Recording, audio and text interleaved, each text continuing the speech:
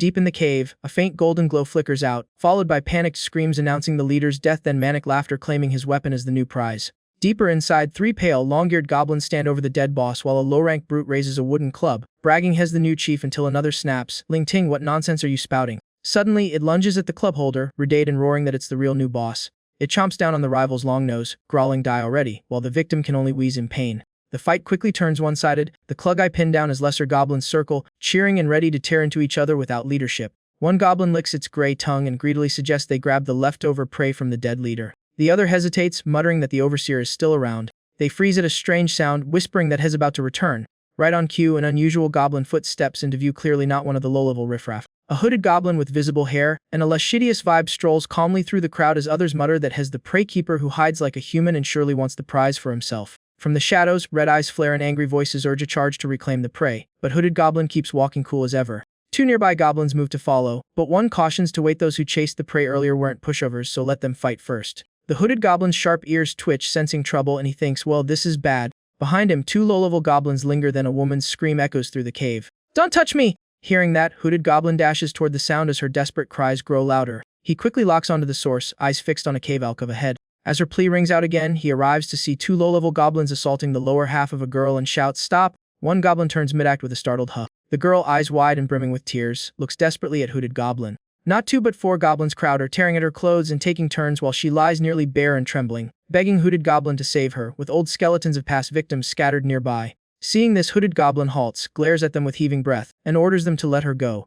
The biggest goblin steps up and snarls that the leader is dead, and the prey is theirs now. As the stripped girl is pinned to the ground and grim skeletal remains hint at the cave's gruesome history. The short, fat goblin lowers his head, long nose nearly to his chin, and draws a threat about daring to steal his prey. Before finishing, he goes berserk and charges, screaming bite him to death, with the other three rushing in. Chaos erupts as all four pounce while Hooded Goblin freezes for a split second. Claws and teeth slam into him, knocking him back, and he curses these damn goblins in his head. His gaze darkens, bloodred as chaotic thoughts surge. In front of him are hideous creatures lunging with gaping jaws and snapping at his limbs. Hooded Goblin roars that he can't die here. Yanjiang must live on. His survival instinct crushes fear and forces him to face them. After a brief pause, the atmosphere shifts so sharply that two goblins freeze, eyes and mouths wide. One goblin drops dead, throat slit by his blade, and the rest instantly hesitate. His hood slips to reveal almost human hair, long a reason for bullying, but now, for the first time since the leader's death, he fights back, blade leveled as he warns, leave or die. Fear spreads among the goblins at the sight of the weapon, for in this cave, the armed rule absolutely. They scatter in panic, shouting that he has a weapon, yet still toss back a shaky just you wait. Once they're gone, the unusual goblin finally exhales heavily. His small body collapses from exhaustion as the tattered girl supports him, thanking him for saving her again and saying he's nothing like a goblin, so please don't die. Still panting, he murmurs inwardly, not like a goblin. A strange interface suddenly appears before him, reading system initializing, and he reflects that he was once human. The aberrant Hooded Goblin is the protagonist. His real name is Lin Tian. From his past life before transmigrating here, and though he has a system, it's still sluggishly activating. Aside from viewing stats, the system offers little help, and Lin Tian realizes he's so weak he could be wiped out even among goblins. The status panel shows Lin Tian, race goblin, blessed by the divine, level 5, no class, life 20/20, energy 5, defense 5, racial skills gene and devar growth, equipped with a crude stone dagger, total combat power 30. His thoughts spiral as he notes there are other paths to power, none pleasant. His eyes drift to the short-haired girl clutching her stomach nearby. He recalls that goblins grow stronger through reproduction but lack females, forcing them to target other species, hence the constant hunting, yet his human memories make this method hard to stomach. Sitting on a jagged rock, Lin Tian hesitates in silence while the ragged girl watches him confused. Blushing slightly, she says he's different from the others and doesn't belong with those goblins, hope flickering in her eyes. Lin Tian lowers his head, weighed down, offering no reply. She assures him that when the knights arrive, she'll testify for him so he can return to the village, sparking hope that if he survives under human protection, he might yet activate the system. Suddenly, heavy thuds echo against the cave walls, making them both jump. Tilting his head, Lin Tian tenses, guessing the goblins are back. He quickly tells her to hide first, and she nods and retreats. A gray-green foot steps and he raises his dagger while she hides behind a rock, peeking out. The goblin spots her and goes feral, drooling and raving about mating with a human to grow stronger and avoid being killed. Lin Tian locks onto it, body taut, as the creature keeps shrieking human. Before it gets far, his blade slices its throat and it collapses wide-eyed. As the corpse falls, clearer footsteps echo outside. He tells her it might be human rescuers, and she gasps in surprise. Joy erupts as she runs toward the cave entrance, certain the Holy Order has arrived.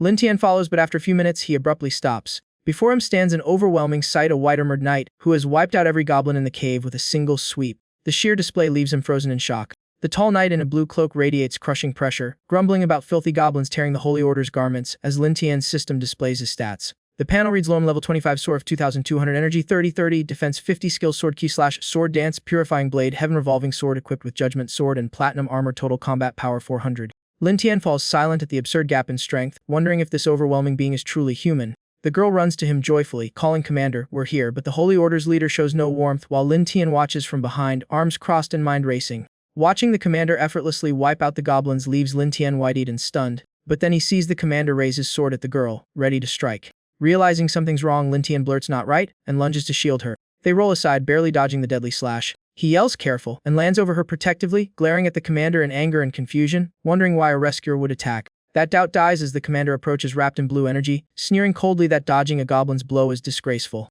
Struggling up, the tearful girl cries, Commander, it's me, Killia! Though he clearly recognized her already. He replies flatly that he knows, but she's been defiled by goblins and may even carry their blood. Looming over her, he declares that someone so lowly dares seek forgiveness and orders her to repent before the Holy Mother. Desperate, Killia clutches his cloak, sobbing that she wasn't defiled, and points to Lin Tian. She urgently insists it was this goblin who protected her. The commander turns his gaze on Lin Tian, yet dismisses her claim as a lie and raises his sword again, condemning her to die with the lowlifes. Lin Tian bitterly thinks escaping goblins wasn't the end, then braces himself. He shoves Killia aside and shouts for her to run toward the exit. Grabbing a wooden club, he charges despite the obvious power gap, frustration boiling as he clashes head-on with the commander. Just before impact, a beam of light shoots in from the cave entrance, freezing Lin Tian mid-step. A female voice calls out, wait, Lord. The light forms a binding energy around Lin Tian, locking him in place, even making Lord pause. A radiant blonde girl appears holding a glowing orb exuding saintess-like purity. Knights line behind her, declaring this goblin is unusual. Seeing her, Killia drops to her knees begging the saintess for salvation while Lin Tian, immobilized, can only watch. Killia crawls forward pleading again, and before everyone's eyes, the saintess bends down to lift her up. After Lord helps Killia up, the saintess turns to ask Goblin, do you understand me? Bound in light, Lin Tian looks up, realizing this is likely his only ticket out. Hope on his face, he answers immediately that he can. Still gripping the club, he claims he was once human from another world and can explain everything once they return.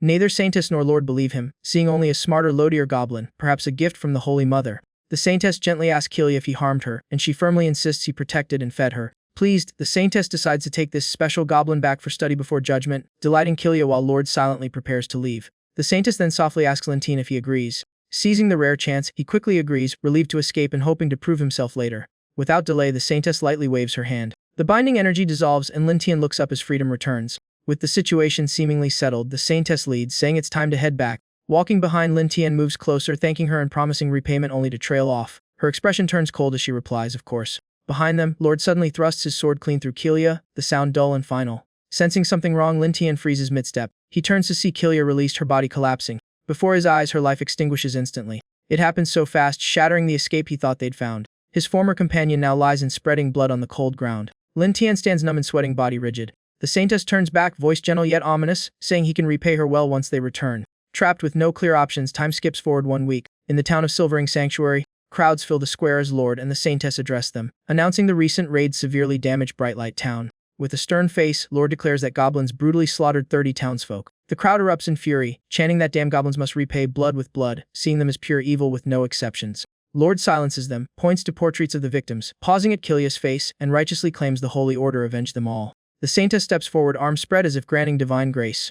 She proclaims the Holy Temple will always protect loyal believers, and the crowd roars praise, worshipping her as a sacred guardian. Inside a scripture-lined chamber sits an ornate desk at the center. A holy manuscript lies open as she scans it, tired yet pleased that today's sermon easily swayed the masses again. In thin attire, she lounges back, swirling a vial of red liquid and murmuring that their faith and offerings will only deepen. Lin Tian appears gagged and exhausted, struggling to call the Saintess by name Everly. Hearing him, she glances at his suspended figure. Under the light, his body is riddled with wounds, skull punctured, one eye gone. Blood-soaked and miserable, he roars weakly in hatred, bound and hung like a lab specimen. Across from him, Everly crosses her legs, observing him as if savoring entertainment. Behind her beauty lies cruelty as she remarks in surprise that he's still alive. No wonder goblins persist on the continent. Unsatisfied, she casually suggests trying poison next to see his reaction. Helplessly hanging, Lin Tian burns with rage, accusing her of deceiving everyone and murdering Killia. He bellows in anguish, asking if this is their so-called justice and holy legion. Before he finishes, a wooden rod is shoved down his throat, blood spilling instantly. Everly presses it in coldly, mocking a low creature daring to question humans, declaring Killia's death her final act of loyalty after being bewitched. Her aura darkens as power gathers in her hand. She calls goblins mere vermin and says listening to him was already mercy. Raising her hand, swirling light surges toward the slumped Lin Tian as she tells him to be grateful his vile body serves human experiments. Spiritual radiance concentrates in Everly's palm, swelling violently at that very moment. Golden energy bands form a sealed magic circle behind Lin Tian, locking him in place as searing heat scorches every inch of him, leaving only screams. His remaining eyelid trembles half shut, life fading once more, yet resentment keeps him from letting go. His mind drifts back in regret once reborn, now reduced to a lowly goblin who foolishly still believed humans stood for justice. His naivety and weakness led here taken to the human village. Lord and Everly tortured him relentlessly, ignoring all his pleas.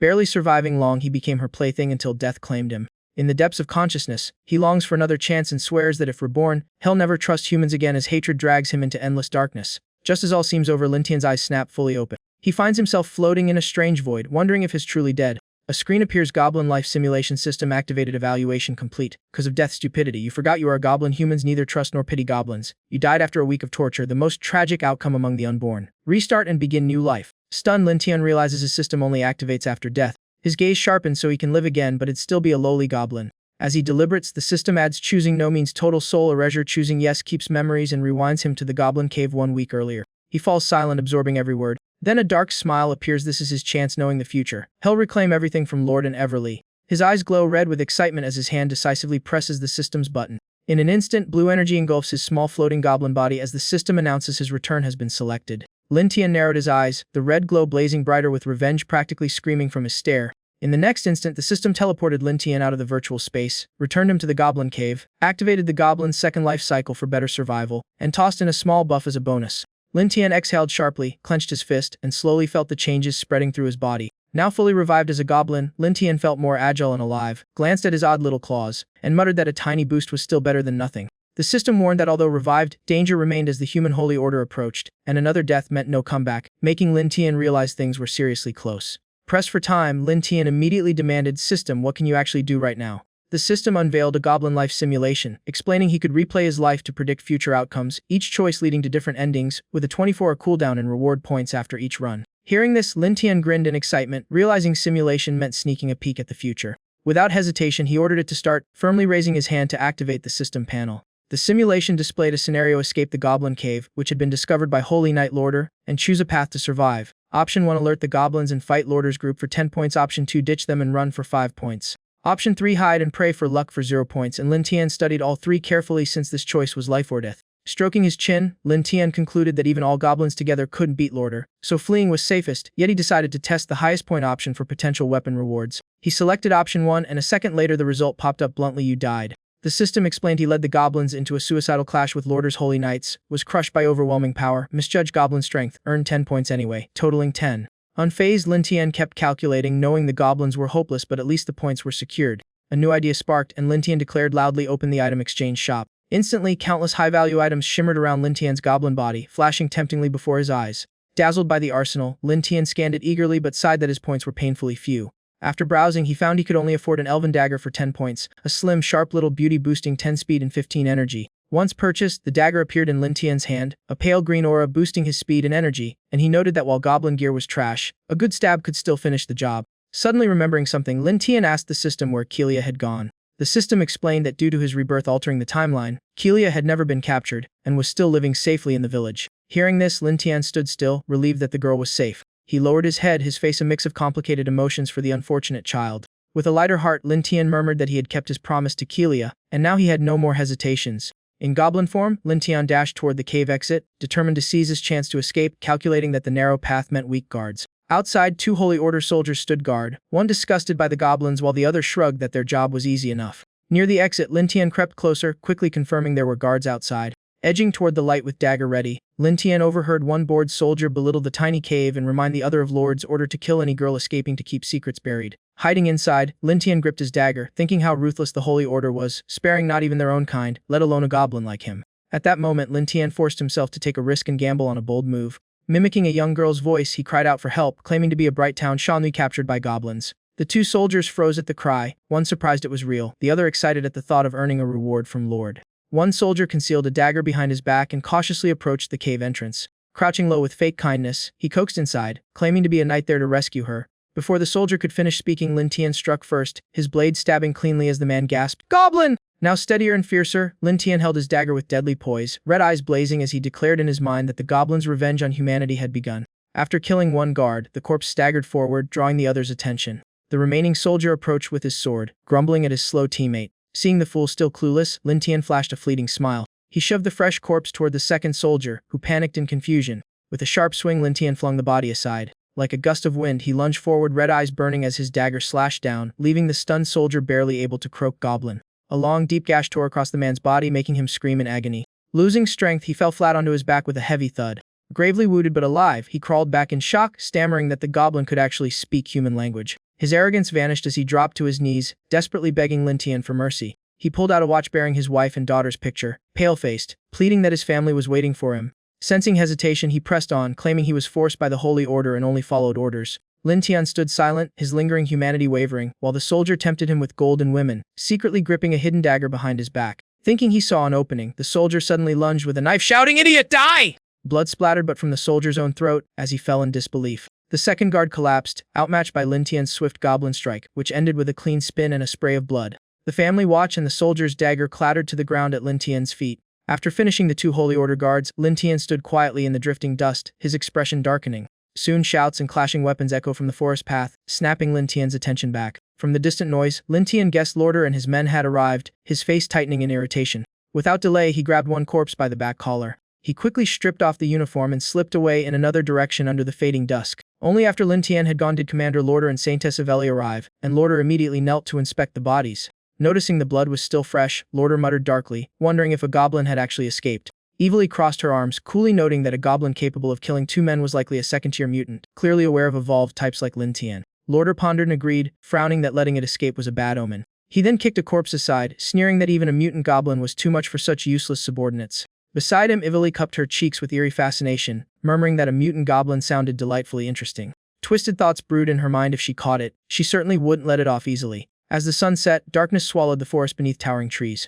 Elsewhere, Lin Tian, now in a guard's uniform, felt his energy and points increase after the kills, his form slightly more human-like as he lay back clutching his dagger and sighed in relief. Munching on a mysteriously acquired apple, Lin Tian schemed that if humans despise goblins, he would answer with goblin methods growing stronger through reproduction and absorption to expand his power. Covering half his face, he brooded over Lorder and Evelyn, vowing this life would leave his enemies haunted and paying in full. Suddenly, rustling sounds stirred from a nearby bush. Alert, Lin Tian pulled up his hood and eyed the source, wondering if Lorder's men were still hunting him. A cloaked figure emerged from the bushes, prompting Lin Tian to sharpen his focus. Choosing to strike first, he dashed forward dagger in hand, causing the stranger to panic and shout in alarm. In her fright, the figure tripped over a stone and fell flat. As the cloak slipped, it revealed a girl with the distinct green skin of a goblin. Startled by her resemblance to himself, Lin Tian blurted out in shock that a goblin could actually speak fluently. The goblin girl lay sprawled on her back, legs awkwardly raised skyward. Realizing she wasn't human, Lin Tian's guard lowered slightly with a soft exhale. Yet he was stunned again upon clearly seeing she was a female goblin. Her appearance baffled him. This was his first time seeing a clearly gendered goblin, contradicting the belief that their race reproduced only through other species.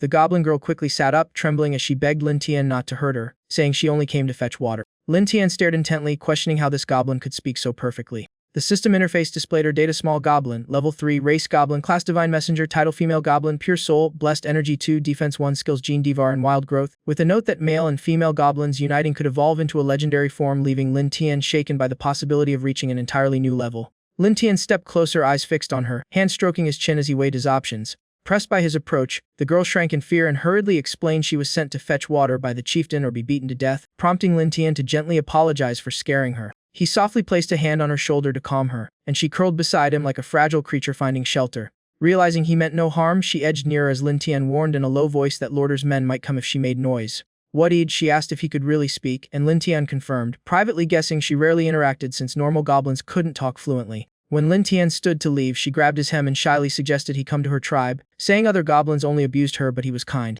Trust had clearly formed, while Lin Tian looked slightly awkward under her hopeful gaze. Suddenly alert, he gripped her shoulders and urgently asked if a goblin tribe was truly nearby, calculating that he needed a safe base from Lorder's pursuit. Since arriving in this world, it was her first close contact with a male goblin. Feeling his large hand on her shoulder, her cheeks flushed as she nervously offered to guide him. A calculating look surfaced on Lin Tian's face as he decided in a low tone to have her take him to the tribe. The scene shifted to her tribe at night, dim lights flickering from scattered huts. As they arrived, unfamiliar scent drew goblins out of their huts to investigate. Soon a crowd formed, spears raised as they surrounded Lin Tian, mocking his human clothes and calling him a freak, while the girl hid behind him. Lin Tian's expression hardened as he silently assessed the sizable number of goblins enough to start a plan. Standing among the low-level goblins, he declared he came to join and demanded to see their leader. The goblins sneered that outsiders couldn't just meet the boss, deciding to seize him first and bring him in. Seeing Lin Tian about to be restrained, the goblin girl mustered courage and shouted that he wasn't bad, telling them not to touch him. She then spread her arms to shield him. The commotion drew the tribe leader's attention, his booming voice demanding to know why they were gathered as he appeared before Lin Tian.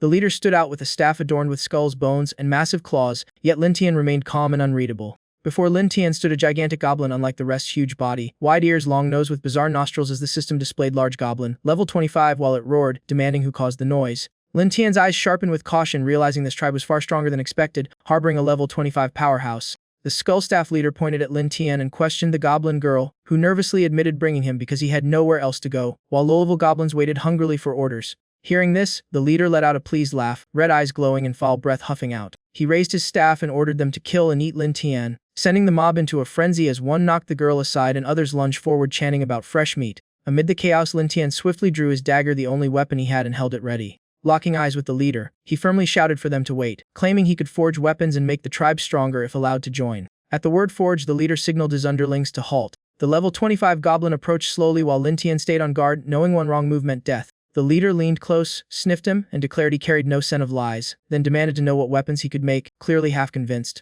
Without hesitation, Lin Tian explained he could craft basic iron gear if given ore, and with time create even stronger weapons, privately noting that higher-level goblins seemed smarter. As the tribe's attention fixated on the dagger, Lin Tian pressed on, promising iron weapons would give them an edge against beasts and humans alike. Greed lit up their faces as they fantasized about iron gear crushing humans and conquering others, shouting wildly about meat and conquest, while the leader reached out and grabbed Lin Tian. The leader's tone softened as he granted Lin Tian 3 days to find iron ore and forge iron gear or die. Pointing a sharp finger at the goblin girl, he warned she would die too if Lin Tian failed, then burst into laughter. Cackling, he returned to his hut with his followers trailing behind, some even scratching themselves idly. Once calm returned, Lin Tian helped the girl up and comforted her, inwardly noting the leader's cruelty and resolving to stall for time since direct confrontation was suicide. The next day, the goblins searched for iron ore until nightfall under a chilling full moon in the eerie forest. Lin Tian led the group, but after a full day of marching, everyone was exhausted. The weaker goblin girl lagged behind, sweating and gasping as she begged them to wait since she had no strength left. Instead of answering, a green foot suddenly kicked her hard.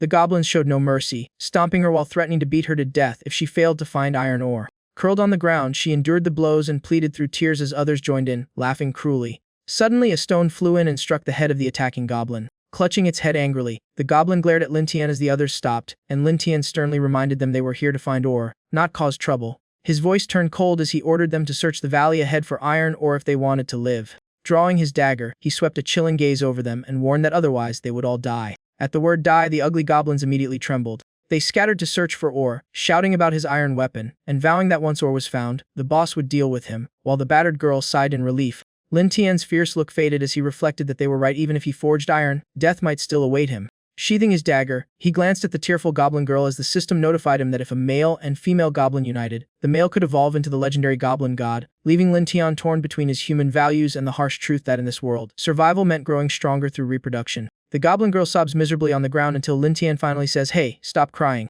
He steps closer and crouches in front of her. Gulping courage, Lin Tian gently wipes her tears and offers a deal: follow him for protection, food, and warmth. No more bullying. She blushes, stunned really. Sensing doubt, Lin Tian firmly says he keeps promises but needs her help to grow stronger. Raised among rude goblins, she clings to his promise and asks innocently how to get stronger. Lin Tian cuts to the chase: have his children and hell power up. She blushes hard, half understanding, shyly doubting since she's never done that. Embarrassed himself, Lin Tian mumbles that her agreement is enough. Before finishing, he suddenly moves in, catching her off guard. The distance vanishes as they awkwardly but urgently entangle. The air heats up. Lin Tian presses her down, fingers interlocked.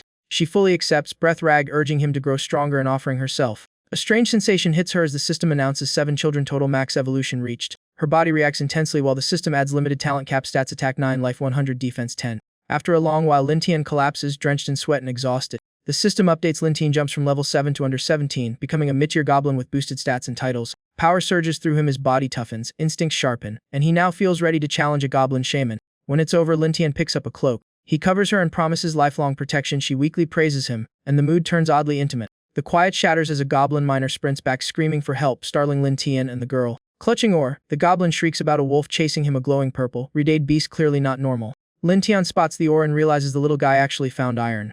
Of course it came bundled with trouble. Dropping hesitation, Lin Tian draws his dagger and calmly tells the girl to wait. She nods, worried. The wolf closes in fast, jaws nearly snapping the fleeing goblin, who glances back in terror. Lin Tian charges, leaps and strikes midair. His blade slices deep into the wolf's neck, snapping its head back in pained shock.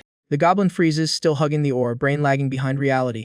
One-hit giant wolf down. Lin Tian stands coolly while the goblin is stunned stiff. Lin Tian turns to him, now exuding boss energy, and simply says, "Nice work, hand over the ore." No resistance, he hurriedly offers it up with both hands. Inspecting it, Lin Tian approves and orders more mining, promising weapons. The goblin nods like a bobblehead. Next morning, white smoke rises deep in the forest. Watching the forging, Lin Tian nods. Goblins gather, gossiping skeptically, then stab. The finished spear proves itself by piercing a wolf's skull. Argument over. The display convinces the low-level goblins. Lin Tian declares it a weapon forged from iron. A witness goblin hypes him up, claiming he killed a demon wolf. The crowd erupts, praising the iron spear. Cheers echo everywhere. Goblins love shiny lethal upgrades. Raising the spear, Lin Tian asks if they want it. The crowd roars yes, with greedy enthusiasm. From afar, the boss goblin notices the loyalty shift and senses his throne is under threat. A loud boom, his staff slams down, snapping everyone's attention back. The boss eyes gleam dangerously as he smiles at Lin Tian, admitting he can forge iron though the air turns icy. The tribe falls silent while the leader calculates his next move. Smirking, he sets a trap. "Stay if you want, but craft 50 weapons in 2 days. He leaves, grinding his teeth. Goblins sense tension. One mutters his acting human while a grateful goblin offers Lin Tian help.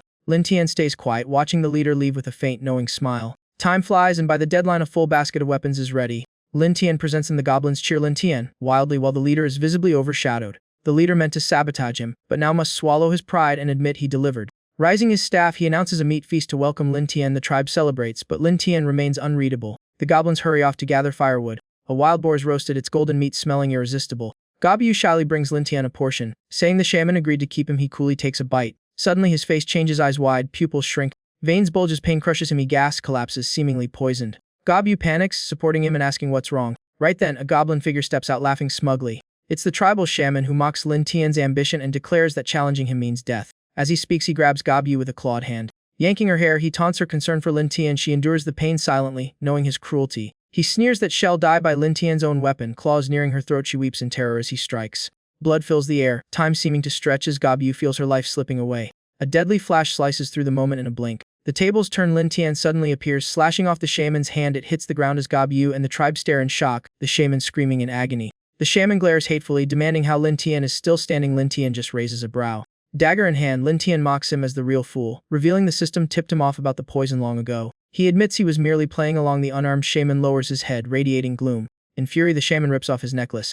Activating a skull weapon, he lunges to kill, but Lin Tian blocks calmly as the injured shaman moves sluggishly. Lin Tian sidesteps easily, and the missed strike throws the shaman off balance. Seizing the moment, Lin Tian leaps from behind and delivers a decisive slash. The shaman panics too late. One clean cut ends its head off before a scream can form.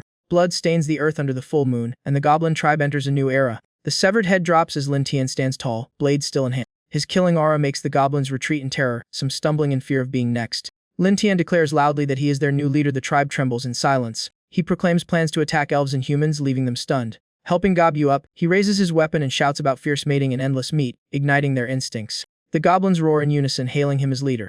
Goal achieved. Lin Tian points to the shaman's corpse and says it's theirs. The goblins follow his gesture. They swarm the body, tearing and devouring it, while Lin Tian holds Goblin and watches quietly. Frowning slightly, he smirks. Conquering the goblins is just step one. He plots revenge on the elves and stronger offspring, unaware of a rustle behind. A hidden figure has witnessed everything. A hooded elf girl watches in shock, wondering what is happening. Beneath the full moon, the elf territory lies deep in the forest as a swift figure climbs to the highest level. Goblin heads hang as trophies below. Upon arrival, an elf greets her as Princess Kisani, who heads straight to the queen's chamber. A servant tries to stop her, saying the queen is busy, but Kisani insists she must report urgently. Bursting in, she calls out to her mother about strange events in the eastern forest, then freezes at the sight inside. The scene inside freezes Kisana on the spot. Whatever she sees is way beyond expectations. Blushing furiously, Kisana stammers an apology and tries to flee. The elf queen, mid-relaxation, dismisses the servant and calls her back, asking what's so urgent. Kisana reports serious news about the goblin tribe in the forest. The queen scoffs, dismissing goblins as filthy weaklings not worth concern. Unconvinced, Kisana explains she found a giant demon black bear butchered, with goblin tracks everywhere, something normal goblins shouldn't manage.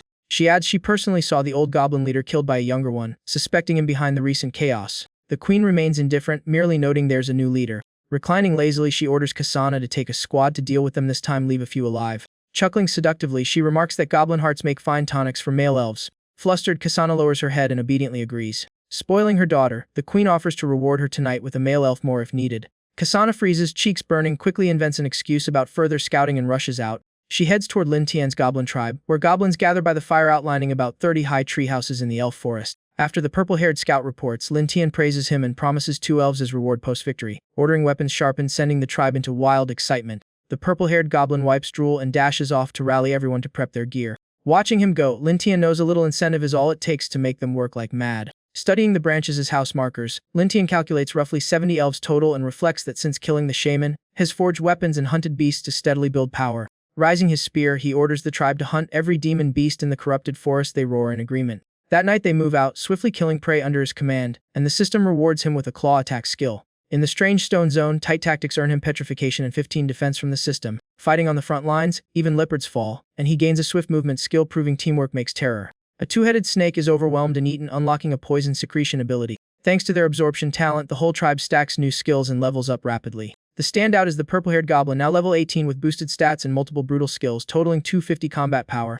Lintian weighs attacking the elf tribe, noting each elf averages about 200 combat power. Comparing strengths, he smirks. His tribe now surpasses them just as the system announces a completed simulation. Reading it, his face darkens. Even with an advantage, he mutters they must be cautious and calls the system again. The simulation shows a night assault where his confident goblin army walks straight into a preset elf ambush. The entire force is wiped out and has captured and hanged as a warning beside other goblins. Verdict: a seemingly perfect plan was under enemy control. Score 0-100, no reward. Finishing the report, Lintian frowns heavily, wondering if everything is already in the elves' hands.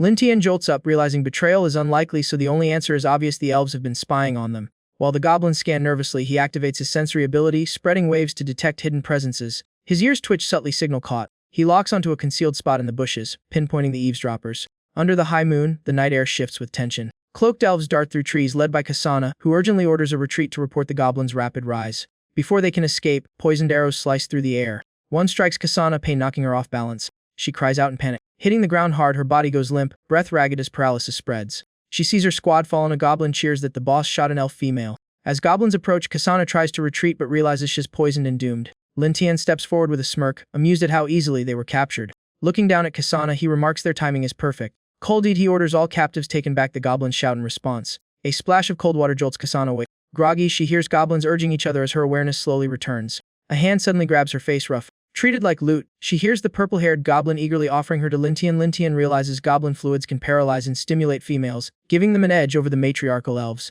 Disgusted and trembling, Kasana curses them as lowly creatures for daring to capture a princess and scheme against elves. She glares at Lintian, warning that without her mother's mercy they'd be wiped out and harming her will bring wrath. Lintian reacts as if hearing a joke, lips curling into a mocking smile. Kasa now was shoved off balance and fell, while Lintian looked down with amused contempt as the goblins burst into mocking laughter. Lintian calmly said their goblins and his tribe's version weren't the same, pointed at the purple-haired witness, and added that his tribe might be dumb but not blind. Lintian hinted that if the elves could truly wipe out the goblins, they'd have done it already, leaving Kasana stunned as she connected the dots and realized mercy wasn't the real reason. Still rattled, Kasana knew this was spiraling badly, but Lintian cut in, saying no need for details, had personally checked things out tonight. He shot her a cryptic smile, then ordered his men to split the dead elves' bodies for skill absorption, thrilling the goblins and horrifying Kasana. What? Kasana gasped, and Lintian glanced at her like she was loot, asking casually, and what about her? He advanced as Kasana retreated, trembling and begging repeatedly for him to stop. Her desperate cries rang out, then were swallowed by silence. The system interface popped up, announcing a level cap reached, excess converted to vitality, energy, and defense, plus new stealth and camouflage skills unlocked. Meanwhile, in the elf tribe, the matriarch's chamber stayed warm and private as a man gasped he couldn't go on, and she coolly declared that was enough for today. The drug's effect had run out, and she regretted not capturing more goblins earlier, her lingering touch unsatisfied despite her servants' exhaustion. With Kasana gone too long and servants collapsing from fatigue, the matriarch asked about her return, and a guard replied she should been back by now. Worried, the guard suggested sending reinforcements and conveniently slaughtering some goblins to power up their warriors.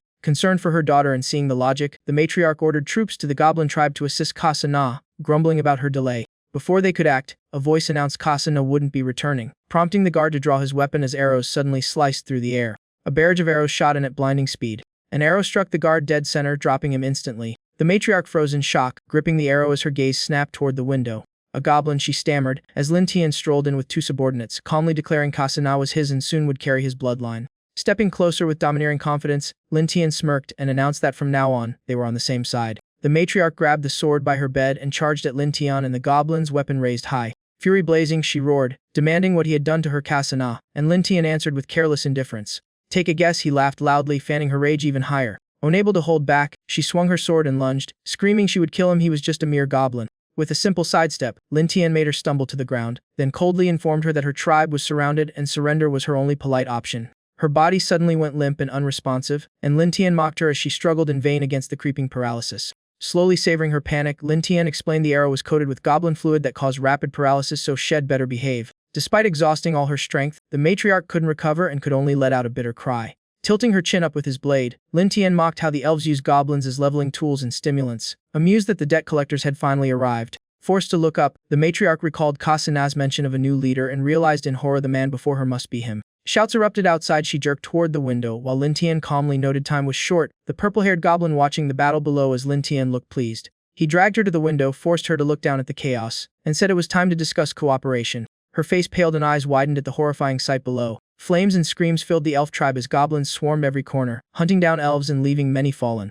She screamed in anguish, asking what they had done to her tribe, and Lin Tian coolly replied that goblins were now just as strong. Resistance was pointless. He added evenly that roles had reversed. Elves once slaughtered goblins. Now it was payback, and whispered that he needed even stronger goblin warriors. With his blade pressed to her face in warning, Lin Tian trailed off coldly, implying that once he was done using them, whether they lived or died wouldn't matter. He burst out laughing, saying it all depended on her attitude, as the chaos below ended with the losers meeting their grim fate. The matriarch panicked, eyes hollow, legs giving out as she collapsed onto the cold floor. Struggling up, she bowed to Lin Tian and begged that as long as her child lived, she would do anything. After a brief hesitation, the matriarch made up her mind. She slowly removed her robes, covering herself with what remained, and humbly offered to stay and bear children for them.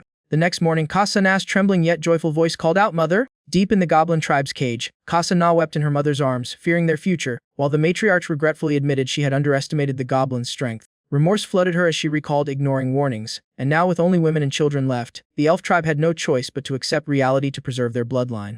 She revealed the cruel truth: the elf tribe had fallen to the goblins and must submit to control and forced reproduction. With no power to resist, the matriarch held the sobbing Sana tight, their fragile comfort drowned in tears as they faced survival within the goblin tribe. Watching outside, Lin Tian coldly assured them food would be provided until breeding season, but warned that any defiance would end badly. Hearing this, the matriarch silently wept and simply replied that she understood. Though aware of their plight, she clenched her resolve and requested to care for all the children her own, leaving Kasana stunned. Lin Tian was briefly surprised, while in the distance goblin and elf children played together. A thought struck him as the system interface displayed the infinite motherhood trait, and he began to grasp the reason. After a pause, a voice said, "Lin Tian, I can handle all of them alone." He turned to see Goblin among the children, suggesting the matriarch take over childcare, prompting Lin Tian to calculate the future value of these growing seedlings for the tribe. In the end, he decided to first examine the changes from bonding with the matriarch and began operating the system interface. The interface confirmed the infinite motherhood attribute had boosted his aptitude, excess stats converting into vitality, energy, and defense, as Lin Tian stroked his chin, suspecting his limits had just been pushed to the max. Thinking ahead, Lin Tian smirked, realizing that breeding with stronger individuals would rapidly boost his power, and once this batch of elves finished reproducing, he'd deal with that other foe. Half a month flew by and newborn cries shattered the silence, drawing a crowd of goblins to the cage. A new goblin-shaped life was born, amusing the third goblin while the exhausted elf mother lay gasping on the ground. The baby was quickly taken away, leaving the terrified mother behind as another goblin approached, her trembling protests ignored while a nearby elf clutched her belly next in line. Lin Tian and Gobu observed from outside, and when he asked the count, she panted while holding a baby, an estimated 30 or 40 already. A sharp scream rang out as Kasana cried in agony, eyes wide with pain. Lin Tian immediately focused, his gaze sharpening. He and Gobu rushed over, where the matriarch, holding a child, anxiously guided Kasana, who writhed on the ground, gasping that she could endure it. Seeing things worsen, the matriarch pleaded for help, sweating as she begged them to save her daughter during her first childbirth. Lin Tian stepped in swiftly, calling Gobu to assist and prepare the position. As Gobu followed instructions, the stunned matriarch watched Lin Tian calmly begin delivering the baby, his tone steady amid the chaos. Realizing who was helping her, Kasana looked flustered and weakly tried to protest. Lin Tian ignored her, fully focused, simply telling her to stay still as he concentrated on the delivery. After some time, he wiped his hands and confirmed everything was fine. Gobu looked at him in awe and excitement, but Lin Tian brushed it off casually, while inside the cage newborns lay around the unconscious Kasana, and the relieved matriarch finally relaxed.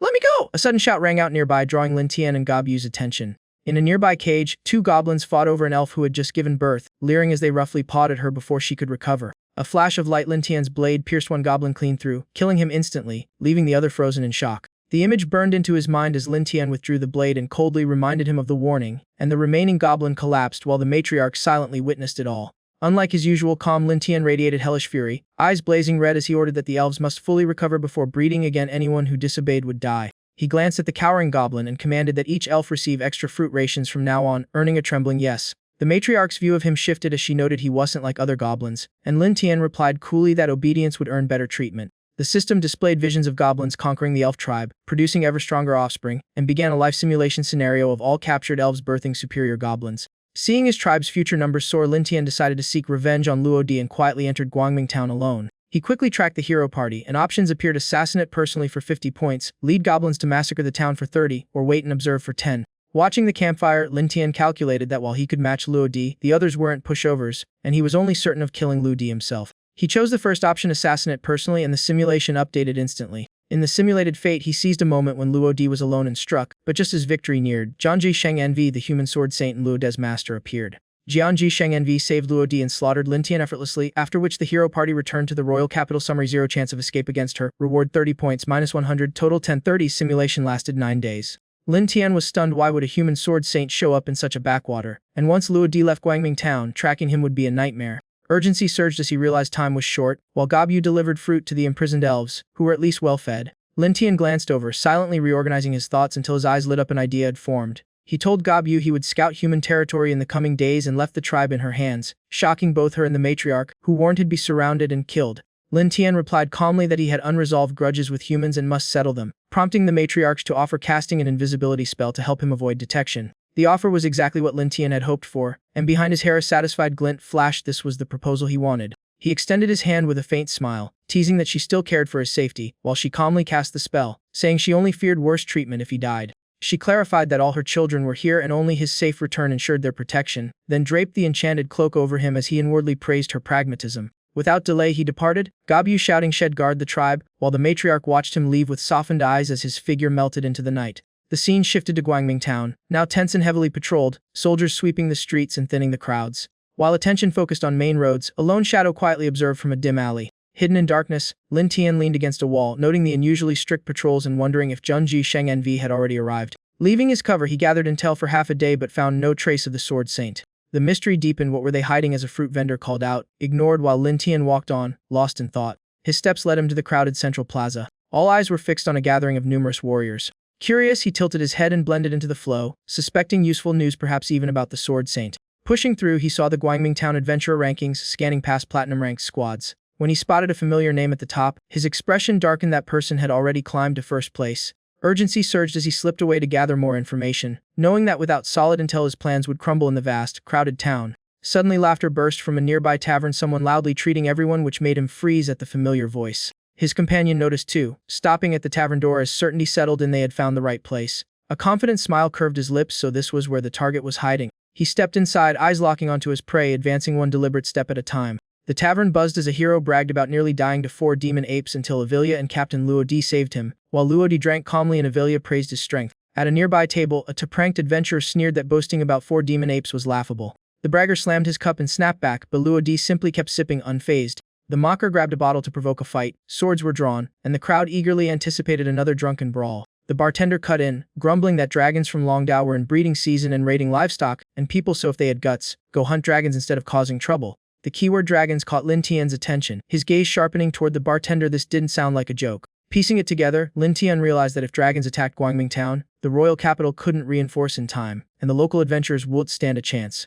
The tavern fell heavy and silent after the warning. Tension thickened the air until a confident voice broke it. Scoffing, Luo Di declared it was just a few dragons and revealed Jianji Sheng Envy's master was on her way, promising they'd slay the dragons together before returning to the capital. At the mention of the sword saint, the tavern erupted in shock and doubt, some thrilled, others skeptical. Yet hope quickly drowned suspicion. If the sword saint truly came, dragons no longer seemed terrifying, and praise began pouring toward Luo Di. Luo Di laughed boldly, tossed down a bag of gold, and treated the house in celebration of the sword saint's arrival and their coming victory. Amid the cheers and clinking cups, Lin Tian quietly paid and left, already skimming. This opportunity was too good to waste. As he exited, Luo Di noticed and drunkenly called after him, asking if he wouldn't stay for another drink. Lin Tian paused briefly, face hidden beneath his hair, and replied curtly, "No need. Relax, we've got seek." That attitude annoyed Luo Di and his crew, one of them grumbling like a rejected side character. News of the Holy Maiden's arrival spread, and the townsfolk flooded the streets, tossing flowers like it was a fantasy parade. In the grand temple, holy light bathed a silent figure who looked both fragile and ready to blind you with glory. Luo Di knelt respectfully, warning that evil dragons were closing in and villagers were too scared to even graze cattle.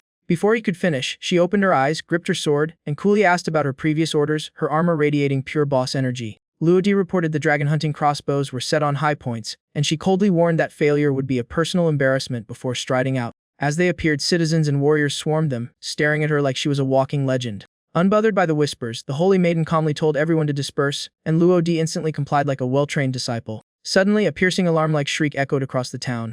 A dragon swooped down, snatched a villager, and chaos exploded as screams filled the air. From the temple steps, the Holy Maiden and Luo Di drew their swords and aimed toward the disturbance. Spotting a scout dragon, she grimly warned that a full swarm would follow and ordered Luo Di to the city walls. Elsewhere, hurried footsteps approached as a goblin rushed in with urgent news. Panning, the goblin reported heavy soldier presence on the walls, then looked to Lin Tian for orders. Unlike the panic, Lin Tian calmly said to wait and strolled toward the cliff like he had popcorn ready. With his robe fluttering, Lin Tian smirked, deciding to enjoy the show while armed goblins silently awaited his cue. Above Guangming Town, massive dragon shadows blotted out the sky, roaring like the apocalypse had RSVP'd. As one dragon neared the wall, a sudden strike pierced it midair, sending it crashing down, though the rest kept coming undeterred. Yue Lian Luo defroze, staring at the freshly fallen dragon in disbelief. Standing steady atop the wall, the Holy Maiden calmly confirmed the dragon-hunting crossbows were ready and ordered all weapons prepared. After detailed guidance, everyone mastered the dragon-hunting crossbows, awed by their power, and took positions with morale soaring before unleashing a volley of bolts. Arrows filled the sky, knocking dragons down in waves, yet the swarm just kept responding like a nightmare DLC. A young man cheered too soon, only to be yanked back as his ally pointed at the sky with dawning horror. The sky twisted with dark clouds and thunder as a colossal dragon emerged, wings blotting out the heavens in ominous purple glory. Crushing pressure slammed down, forcing everyone to bend as if the air itself was choking them. Watching from afar, Luo Di and Yue Liye stiffened in terror, sweat pouring as one covered her ears and the other trembled. The giant dragon roared, crackling with violet lightning, each movement summoning thunder that turned the battlefield into chaos. Many froze or collapsed in despair as someone screamed its name, yet even with orders to attack, the hopeless gap was obvious. Hearing the commotion, the dragon glanced down, narrowing its eyes at the tiny humans below. It lifted its head as energy gathered in its mouth, blazing bright enough to light the darkened sky. A massive blast crashed down like artillery, dragging a torrent of fire across everything in its path. The crowd fled in panic, flames threatening to wipe the town off the map in seconds. At that critical moment, a blue barrier flashed into existence and rapidly expanded outward. The Holy Maiden stood firm with her sword planted to sustain the barrier, eyes locked on the dragon as she calmly ordered continued defense. The dragon's blast slammed into the shield, power clashing violently 1 second slower, and the town would have been history. Other dragons were trapped outside the barrier, ramming it repeatedly in a desperate attempt to break through. From above, Lin Tian watched it all in silence, robe fluttering, while the goblins behind him, like critics at a predictable play. His gaze shifted to the dragon mother, powerful, yes, but in his eyes not the true game-changer compared to another overwhelmingly dominant existence. Thinking of that, Lin Tian's expression tightened, caution surfacing as cold sweat betrayed his nerves. Seeing the sword Saintess stats, he fell silent. The gap was so huge it felt like trying to jump across infinity. On the battlefield, her casual sword swing sent dragons dropping like flies, and Lin Tian promptly decided fighting her head in was suicide with extra steps. After clearing the field, she targeted the dragon mother's weak point, stabbing through its defense, yet its absurd durability meant this boss fight would end soon. A dragon swept overhead near Lin Tian, but he didn't budge, and the goblins behind him waited like disciplined troublemakers. Realizing the Saintess was tied up with the dragon mother, he knew the others were now unprotected. The perfect timing. A sly smile curled on his lips as he signaled the goblins, one team to cause chaos, the other to hide and strike later, a new wildcard entering the stormy stage. Inside the town, several dragons broke through, torching everything and turning the streets into a blazing red disaster zone. Amid the brutal fight, Luo Di panted heavily, clearly exhausted by these relentless foes. Imagining a glorious future, he laughed triumphantly, propping himself up despite injuries and proudly declaring himself a dragon-slaying hero. Sensing trouble as someone ran over in panic, Luo Di spun around warily, muttering that even stupid goblins shouldn't be here. Already overwhelmed, they were stunned by reports of more enemies, and before verifying anything, terrified screams for help echoed out. From afar, Luo Di saw goblins truly flooding the town and chasing civilians, a sight that made his blood boil. One crisis piled onto another, suffocating in intensity, and Luo Di cursed under his breath. Confirming the report, he gritted his teeth in fury, ordered two to keep defending, and rushed with Yue Li toward the goblins. With icy resolve, the two chased a fleeing goblin down the road when suddenly, from above, a squad of goblins had been lying in ambush. Luo Di roared and chased on, unaware the trap was right by the sewer head. In the darkness below, a goblin grinned with weapon ready, shouting for the attack. Had timed this down to the millisecond. "No escape, kid!" cackles echoed, followed by a scream that tore through the air. Everly was caught in a net crying for help, while injured Luo Di, surrounded and unable to move, could only glare at the goblins in fury. "Captain, I'm here, hold on!" came a voice as two allies returned, but goblins swarmed and attacked. Everly struggled helplessly and Luo Di lay exhausted. As the last two fought desperately, Lin Tian emerged from the blazing backdrop like a villain entering on cue, closing in fast. Hearing Luo Di's warning, the two knights instinctively turned and froze at the sight of Lin Tian. With one clean arc of his blade, blood burst like fireworks, and in a blink 2 lives were erased in eerie silence. Without a sound, he approached Luo Di and Everly, his terrifying speed leaving Luo Di trembling with both rage and fear. Luo Di glared hatefully as Lin Tian removed his hood with a chilly smile, and his men dragged the captives forward like doom on parade. Luo Di roared that it'd kill the goblins, but Lin Tian's subordinates restrained him effortlessly. Calmly telling him to know his place, Lin Tian kicked Luo Di in the face, knocking him dizzy for not realizing he was the captive now. Lin Tian ordered the two taken out through the sewers while he led others to clear the archers on the wall, leaving Luo Di unconscious and Everly bound as his crew obeyed in unison. From deep within the town, waves of screams rose endlessly, making the Holy Maiden glance over in uneasy suspicion. Despite being under attack, the Dragon Mother mocked her opponent, now in seductive human form, looking down from above and calling out to the Holy Maiden by name. The Dragon Mother lunged with a crimson charge punch, but the Holy Maiden stood calm, coolly drawing her sword and remarking shed test that precious bloodline. In a blink, her blade wove a lethal net of slashes, leaving the Dragon Mother screaming as burning cuts tore through her.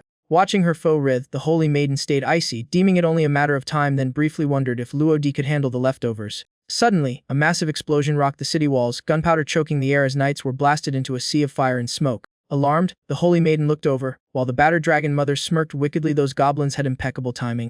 Seizing the distraction, the Dragon Mother reverted to dragon form and shot skyward, tossing a breezy farewell, sword saintess as she flew past. By the time the Holy Maiden reacted, only a fading silhouette remained, the Dragon Mother's threat drifting back on the wind as she cursed letting her escape. To her, the title Sword Saintess meant absolute justice, and she vowed coldly to storm Dragon Island one day and wipe out the entire dragon race. Inside Guangming Town, survivors busily extinguished fires as smoke still lingered like an unwelcome guest. Walking through with sword in hand and frost in her gaze, she scoffed at the goblin corpses and sneered at Luo De's failure. A wounded knight reported that Luo Di and Yiwa Liya had been captured by goblins, leaving the Holy Maiden stunned before fury surged within her. Her jaw clenched and her gaze turned razor-sharp as she snapped, "What? How is that even possible?" Trembling under her pressure, the knight explained these goblins were abnormal, pointing to the fallen warriors as grim proof. He urgently described their overwhelming strength. Even Luo Di couldn't resist, while the Holy Maiden's face darkened and her grip on her sword tightened. Beneath her angelic exterior, ruthless intent surged as she turned toward the demonic forest, vowing to wipe out every goblin tribe. Snapping back to reality, a tearful girl grabbed her arm, begging her to stay in case dragons or goblins attacked again. The town's survival depended on her. The crowd knelt one after another, pleading for the Holy Maiden to remain and protect them as loyal subjects of temple and empire. Their desperate cries cooled her fury. She reasoned that guarding the town outweighed saving a captured disciple, and if Luo Di failed so badly, he'd better pray to the royal family. The scene shifted to the Goblin Forest, where news of the leader's return sent the tribe into excited uproar. Even the elves tending children stared as goblins dragged in a bound human man and woman, gossiping about their sudden catch. Upon arrival, Everly was yanked off balance and slammed to the ground before she could steady herself. At the mountain's base, Luo Di glared hatefully while a purple-haired goblin warned him to behave before strutting off. Watching numerous elves imprisoned there, Luo Di muttered in shock, wondering why so many were held captive. Poisoned, Everly flushed and panted, warning weakly that a high-level existence might lurk within the tribe. Realizing the danger, Luo Di asked about her recovery, and she admitted the toxin was so potent even her physique needed time to purge it. A sudden voice mocked her recovery speed. Luo Di tried to lunge in rage but was restrained, while Everly trembled on the ground. Then Lin Tian's rough hand touched her thigh, and as she screamed in panic, his interest only grew at her fear. He curled his lips and looked at her. "What am I doing?" "Oh, you'll see." His grip tightened, pressure rising until her skin split and blood seeped out. Old resentment surged, Lin Tian's sanity slipping as he forced her down mercilessly, drawing a cry of pain while Luo Di watched, restrained and furious. Luo Di glared and snarled, "Stop, you filthy bastard!" A punch smashed his face sideways as a goblin barked, "Don't shout at the boss!" Reeling in pain, Luo Di still spat that the human sword saint could wipe out this tribe with one strike. Lin Tian shrugged coolly. "The sword saint shall be prey to, just not yet, and shall never find this place." He ordered the second-generation goblins into the forest to hunt magical beasts, calculating that humans would investigate soon, so evolution had to finish first. Stepping on Luo De's chest, he warned coldly to cooperate or risk losing a few body parts. Leaning down in shadow, eyes eerily gleaming, he asked if they enjoyed capturing and torturing goblins. Through pain, Luo Di growled, confused, "What nonsense are you spouting?" "Too slow," Lin Tian replied, and a flash of steel cut through the air before Luo Di could react. A heartbeat later, Luo Di rolled on the ground screaming, clutching his head, while Everly trembled silently and Lin Tian remained unmoved. The slash had taken one of Luo De's ears, yet he still rasped that everything they did was to protect their family and slay monsters like them. Lin Tian answered flatly that talk of duty was just an excuse to boost their so-called holy order status. He exposed how killing captives and monsters was easier than saving lives, and how their actions bred hatred. This was the price. Hearing it laid out so clearly, Luo Di and Everly stared in stunned disbelief. The same question hit them both: how did this goblin know so much about their past? Since rebirth, Lin Tian's last scraps of humanity had eroded. Now cold and ruthless, he raised his darkened hand, declared the argument over, and moved to grow stronger his own way. Seeing Everly in danger, Lorder panicked and shouted, while she gasped, flushed red, and could only beg desperately for help. Drained and externally affected, Everly nearly lost all resistance, crying as her mind and emotions spiraled into chaos. Watching his teammate suffer, Lorder thrashed wildly but was restrained, screaming in utter helplessness. The poison still lingered, leaving Everly completely out of control as Lin Tian coldly continued, calling it payback for the past. As time passed, Everly grew utterly exhausted and Lin Tian moved closer, provoking Lorder as if forcing him to witness it all. He stepped back and signaled his subordinates forward, sounding as if ordering the disposal of an object. Lorder turned pale, eyes full of terror, shouting in despair. Everly, battered and powerless, was trapped helplessly within the encirclement. As daylight reached the Goblin tribe, daily life went on as usual, mixed with guard shift calls.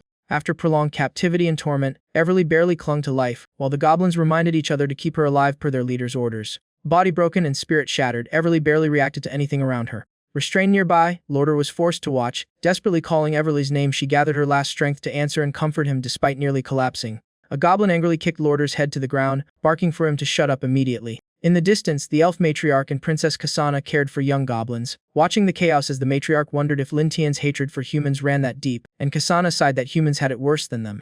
Gobmoon arrived with a fruit basket, mentioning Lin Tian once spoke of avenging himself on humans, while the matriarch fell silent, thinking of him. In her mind, Lin Tian appeared as a man of action with clear rules of revenge, the most unusual goblin she had ever met. As she finished speaking, her cheeks flushed and her gaze turned oddly soft, as if drawn toward him, prompting Kasana to sigh and tell her to stop. Elsewhere, a purple-haired goblin reported that the second-generation goblin squad had returned, surprising Lin Tian. He looked at the returning group and asked why they had finished so quickly today. The squad leader approached respectfully, and Lin Tian reviewed his superior stats and abilities, noting the new generation's rapid growth. After observing, Lin Tian silently praised their evolution, nearly on par with him, yet still questioned why they had come back early. The goblin set down the items and explained they had run out of prey nearby, pushed westward, and found other tribes under attack. Hearing this, Lin Tian frowned slightly and immediately asked which western tribe it was. Another goblin confidently stated it was the mark of a large tribe, with higher-level attackers leaving signature traces after each raid. Lin Tian's eyes deepened as thoughts raced, intrigued by the idea of even stronger individuals. A plan formed: if he could control their leader, his faction's power would skyrocket against the human race. Lorder sneered mockingly, calling him foolish and claiming no matter how strong goblins grew, they would fall to the Night Order. Lin Tian's aura turned heavy and suffocating as he coldly reminded Lorder he had almost forgotten the man's worthless life was still there. He ordered his subordinates to handle the outsider, and the goblins lunged at Lorder with undisguised hunger in their eyes. Trembling, Lorder shouted in panic, but the goblins ignored him. One gagged him eagerly, rambling about tender human meat, while he thrashed and cursed that knights would wipe them out, yet resistance was futile. His body was relentlessly tormented, screams breaking apart as Everly watched helplessly, just as he once had when she suffered. After hours of torture, Lorder finally collapsed in misery, dying not only from physical ruin but from utter humiliation. Elsewhere, Lin Tian and the goblins celebrated with a grand feast of roasted prey, flowing wine, and wild dancing through the night. Sitting on a wooden chair with his two wives, Lin Tian confirmed to the elf matriarchs that they would attack the Blood Tribe and capture its leader to grow strongest. After a pause, he announced the tribe's new name: from now on, they would be the Tian Quang tribe. The second-generation goblins erupted in cheers, praising their mighty and wise boss. All goblins joined the frenzy, dancing and shouting excitedly about the birth of the Tian Quang tribe. Gobmu voiced concern about the enemy's strength, but Lin Tian calmly chewed his meat and assured her he had absolute confidence. He still had a trump card, just not ready to use yet. The next morning in the western forest, Lin Tian observed from afar, muttering that the vantage point was perfect to gauge the enemy's strength. At the same time, deep within the demonic forest, hidden while watching the goblins feast, Lin Tian assessed that there were many larger types, but still manageable. Suddenly the goblins panicked at another's arrival, and Lin Tian instantly sensed something unusual. He noted the abnormal reaction clearly. The leader had arrived. When the towering creature with sharp fangs appeared, Lin Tian froze. It was the Bloodfang tribe's leader, an Hero-type goblin. A status panel appeared: Warhammer Goblin, alias Bloodfang, level 50, Goblin race. Advanced warrior titles included Monster Slayer, Goblin Hero, Blessed Breeding Machine, Wealth Grinder. Stats: HP 700, Strength 239, Defense 14, Skill Savage Hammer Strike, Giant Strength, Stone Skin, Climbing, Stealth Equipment, Dual Warhammers. Total combat power 900. Concealed on a cliff, Lin Tian judged that while 900 combat power could be suppressed by a dozen goblin warriors, capturing him alive would be tricky due to his massive, thick-fleshed body resisting poison. He calculated that toxins or anesthetics would barely work, and even if they won against the two giant monsters, the cost would be steep. His thoughts flashed back to when Eveli used a binding spell on him. An idea sparked to use that technique here. Smirking, he decided to pay Eveli a visit and return to the tribe. Under Lin Tian's management, the goblin tribe had grown orderly, with living areas neatly arranged in clear structure. A purple-haired goblin brought hot water, eagerly reporting that the human woman was barely alive. As ordered, Lin Tian praised him briefly and approached Eveli with a warm towel. From above, memories resurfaced of when he had been imprisoned and turned into an experiment. Now the once-dominant figure lay chained and barely breathing, eyes hollow, begging Lin Tian to end her life so she could atone before her lord. Lin Tian crouched to greet Eveli idly, gently wiping her as she muttered in desperation, startled by the unexpected warmth. She then clearly saw it was a goblin right in front of her. Panic exploded as Eveli Awali shoved Lin Tian away, trembling and begging him not to come closer. Terrified, she backed off and screamed in mental collapse, while Lin Tian watched silently, growing impatient with the noise. He abruptly struck her, silencing everything in one dry hit that left her stunned. After that, he smoothly switched tactics like flipping a strategy card. Lin Tian pulled Everly Awali into his arms, soothing her hair and calmly declaring her punishment was over. Still dazed, she clung to him like a lifeline, crying and shakily asking if it was true. Seeing her calm down, Lin Tian gently told her she must choose her faith again, pulling her into his gaze. Through tears, she fixated on him as he explained faith meant choosing whom to trust. Seizing the moment, he guided her with a soft but manipulative tone. Trust him, belong to him, and shed escape all suffering. Shaken, she trembled again, hands clasped as her thoughts spiraled. Soon she moved closer, reverently lifting his hand and whispering master over and over. Lin Tian noted the plan's success, fixing her hair with a satisfied smile. Declaring himself her only master and nicknaming her little female hound, Lin Tian watched as Everly Awali obediently complied, her broken mind clinging to him as her soul escaped. He bent down and effortlessly picked her up, telling her to follow him. Carrying her, Lin Tian headed toward the steaming hot spring as she relaxed in his arms. The torn clothes and chains were removed and tossed aside like yesterday's trash. Lin Tian gently placed Everly Awali into warm water, cleaning her as she blissfully enjoyed the rare comfort and pledged devotion to her god. Once done, he adjusted her posture, the heat tinting her skin a soft pink. Hearing her words, Lin Tian knew the timing was perfect and whispered that it was quite the coincidence. Seizing the moment, he asked Everly Awali to use the light cage skill, but she dazedly asked what that even was. Skipping explanations, Lin Tian led her to a corner, pulled out the elf magic book and placed it on a stone table. Everly Awali studied it, then recognized the spell and began chanting as golden symbols floated into the air. In moments, golden energy wrapped around her like flowing light, building up before bursting forth. She spread her arms, forming a massive cross-shaped barrier, and Lin Tian immediately judged it perfect for his plans. Stroking his chin, he nodded in satisfaction and praised her performance. Mission accomplished, Lin Tian returned to the Goblin tribe with Everly Awali, passing the holding area. The noise caught Lorder's attention. Though exhausted, he turned and froze upon seeing Everly Awali. He rushed to the bars, excitedly urging her to kill Lin Tian and heal him quickly. But Everly Awali stood still with a distant gaze, and Lin Tian laughed, revealing she had willingly joined him, shocking Lorder. No more words were needed, the next action said it all. Lin Tian patted her head, and she immediately knelt, affirming she willingly served him as her master. Witnessing this, Lorder collapsed, unable to process the reality. His last hope shattered as he trembled, eyes turning hollow. Suddenly, he burst into manic laughter, declaring goblins would be wiped out by humanity. His laughter twisted into madness as he ranted that goblins existed only to be exterminated by the Holy Order. Lin Tian paused briefly, surprised to learn Everly Awali came from such a lofty background. Everly Awali ignored Lorder entirely, clinging to Lin Tian as he mockingly thanked Lode for the useful intel, and ordered a mad goblin to keep him busy, leaving Lode grasping at hopeless air. With matters settled, Lin Tian smiled in satisfaction. It was time for real business. Telling Everly Awali to follow, he announced to his subordinates that they were going to wipe out the Bloodfang tribe. At the Bloodfang tribe, a gloomy purple-black aura shrouded the land like a slice of hell. Among the goblins, a horned one in beast-hide hobbled forward, nervously reporting preparations were complete. The massive leader rose with his warhammer and roared that today they would attack the southern tribe. The crowd erupted wildly, especially at the mention of capturing elves for fun, their frenzy shaking the ground. Just as morale peaked, urgent shouts of "Boss!" rang out from afar. A large goblin rushed in, reporting another goblin had stormed their territory, demanding a meeting, earning an angry snarl from the leader. As footsteps neared, the leader mocked the approaching low-level goblin while his troops lined up with weapons ready. Lin Tian stepped forward, removed his hood, and calmly stated he knew the Bloodfang leader was a Herodier goblin with human-like intelligence, so he came to talk. The surrounding goblins tensed, but the leader sensed Lin Tian's unusual aura and probed whether he was a mutant. Surrounded by enemies, Lin Tian walked casually and replied he was merely a bit smarter than ordinary goblins. Cutting to the chase, Lin Tian declared himself the leader of the Tian Quang tribe and announced he had come to take their leader away. To Lin Tian, it wasn't a request but a notice. As the enemy surrounded him with weapons drawn, he calmly offered them two choices: submit. Standing tall under rising pressure, he finished coolly, or die here, his gentle tone far colder than a shout. The Bloodfang leader exchanged looks with the horned-hide goblin, realizing this was the southern tribe's chief, the one who captured the elf. Spreading his arms with a smile, Lin Tian invited him to join, though the gesture only looked absurd to his foe. The leader sneered one word in reply: idiot. He grabbed Lin Tian's head in a crushing grip, snarling that he was courting death. Leaning close, still squeezing, he boasted that after slaughtering them all, elves and humans alike would belong to him. His subordinates cheered wildly, urging him to crush Lin Tian on the spot. Even restrained, Lin Tian remained calm and muttered that talking was indeed pointless. With nothing more to say, he added coolly that if he did intend to capture him alive. In a blink, the tide flipped, his blade flashed in a cold arc too fast to follow. Space seemed torn as blood sprayed and the leader screamed, utterly unable to react in time. A severed arm thudded to the ground, leaving the surrounding goblins frozen in shock. Staggering back, clutching his stump, the leader roared for them to kill Lin Tian. A subordinate pointed furiously, shouting for revenge on their boss. This was Lin Tian's cue, snapping his fingers, a thread-like gleam coiled around his arm as he smiled and said, "Begone." Before anyone understood, a blade pierced the horned-hide goblin's heart, dropping him dead without ever knowing how. Another goblin panicked at the silent kill, cold sweat running down his spine as he turned, only to see another goblin appear before him, blade falling as a voice explained it was the silent step skill, while more figures emerged behind. The leader orders the Bloodfang tribe wiped out, the crowd roars kill, and ghost-like figures swarm behind Lin Tian in seconds. Overwhelmed by sheer numbers, the Bloodfang leader staggers back, clutching his injured arm. Watching his men drop like flies, he realizes too late it was a trap and glares as Lin Tian approaches, smug as ever. As the distance closes, he sees the whole setup was pre-planned, debates retreating to survive and avenge later. Revenge flares, so he throws a full force at Lin Tian, who calmly refuses to dodge. Lin Tian folds his arms, smirks at the incoming fist, and casually calls for Aweli. From afar, Aweli softly chants radiant light cage, and glowing runes appear like floating chains.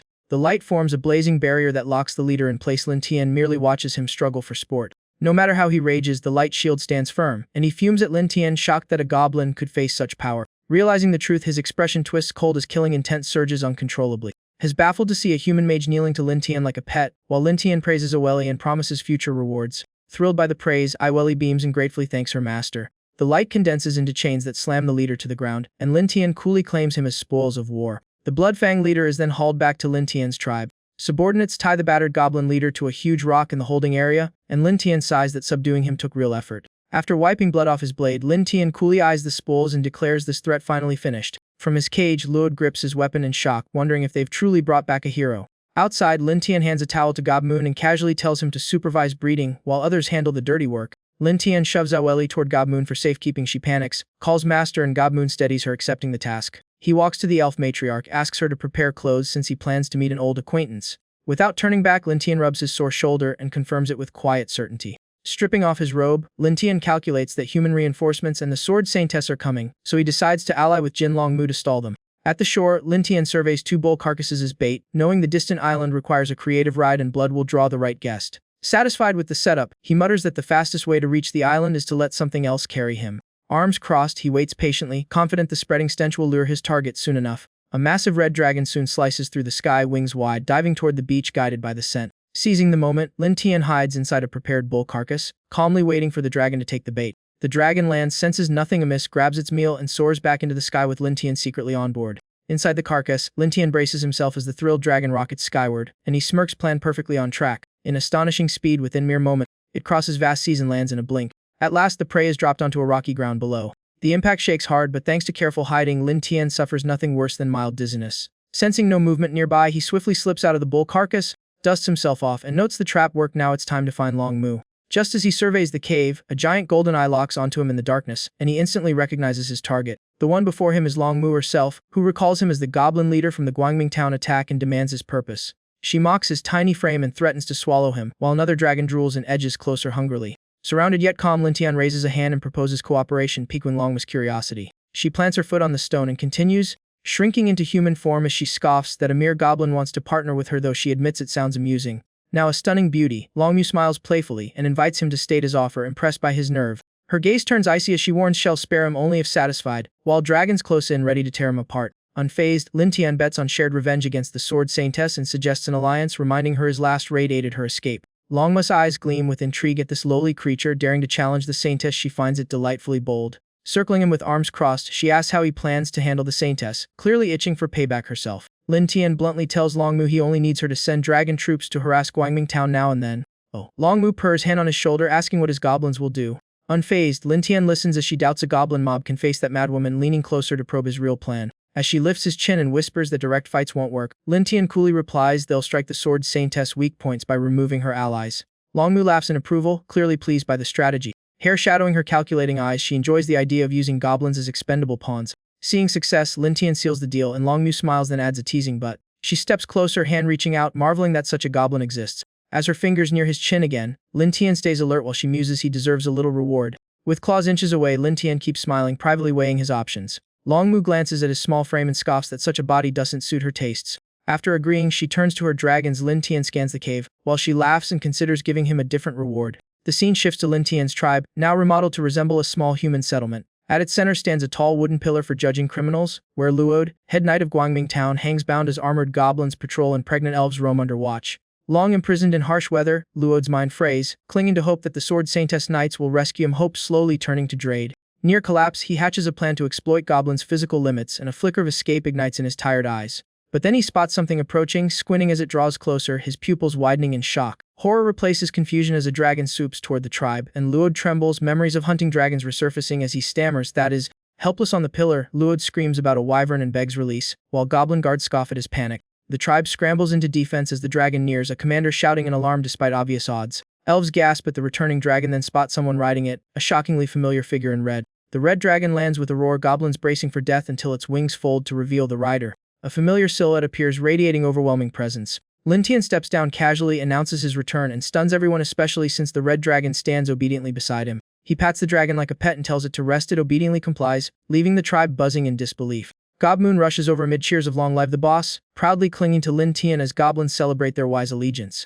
Still bound, Luod stares in horror at the hailed goblin leader, feeling his worldview crumble and desperately wishing for the knight's arrival. The scene shifts to Guangming Town's Plaza of Light, fully restored after dragon and goblin attacks. Crowds gather at the gates as heavy hoofbeats draw every eye forward. Warhorses arrive clad in armor bearing the unmistakable royal crest. A formidable royal knight order marches in and halts before the temple. Seeing the figure waiting, the knights dismount and kneel, respectfully addressing the sword saint. The sword saintess cuts the ceremony short, orders immediate plans to rescue her reported disciple and the mage Aweli. Back in the deep forest, the system reports the life simulation running Thurgeon goblins trained raids fruitful, so Lin Tian and Aweli grind levels in the demonized forest, reaching 50, Gobmoon 60, Aweli 45. 3 options pop up: keep hunting 0 points, capture more prisoners to expand the race 10, or fast forward 1 month 20. Lin Tian notes the focus is racial growth, and since the sword saint poses no threat this month, skipping ahead makes perfect sense. A click confirms option 3, awarding 20 valuation point. Time accelerates in a flash of light, and the result appears: the demonized forest can no longer provide experience. He freezes the system, updates again, total evaluation 2000, reward 20 life points, simulation ends after 1 month. Shock hits as another notice states time has advanced yet another month. His consciousness snaps back to his room. Lin Tian rubs his temples, adjusting to the strange aftereffects of compressed time. Reviewing his stats with a satisfied smirk, he notes the boosts seem decent yet oddly insignificant overall. His thoughts are cut off as Gobmoon rushes in. Panicked, many newborn goblins have died at birth, leaving him stunned. Following her outside, mournful cries already echo through the air. He finds newly delivered elves weeping over lifeless infants, tiny bodies lying still on the ground. The sight makes Lin Tian falter, shaken by lives that vanished the moment they began. Kneeling to inspect, he asks what went wrong, and the elf matriarch helplessly admits only 3 frail newborns survived this generation. In the heavy silence, Luod suddenly bursts into manic laughter, mocking the goblins for dreaming of strong offspring. Lin Tian narrows his eyes, sensing the knight knows the real cause. Luod sneers that the stronger a goblin becomes, the harder its offspring survive. Reproduction won't conquer the world. Realizing the flaw, Lin Tian thanks him coolly, noting the info came a bit too late. Without looking back, he silently hands Luod over to a burly goblin, who eagerly approaches with oil and a wicked grin. Luod struggles and curses, vowing revenge even as terror rises at the sight of oily claws closing in. Ignoring the ensuing screams, Lin Tian walks off, troubled by time running out and the urgent need for stronger goblin forces. Mid-thought, he senses a powerful presence behind him and spins around warily at the looming shadow. Seeing it's the red dragon he brought back, he relaxes only for it to nuzzle him insistently, leaving him confused. Awkwardly patting its head, he notices its odd gaze and wonders if this is some special heat phase transformation. Before his eyes, scales fade from its legs, revealing long, slender, human-like limbs stepping toward him. The giant head swiftly morphed into the face of a young girl in the blink of an eye.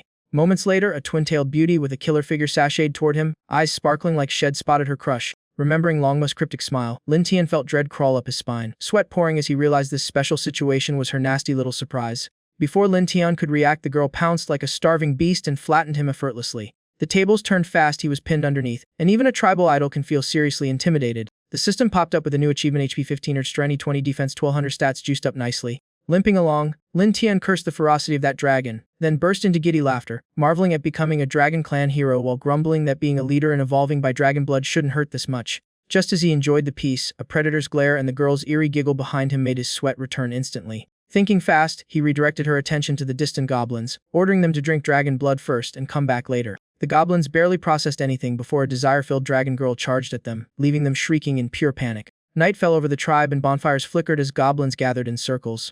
The air exploded with laughter as the goblins flexed their newly evolved, muscular bodies, bragging about becoming even stronger. The girl reverted to dragon form and slept on the ground while Lin Tian quietly watched the celebration from afar. Feeling the legendary dragon power coursing through him, Lin Tian smirked, noting even the goblins had reached hero rank thanks to the rare dragon blood boost. Yet sensing they still lacked strength, Lin Tian looked at the sky and coolly ordered, "System, open the shop." In a flash, item categories filled the screen and Lin Tian pondered how a hero tribe leader without power would lose face fast.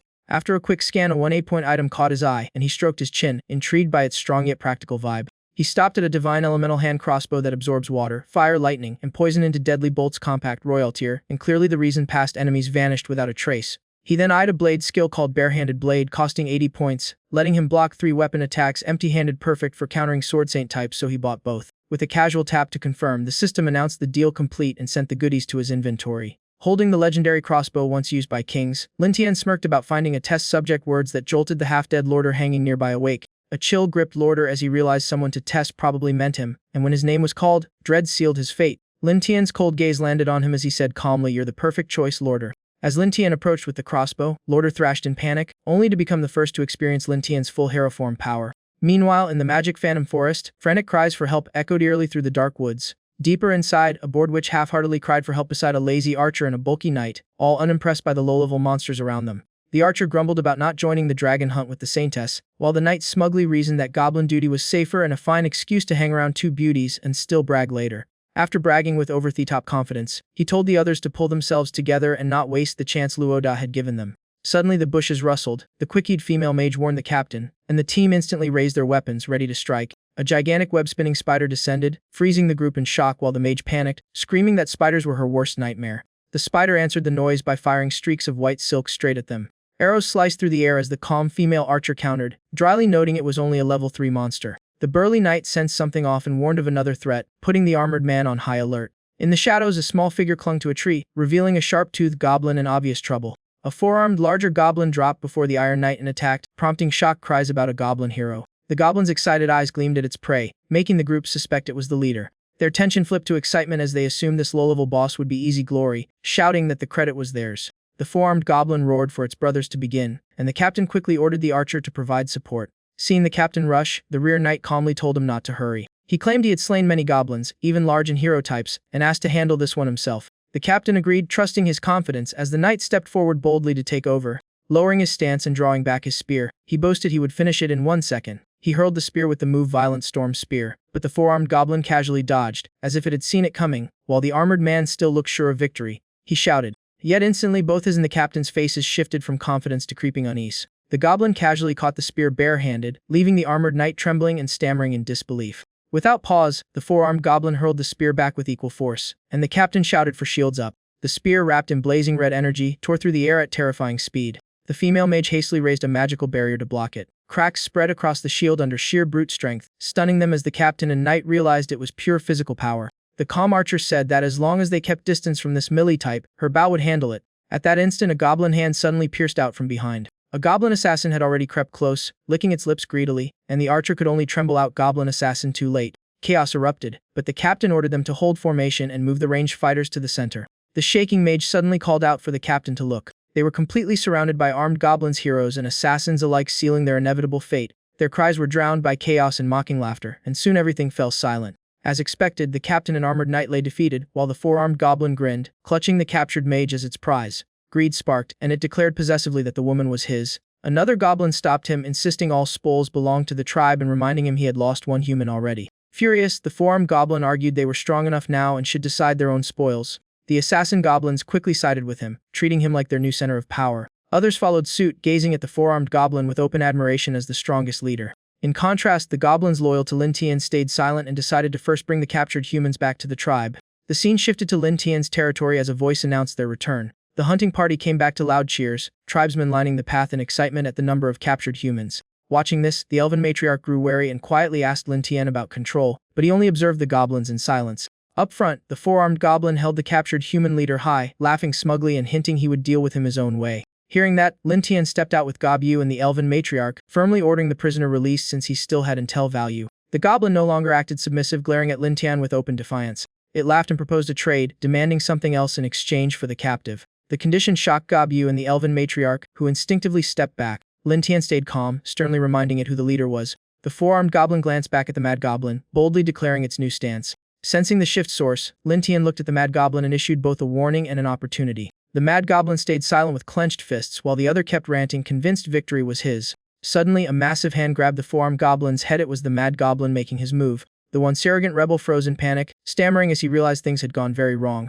In a blink, a fatal blow landed, ending it all before Lin Tian. The huge body crashed down, leaving the surrounding goblins stunned and confused. The mad goblin turned to Lin Tian, speaking in a low voice as if revealing long-held thoughts. Relaxing, he declared himself different from the rebels and reaffirmed his faith and strength, while Lin Tian watched silently. The mad goblin stretched like warming up, then called out to Lin Tian. He recalled how Lin Tian defeated the former chief and requested a direct duel himself. The system interface displayed Mad Goblin level 50 Goblin Warrior title for Berserk Strength, boasting high HP attack, defense, and melee-focused skills. Accepting the challenge, Lin Tian gathered power, instantly understanding the source of that confidence. Flames coaled into his palm as he praised the Mad Goblin's growth, though clearly not done talking. His aura erupted in crimson fire, eyes sharp as blades, asking if the challenge was truly his intent. The assassin goblins behind cheered wildly, oblivious to the real danger. Hearing them, Lin Tian closed his eyes calmly, noting how many were leaning toward his opponent. The fire condensed into a swirling energy mass as he delivered his final pre-battle words. Opening his eyes, he offered a choice: stand with him now or face the consequences. Below, the captured captain watched and recognized Lin Tian's power, astonished.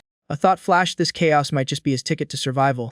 As factions split, most goblins stood with Lin Tian, who coolly called this a much-needed cleanup after recent chaos. The mad goblin shot back, claiming he was different, raising his weapon as his aura flared in open challenge. He wasn't rebelling, just chasing strength and testing his limits through this duel. He attacked instantly, his blade flashing forward at insane speed, but Lin Tian dodged with nimble steps. The captured captain gaped, realizing the mad goblin had grown far stronger, yet Lin Tian's footwork was just as shocking. After creating distance, Lin Tian drew a red-glowing crossbow and calmly assessed his foe. He fired, launching elemental charge bolts straight at the mad goblin.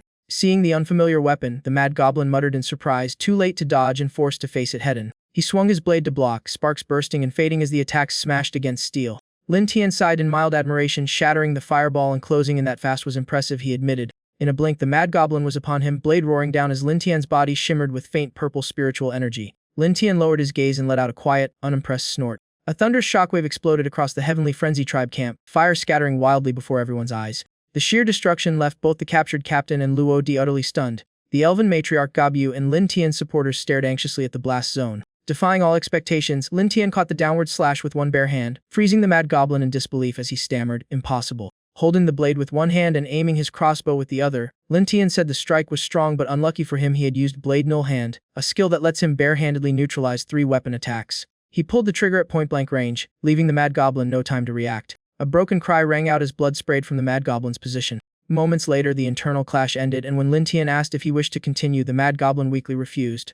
With ruined eyes and a blood-soaked body, the mad goblin knelt in exhaustion, gripping his blade and declaring he was ready to accept death, while Lin Tian remained silent. Lin Tian watched thoughtfully, muttering that this mad goblin had unexpectedly learned some real backbone. As the mad goblin spoke, the rebels dropped to their knees, trembling and begging Lin Tian not to kill them. Lin Tian sneered at the pathetic traitors as they kowtowed desperately, swearing eternal loyalty. Suddenly, the mad goblin's body glowed with healing light as Lin Tian calmly ordered him to stand. His wounds and eyes were fully restored by everless magic, and Lin Tian spared him for his spirit so long as he stayed loyal, prompting the mad goblin's overjoyed disbelief. Lin Tian then coldly declared the other traitors unforgivable and ordered the mad goblin to execute them. The mad goblin saluted obediently, pledging eternal loyalty and thanking Lin Tian for sparing him. Turning to the cowering rebels with a chilling stare, he claimed them for himself as they stuttered out terrified pleas. The execution began, blood splattering as every last traitor lost their life. Soon done, the mad goblin piled the corpses behind Lin Tian, who ordered his followers to devour them to grow stronger, earning thunderous cries of loyalty. Sweating profusely, the captain asked Luo Di what monster he had provoked, realizing Lin Tian was far beyond a mere mutation. After settling his subordinates, Lin Tian approached Luo Di slowly, mockingly apologizing for the spectacle and asking if he truly expected those fools to save him. He added with a smirk, "Wasn't that a bit naughty?" Luo Di snapped, blaming the so-called Sword Saint for hiding in Bright Town like a cowardly turtle. Then he burst into manic laughter, calling everyone useless. The captain struggled up, admitting he misjudged Lin Tian, but warning that once the Sword Saint finished the Platinum Dragon, the Royal Knights would wipe them out. Lin Tian crouched before him amused, hinting that the Dragon Clan hadn't attacked Bright Town on its own and noting things seemed smooth on the Dragon Mother's side. The captain gave a dry laugh, realizing both the Night Order and Bright Town had been completely played by them.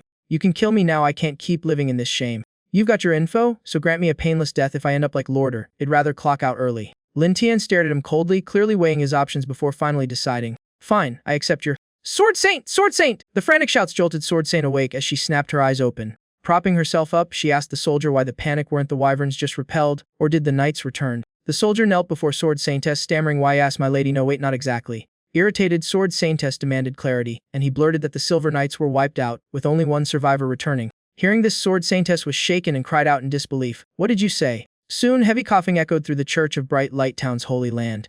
Inside, a knight in cracked web-like armor coughed weakly, while a nun, seeing healing potions fail, rushed off to alert Sword Saintess in alarm.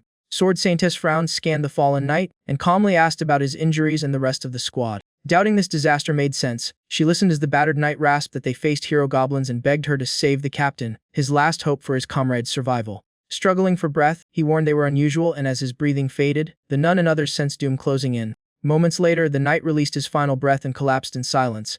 The nun panicked, urging him to hold on, while a nearby mage crossed his arms and scoffed, "They're just goblins, how bad could it be?" A tall knight clenched his fist in fury, but Sword Saintess stopped him when he vowed to exterminate the hero goblins. Though angered, Sword Saintess coolly reasoned that with dragon raids increasing and goblin threats rising, even a Sword Saint couldn't handle everything alone. She decisively ordered part of the forces to reinforce and guard Bright Light Town while she personally wipes out the goblins and the Purple Dragon Queen. The tall knight froze, then protested about the fate of the Silver Knights. Seeing his hesitation, the mage patted his shoulder and coolly asked if he really thought they were still alive. As plans heated up, footsteps interrupted, and a voice declared the Saintess wouldn't need reinforcements, one man was enough. The masked man in a worn black coat was Death Knight Captain Kasimov, who bluntly said the Silver Knights died of arrogance. Scarred eye gleaming, he announced he'd handle rescuing and goblins laying solo. Sword Saintess eyed him skeptically, warning that if a whole squad failed, charging in alone was basically a suicide quest. Sensing doubt, he removed his hat and laughed, bragging he once survived fighting 4 Titan warriors alone. The knight and mage recognized him in shock as he unmasked further, coldly claiming even hero goblins couldn't hurt him.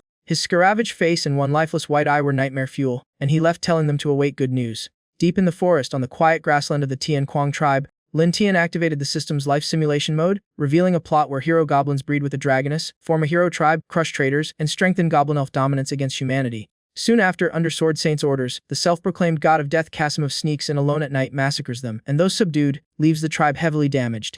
Reading this, Lin Tian frowned. Anyone daring a solo raid must be insanely strong if he could cause such losses. Seeing options to relocate, fortify, wait for Kasimov 10 or capture and kill him proactively 20, Lin Tian smirked and chose to strike first to minimize damage. The system wrapped up with a grim good luck deathmatch against Kasimov, scoring 2100 and tripling rewards, and Lin Tian grew serious. This guy needed background checks. Just as peace reigned, a manic laugh ripped through the air. Kasimov had arrived. Lorder burst into hysterical laughter, thrilled that someone finally showed up. Struggling wildly, Lorder screamed at Lin Tian that their doom had come, boasting Kasimov had slain many Titan warriors. All eyes turned as Lin Tian calmly asked what made Kasimov so impressive and what exactly a Titan warrior was. Lorder explained they were Empire-made soldiers infused with Titan genes, strong enough to shred level 5 monsters, meaning Kasimov was no small fry. Seeing Lin Tian think, Lorder laughed even crazier, declaring everyone was as good as dead. Lin Tian merely smiled and admitted Kasimov did sound capable, while Lorder gleefully promised they'd be skinned alive. Combining simulation data and Lorder's intel, Lin Tian decided more probing was needed. Better send someone to test the waters first. In the silent night, Kasimov rode cautiously deep into the forest, yet strangely encountered no creatures. The monster-infested forest was eerily empty, a giant red flag that something was off. Soon he found bloodstains and the mangled corpses of the Silver Knights, snorting that they were useless. A well-trained squad reduced to scrap, and as he advanced, the stench of blood thickened amongst scattered weapons and armor. Stepping over the wreckage, Kasimov grew excited, laughing that the scent of blood was delightful and imagining the brutal clash ahead. His gaze lingered on the blood pools, eyes burning with slaughterlust, wondering if this time he could truly indulge. Suddenly, a sobbing cry for help echoed through the cursed forest night, sounding absurdly out of place. Instantly alert, Kasimov turned toward the sound, eyes icy as he searched for its source. Hearing a faint girl's cry for help deep in the forest, he immediately spurred his horse forward. The warhorse shot off like the wind, racing through the trees. At last he found a trembling blonde girl curled up on the cold ground, sobbing pitifully. Keeping his distance, Kasimov watched warily and asked, "Who are you?" Startled, the delicate girl turned, tears streaming, her wide, fearful eyes locking onto him. The moment he saw her face clearly, Kasimov froze. He recognized her. Everly reached out weakly for help, and after confirming her identity, Kasimov muttered in shock that she was still alive. Suspicion quickly followed as he scanned the empty area, questioning where Lorder was since they were captured together. Head lowered and eyes red, Everly sobbed that she escaped the Goblin tribe and Lorder was dead. Unmoved by Lorder's fate and annoyed by the crying, Kasimov calmly asked where the tribe was located. Panicking, Everly pointed shakily deeper into the forest, warning they were terrifying, and he replied indifferently. With the direction set, he spurred his horse ahead without hesitation. Everly chased after him, pleading to be taken along, but he coldly told her to follow on her own and not hinder his mission. Hoofbeats tore through the night as he galloped across the vast dark forest. A quick profile: Kasimov is a Desolation Knight whose skill boosts 30 attributes when isolated, gains 20 more per kill, and stacks endlessly until battle ends. Thrilled that Lorder's death removed any restraint on his isolation effect, Kasimov smirked, confident he could snowball to victory. Suddenly, a rope stretched across the path, and in the darkness his horse failed to notice danger struck in a split second. Flung off by inertia, he flipped midair and landed smoothly, though his poor horse ate dirt. Regaining footing, Kasimov spotted the rope trap behind him and frowned. So a sneak attack. Hearing footsteps, he turned to see Everly returning with a staff, asking why she hadn't fled, but she advanced in silence. Without a word, she cast Holy Light Burst, blasting him so hard he dropped to his knees screaming. Clutching his chest after the hit, he roared angrily, "Everly, what are you doing?" Eyes cold and empty, Everly raised her staff again as light swirled around her, murmuring, "Master has ordered kill." Another Holy Light Burst struck like lightning, turning night into blinding day. As smoke lingered, Everly squinted to assess the damage when suddenly, a hand shot out from the haze, casting Soul Devar. In a flash, Kasimov grabbed her hair, roaring that she dared attack him under demonic control. Reversing the situation, he held a blade to her throat, leering and threatening he would go easy, even boosting he enjoyed women as much as slaughter. Yet Everly stayed eerily calm, lips moving faintly as if waiting for her cue. Just as Kasimov was about to act, he froze. His sword had vanished without him noticing. A voice behind him mocked his solo bravery. Turning around, he saw a goblin holding his sword, casually noting his class stats and gear were troublesome. Everly's master, Lin Tian. Lin Tian examined the black steel sword with Death Harvest, high-speed OE strikes, and up to 90 crit, remarking it could devastate his tribe if allowed to stack. Regaining composure, Kasimov stared in horror. How did a mere goblin snatch his weapon so effortlessly? Still baffled about his missing sword, Kasimov watched Everly flutter back to Lin Tian, calling him master, then snarled that they'd set him up, yet she ignored him like background noise. Lin Tian just smiled disdainfully and shrugged, saying she was merely a well-trained dog. After sizing Kasimov up, Lin Tian clicked his tongue in disappointment, mocking him as a glorified backstabber who relied on ambush stacking. Silent and seething, Kasimov radiated killing intent, confused how this goblin knew his secrets. Deciding he'd played enough, he lunged forward, roaring that even without his sword or passive skills, he could send them to hell. Drawing a dagger in a flash, he aimed for Lin Tian's heart, already planning Everly as his next target. But bursting into the clearing, he slammed the brakes. An entire goblin army, and even a dragon were waiting. Lin Tian's eyes glowed crimson as he laughed, asking who exactly would be gonna hell today. On cue, the little red dragon unleashed fire breath, and the goblins gathered like it was front row seats to a show. A shriek tore through the forest as flames consumed the victim, the stench of burning flesh sealing the brutal finale. Back at the Tianquang tribe, the commotion echoed from afar. Goblins rushed out, cheering wildly at their returning boss in the flashy spoils of war. In the cold dungeon, Lordarox jolted back in terror, eyes locking onto something before him. As Lin Tian approached mockingly, Lordarox stared at the skeleton in horror while Lin Tian sneered that this unstoppable death ended in pure overconfidence. Hearing Lin Tian's mockery, Lordarox snapped into manic laughter, ranting that every warrior the Sword Saint sent to protect Bright Light Town just became Goblin XP, and maybe she and Lin Tian were on the same twisted team. Ignoring the dungeon rambling, Lin Tian had Kasimov's corpse dragged out, goblins drooling over it as he plotted to cultivate rare goblins with this premium-grade meat. Since Kasimov was top-tier fuel, Lin Tian appointed Gobusin to feast first, then share the leftovers. Ecstatic, Gobusin devoured the steaming flesh while the others watched hungrily, too wary of Lin Tian to dare complain. Pleased, Lin Tian observed rare goblins depend on talent and bloodline, and Gobusin's delightfully twisted nature made him promising breeding material. Munching a red apple, Lin Tian reviewed via system scan that the Sword Saintess had only 3 night orders left, with the silver blade already wiped out. Lunging on a fur chair, he mused that once news of Kasimov's failure hit, the Holy Sword Maiden's morale would surely crack. Rather than wait, he entered the system space and launched another life simulation to scout future moves. Reading the branching outcomes, the Tianquang leader laughed, red eyes gleaming. Ambitious Sword Saintess or not, this round was his. Rising, he ordered all goblins assembled, announcing that tomorrow they'd launch a major battle. Watching his obedient horde scramble, Lin Tian's thoughts fixed on Bright Light Town, his gaze turning blood cold. It was his turn to strike. Meanwhile, in Bright Light Town, where humans and the Saintess were stationed, a chilling voice asked, where was it discovered? The soldier kneels trembling, reporting a discovery outside the city, a skeleton on the bricks, shocking Sheng Jinengyu to her core. Yesterday alive, today just bones. The mage stammers in shock while the tall knight roars in fury that lowly creatures killed Kasimov and even sent his remains back, plunging everyone into fearful silence. After piecing together the ambushes and goblin raids, Sheng Jinengyu coldly concludes their repeated failures are no coincidence. The more she thinks, the clearer it is. A dragon allied with goblins is pulling the strings, using Guangming Town as bait, and she vows to stop being led by the nose. Abandoning defense, she orders the entire Scarlet Legion to rush to Huangdu for reinforcements immediately, and they obey without hesitation. The squad gallops toward Huangdu, hooves pounding as they tear through the forest. The Hornhelm Knight worries the round trip takes 4 days and suggests he go alone for aid while the others return to help Sheng Jinengyu defend. The mage disagrees, explaining that if ambushed en route, at least someone might survive to bring back help. She adds that though Sheng Nung could fight goblins or dragons directly, leaving Guangming unguarded risks a two-front trap, so staying behind is the only viable plan. The captain nods, affirming this choice protects both the Scarlet Legion and Guangming, and they must press on for reinforcements. The Horn Knight finally gets it, muttering awkwardly in realization. Suddenly, the captain yanks the reins and halts the charging group mid-sprint. The wooden bridge ahead lies wrecked and swaying in the wind, the only path forward destroyed, leaving the mage panicked and asking what now. With urgency mounting, she grips the reins and suggests detouring, suspecting someone deliberately destroyed the bridge. The captain refuses, guessing it's a trap to lure them into an ambush, and argues this spot may actually be safer.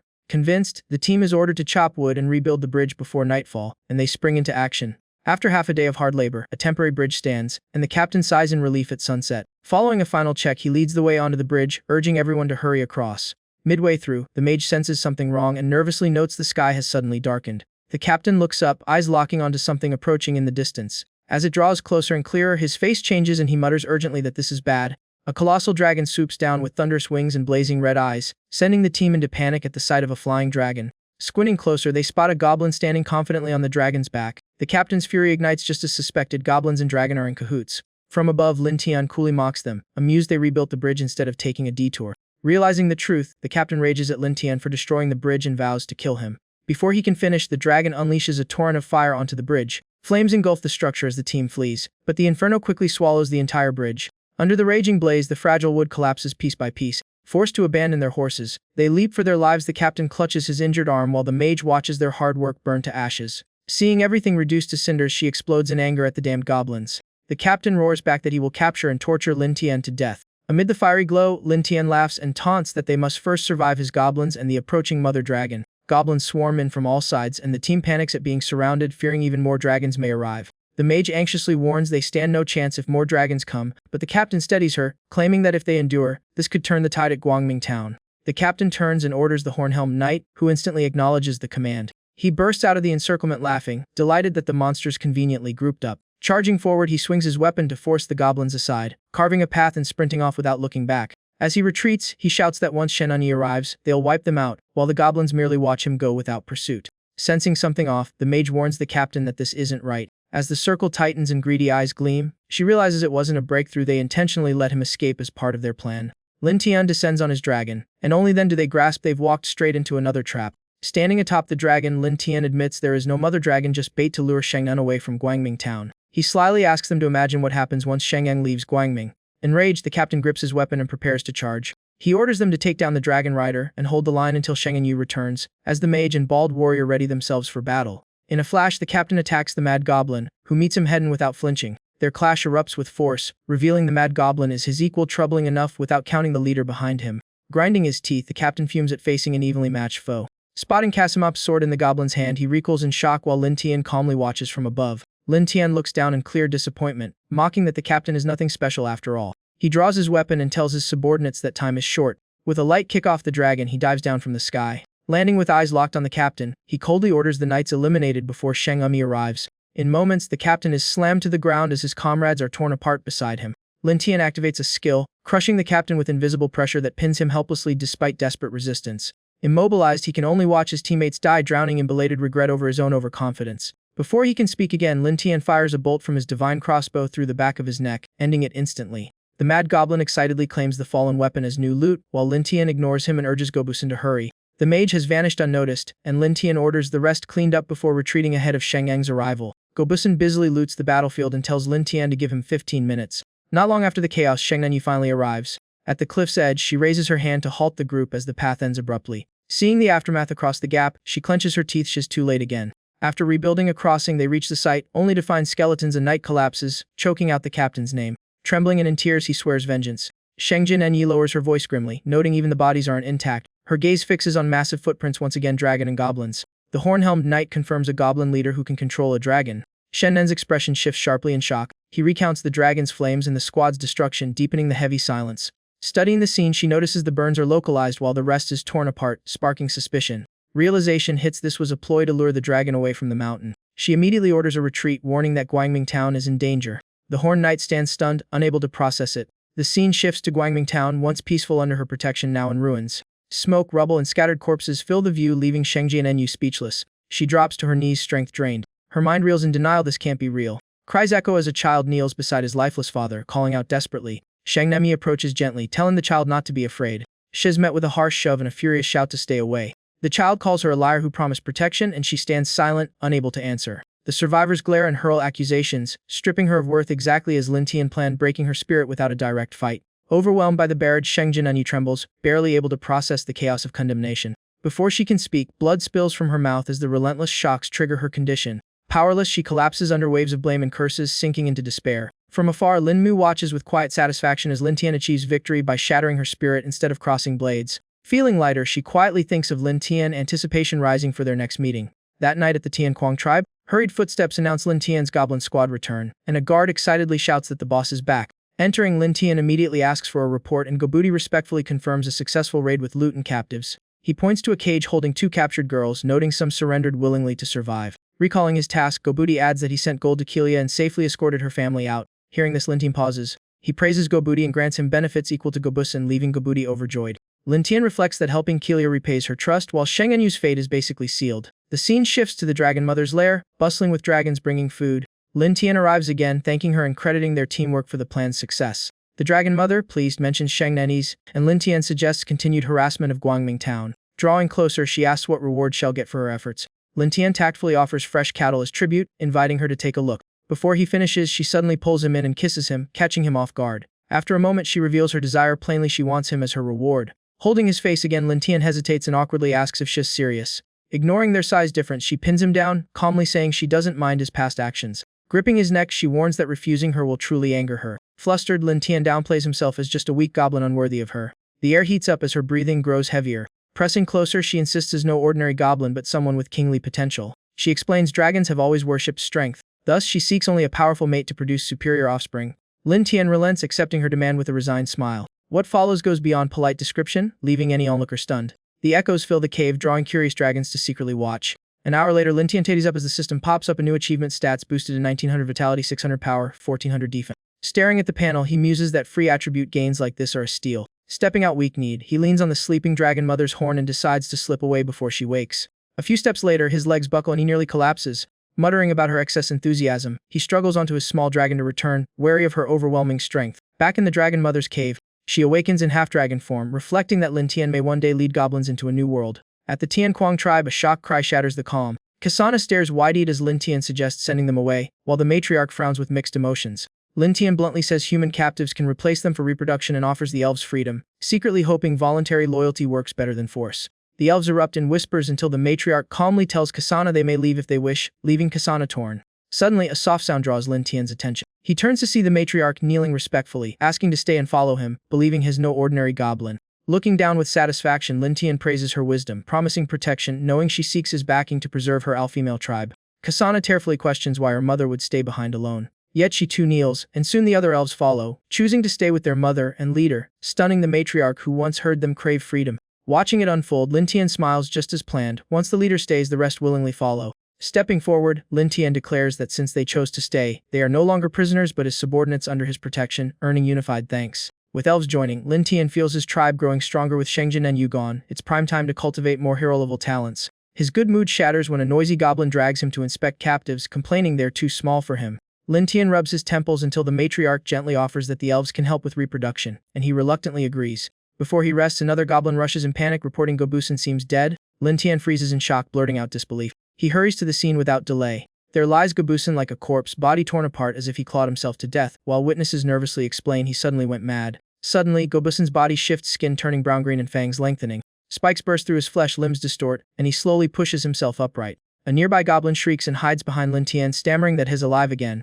Lin Tian calmly observes the transformed Goblin, now bristling with claws, spikes, and a hooked tail. The system panel reveals Goblin, level 50 mutated goblin, berserker title, returned from death with boosted stats and spike-based skills. Even Lin Tian pauses at the numbers, realizing that without his recent power-ups he might not suppress him. Thrilled by surviving death, Goblin laughs wildly about being stronger than ever, and Lin Tian nods approvingly, ordering him to focus on breeding the next goblin generation, which he eagerly accepts. Let's pop back to Guangming Town and see what chaos is brewing. Inside a tavern, knights drink and gossip, joking that the Holy Sword Maiden is probably one bad day from losing at Q. Collective laughter. A deep voice cuts in, bragging that only their Baoshu hero squad can clean up those goblins. Everyone instantly turns toward the speaker. A sharp-looking diamond-rank captain of Baoshu stands tall, and someone quickly recognizes him as the Count. A simulation screen suddenly appears. It shows baby goblins behaving adorably, announcing 150 third-gen goblins with hero potential after 3 steady months of breeding.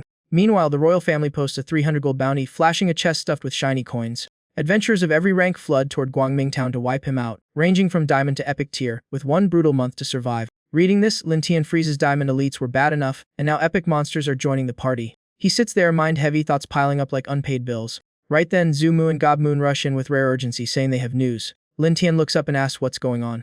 They kneel and report that food is running out, monsters are scarce, the iron mine is nearly dry, and training efficiency is tanking.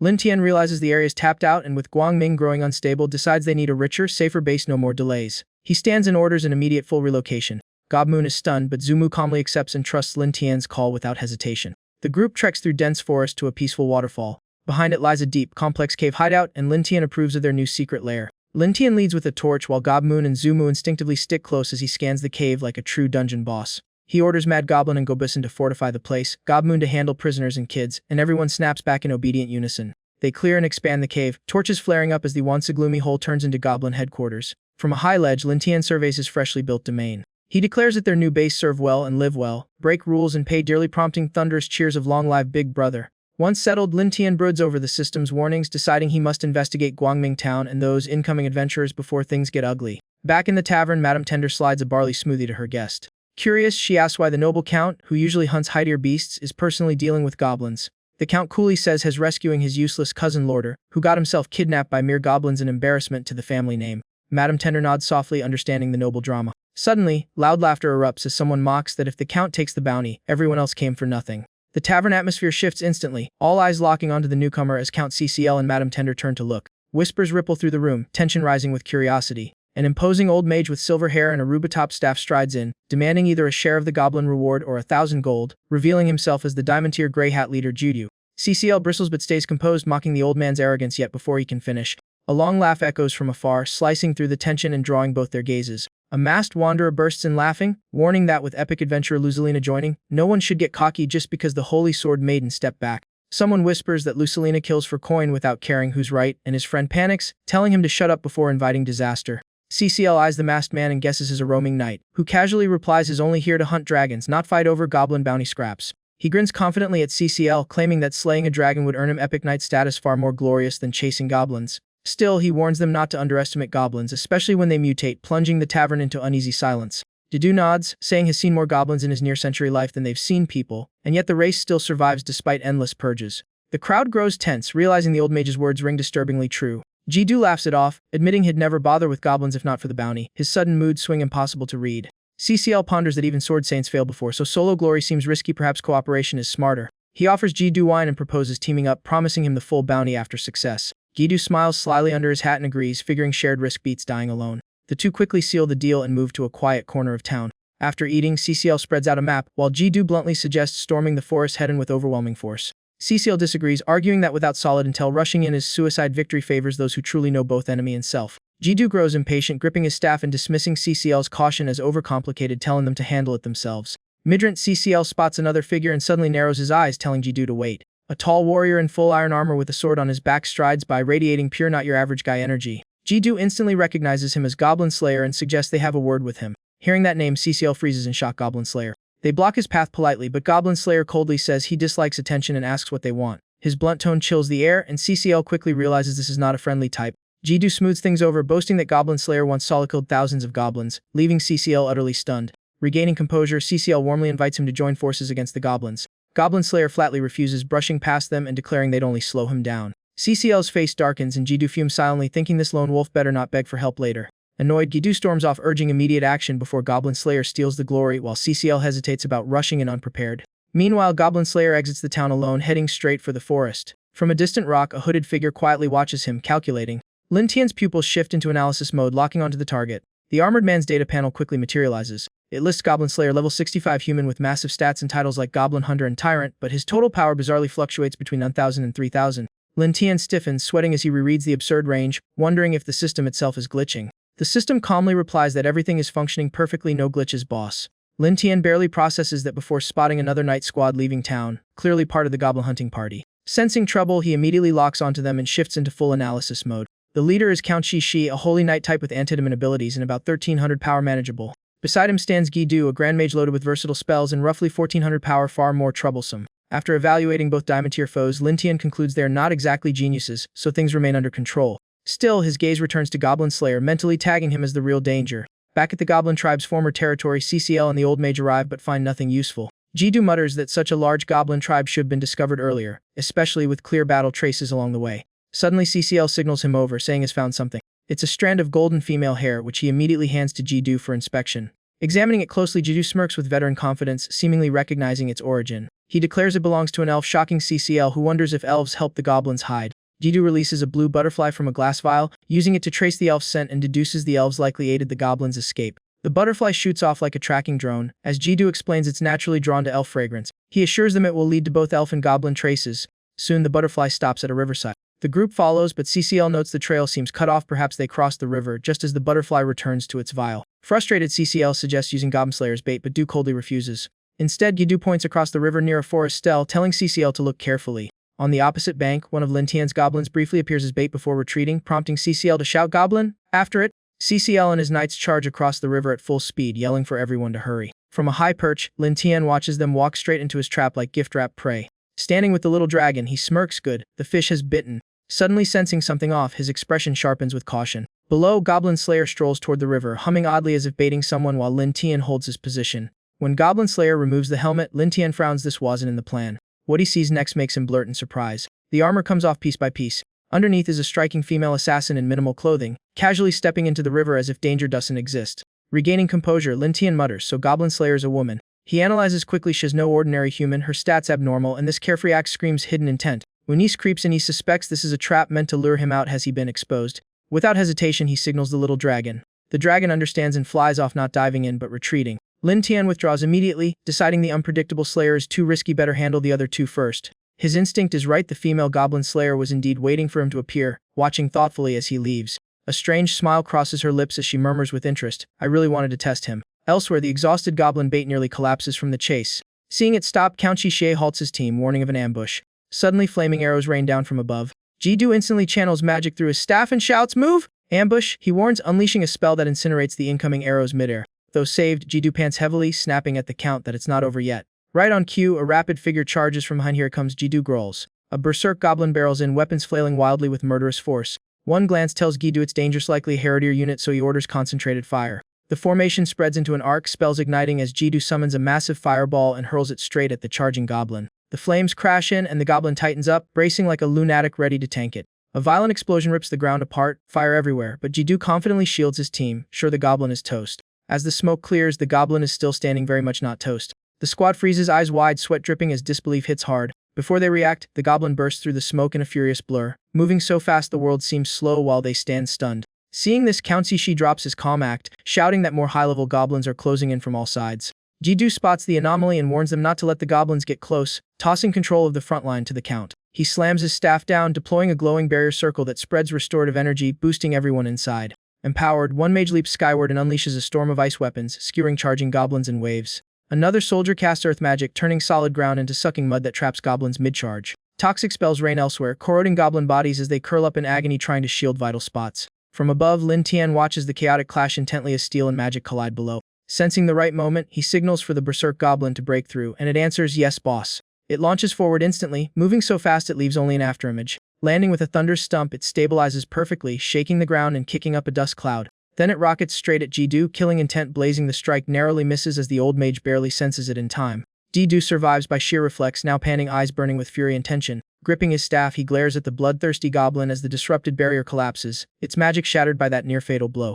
Seizing the moment, a berserk goblin barrels into the enemy line like a speeding tank, and its horde floods in behind it, flattening anyone unlucky enough to stand still. Though CCL's heart wobbles, he shouts loudly to keep the squad from mentally collapsing. Don't panic, he yells right as a goblin steamrolls a soldier and the rest pile on with savage combo attacks. Realizing stalling is pointless, CCL raises his sword and summons power, heating the air as energy gathers like a magical pressure cooker. Flames spiral into a giant fire vortex that sweeps the field, blazing bright while a chilling laugh echoes in the background like bad news arriving. After clearing some foes, CCL notices they're surrounded, switches to defense mode, forms a tight formation, and orders the wounded to the center for emergency healing. Despite inner panic, he stares at the goblins and grits out, we must wipe them out, as if saying it makes it true. Watching from above, Lin Tian coolly notes the enemy is no joke, this level would crush an ordinary tribe. Then he smirks, confident and amused. Unfortunately for them, they picked the wrong battlefield. As the stalemate drags on, a mutant goblin steps forward, spiked body, curved tail, and claws sharp enough to void War Andes. One glance makes Jisu's face stiffen as he blurts urgently, not good, it's mutated. From afar, a young girl's voice rings out, amused and relaxed, commenting on the goblin species like she's reviewing a stage play. The battle rapidly nears its finale, marked by a desperate scream slicing through the forest. GDU is utterly drained, pale and bleeding, strength fading as his eyes turn hollow. The goblins claim total dominance. Gobusinosly lifts GDU like fresh prey, and once the barrier falls, the remaining forces are swiftly crushed or captured. The goblin restrains the old mage, glaring fiercely while letting out mocking, taunting sounds. Gravely wounded, CCL leans on his sword to stand, watching comrades fall as fear washes over his blank face. His mind unravels, sweat pouring as he instinctively calls out his teammates' names. With life slipping away, Jizu musters his last strength to reach towards CCL, whispering a faint plea for help. But CCL only retreats, leaving behind the heartbreaking sight of a dying hand stretching out in vain. His trembling eyes betray a mind in chaos, unable to accept the brutal reality before him. In the end, survival instinct wins. CCL turns tail and bolts, leaving the fading cries for help swallowed by silence. Behind him, Gabusin trudges closer like doom with footsteps, while Jizu goes limp, fingers scraping dirt as he weakly begs CCL one last time. Meanwhile, CCL abandons everything and runs for dear life, not daring to slow down as if death is right on his heels. While fleeing, he dodges elf attacks and sloppy blocks a rain of arrows, cursing wildly as fear explodes. Goblins, elves, danger everywhere and no hero in sight. Then suddenly a figure appears ahead. CCL's entire focus locks on that silhouette, his mind screaming one word: survival. Recognizing who it is, he shamelessly reaches out, begging for help in pure panic mode. The figure is Goblin Slayer, but just as he pleads, 3 goblins close in behind him, turning CCL into cornered prey. In a few crisp sword strokes, cold arcs flash, blood sprays, and the air fills with the metallic scent of instant regret. CCL stands frozen and trembling, gasping and drenched in sweat, barely holding onto his sanity. When he looks back, the 3 goblins are already lifeless on the ground. He snaps into hysterical laughter, grabs Goblin Slayer's clothes in manic gratitude, only to earn her icy glare. Saving him was casual, but his behavior disgusts her. She shrugs him off, killing intent flickering, and coldly orders him to stay away. Without another word, Goblin Slayer heads deeper into the forest. CCL collapses to his knees, shouting warnings she ignores, her only reply a bored remark about looking forward to the challenge. Mountain ranges stretch endlessly, surrounded by dust and forest, the suffocating silence heavy as a lid. The berserk goblin grips Jidyu tightly, red eyes gleaming with cruel satisfaction as it savors its advantage. Then out of nowhere, a sword pierces straight through its back. By the time it notices, it's already too late. Agonizing pain shatters its control, consciousness fading as its gaze turns hollow. The giant body slackens, dropping Jidyu before crashing down itself, leaving everyone stunned as chaos erupts and all eyes snap to the fallen center. From afar, Lintian notices strange commotion around the berserk goblin's spot. His eyes sharpen, someone that strong shield drops so fast something smells off. As goblins crowd around to check, steady footsteps approach from the distance, and Gobusen turns toward the sound. An armored knight appears, sword at the hip. Unregistered guest Goblin Slayer calmly rests the blade on her shoulder, and casually asks Gobusen if he's the leader, adding he looks pretty unimpressive. The insult detonates Gobusen's rage, red eyes blazing as murder fills his glare. Refusing to lose face before his troops, he roars and charges with them, while Goblin Slayer stands still like she's waiting for a bus. She tightens her grip, pressure radiating invisibly, cold intent flashing behind her visor. In a blink, she dashes like wind. Steel flashes, goblins fly, blood paints the air, and it's over before anyone processes the patch notes. Watching above, Lin Tian is stunned. Her simple strikes crush his enhanced forces, making him question what hidden stats she's running. Seeing his squad wiped, Gobusen goes feral, spikes elongate with malicious wool, teeth sharpen, muscles swell, crimson eyes darken, all madness locked onto Goblin Slayer as the mutation keeps escalating. Twisted joints burst through his skin, across his body agony fuels his destructive power, and fully out of control, he rockets at Goblin Slayer like a blooded killing machine. In the distance, Goblin Slayer remains motionless, silently tracking the incoming target. Then she moves, bursting forward in after images, slipping past Gobusen with a mocking mutter about a crazed specimen, coolly assessing him at point-blank range. A clean slash follows, thrilled laughter echoes. Wind snaps, Goblin Slayer lowers her stance afar, while behind her Gobusen freezes, every spike neatly shaved off one move, perfectly matched and overwhelmingly superior. Her hand tightens on the hilt as violet energy ripples faintly across her body. With a light step, she shoots forward like an arrow, blade raised to cleave Gobusen's back. He senses death, but can't react in time, glancing back at the knight closing in. He snarls, "Die!" Gobusen watches the blade about to skewer him, sweating buckets after grinding to this form. Is he really gonna rage quit now? Just as the sword tip nears his body, plop, a sticky mud-like slime suddenly coats the blade and spreads, dragging down its motion mid-strike. Goblin Slayer glares at the muck binding her and snaps in disgust that this clingy sludge is seriously annoying. From afar, Lin Tian surveys it all, summons his dragon, mounts up, and weighs options. Troops are worn down, but capturing that knight would be premium loot, maybe even the perfect breeding asset.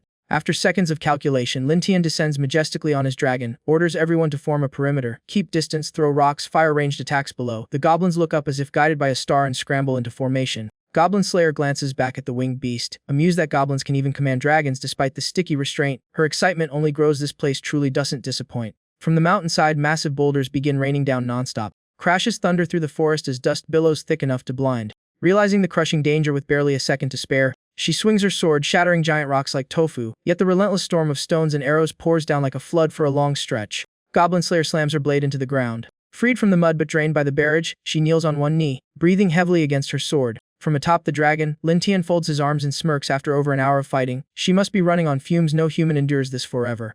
Right then, Goblin Slayer lifts a hand and removes her mask with a soft crack. The mask falls to the ground. Everyone freezes. Beneath it is a beautiful blonde girl, strange red aura swirling, eyes enchanting as she looks up at the goblins. The sight derails their combat instincts. They stare dreamily, grinning foolishly as if beholding perfection itself. Midair, Lin Tian falters, questions flooding his mind at this bizarre turn.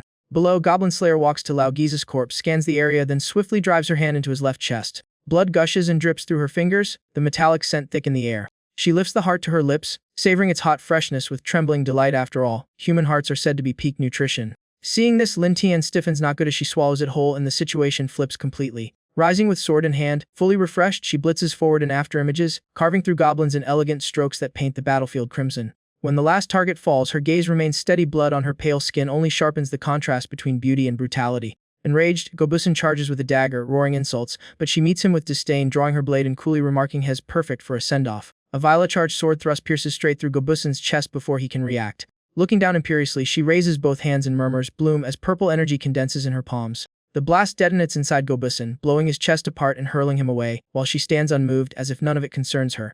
From above, Lin Tian realizes her power mirrors Lo Jisu's magic absorption included and decides cutting losses and retreating is the smart play. Acting instantly, he flies his dragon to Everly, orders her to come, and commands the rest to withdraw.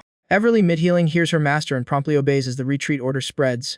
The female goblin slayer calmly calls out, "Wait, it's been a while since I met a goblin as smart and strong as you." She steps toward Lin Tian casually, proposing that if he lets her see him up close, she'll spare them and even heal the wounded, and offer dripping with "you can't refuse," stirring his grim memory of once being captured for experiments. Lin Tian laughs mockingly. "What nonsense, you think I'd believe that?"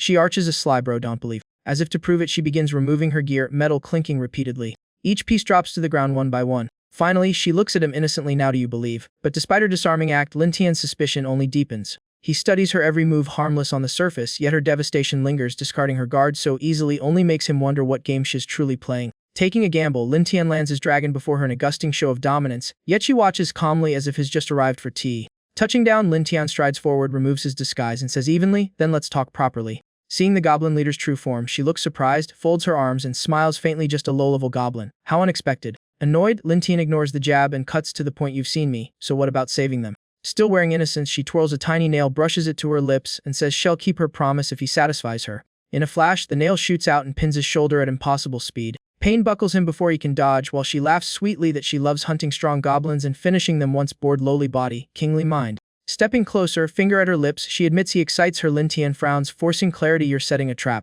She giggles as icy dread crawls up his spine. Through the pain, he realizes has already walked into it. Amid the tension, he notices something wrong. His soldiers in Everly look vacant, stripped of will. Alarmed, he shouts, "Why are you turning your backs?" Before grasping the situation, he turns and finds her right in front of him, still harmless looking as she slowly bends down. Cheerfully, she says they are all in her hands. Can he tell? And indeed, everyone stands motionless with their backs turned, Everly included. At the critical moment, her weight presses close from behind. Warm breath at his ear. "Be good, and I promise not to kill you."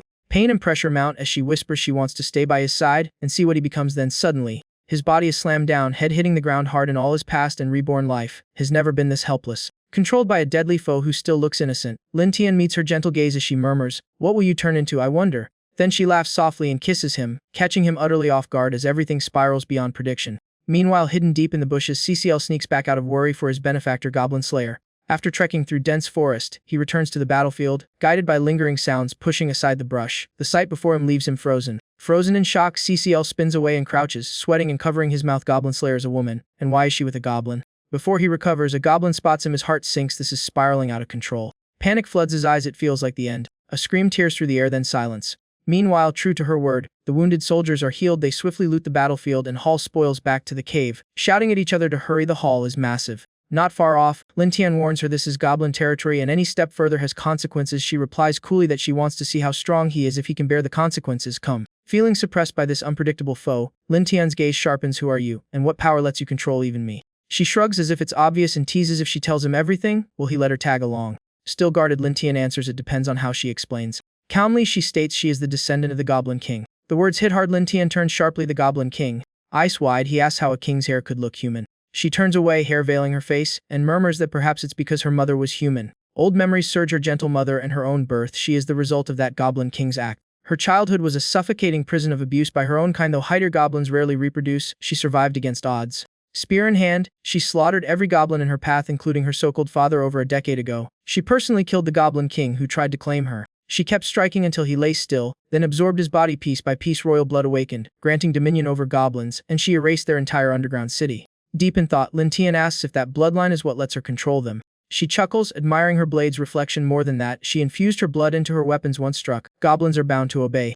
Lifting her helmet, she says she became Goblin Slayer out of hatred for the species. Hunting the strong afterward is just a personal hobby. Hearing this, Lin Tian's view of her shifts. Some sympathy arises, but so does caution. Better to build ties than make an enemy of someone this dangerous. He steps forward with a polite grin and invites her to join him, but she laughs, amused he chose teamwork over trying to control her. Her reaction makes Lin Tian pause, suddenly unsure whether that royal bloodline is deadly or just delightfully unhinged. She puts her helmet back on and coolly says she'll return to Zheng Guangming as his spy, and Lin Tian dryly wonders since when she became so kind. She turns back softly yet possessively, declaring he belongs to her and she won't let anyone ruin her toy until she's bored. Lin Tian is left speechless and walks away, surrendering the argument. He returns to his cave where dripping water provides the world's saddest background music. The system panel pops up. Lin Tian, level F5 goblin, stacked with titles and buffs and all his stats noticeably boosted. Leaning back in his leather chair, he realizes those juicy gains came from that girl's royal bloodline. His thoughts are shattered by a scream, drawing his frown toward the noise. Below, two prisoners are tied up, one screaming like a siren, the other silent and detached. When the quiet one finally speaks, his icy voice drips with contempt for his panicking companion. He subtly gestures to a nearby boiling pot, its bubbling steam delivering a very clear threat. Suspicion turns to terror as the screaming prisoner is lifted and restrained by a burly goblin, trembling in despair. With the boiling pot just steps away, he babbles desperate bargains while the other watches calmly. Just before things get messy, the calm prisoner demands to see the leader. Intrigued, Lin Tian approaches, amused by the contrast between sheer panic and eerie composure. The exhausted prisoner proposes a deal: his companion's life in exchange for cooperation. The offer instantly revives the other man's hope, clinging to survival like a drowning rat. Lin Tian steps forward, looming above them with mocking authority, firmly reminding them who holds the power. Lu De coldly suggests chopping off the man's leg and releasing him to lure his family and even that sword saint bitch into Lin Tian's buffet of strong prey. Cecile freezes, internally screaming in disbelief as Luoda's noble image shatters into sheer lunacy. Suddenly Luo D snaps, drooling and ranting about killing everyone, and Lin Tian laughs, agreeing since the man is clearly manipulated beyond repair. Luo D keeps twitching and muttering about slaughtering them all like a broken record of madness. The matriarch approaches anxiously, warning Lin Tian that releasing a tiger like this might expose their lair. Lin Tian calmly reassures her he has a plan and isn't worried about Luo D pulling any last tricks. Meanwhile, in Guangming Town's tavern, someone panics, yelling that it's all over for them. The bartender pauses mid-glass-wipe, annoyed at the early morning drama from the frantic night. The bald knight blurts out that Count CCL was seen riding toward the royal city with one leg missing. The tavern erupts in shock, questioning whether CCL's elite team really failed. A hooded man skeptically asks if the Grey Cloaks and Bloodburst warriors were wiped out, leaving only CCL alive. Goblin Slayer walks in with his sword on his back and confirms the rumor. His tall frame looms in the doorway as he calmly states everyone died except CCL. He casually takes a seat at a nearby table. The bald knight nervously asks if he joined the battle, and Goblin Slayer simply replies yes. Ordering a beer, he adds indifferently that he personally slaughtered hundreds of high-level goblins and even mutant variants. The bartender and knight fall silent, the entire tavern holding its breath. Goblins known for being nearly impossible to kill are dismissed like minor pests, leaving everyone stunned. Then laughter erupts, praise floods in, drinks are offered for free, and the tavern hails Goblin Slayer as a legend for crushing such a monstrous goblin force. A powerful gust suddenly blasts into the tavern at blinding speed, dragging something unseen with it and stealing everyone's attention. In a blink, the doorway turns icy as countless dark shapes swarm in, forcing panicked patrons to dodge and scream. The creatures cluster on the ceiling while the crowd grips swords and staffs, staring up in shock as the bald knight stammers in disbelief. Meanwhile, Goblin Slayer calmly sips his drink, noting the hundreds of redayed figures above, cold-blooded mercenaries. Dramatic entrance. From within the swarm, a voice calls out to Goblin Slayer. One bat-like creature fixes him with a sharp gaze and seductively asks if he found the goblin's lair, since goblins are expert hiders. As tension thickens, Goblin Slayer casually replies he hasn't found the lair yet and already left after killing them, adding sweetly that he trusts his deer to handle this. A shrill laugh echoes as wings beat and a figure descends before him. Smiling slyly, the creature assures him they'll handle locating the lair and invites him to cooperate. Goblin Slayer offers no answer and slowly rises from his seat. Pushing the chair back, she walks away, remarking she dislikes night operations and teamwork. Watching her leave, the redayed leader drops the charm for cold resolve, deciding to claim the reward themselves. Night falls over the forest near Guangming Town, the bright moon nearly blotted out by swarming flyers. The flock follows the lingering scent of blood toward a waterfall, hanging from branches as they scout. One asks the captain if this really looks like an army's base upside down. The captain insists the blood trail ends here and orders them in. The swarm dives into a cave ahead while a confused guard scratches his head, only to be yelled at by a goblin to stop gawking and focus. Inside the damp cave, water droplets echo steadily in the heavy silence. The cave echoes with cold drips as shadowy flyers circle above, puzzled that only a few dozen goblins and one mutant make this seem like a mere mid-sized tribe.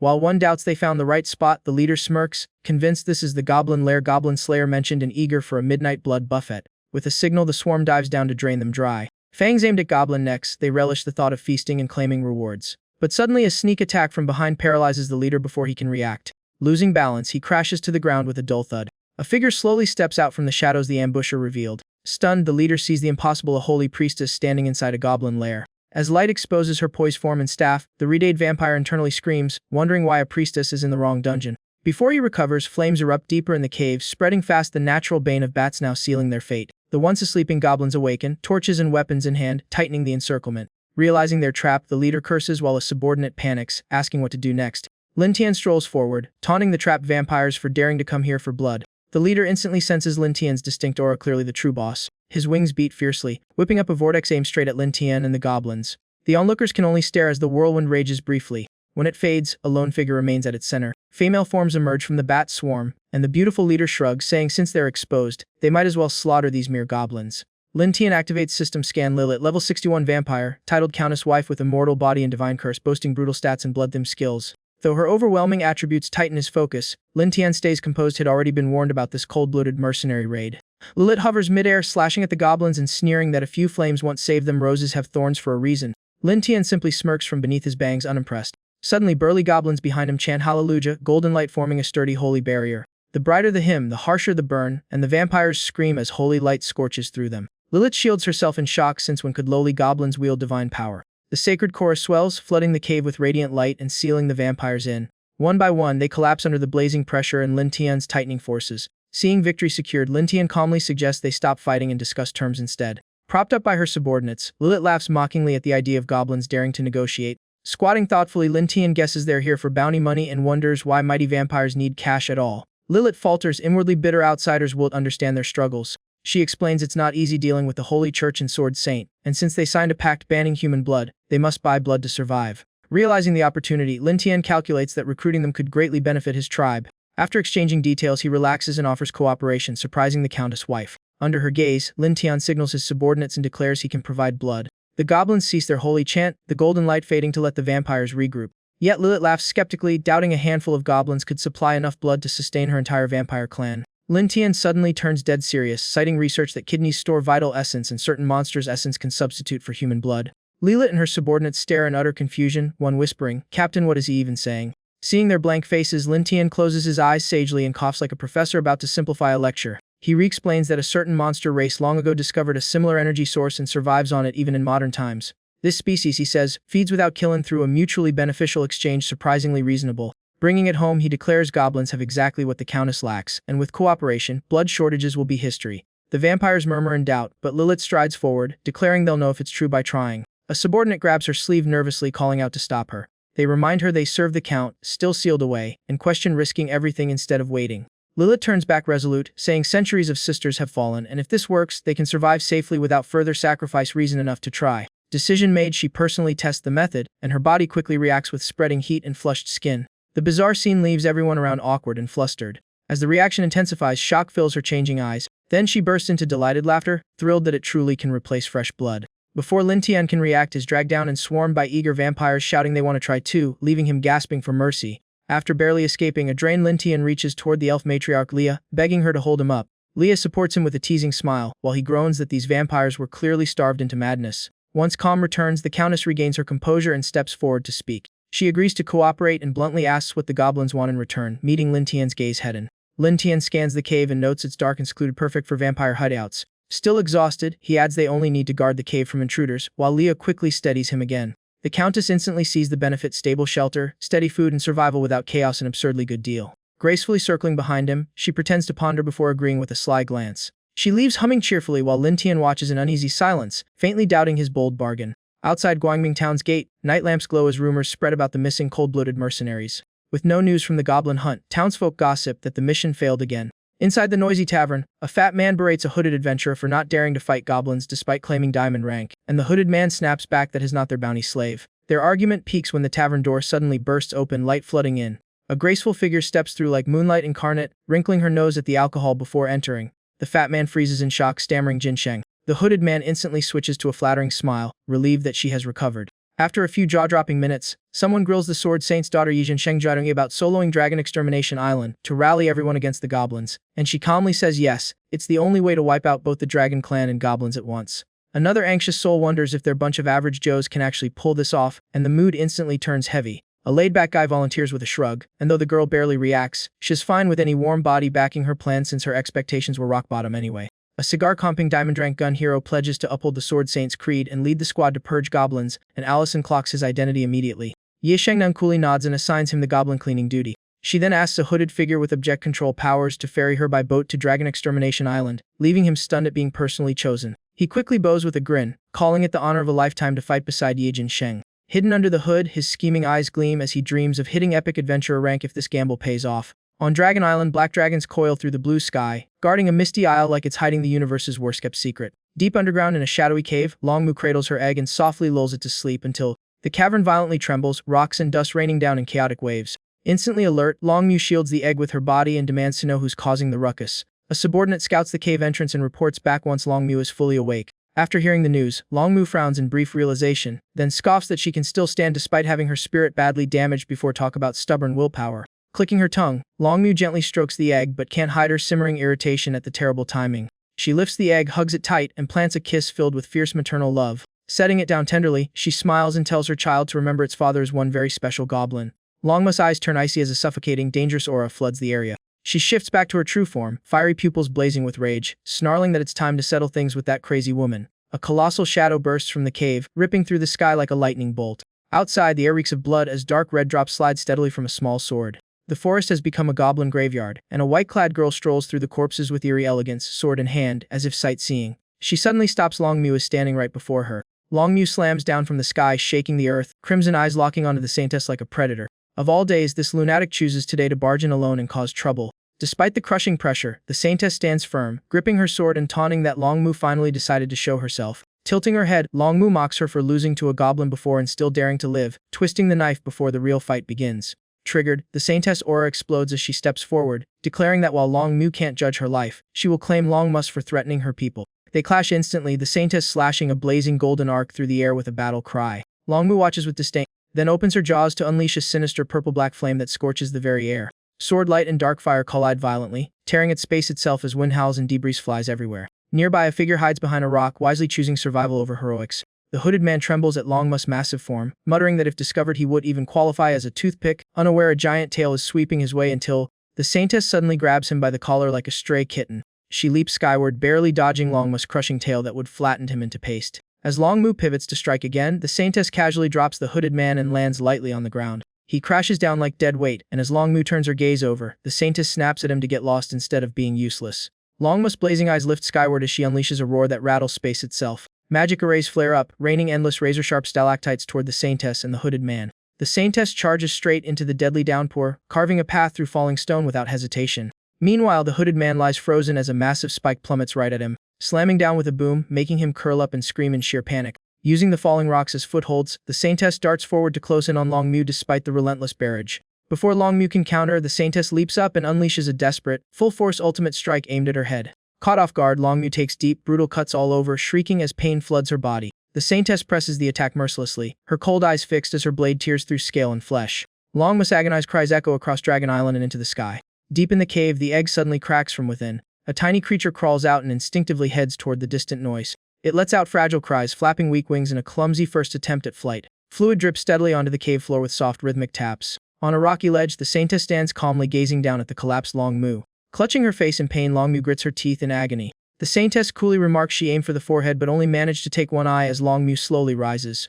Weapon in hand and hatred blazing, Longmu roars that today shall fight to the death with this madwoman. Just as they're about to clash again, a tiny dragon flies in, shouting for them not to hurt its mother before losing momentum, and crashing hard onto the ground with a pitiful thud. Seeing her newborn injured, Longmu is seized by pure panic. She rushes forward, crying out for her child and urging it to flee to the place its memories guide it to, the only safe haven. In that instant, the saintess appears behind her and delivers a decisive slash, and the little dragon can only sob mother as blood sprays and Longmu's body is torn apart before its tear-filled eyes. Tears stream down as the little dragon, choking on sobs and helpless rage, finally shuts its eyes and flies off per Longmu's last wish while the saintess watches in silence and the hooded man struts over smugly. Eyeing the fleeing hatchling with greedy intent, the hooded man gathers green energy in his palm and offers to handle the kid himself. He unleashes a barrage of attacks, but sensing danger, the little dragon dodges and spins back to retaliate. It spits bursts of fire straight at him, catching the man completely off guard. He freezes until the burning pain hits, eyes bulging and jaw clenched before he finally reacts. Too late, as his skin is scorched and he rolls around screaming while the saintess watches like it's cheap street theater, clearly unimpressed by her so-called tool.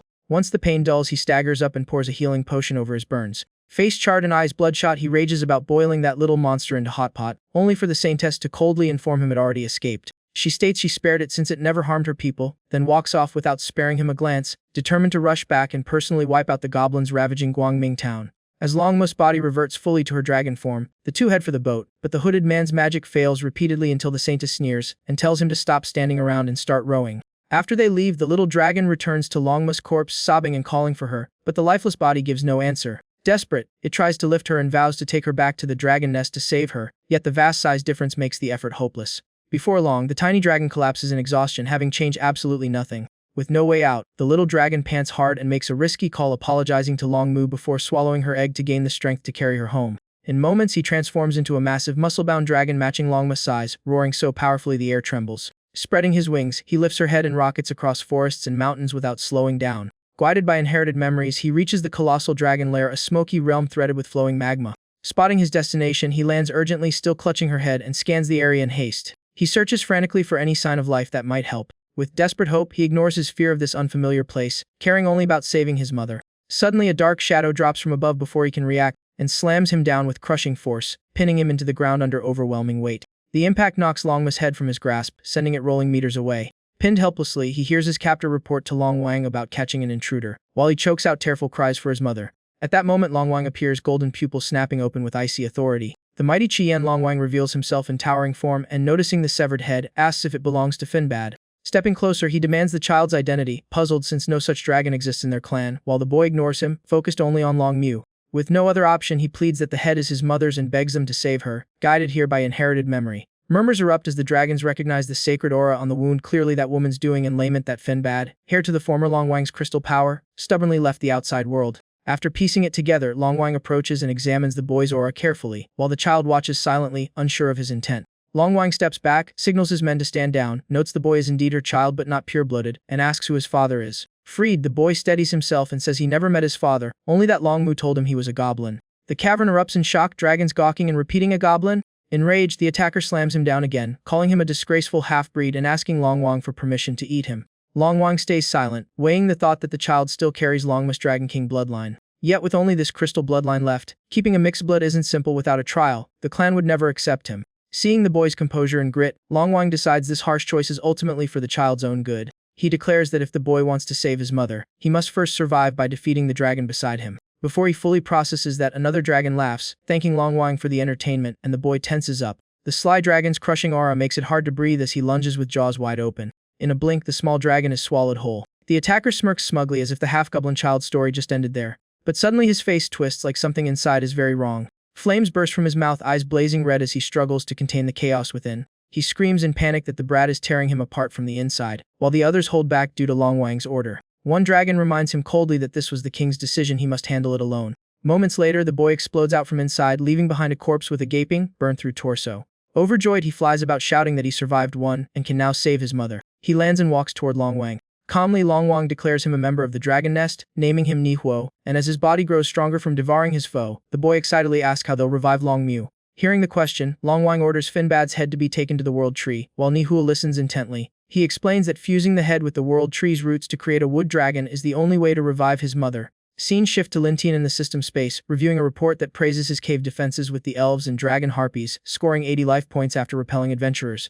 Lin Tian coolly calculates that with proper prep against hundreds of adventurers, all he needs now is to speed up the timeline. The system asks if he wants to enter the simulation progress. He agrees without hesitation. He appears amid frenzied goblins chanting "Long live Big Boss," while lounging atop piles of loot. Seated on his throne, Lin Tian notes heavy elite losses but enough meat to evolve the remaining major goblins into hero forms. As the system announces, all goblins hit level 50 and evolved into glutton goblins. Their total power rises to 1100, gaining meat, shield, and gluttony. The more they eat, the tankier they get. Great Axe goblins evolve as well, climbing to 1000 power with the special skill Rage Cleave. Shadow goblins advance to 1200 power, unlocking throat-slitting hands. As Lin Tian walks, he muses that goblins are hated for leveling by eating flesh, while humans level simply by killing anything including their own kind, while Luodi reels in trauma from witnessing the tribe's slaughter. Suddenly, a hand lands on his shoulder, praising his formidable abilities. The newcomer, Countess Fu Ren, licks her lips and remarks it's been ages since she savored such human blood. Leaning closer, she offers intel on Shang Qiji and Endian return, and Lin Tian calmly invites her to elaborate. She recounts how, after learning hundreds of adventurers died, Shang Qiji and Enyu left Guangming town to rally a legendary hunting squad. Her tone turns serious, warning that those hunters were once Shang Qiji and En's comrades. Lin Tian instantly catches the key detail: she left the city, and muses that this is the perfect chance to step outside. Surprised, she sought reinforcements instead of pressing him directly. Seeing his relaxed reaction, Countess Fu Ren can't hide her confusion at his complete lack of concern. A goblin minion bursts in, yelling, "Boss, we're doomed," and both Lin Tian and the Countess snap their heads toward him.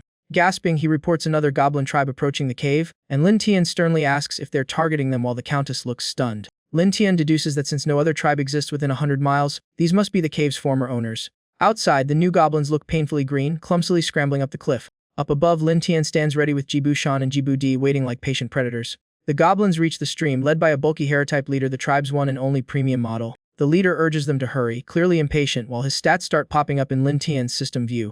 has a level 50 Beast Goblin Hero Bloodline Beast King hybrid blessed by a deity with solid stats and skills. Lin Tian notes this rare hero variant is pretty impressive. Curious, Lin Tian wonders how big this tribe is if even a rare hero only ranks as a squad captain. Focused, Lin Tian orders Jibu Shan and Jibu D to capture them alive. Suspecting their elite troops, Jibu D eagerly licks his weapon and volunteers with confidence. Meanwhile, the rival goblins wade right into the middle of the stream. The Beastblood captain suddenly senses a faint bloody scent, but his clueless subordinates insist they notice nothing. Reaching the waterfall, they excitedly assume food fell inside the cave and rush in, confirming Lin Tian's guess that this place used to be theirs. Suddenly, a red streak slices through the air at eye-blurring speed. Jibu D strikes first, flashing past with a dagger so fast the beast goblin realizes he's been hit only after it's already over. The captain snaps into battle mode and orders everyone to fight, and the low-level goblins loudly swear to protect their boss. Before they can form up, the water ripples and a goblin arm rises ominously from below. A mad goblin erupts from the water and goes berserk, instantly shattering their morale and sending them fleeing in terror, screaming about a mutant goblin. The beast goblin grits his teeth in frustration as his easy mission turns into a nightmare against foes way out of his league. Spikes erupt from underground, skewering his troops in seconds and leaving him the lone survivor in total chaos. A low-level goblin tries to flee, cursing that the cave's been taken and they must report back to the lord. From above, Lin Tian spots the escape plan instantly and calmly raises his crossbow. The bolt shoots through the fleeing goblin, dropping him at the leader's feet. Last one down while Lin Tian lowers his weapon and the mad goblin cleans up.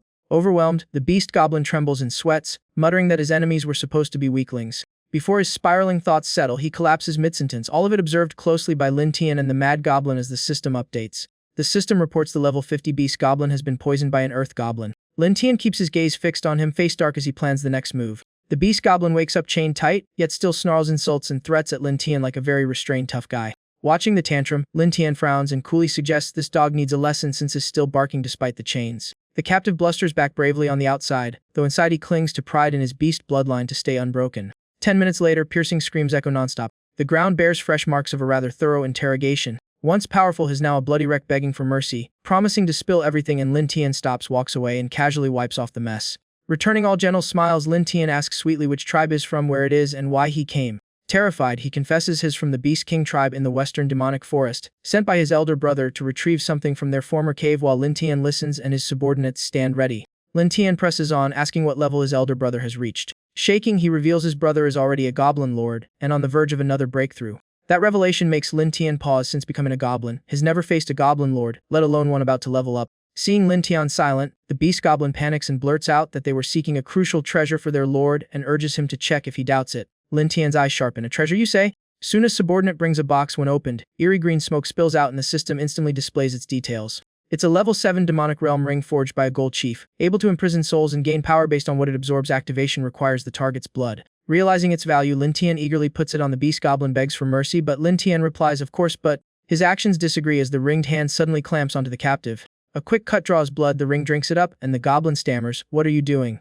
Lin Tian's gaze turns icy. The body may leave, but the soul. With the blood secured, the ring activates. Lin Tian crouches calmly as green energy forms a spectral hand from the ring and lunges at the beast goblin, who scrambles back in terror. With no way out, he can only watch it descend, screaming, "No, no!" In a blink, green energy engulfs him, then drags his soul from his body and absorbs it into the ring on Lin Tian's finger. As the corpse collapses, Lin Tian feels a surge of power, green aura wrapping and sinking into him. The system notifies total power. Testing the new toy, Lin Tian muses that 200 is nice, but a stronger soul would yield far better results. Eyeing the corpse, he calculates that the Beast King tribe rivals a human city now that he has their treasure. They'll react, perhaps he can use this against human pursuit. Stroking his chin in thought, he fails to notice Goblin Slayer approaching until she asks if this was from the Beast King tribe. Lin Tian turns, surprised she knows. She answers matter-of-factly that of course she does. Studying the corpse, she warns they're not someone he can afford to provoke, making Lin Tian's face darken at her buzzkill timing. Goblin Slayer explains the Beast King tribe serves the Great Toman entity even the Lion Empire wouldn't dare challenge, and neither would she. After inspecting the body, she adds, "And you even killed him." Unease rises in Lin Tian. If even she won't touch them, what chance does he have? He asks, "So what exactly is this Great Tom?"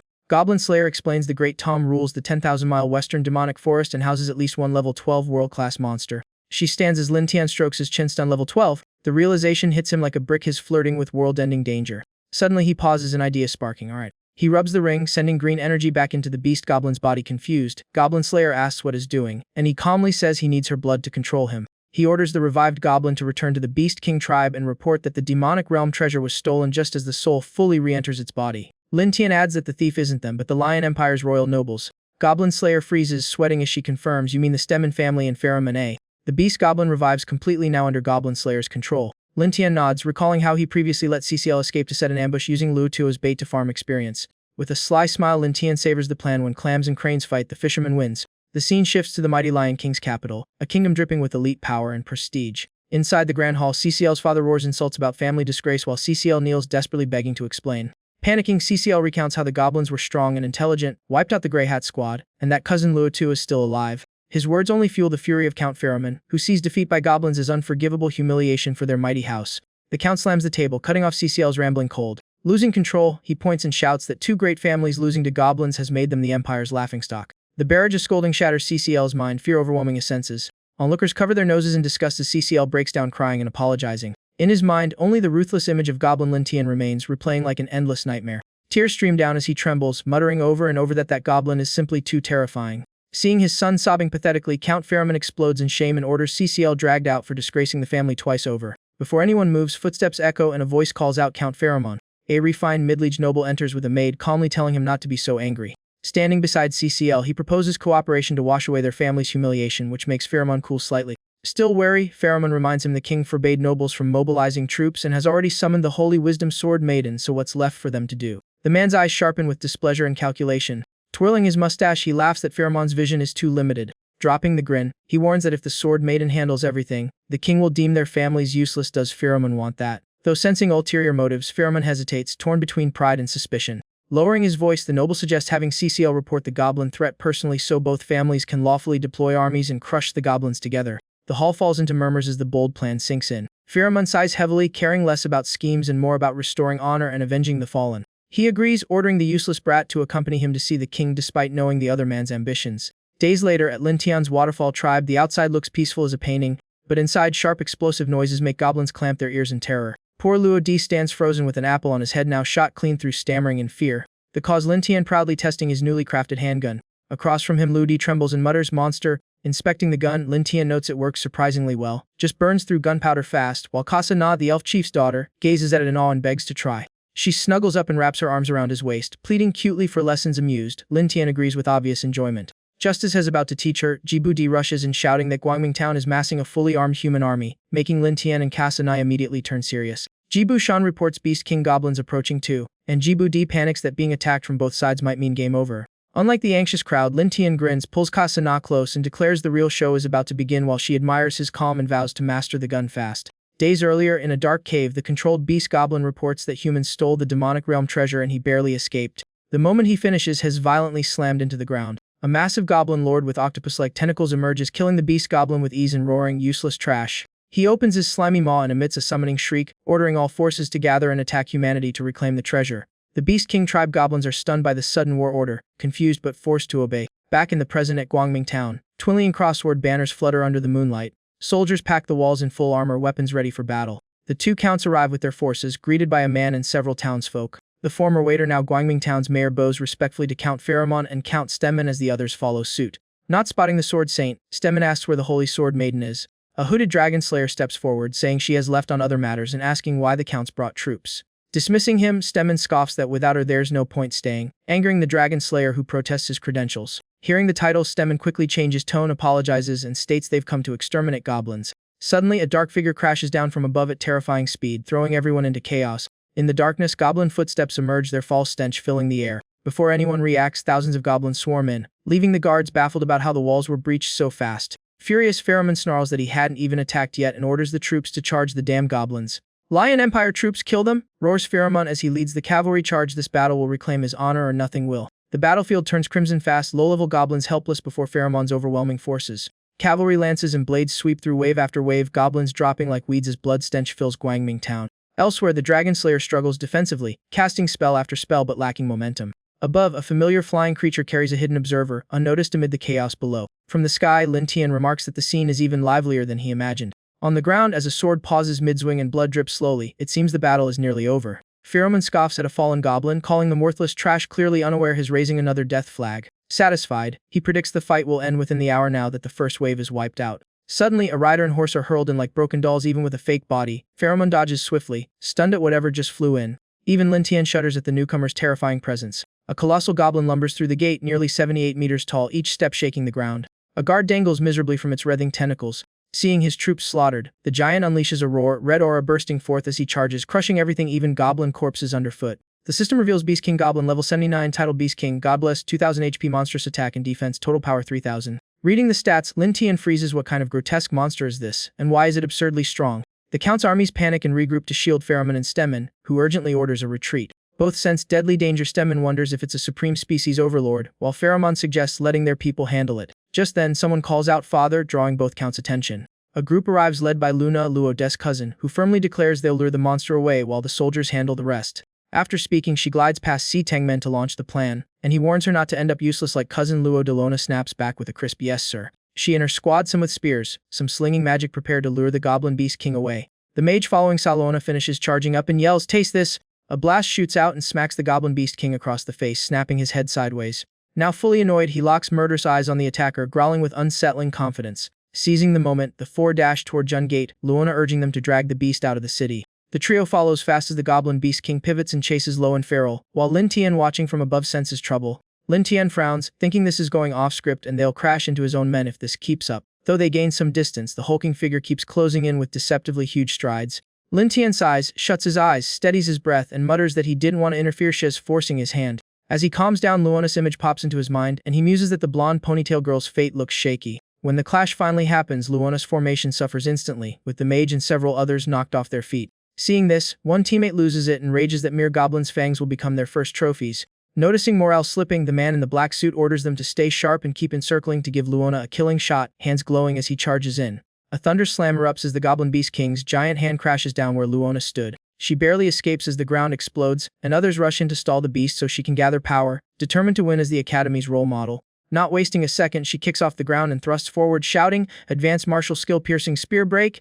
A sharp golden energy beam drills into the beast, making him howl in pain from the unexpected hit. From above, Lin Tian coolly assesses that Luona's total power is 1,700 while the others hover around 1,000, yet they've lasted this long. Impressive. After trading blows, the Goblin Beast King finally speaks, roaring angrily at the filthy woman for daring to ambush him. He lifts his head, gathers strength in his open mouth, and strange purple currents swirl around him, the earlier strike having barely scratched him. Lin Tian is visibly startled by this new move, eyes flashing with surprise as the Goblin Beast King powers up. When the energy peaks, he unleashes it, torrents of purple gas blasting from his mouth like a toxic fire hose. The move, Beast King's Roar, doubles as a massive AE attack and a sturdy shield, keeping everyone 100 meters away minimum. Even high above on his dragon, Lin Tian is shaken by the shockwaves and has to fly higher as the monster's roar rattles the air. Lin Tian clamps his hands over his ears, grimacing as the brutal sound exceeds expectations and pounds his nerves.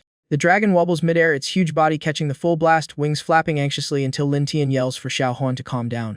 After the sonic torture ends, the Goblin Beast King stops, seemingly aware his foes can no longer resist. The once bold fighters lie motionless, and at such close range, even survivors would likely be permanently deaf. The elite squad is reduced to just Luona, battered and barely standing, trembling as she wonders how such a monstrous goblin can even exist. Panic floods her, sweat soaking through as the brush with death crushes any will to fight. Her legs refuse to move, unable to flee. She weakly cries for her father and teacher to save her. In a blink, the giant looms before her, wounds healed, murderous aura pressing down as she stands cornered with no escape. Terror breaks her completely, tears and snot streaming as she sobs for someone, anyone, to save her. Luona's scream then rips through the air, loud enough to echo far into the distance. The Counts hear it too, realizing Luona's group is in trouble as they urge Count Si Tengmen to stay calm. The hooded man suddenly points ahead, stammering in shock. From afar, the Goblin Beast King emerges, killing intent thick as he marches toward Guangming Jun, making the hooded man tremble. What is that? The creature looks like a bizarre mashup of gorilla, lion's mane, and writhing tentacles, and instead of killing Luona, he binds her up as a trophy. Luona hangs limp and powerless, tears still falling, utterly miserable. Seeing his daughter like that, Count Si Tengmen loses all composure, fury blazing in his eyes. He grips his sword and charges to rescue her, roaring at the damned goblins, but Fei Luming hurriedly stops him, insisting they're about to win. The Goblin Beast King notices the reaction, laughs weirdly with smug confidence, and mocks them for not knowing fear. In Fu De's sight, only a flash of light streaks past from Jun Gate before vanishing. The night turns eerily calm with a cool breeze amid chaotic clashes, and as a massive shadow forms above and dust swirls below, Lin Tian calls Xiao Huan closer and finally gets a clear view. What he sees changes his expression instantly, no more doubts. The creature has definitely entered an evolution phase. Every movement it makes screeches unpleasantly as its body mutates, sprouting dense, blade-like structures.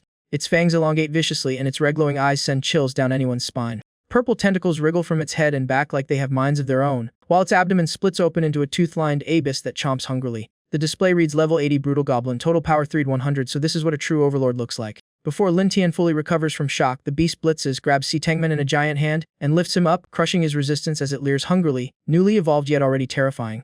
Excited by its helpless prey and the scent of blood, it radiates predatory thrill, and Lin Tian judges that if this continues, humanity will be wiped out at record speed. Sitting firmly on Xiao Huan's back, Lin Tian watches the battlefield being steamrolled like by an unstoppable machine and decides it's time to step in. Below, low-level goblins flee in panic, but one unlucky runner is stomped flat by a stronger one, bursting instantly under brutal pressure. Seeing that fate, the lesser goblins realize escape means death, collapse in terror, and beg their boss not to kill them as his glare freezes the air. Annoyed by their useless panic, he roars in order to charge, warning that any retreat will end the same way, and the goblins surge forward in fearful obedience. After seeing one of their own crushed, the goblins stop hesitating and charge like a broken dam, while Fei Lumeng and the soldiers freeze in dread. Fei Lumeng, sweating, orders a full retreat into the town and to shut the gates, and rank no longer matters, only survival does. Watching his prey flee, the Goblin Beast King roars for them to be blocked at all costs, and his minions speed up the chase. From above, Lin Tian coolly observes as the goblins accelerate, tail the retreating humans, and flood into Guangmingjun. Seeing everyone packed inside the city, Lin Tian's eyes shift and a calculating smile curls on his lips. He silently raises a hand, fingertip brushing his lip, a subtle signal. Blood, he murmurs into the night, cueing his subordinates from Xiao Huan's back to start the plan. Nearby goblins burst from the bushes with sacks, rushing to loot the scattered corpses as their leader orders them to grab everything and move fast.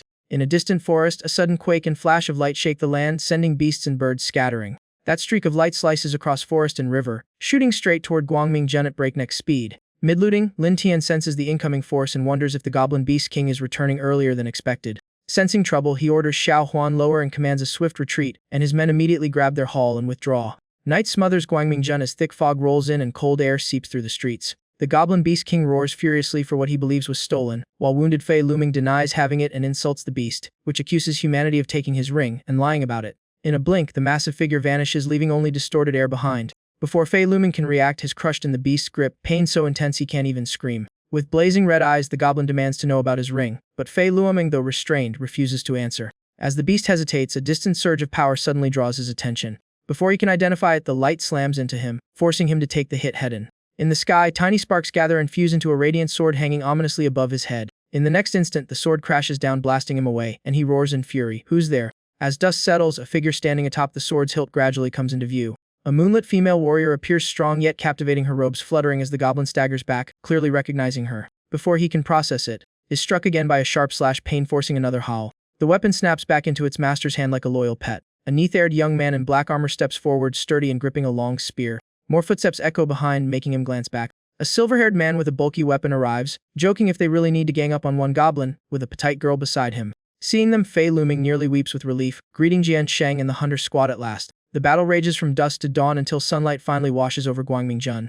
Lin Tian, who had planned to fight the overlord himself, instead lands on a high spot and keeps watching as Jian Sheng's team takes over. He muses that he wanted to test himself but no longer needs to, as the town gate looks eerily peaceful while the center still bears the knight's scars. Though wounded, the mutated goblin overlord stands firm, Jian Sheng's group observing cautiously, while Fei Lumeng trembles from earlier trauma. Suddenly, the creature's gaze shifts to a nearby subordinate, claws swinging out. In a flash, it grabs the unlucky goblin, crushing it midair until blood spurts. With red, deranged eyes, it opens wide to devour its own kind, chest and neck wounds still visible. Without hesitation, it chews and swallows the screaming victim.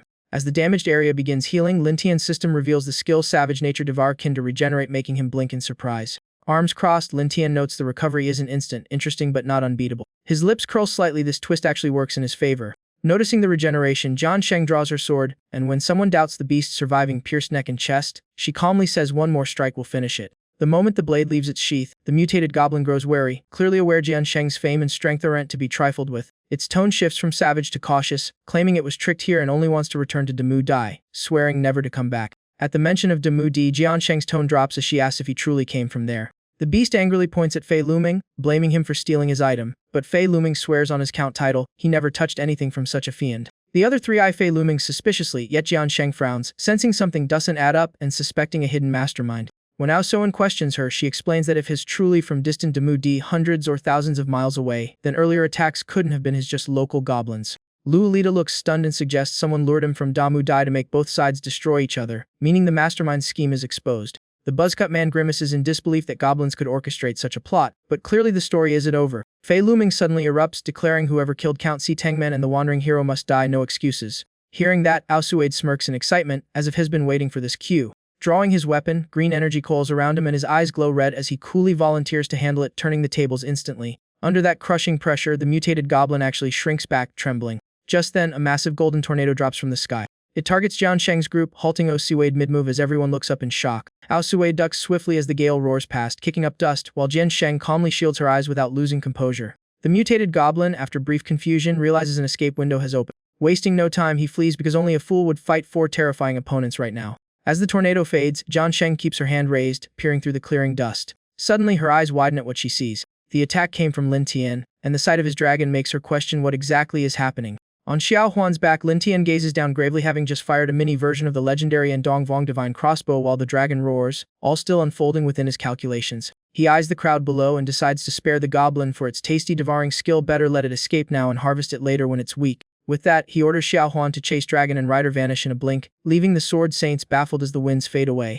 The sword saint looks up, annoyed, vowing not to let the foe escape, still clueless that the attacker was Lin Tian, assuming it was just some random dragon. She activates a skill, conjures wind beneath her feet, and gracefully lifts off the ground. Seeing her tailing him, Lin Tian blurts in shock her wind control is insane, and her sword saint fame clearly earned. Below, she goes full throttle upward, aura surging as she readies a lethal strike. But midair she halts, eyes widening at the unexpected sight of a tiny goblin above. Confirming her guess, her hesitation vanishes. Dragons might get mercy. Goblin's daunt, sword raised, green energy gathers as her killing intent locks on. She shouts her technique and slashes, blue sword kai ripping through the air toward Lin Tian and Xiao Huan like death on delivery. Realizing he's about to be caught in the blast, Lin Tian's face pales. He urgently orders Xiao Huan to dodge, and despite its bulk, the dragon nimbly weaves through the relentless sword waves. A thunderous explosion splits the hill below clean in half, power so terrifying that a direct hit would be game over. Xiao Huan speeds off while Lin Tian glances back, relieved to have survived by a hair. In the distance, the sword saint fails to catch up and reluctantly descends. Landing, she can't hide her frustration, glaring after them in fury. She loudly swears to hunt them down to the ends of the earth and personally finish the job. Lin Tian hears her clearly, leans back with an irritated yet defiant look, already plotting future countermeasures. The scene shifts to the Waterfall tribe where Lin Tian lies eerily quiet since he took the forces away. Suddenly, rapid noises echo from afar, signaling someone rushing in fast. A mutated goblin overlord bolts in like lightning, fleeing for its life and bulldozing everything in its path. As it runs, it keeps glancing back, wary of pursuit. After a long sprint, it stops at Lin Tian's cave entrance, assesses the situation, and decides to hide there for now. It scanned the area with darting eyes and deep sniffs, using its elite nose like a crime scene detective. Within seconds, it smelled goblin buddies everywhere and declared this place a goblin hotspot. The words from its underlings and pheromone flashed back, and the puzzle pieces started clicking together. Past denials resurfaced, polishing its thoughts into sudden clarity. Finally enlightened, it decided someone had secretly stolen the loot and duped it, dumping all suspicion on its subordinates while missing the real mastermind. Without hesitation, he swung his massive arm and smashed the cave door, shaking the entrance hard. He clawed at the rock walls, shoved his head inside, bared sharp teeth, and roared for whoever was hiding to come out. Inside were only Lin Tian, the elf matriarch, her daughter, and Gopu Moon. The noise outside instantly turned the cave into a panic room. Gopu Moon, clearly nervous, bombarded Jun Jun with questions about whether the brute would storm in. From behind, Santa stood firm, ready to step out, but Matriarch Li sharply reminded everyone that the order was clear: no showing faces, no leaving. The commotion caught Goblin Slayer's attention. She stepped out to check and calmly reassured them, drawing the elf mother and daughter's gaze. Cool as ever, Goblin Slayer said she trusted Lin Tian would let anything bad happen to them. Suddenly, a loud shockwave rang out. The goblin overlord spun around, eyes sharp, demanding to know who had arrived. Abandoning the door, he leapt into the nearby stream, his massive body splashing up a towering column of water. Facing him was Lin Tian, who had caught up and looked down from above, coolly noting his escape attempt. His expression darkened, gaze sharpening with a clear message: this chase ends here. As soon as he finished speaking, Xiao Huan unleashed a massive blaze straight at the enemy. But with his superior physique, the flames barely tickled. He only looked annoyed and glared at Lin Tian. Seizing the brief visual cover, Lin Tian swiftly drew his crossbow, eyes locked in focus. The moment the enemy noticed the weapon, he froze slightly, pupils tightening in wary recognition. Not wasting a second, he moved erratically and closed in on Lin Tian while dodging potential shots. A heavy crash rang out as Xiao Huan was knocked flying, dust exploding everywhere, and within that haze, Lin Tian vanished. The Goblin Overlord's face suddenly changed, as if realizing something alarming mid-charge. As the dust settled, Lin Tian emerged, strolling forward with overwhelming aura, a strange blue glow radiating from the ring on his hand. What truly unsettled the enemy wasn't just the aura, it was that glowing ring. He widened his eyes, muttering in disbelief at something that absolutely shouldn't have been there. He powered up in blazing red energy, roaring that Lin Tian stole his loot and demanding it back, while Lin Tian calmly raised the ring and coolly hinted, "You mean this?" With a mocking smirk, Lin Tian basically said, "And if I don't return it, what can you do?" The Goblin Overlord's rage skyrocketed, eyes locked on Lin Tian like he wanted to swallow him whole. He stomped and charged, screaming for his ring, while Lin Tian stood ice-still, waiting like this was a scheduled appointment. In a blink, the giant face was inches away, a fully loaded punch cocked behind it. Boom, except it hit nothing but air, as Lin Tian had already slipped aside. Lin Tian casually stepped back, hands in pockets, looking like he was judging an amateur. That nonchalance broke the boss further. Lin Tian mocked that such a bulky body could never catch him. As his words faded, only an afterimage remained where he stood, Instantly behind his foe, Lin Tian's sharp gaze locked on target. His right hand activated a skill, too fast for the goblin to react. A scream ripped through the air, followed by a generous spray of blood. Lin Tian's system interface popped up, announcing he had gained a new skill. Lucky him. The goblin overlord was left wrecked, horns snapped, body badly scorched, groaning in agony. Lin Tian remained steady, merely wiping blood from his face while eyeing his dying opponent. Not giving him a breather, Lin Tian triggered another skill, pale purple energy wrapping around him as he charged up. As he called the skill's name, a blazing purple force surged forward like fire, engulfing the enemy. Though not overwhelmingly stronger, Lin Tian's superior skills and the enemy's weakened state tipped the scales firmly his way. After relentless blows, the massive body finally collapsed, seemingly out of fight. Lin Tian approached slowly. The foe lay motionless, eyes lifeless, blood and foam painting a pitiful scene. Confirming the kill, Lin Tian's face relaxed into satisfaction, pleasantly surprised that luck had handed him another skill. But suddenly, bam, the enemy wasn't done. Lin Tian was struck, briefly shocked by the goblin's absurd recovery speed. The hit pushed him back while the goblin reignited with power, murderous eyes fixed on Lin Tian for round 2. In the next instant, he charged again at high speed. A barrage of heavy punches rained down despite severe injuries. His terrifying speed forced Lin Tian to block nonstop, ending with one decisive strike. He drew his arm back for an Allen final blow, baring sharp teeth and roaring straight at Lin Tian.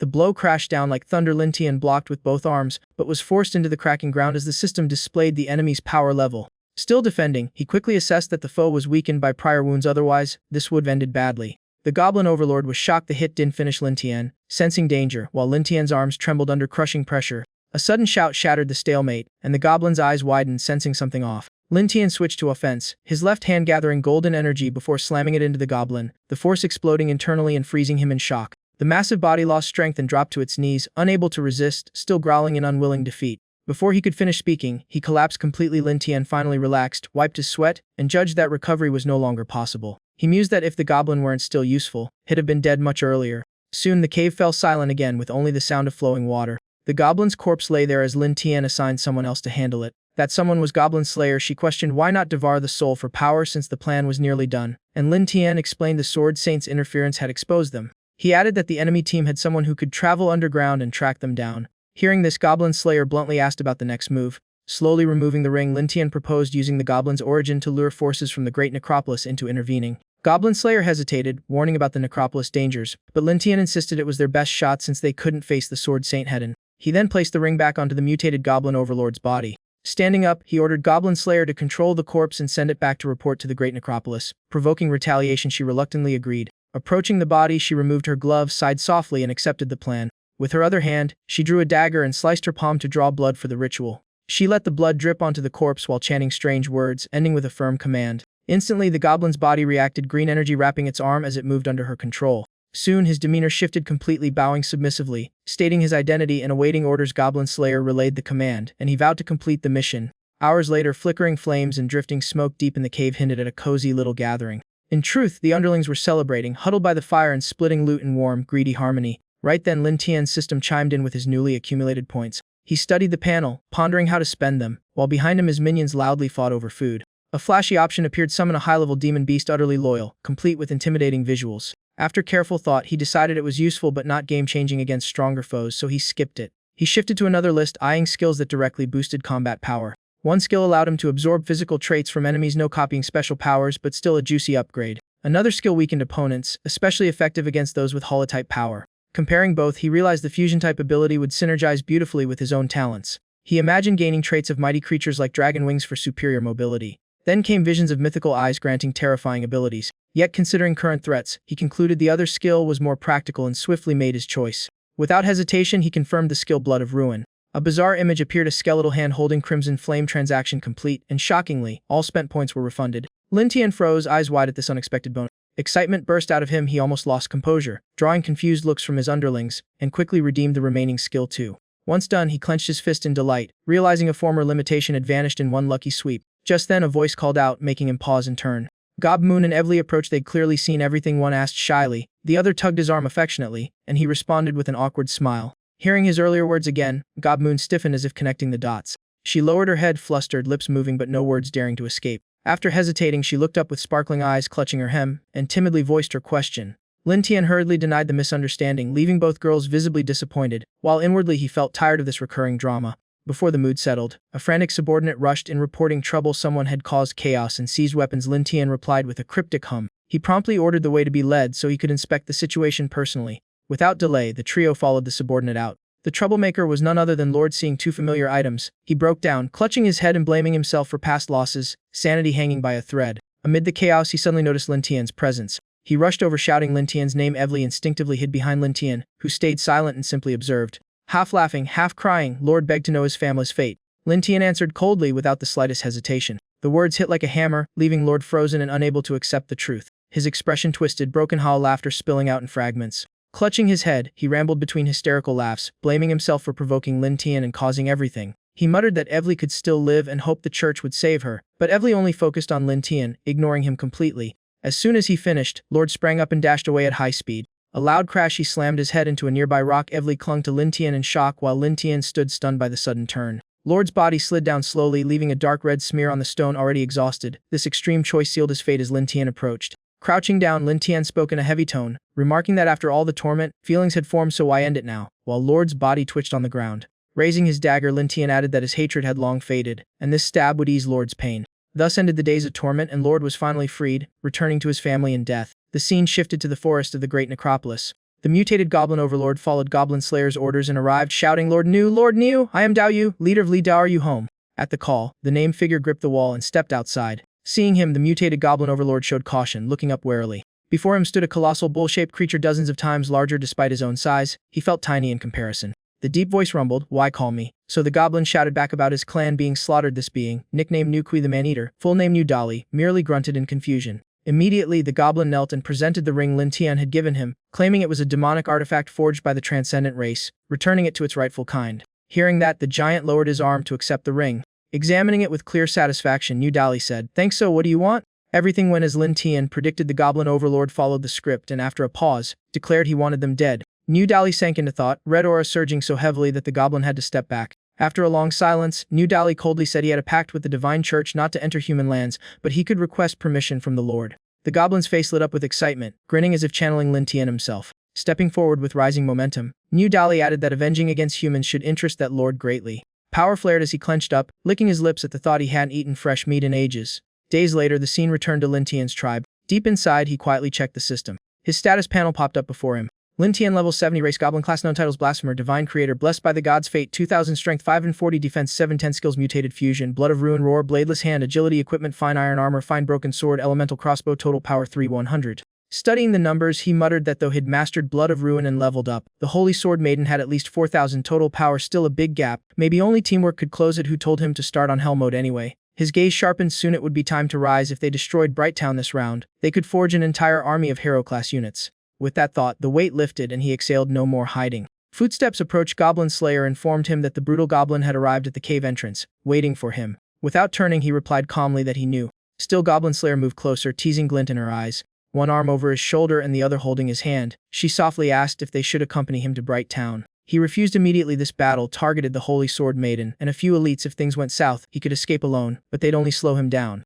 Leaning closer, she reminded him Shed ordered the brutal goblin to obey him and warned Shed punish him harshly if he disappointed her. He brushed her off and strode forward, joking that who punishes whom remains to be seen, telling them to wash up and wait for his return. Goblin Slayer stood watching silently until his figure disappeared. Then she licked her lips and murmured with amusement, pretty cool. Moments later, Lin Tian stepped out of the cave, boots splashing in cool water as he headed toward the brutal goblin and his group. Arriving, he stood imposingly with hands in pockets. The mutated brutal goblin immediately bowed respectfully at his appearance. Seeing a goblin tiny as a fingertip compared to himself, Niu Dali scoffed and asked the brutal goblin if this friend was really that low-level runt without Lin Tian's control. The brutal goblin just froze, while Lin Tian calmly observed below. Niu Dali hadn't come alone. Several equally massive subordinates loomed behind him like titans, yet Lin Tian stayed silent as both sides stared each other down. The system popped up. Niu Dali level 80 race ox demon class berserker titles tier 7 demonic beast man-eater HP 2300 strength 6660 defense 700 skills brutal force gale horn charge demonization total power 3500. After scanning the stats, Lin Tian looked unimpressed. Had expected stronger reinforcements, not a herd of man-eating ox demons. Seeing no reaction, Niu Dali sneered that had at least expected a level 6 goblin overlord, not some nobody without even regional leader status. As they moved toward the target, the brutal goblin reassured him that Mr. Niu needn't worry, this goblin was as strong as he was. Niu Dali brushed it off and ordered him to lead the way. Watching events unfold exactly as planned, Lin Tian smirked with quiet satisfaction. The scene shifted to Brighttown, where soldiers patrolled the walls vigilantly. The ox demons and brutal goblin approached, pointing ahead. The goblin warned of a fierce sword-wielding woman inside. Niu Dali only grew more excited, laughing that he preferred strong prey. The stronger the meat, the tastier. With that, the group charged Brighttown, their heavy steps shaking the earth non-stop. Feeling the tremors, the guards panicked. Was it an earthquake? Until someone spotted them and shouted for everyone to look. From afar, the hulking muscular ox demons closed in rapidly, each accelerating with hungry anticipation. Ox demons! There's so many! Chaos erupted as Lin Tian appeared hovering above, observing below. The ox demons smashed everything while townsfolk screamed that the man-eaters had come. Hearing the panic, Lin Tian frowned, musing that while ox demons were scary, intelligent goblins might be far worse. On the ground, the ox demons rampaged, some swinging weapons, others crushing buildings barehanded in search of human meat as Bright Town teetered. Lin Tian calculated that once captured, it would become his fortress. After the sweep, one ox demon grabbed several humans, lifting one high and cackling that fresh prey tasted best. He flashed his razor teeth, drool dripping, ready to chomp the poor guy like a snack. Right then, a golden streak of sword ki shot in at lightning speed. The slash ripped from head to back, and the stunned demon toppled forward, dropping his would-be lunch. He barely lasted a heartbeat before dying, his giant body crashing down with his mouth still awkwardly open. The survivor was Guangming Town's mayor, trembling as he turned to see his savior. It was none other than Jianji Shengengyu and her team. Upon seeing her, the mayor immediately shouted, "Sword Saint, my lady!" Oswan, the team's old man, frowned at the chaos and muttered, "Why are there so many bull demons?" The buzzcut mage's eyes widened as if he'd just connected the dots. Staring at the brutal mutated goblin in the distance, he exclaimed that the guy from the great graveyard must have dragged the bull demons here for revenge. The young man beside him cursed their past mercy, while Jianju Shengnen calmly admitted it was her mistake not to finish that goblin before. As she spoke, energy gathered into her sword, blue aura spreading with crushing pressure. This blunder. Her eyes turned icy as she locked onto the bull demons and finished, "Ill fix it." She dashed forward in a blur, wrapped in blue aura, lightning flashing in her fierce gaze. The battlefield erupted as she clashed brutally with the bull demons, each sweep of her blade dropping another body. Every strike carried bottled-up fury. Why Guanming Town? Why me? Yet no bull demon could touch her as she nimbly cut them down one by one. Watching his underlings fall, New Delhi exploded with rage, aura surging as he hurled a punch when she wasn't looking. Jian Sheng instantly sensed danger and whipped around toward New Delhi. Their collision shook the earth, dust billowing everywhere. Huge as he was, New Delhi moved shockingly fast. As the dust cleared, the results stunned everyone. Even with 3,500 total power, New Delhi could overpower. She blocked his punch with one hand. Her small frame stood firm, one hand holding back the blow, eyes brimming with killing intent. This wasn't just a hunt anymore, it was life or death. New Delhi gaped in shock, blurting out, "Nani? You blocked that? Scary, guess he'll throw a few more?" He roared, unleashing a flurry as they clashed head-on, while Lin Tian watched from above, waiting for the perfect moment to step in. Arms crossed, Lin Tian calculated that although the bull demons were slightly weaker than Jianjai Sheng'en, they were close enough to hold her down, and it'd strike easy. Then something else caught his eye, making him perk up. "Oh, what's that?" It was the spiky-haired mage sneaking toward the brutal mutated goblin, clearly aiming for the boss while the Sword Saint was busy. Wrapped in energy, he cast Earth Escape technique and sank underground, tossing a threat at the goblin about showing it how he kills. Watching from above, Lin Tian grinned. "Earth Escape, huh? I've been waiting for this." He unleashed Earth Element, summoning pillars of soil crashing down from above. Explode, the pillars detonated instantly, blasting Masu into the air with a cloud of dust. A second later, he slammed down headfirst, eyes rolled back, mouth agape. One hit from Lin Tian and he was done. As Masu fell, the mutated goblin overlord grabbed his body at once. No hesitation, it pulled him close, baring sharp teeth, ready to tear him apart. From the Sword Saint's side, the lowly girl gasped in horror, shouting, "Not good, Masu!" She drew her bow and cried, super archery, wind god piercing arrow as golden energy gathered at the tip. Below, Lin Tian sensed it and turned into a whirlwind, rushing straight toward the mutated goblin overlord. Just as planned, his vortex blocked the incoming arrow. Was fast but not fast enough. On the rooftop, the lowly girl froze in shock, utterly confused about what just happened. After stopping the arrow, Lin Tian immediately moved, descending from the air to the ground.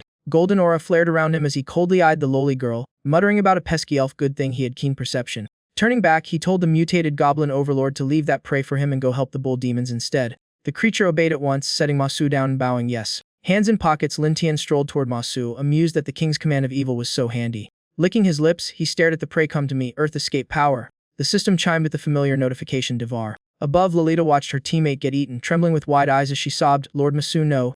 Elsewhere, Oswan saw it all, rage erupting as he cleaved a bull demon's forehead and roared, "Masu!" Finishing his foe, Oswan charged at Lin Tian with shield and greatsword, eyes bloodshot and teeth clenched, cursing him while Lin Tian stood there calmly waiting. As the gap closed, the old man lunged with a roaring mountain-splitting slash, flames blazing on his blade while Lin Tian stood there like he was waiting for a bus. Lin Tian stared him down coolly and activated his skill, Blade Free Hand. The skill kicked in. Oswan's all-out strike was neatly swatted aside, leaving him wide-eyed in shock. Their eyes met, Lin Tian icy calm, Oswan visibly panicking. Then the old man realized, oh no. His killing blow had flopped, and before he could react, Lin Tian unleashed a super demon skill, Shattering Shriek. Green light swallowed Oswan whole, leaving him no room to dodge. Waves of green energy burst outward, shaking the entire area. The ending was sealed. Lolita watched another teammate fall and trembled as tears streamed down. Unable to bear the gore, she turned away while Lin Tian looted casually, thinking, well, that's what he gets for being a man. Minutes later, only a skeleton remained. Oswan's tragic finale. Lolita stood frozen, nearly broken after losing two teammates. Oswan had been devoured alive. Finished looting, Lin Tian stepped back and checked his system notifications. Congratulations, Master Level 75 achieved. Total combat power 32. He smiled in satisfaction, 5 levels in one go, finally 75 and stronger than ever.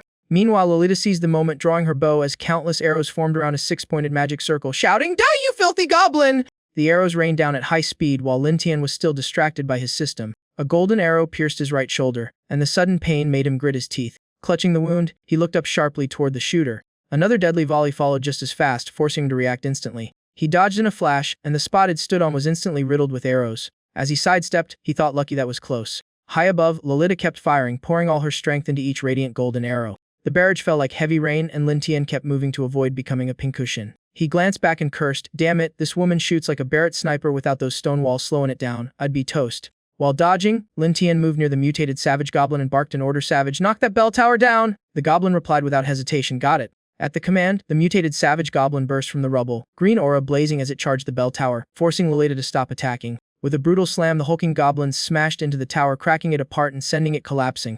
High above, Lolita couldn't dodge in time and tumbled onto the roof tiles, gritting her teeth in frustration. Below, Lin Tian seized the chance, drew his divine crossbow, and thought, "Perfect timing, pew pew pew." 3 or 4 bolts shot out in quick succession, all aimed straight at Lolita. Startled, she snapped her gaze toward him and cursed, "You sneaky coward," attacking while I'm distracted. She sprang into motion, dodging each bolt and landing safely, though her pale face showed clear exhaustion. Seeing his shots fail, Lin Tian smirked. She dodged that too. Guess he'll wait for her cooldown. With a plan set, he pulled back to widen the gap and bait her skills. Lolita smiled confidently, thinking, "Run all you want, let's see what's faster, my arrows or your legs." She charged another arrow and locked onto Lin Tian, muttering, "You won't escape my sight." The arrow exploded forward with force, but Lin Tian zigzagged smoothly, dodging every strike. Mid-chase, Lolita suddenly stumbled to her knees, catching Lin Tian's attention.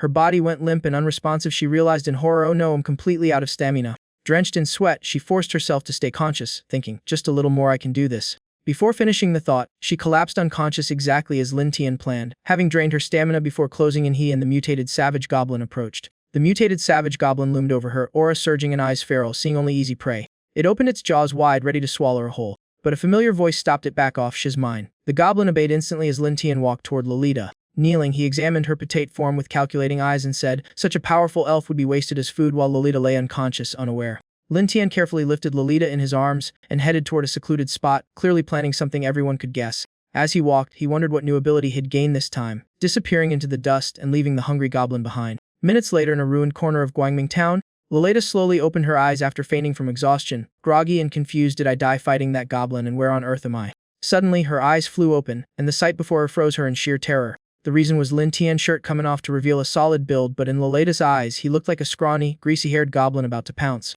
She screamed, "Goblin, you bastard! Stay away!" trying to flee, only to realize her bound arms wouldn't move. Panic surged as she struggled and cried out, "What did you do to me? Get away from me!" Lin Tian ignored her, crouched beside her with a teasing smile, saying, "Why rush? You'll find out soon," sending chills down her spine. And so the utterly one-sided clash began. Meanwhile, Sword Saintess Alice and Yu Dali had already traded hundreds of blows, her latest strike sharp and decisive. Yu Dali took a slash to the chest and screamed despite being weaker. His unique physique had kept him alive this long. His massive body collapsed backward, and Alice leapt up, slicing his throat cleanly to end it. After the kill, Alice showed clear exhaustion and sighed, muttering, "What a troublesome opponent." Just then, a piercing scream rang out from the right, making her snap her head over what happened. The sound led back to Lolita, her clothes torn and body trembling after Lin Tian's torment, clutching a dagger and ready to end her life in shame. Jinqing rushed over just in time and shouted desperately, "No, Lolita, stop!" Slash, yet the blade was driven down, blood pouring out as Jin Sheng stared in horror, never expecting everything to spiral this far. Jin Sheng sprinted over, crying, "Lolita, why?" But by the time she arrived, Lolita lay motionless.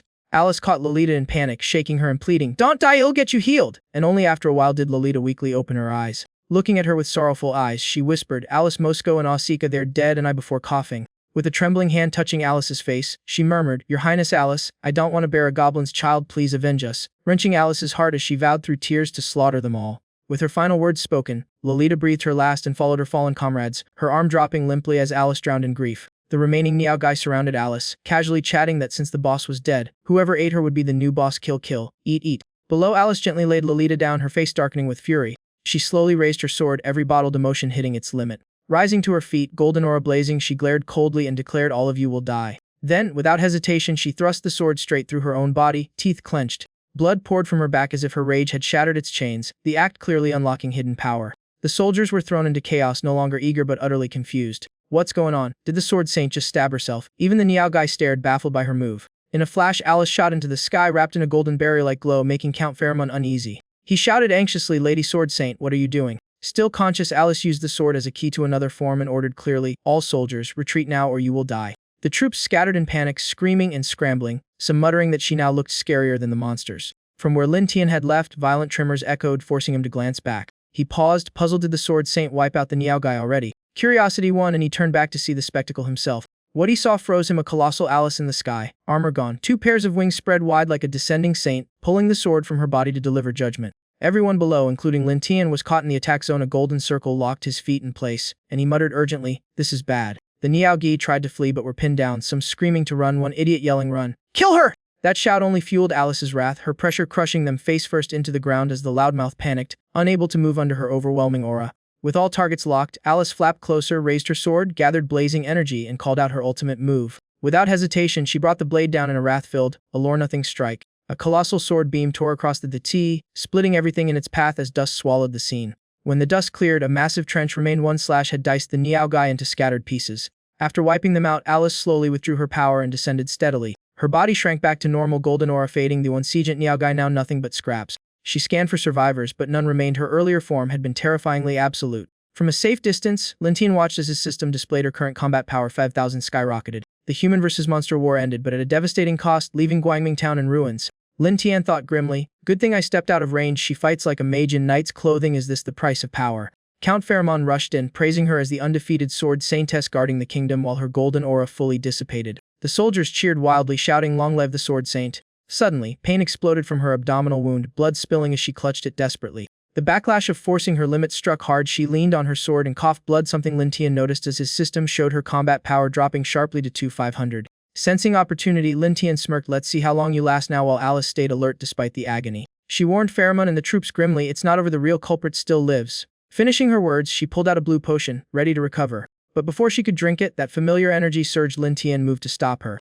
A brutal strike smashed directly into her wound, blasting her away and shattering both her armor and potion. She cried out in pain, crashing to the ground, unable to rise as Pharamond and the soldiers panicked, shouting, "Sword Saint, are you alright?" From above, Lin Tian casually shows up, ready to cash in since no one can stop him, while Pharamond screams about that goblin and orders everyone to brace. Pharamond glares at Lin Tian, fuming that this shameless wretch dared to ambush them. The Sword Saint barely stands after one brutal hit and Pharamond shields her, telling her to heal while they handle the pest. "Handle me?" Lin Tian's smile turns icy as he asks what exactly they just called him. Still cocky, Pharamond charges solo and repeats his insult mid-sprint. 2 bolts fire at point-blank range, dropping Pharamond instantly into unconsciousness. Lin Tian shrugs and says that's not the line he meant. If they know he's a goblin, why preach morals while the soldiers rush him anyway? One soldier yells to kill him, the rest echo the call for revenge, and Lin Tian stays silent. He draws a hidden dagger, grinning bloodthirstily, inviting them to come at him. His blade flashes with ruthless precision, slicing throats so fast the soldiers can only gurgle before collapsing. A captain type shouts for everyone to hold the line and buy time for the Sword Saint to recover. He then roars at the goblin to offer up their hearts. The tension dies abruptly when Lin Tian answers with a clean, decisive thrust. In one smooth move, Lin Tian rips out the loudmouth's heart before the man even realizes it. The captain coughs, staring at his hollow chest, pain stealing the rest of his words. Still holding the pose, Lin Tian coldly praises his courage, grants him release, and claims the heart as loot. Witnessing this, the Sword Saint erupts, unleashing 3 green arcs of sword Q at Lin Tian. Sensing danger, Lin Tian yanks his hand free and uses the fresh corpse as a shield against the rapid attacks. The tactic makes the Sword Saint freeze for a split second, fury blazing in her eyes. She immediately closes in and slams her blade down, but Lin Tian dodges just in time. As she overextends slightly, Lin Tian darts behind her to counterattack. The Sword Saint spins and lifts a leg defensively, ready to block his strike. Blows clash repeatedly, forcing Lin Tian to guard while calculating, surprised that even after a long battle and backlash injuries, the Sword Saint is far from weak. After the kick, Lin Tian is shoved back, bracing a hand on the ground to avoid flying farther. He looks up, thinking that hit was nasty. Even at 2,500 combat power, she's still deadly. Dropping the jokes, Lin Tian turns serious, activates his skill, and a familiar green aura wraps around him. He slams his palm onto the ground, unleashing waves of green energy that crush the area with heavy pressure. The shockwave is so massive nearby soldiers are knocked flat and out of commission. Even the Sword Saint is rattled, her eyes going briefly blank as the energy washes over her. But she soon regains clarity. Clearly that wasn't enough to finish her. Cornered, her anger spikes, she counters with a shouted technique, golden sword Q tearing up the ground toward Lin Tian. Yet again Lin Tian dodges smoothly, losing only a few strands of his long hair to the aftershock. Watching closely, he calculates that monster skills aren't very effective, and dragging this out could cost him, especially against the attribute-countering Sword Saintess. As cut hair falls, the Sword Saint steadies her resolve, determined to slay the goblin at any cost. She grips her sword, charges, and roars that it ends today, pouring all her will into the attack. In contrast, Lin Tian stays calm and coolly asks if the Sword Saint has ever tasted defeat. She snaps shut up and closes in. Lin Tian guards and murmurs, then let's find out. A shock rings from her blade as Lin Tian flips high to evade, leaving shattered tiles below. Tracking him, she thinks grimly that she'll see how long he can keep dodging. She orders the remaining soldiers to swarm him, and they rush in at once. The moment one gets close, Lin Tian clamps a hand around his throat. To him, they're just fragile prey, and he casually hurls the man at the sword saint as a projectile. Mid-charge, she's forced to veer aside to avoid the flying body. By the time it hits the ground, Lin Tian has vanished from his spot, and she scans for him. Has slipped into the clustered troops, and with each pass another soldier drops, blood spraying everywhere. Catching a falling soldier, the sword saint shouts for him to stop hiding and face her, but Lin Tian keeps moving, knowing a head-on clash now isn't wise. Another man falls as the dagger pierces straight through, dead before he can react. Lin Tian flings the fresh corpse behind him to slow pursuit, calculating that using bodies as shields lets him outpace the sword saint, who chases on despite her grief at the mounting losses. She glares and calls him coward, while Lin Tian coolly plans to drag this out until her will cracks, then finish her with blood break. The chase drags on, leaving only dust, smoke, and the coughing of survivors. Wounded soldiers writhe and beg the sword saint to kill them and avenge them, pushing her mind toward chaos. Lin Tian ups the mind game, holding a blade to a soldier's throat and taunting that she's already lost, further provoking her. Exhausted yet stubborn, she roars for him not to run and swings her sword. With overwhelming force she charges, and Lin Tian shoves the captive forward as a human shield, terrifying the man. Her blade falls cleanly, splitting the soldier in two as blood sprays in silence. Lin Tian retreats to a safe distance, satisfied, thinking she'll soon lose control entirely. Just as planned, the sword saint descends into madness, attacking indiscriminately and cutting down even survivors. Kill, kill, kill. Lin Tian withdraws from the center, leaving behind a tragic battlefield. Watching from afar, he mocks that the sword saintess kills people better than monsters. Eventually she regains awareness, drenched in her comrade's blood, eyes wide in disbelief. Corpses litter bright light town, now soaked in red, and she stands frozen, asking why. Her sword slips from her hand, clanging against the stone and shattering the heavy silence. Staring at her blood-stained, trembling hands, she stammers that she killed so many. Realizing they were the ones she swore to protect, she screams in denial as Lin Tian approaches, dagger ready, perfect timing. He bites his fingertip, smears blood on the blade to activate a special ability, and hurls it at her. The strike draws a pained gasp from her.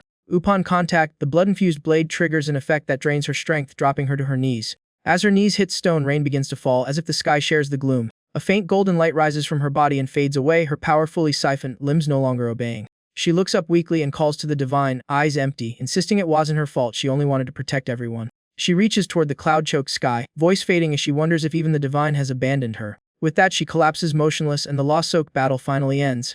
Seeing her fully unconscious, Lin Tian approaches, remarking that blood of ruin strips all holy power, then crouches to observe. Touching her shoulder, he admits she's strong but not without weaknesses. His gaze turns icy as he proposes she submit, join the Goblin army, and help him topple the faith ruling this world. Dark clouds thicken overhead, thunder rolling as the rain grows heavier.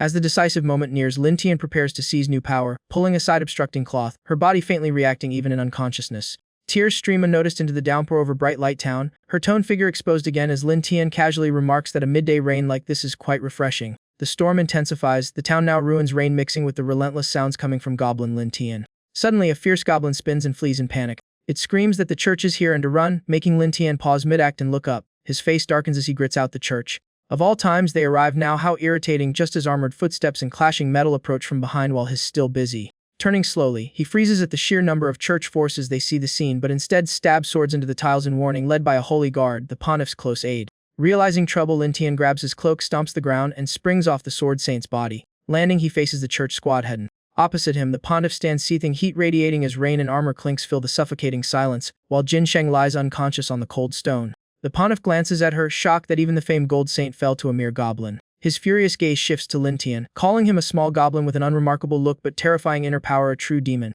Lin Tian hears every word, tracking their movements as the soldiers tighten their grips, awaiting orders. The pontiff finally commands, ordering the holy guards in the name of the divine and world peace to attack. In unison, the guards raise their swords, chant punish the demon, hallelujah, and erupt in blazing golden light. Facing that overwhelming aura, Lin Tian tenses, eyes narrowing at the sight. The holy guards finish chanting and charge instantly, each brimming with killing intent. Explosions erupt as Lin Tian activates a skill, raising a barrier while attacks hammer against it nonstop. Defending, he notes that wearing heavy armor yet moving that fast is seriously abnormal. The system panel pops up, holy guard power level 3000. One guard slashes down hard, but Lin Tian dodges, leaving the attacker glaring in frustration. Lin Tian retreats to a safe distance, bracing himself with a hand to steady his body. Catching his breath, he frowns. These foes are far stronger than expected.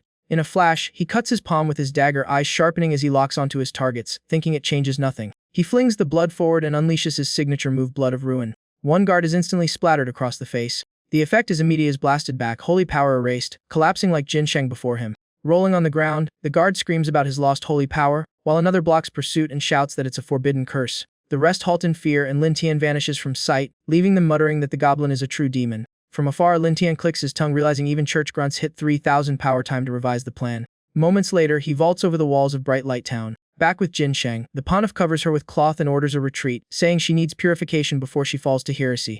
A guard asks about the goblin and the angel Ailey, and while lifting Jin Sheng, the Pontiff replies it's too late. Gazing into the distance, he adds that a new angel has been chosen, no need to seek Ailey anymore. Hours later, Lin Tian returns to retrieve his clothes, dusting them off casually. From a high vantage point, hands in pockets, he silently surveys the ruins below. Only ogre corpses and villagers' graves remain, and he notes the humans were buried, good thing the ogres weren't. Smirking mysteriously, he says now he can deal with them in peace, giggling softly. After processing the ogre meat, the system announces congratulations, level 80 reached. After days of conquest, Lin Tian finally returns to the tribe's cave. His 4 wives swarm him for updates. Goblin Slayer asks if he won. Xiao Yu urges him to spill it. Leah notices is stronger, while the elf matriarch quietly observes. Longing on a fur chair, Lin Tian boasts to Ailey that the sword saint now belongs to him. All 4 freeze at that claim, and Goblin Slayer blurts out disbelief that he defeated her and did that too. Lin Tian sighs that it wasn't satisfying enough. The pure church dragged her away mid-fin. That snaps Goblin Slayer's restraint, and she lunges at him, leaving Xiao Yu stunned by her ferocity. Pinning him down and choking him, she demands action, but drained from battles, Lin Tian begs off, saying he has important matters to discuss. She relents and he announces they won big and must relocate to avoid human revenge, prompting everyone to ask where. Smirking, he reveals the destination, the Great Necropolis, a place even the Holy Church fears to tread. The next morning, before the mist lifts, Lin Tian gathers the tribe to announce the migration. The elf women distribute supplies as everyone prepares to pack up. Outside, Lin Tian calculates that thanks to the non-aggression pact between the Great Necropolis and the Pure Church, it's perfect for building a mighty goblin tribe. Now he just needs breeding tools. The migration begins, Lin Tian riding a dragon at the front, reminding them to capture humans, not kill unless they resist. Days later, the route map shows they've passed 10 villages but captured only 230 women, far from the goal. After scouting ahead, he notes that within 700 kilometers lie 19 villages and 2 small towns. Over 1,000 more captives should be easy. As he finishes speaking, a small town appears ahead, the next target. The group accelerates, Lin Tian ordering sacks ready for a quick grab-and-go raid. The peaceful town of Kosler basks in warm sunlight, unaware disaster is incoming. Inside, a blonde, heavy-set mayor warns the crowd, only to be dismissed by townsfolk claiming goblins are trivial, they've killed heaps of them before. Laughter erupts as Koslero's soldiers, they'll just guard the gates and butcher any goblins who show up. A heavily bandaged survivor warns them not to underestimate these oversized goblins, but only outsiders grasp the threat while the townsfolk remain clueless. A smug man chimes in that bigger goblins are still nothing special. He brags even heretier goblins are manageable. This is a level 50 adventure drunk on confidence. Hearing that, Mayor Frank shouts for everyone to prepare, the goblins are almost here. A lookout suddenly screams that the goblins have arrived. The crowd snaps to attention, weapons drawn, forming up at the gate. Still cocky, S steps forward, eager to show off against lowly goblins. He challenges his buddies to a kill count bet, but they decline, admitting they can't match him. Bored, S shrugs that he'll handle them solo. He casually tells the others to rest and leave it to him. Mid-sentence, he notices a companion trembling violently and pauses in confusion. Uttering a puzzled huh, he slowly looks ahead. The sight freezes him, a towering dust cloud crowned by the silhouette of a massive dragon. As distance closes fast, Goblin Captain leads the ground charge while Lin Tian rides the dragon above, calmly calculating loot.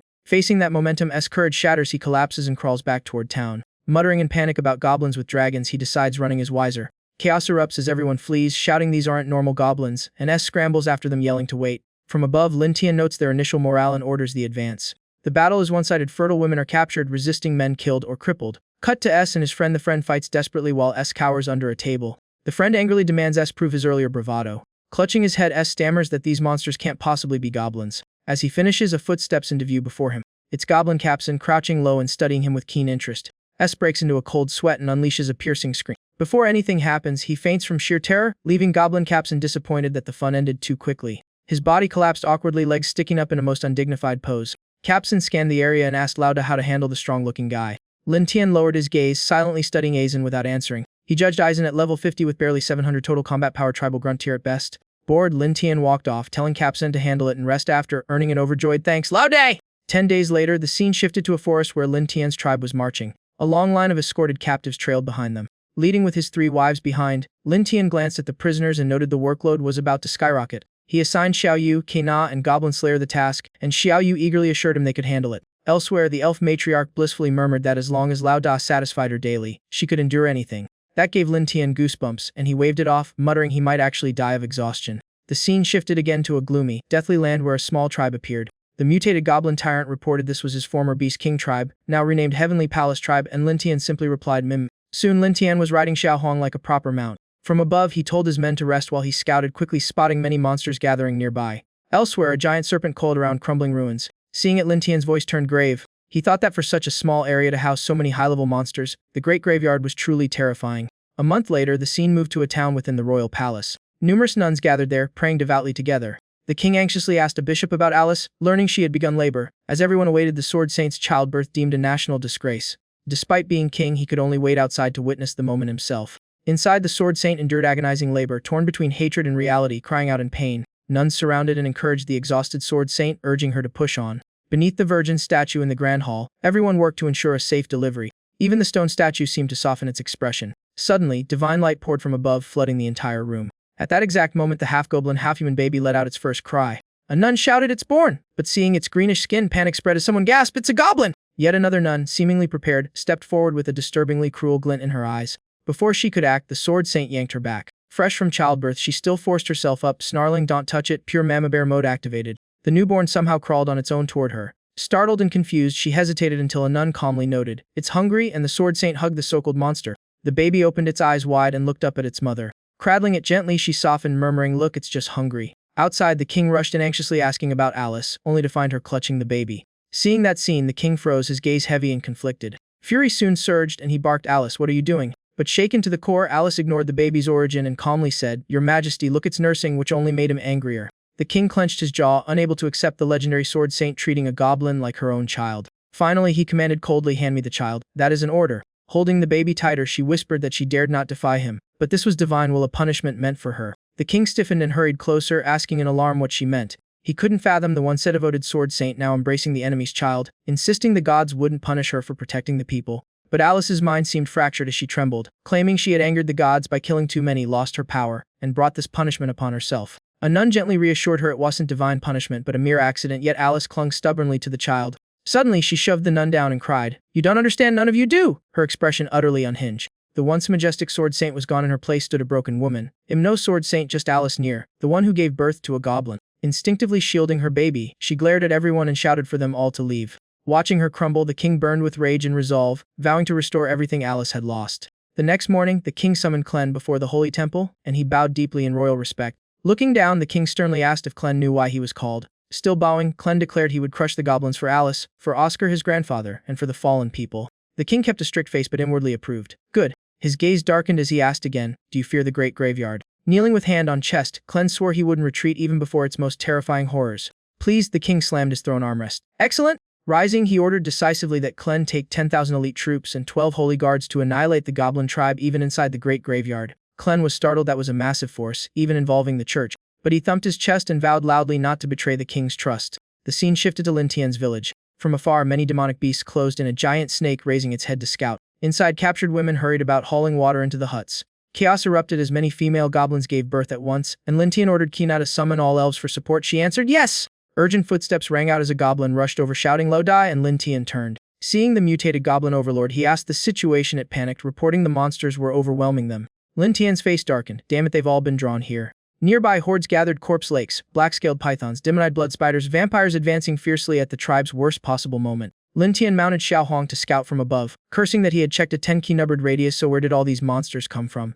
Recalling earlier sightings, he pondered how he once thought the great graveyard a decent hiding spot. It had seemed perfect for building a base until breeding season turned it into a monster magnet. Realization struck, his face changed as he gripped and charged his crossbow. We're in trouble. He concluded there was no other choice now. From the dragon's back, he ordered all goblin soldiers to escort everyone in retreat through the rear cliff. Suddenly, a raspy voice cut in, mocking a tiny goblin commanding a dragon, and Lin Tian turned in surprise. Before him appeared a bizarre creature with an eagle's head and wings but a muscular human-like body. Lin Tian checked the system. Level 90, man-eating harpy, demi-human race, title Black Frost, monster and SU 700 HP and 80 strength, 70-30 defense, skills Flash Frost and Storm Feathers, total combat power 4000. After reviewing the data, Lin Tian muttered that this regional monster lord was no easy opponent. A quick system check confirmed it, monster lord flashing unmistakably. Facing a powerhouse, he recalled rumors that since the Great Graveyard struck a pact with the church, man-eating harpies avoided humans, so maybe cooperation was possible. The Eagle Lord spread its wings, pressure crushing down, and asked if he was the tribe's leader. Lin Tian instantly turned polite, respectfully confirming to the Lord.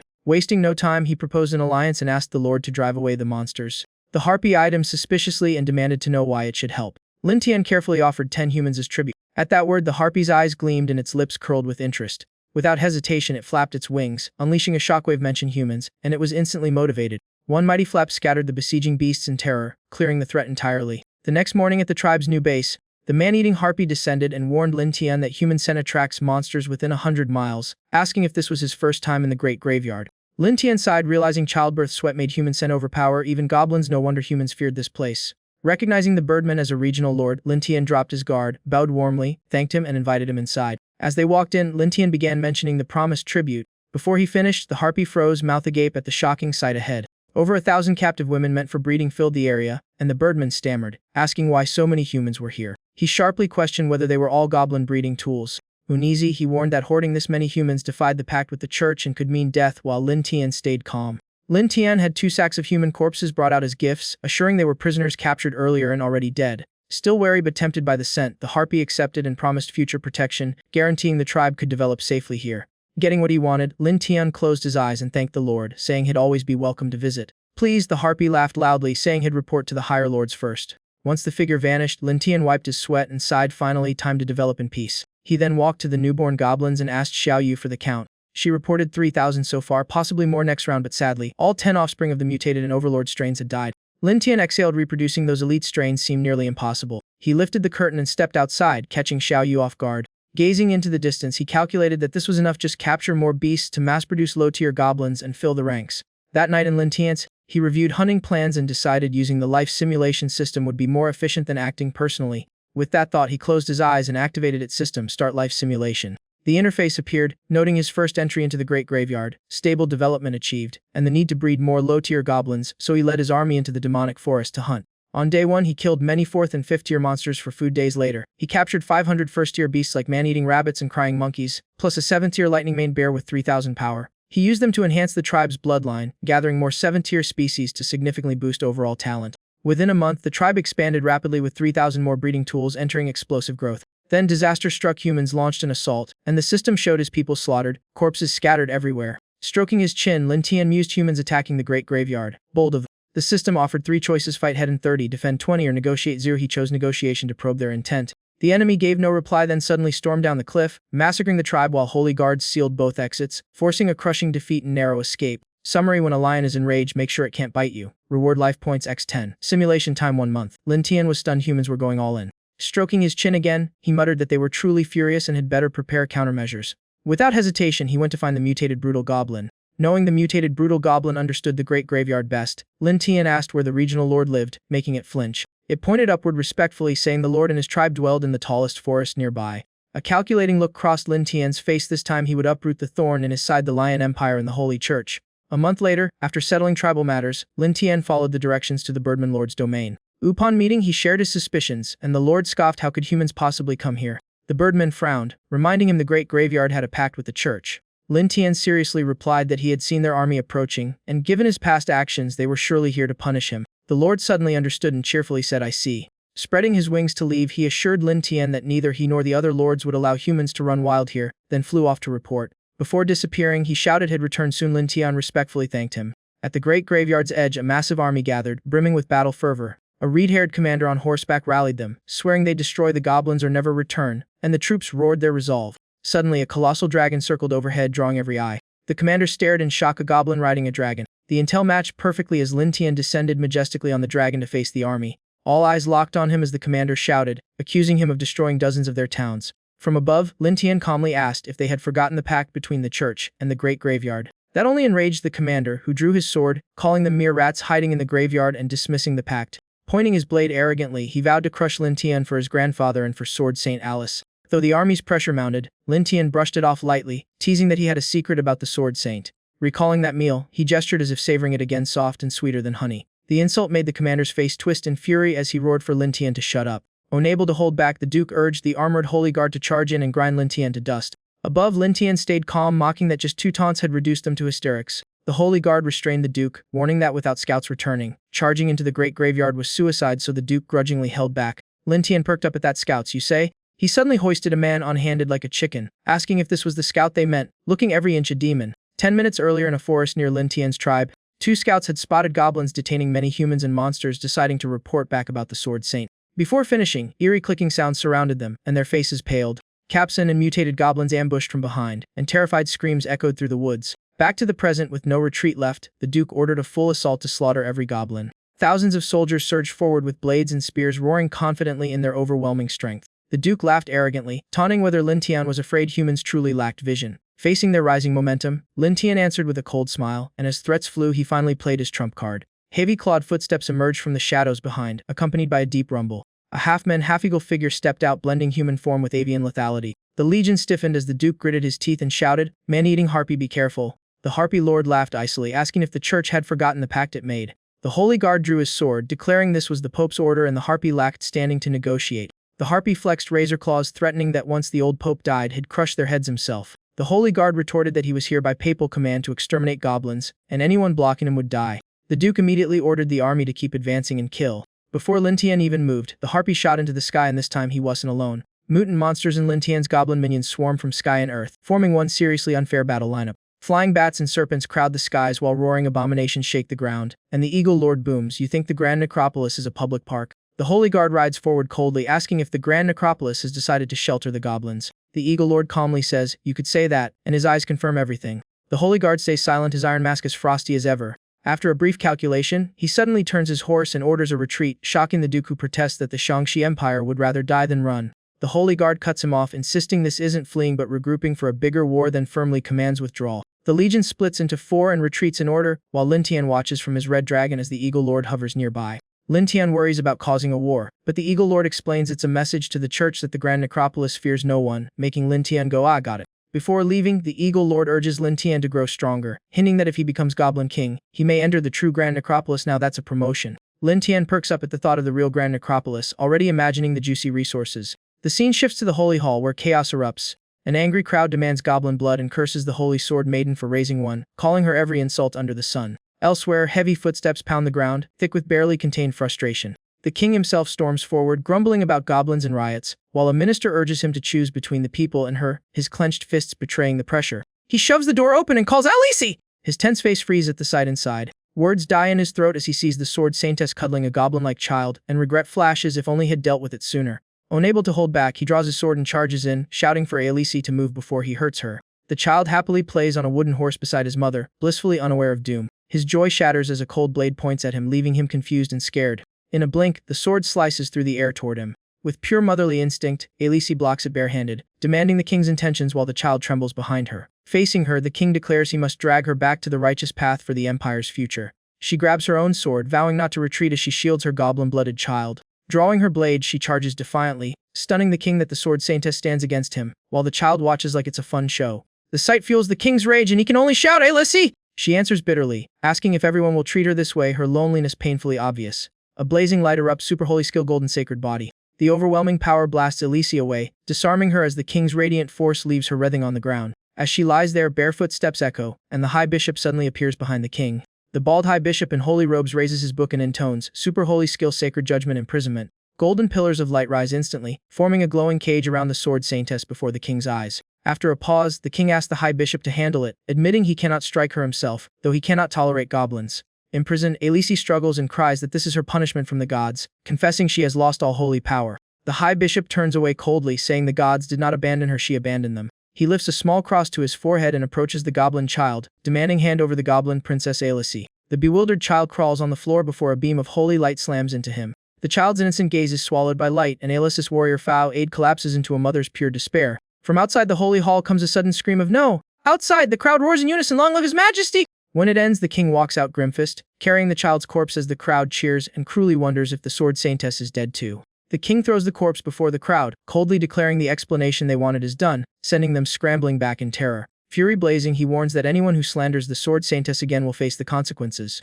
Under his threat, the crowd falls dead silent, shooting him wary glances. The next day, a nun rushes into the grand hall, reporting that Alice has disappeared. The king jolts to his feet, visibly shaken. "What?" Cut to the goblin camp, where a 6-armed mutant goblin erupts in eerie blue flames. It leaps up laughing, thrilled that it can finally use magic. The system displays level 70 Mad Goblin. Dark Mage titles include Demonic Rebirth and Bottomless Gluttony, with stacked stats and skills, now a rare breed thanks to endless eating. Haxan and Hallow gape in awe, begging Lin Tian to let them eat more meat and hit level 72. Longing on a rock, Lin Tian casually tells them to hunt in the demonic forest themselves for food and battle practice, though Hallow nervously notes it's dangerous outside. Annoyed, Lin Tian snaps that their lazy hides survive only because of him, scaring them stiff. Terrified, the goblins bolt off, promising to leave at once, while the Mad Goblin excitedly begs to join the action. Lin Tian grumbles that has spoiled them rotten and they just want a free ride. A strange noise interrupts him. He spits out his grass and looks up, puzzled. The Eagle Lord descends before him and Lin Tian warily wonders what this man-eater wants. The Eagle Lord warmly says he wants to introduce Lin Tian to another lord, and Lin Tian plays along with eager politeness. Outwardly friendly, Lin Tian secretly plans to make new connections as future shields. The Eagle Lord casually notes the Lord is right behind him, prompting Lin Tian to spin around cautiously. Behind him stands a colossal golden monitor lizard, the Southern Lord Huangjin Shidi, so huge Lin Tian has to crane his neck. Lin Tian immediately activates his ability to scan the newcomer's stats. The system shows Huangjin Shidi Demon Race level 88, total power 3990, and Lin Tian concludes it's big but not that scary. Before long, Huangjin Shidi slithers toward Lin Tian's human cages, eyeing the girls, ignoring Lin Tian's polite probe about his interest in humans. Pressing close to the cage, he mutters that they look tasty and suggests splitting them, surprising the Eagle Lord, who recalls he only wanted one before. Tempted, Huangjin Shidi arrogantly claims everything in his territory is his, but the Eagle Lord snaps that here Lin Tian decides and tells him to crawl back south. Enraged, Huangjin Shidi accuses them of hypocrisy for eating humans too and insists on a 50-50 split despite being on in territory. Already irritated, Lin Tian finally growls that anyone's fair game except his people. His aura turns icy as he challenges the lizard's right to claim a share, asking if it can even swallow that much, prompting Huangjin Shidi to flex his power. Flicking his long tongue, Huangjin Shidi sneers, "Are you talking to me, you lowly trash?" Sensing danger, the Eagle Lord spreads his wings protectively before Lin Tian, both glaring warily at the lizard. Regretting bringing him, the Eagle Lord warns him to leave unless he wants a beating, but greed keeps Huangjin Shidi from backing down. The lizard leans forward, plotting to kill Lin Tian first, turning the standoff into a hair-trigger confrontation. As tensions spike, Huangjin Shidi convinces himself the Eagle Lord betrayed him to hog all the spoils. Baring sharp teeth, he roars that the scheming bird can't guard them forever and vows to return and slaughter everyone. Realizing he can't dominate now, he stomps off angrily while Lin Tian watches his retreat with clear annoyance. The Eagle Lord apologizes for the fiasco, but Lin Tian shrugs and coolly asks what the Grand Necropolis would do if he killed a Southern Lord. After a pause, the Eagle Lord admits they would either punish Lin Tian or let him replace the Southern Lord. Stroking his chin, Lin Tian muses that being Southern Lord means commanding magical beasts, though it would cost him freedom. In the end, he clicks his tongue and says even for free he doesn't want the job. The scene shifts to a field littered with scattered beast skeletons. Following Lin Tian's orders, the Mad Goblin hunted solo and brought back the loot, now gnawing a giant drumstick with a stuffed belly. Haxan is clearly powered up, tail tightened and energy surging, classic evolution glow up, now taller too. He tests his strength, whipping his tail like a massive blade. Trees are sliced cleanly in half, 3 trunks dropping with razor-smooth cuts. Talk about landscaping by massacre. Feeling the boost, Haxan roars excitedly, fists clenched in pure power bliss. By a quiet stream, a small monitor lizard lounges alone in the water. It spots a dragonfly hovering nearby. Eyeing its prey, it flicks its tongue and creeps closer eagerly. Suddenly, an arm bursts from the water and grabs the lizard. The baby lizard barely turns before being dragged under, while the dragonfly escapes unharmed. Only its little tail floats up, then its bloodied head surfaces lifeless. As the Mad Goblin's voice rings out, despite being young, is already over a meter tall. The trio gathers to feast on the young lizard, the Mad Goblin praising the fresh meat, Haxan claiming it rivals human flesh, and Halu wishing it were always on the menu. Mid-feast, they freeze as the same idea hits them, 6 eyes locking knowingly. They slowly turn back with sly grins and quiet chuckles, clearly plotting something fun. Cut to the Monitor Lizard tribe, small huts clustered along a riverbank. Inside a hut, a green adult scolds a youngster for roaming, but it boasts fearlessly that its husband is the Lord, while another asks if they're searching for it. Suddenly, the female lizard looks toward the bushes, sensing something off. She sees a tribesman's corpse lying still, freezing in disbelief. The Mad Goblin steps out menacingly, energy flaring as he approaches, and the terrified female stammers that this is the Lord's territory. He couldn't care less, licking his lips and mocking her as an attractive lady, deeply insulting the tribe's pride. A guard lizard steps forward with a spear, roaring at the insult to the Lord's wife. Muscles bulging, he prepares to strike back. Before he can finish, Haxan appears behind and impales him in an instant as the system announces camouflage detour. The guard lizard dies on the spot, and Haxan pulls his hand free, leaving the female pale as chalk. The Mad Goblin swiftly restrains her from behind, forcing her to cough as he mutters shiz reserved for Lin Tian, while she weakly cries for help. The noise draws the tribe out in droves. Seeing the Lord's wife captured, they panic and shout that goblins have invaded. Adult lizards grab blades and axes and charge, yelling to kill them. The Mad Goblin only grins wider, fangs gleaming with excitement. In a flash, he counters energy surges, and a single gesture unleashes a blast straight into the charging crowd. The lizards are blown away, each sent flying in agony. Then Haxan joins, darting in low and whipping his tail in relentless strikes that pierce through enemies, dropping them one by one. Meanwhile, Halu, addicted to lizard meat, dives into the corpses to feast, and right in the middle of the carnage, he completes his evolution. As Halu focuses on tearing flesh, another lizard sneaks up with a knife, but despite appearances, Halu senses it. Without even pausing his meal, he casually swings an arm and knocks the attacker's head clean off, clearly far stronger now. Soon, just 3 goblins make lizard hunting easy, feasting well and hauling loot home, joking they'll leave some alive to repopulate and bring the captured mother and daughter back for praise. On the bloodstained ground, one maimed survivor trembles, calling desperately for Genji, the Lord, as the tribe lies in ruin. When Huangjin Shidi returns, his expression twists in shock. Is this my tribe? He stands frozen amid corpses and dying cries for help, unable to grasp what happened. Crunch. A hidden survivor crawls out sobbing that goblins took the Lord's wife and daughter. Already hostile toward goblins, Wang Jinshidi erupts in fury, yet struggles to believe it since he just came from their camp, only then realizing a familiar scent is missing. Fury floods Wang Jinshidi, eyes wide and teeth grinding. Realizing his wife's scent is mixed with goblin traces, he roars loud enough to shake the land, cursing those damn goblins. He can lose anything but not his wife. He bolts toward the goblin base like a raging storm, vowing to wipe them out, each step thundering like doom. Cut to Lin Tian's tribe where the 3 goblins return in high spirits. Hearing them yell about bringing back goodies, Lin Tian looks up with interest. Noticing their evolution, he smiles faintly in satisfaction. The status panels for Haxen and Hallow pop up. After reviewing their stats, Lin Tian notes Haxen nearly matches the Mad Goblin due to mutation, while Hallow's assassin build makes his combat power equally deadly, gear him up and he'd be terrifying.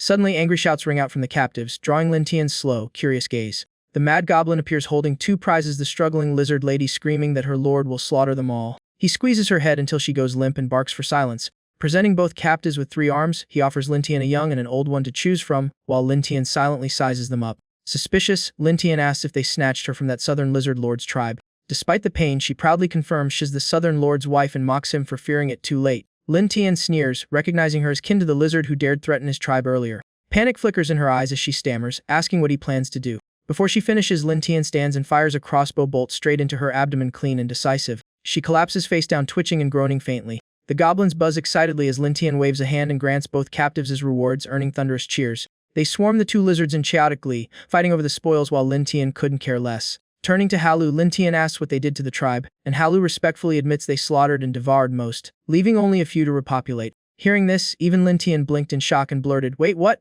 Seeing that reaction, the Mad Goblin, Kalu and Ka-san trembled and huddled together, squeaking that they were sorry, boss. Expecting punishment, they instead found Lin Tian laughing in delight, praising them, especially the Tributebringer, for being worth the investment. The Mad Goblin scratched his head shyly while Lin Tian, amused, imagined the lizard's face when it learned its tribe and family were toast right on cue. The lizard lord arrived, tail smashing trees like it was auditioning for a rage contest. Storming in, it wrecked houses, beat up goblins, and roared for its wife and child to be returned. Its eyes darkened as its fury leveled up. Before it lay, its wife and child surrounded by goblins, bodies horribly mangled. The goblin's mouth still bloody, looked up as it realized only bare bones remained. Its rage exploded. Lin Tian strolled forward and mocked that the guest of honor had arrived fashionably late. Snapping completely, the lizard lord vowed to wipe out the tribe and repay everything in blood. Power surged through it as it unleashed a fierce blue flame blast straight at Lin Tian. The attack was effortlessly neutralized. Lin Tian ducked and released a shockwave from his mouth, crushing the flames and blasting the lizard lord away. Seizing the moment, he summoned a massive blade and charged to finish the job. His blade pierced deep into its right chest, black blood gushing out. Agony twisted its face, but it stubbornly endured. Gravely wounded, it yanked itself free and retreated, clutching its injury while glaring at Lin Tian. Teeth grinding, it snarled, asking what just happened and why it lost control. Amused, Lin Tian taunted that if it wanted death, he'd oblige, and here in the eastern zone, no beast would answer its call. Hitting its weak spot, the lizard lord erupted, blue flames leaking from its eyes and swearing it needed no help to kill him. It powered up, body swelling and muscles bulging as its strength skyrocketed. Its wounds even began regenerating. In moments, its chest and arm nearly healed, and it clenched its fist, battle ready once more. Soon the lizard lord completed its transformation, bigger, fiercer, blazinged, and boasted its infinite power. Dared Lin Tian to try. Tension peaked as the Mad Goblin and Kalu braced themselves, Kalu warning that this monster looked seriously dangerous. Lin Tian stayed guarded, coolly planning to pin it with earth element power, then invade its body using the blood of ruin. Before he could act, a radiant sword burst from the lizard's chest, catching it off guard again with a howl of pain. The twist stunned Lin Tian, who looked up in disbelief. The lizard lord coughed blood, collapsing before even launching a counterattack. The sword split its massive body clean from head to tail, leaving it in 2 helpless halves. Behind the corpse stood a familiar figure, the holy sword ragged yet lethal, ending it in a blink. She looked at Lin Tian, weary from hardship, and simply said she had finally found him. The goblins panicked, some tried shielding Lin Tian, others screamed that the holy sword had arrived and urged him to flee. Yet despite her dramatic entrance, the holy sword swayed unsteadily, barely able to stand. Moments later, she collapsed right before Lin Tian, stunning everyone. Seeing no immediate threat, Lin Tian approached, noting Shed chased him here and one-shotted the lizard lord, before feigning now pondering how to use this to his advantage. The Mad Goblin brandished a weapon and yelled to finish her off, but Lin Tian just laughed at the big talk. Though shouting boldly, it didn't dare move closer and shoved the task onto Kalu and Ka-san, who froze on the spot. Without a word, Kalu and Ka-san backed away, and even the Mad Goblin lost its nerve. The two pretended nothing was happening, with Kalu awkwardly asking Lin Tian what he thought of a nearby chair. Lin Tian remarked that even unconscious she terrified them who would dare touch her, silencing the goblin instantly. Lin Tian then stepped forward, eyeing the unconscious holy sword and deciding she'd be far more useful alive than dead. The holy sword lay fully unconscious, seemingly surrendering herself to Lin Tian, who coolly ordered the goblin minions to tie up their new loot. Darkness swallowed the tribe at the world's edge. Time slipped into a new dawn as the first light crept in. The Sword Saint awoke bound in a room, watched by Xiao Yu under Lin Tian's orders, while nosy goblins peeked as Xiao Yu poked her smooth cheek. Xiao Yu marveled, half jealous at the bouncy, flawless skin, goblin cheeks blushing with envy. Gradually regaining consciousness, the Sword Saint's golden hair fell over her face as her breathing steadied. Noticing this, Lin Tian stepped in to greet her, stunned by his voice. She looked up while Goblin Slayer stood silently in the corner. Seeing Lin Tian, she lit up like meeting long-lost family, excitedly chanting Goblin in joy. Caught off guard, Lin Tian warned her not to move since she was weakened, while Xiao Yu oddly seemed happy she had woken. Instead of attacking, she struggled and kept calling Goblin, sounding more needy than hostile. The bizarre behavior made Lin Tian and Xiao Yu retreat cautiously, bracing for a surprise strike. Irritation brewed in Lin Tian as he wondered what on earth was going on. He ordered the mad goblin to stop gawking and pin her down already. Terrified of her reputation, the goblins hesitated, and before they acted, she snapped the simple ropes and freed herself. In a blink, she appeared before Lin Tian at astonishing speed and dropped to her knees. Bowing low, she made Lin Tian freeze while the goblins trembled, whispering that their boss was doomed. Instead of a fierce clash, the Sword Saint knelt submissively before him. Lin Tian stood there utterly stunned by the unexpected turn. Clutching his leg through her tattered clothes, she declared she hadn't come to fight but to ask him something, leaving him frozen mid-battle stance.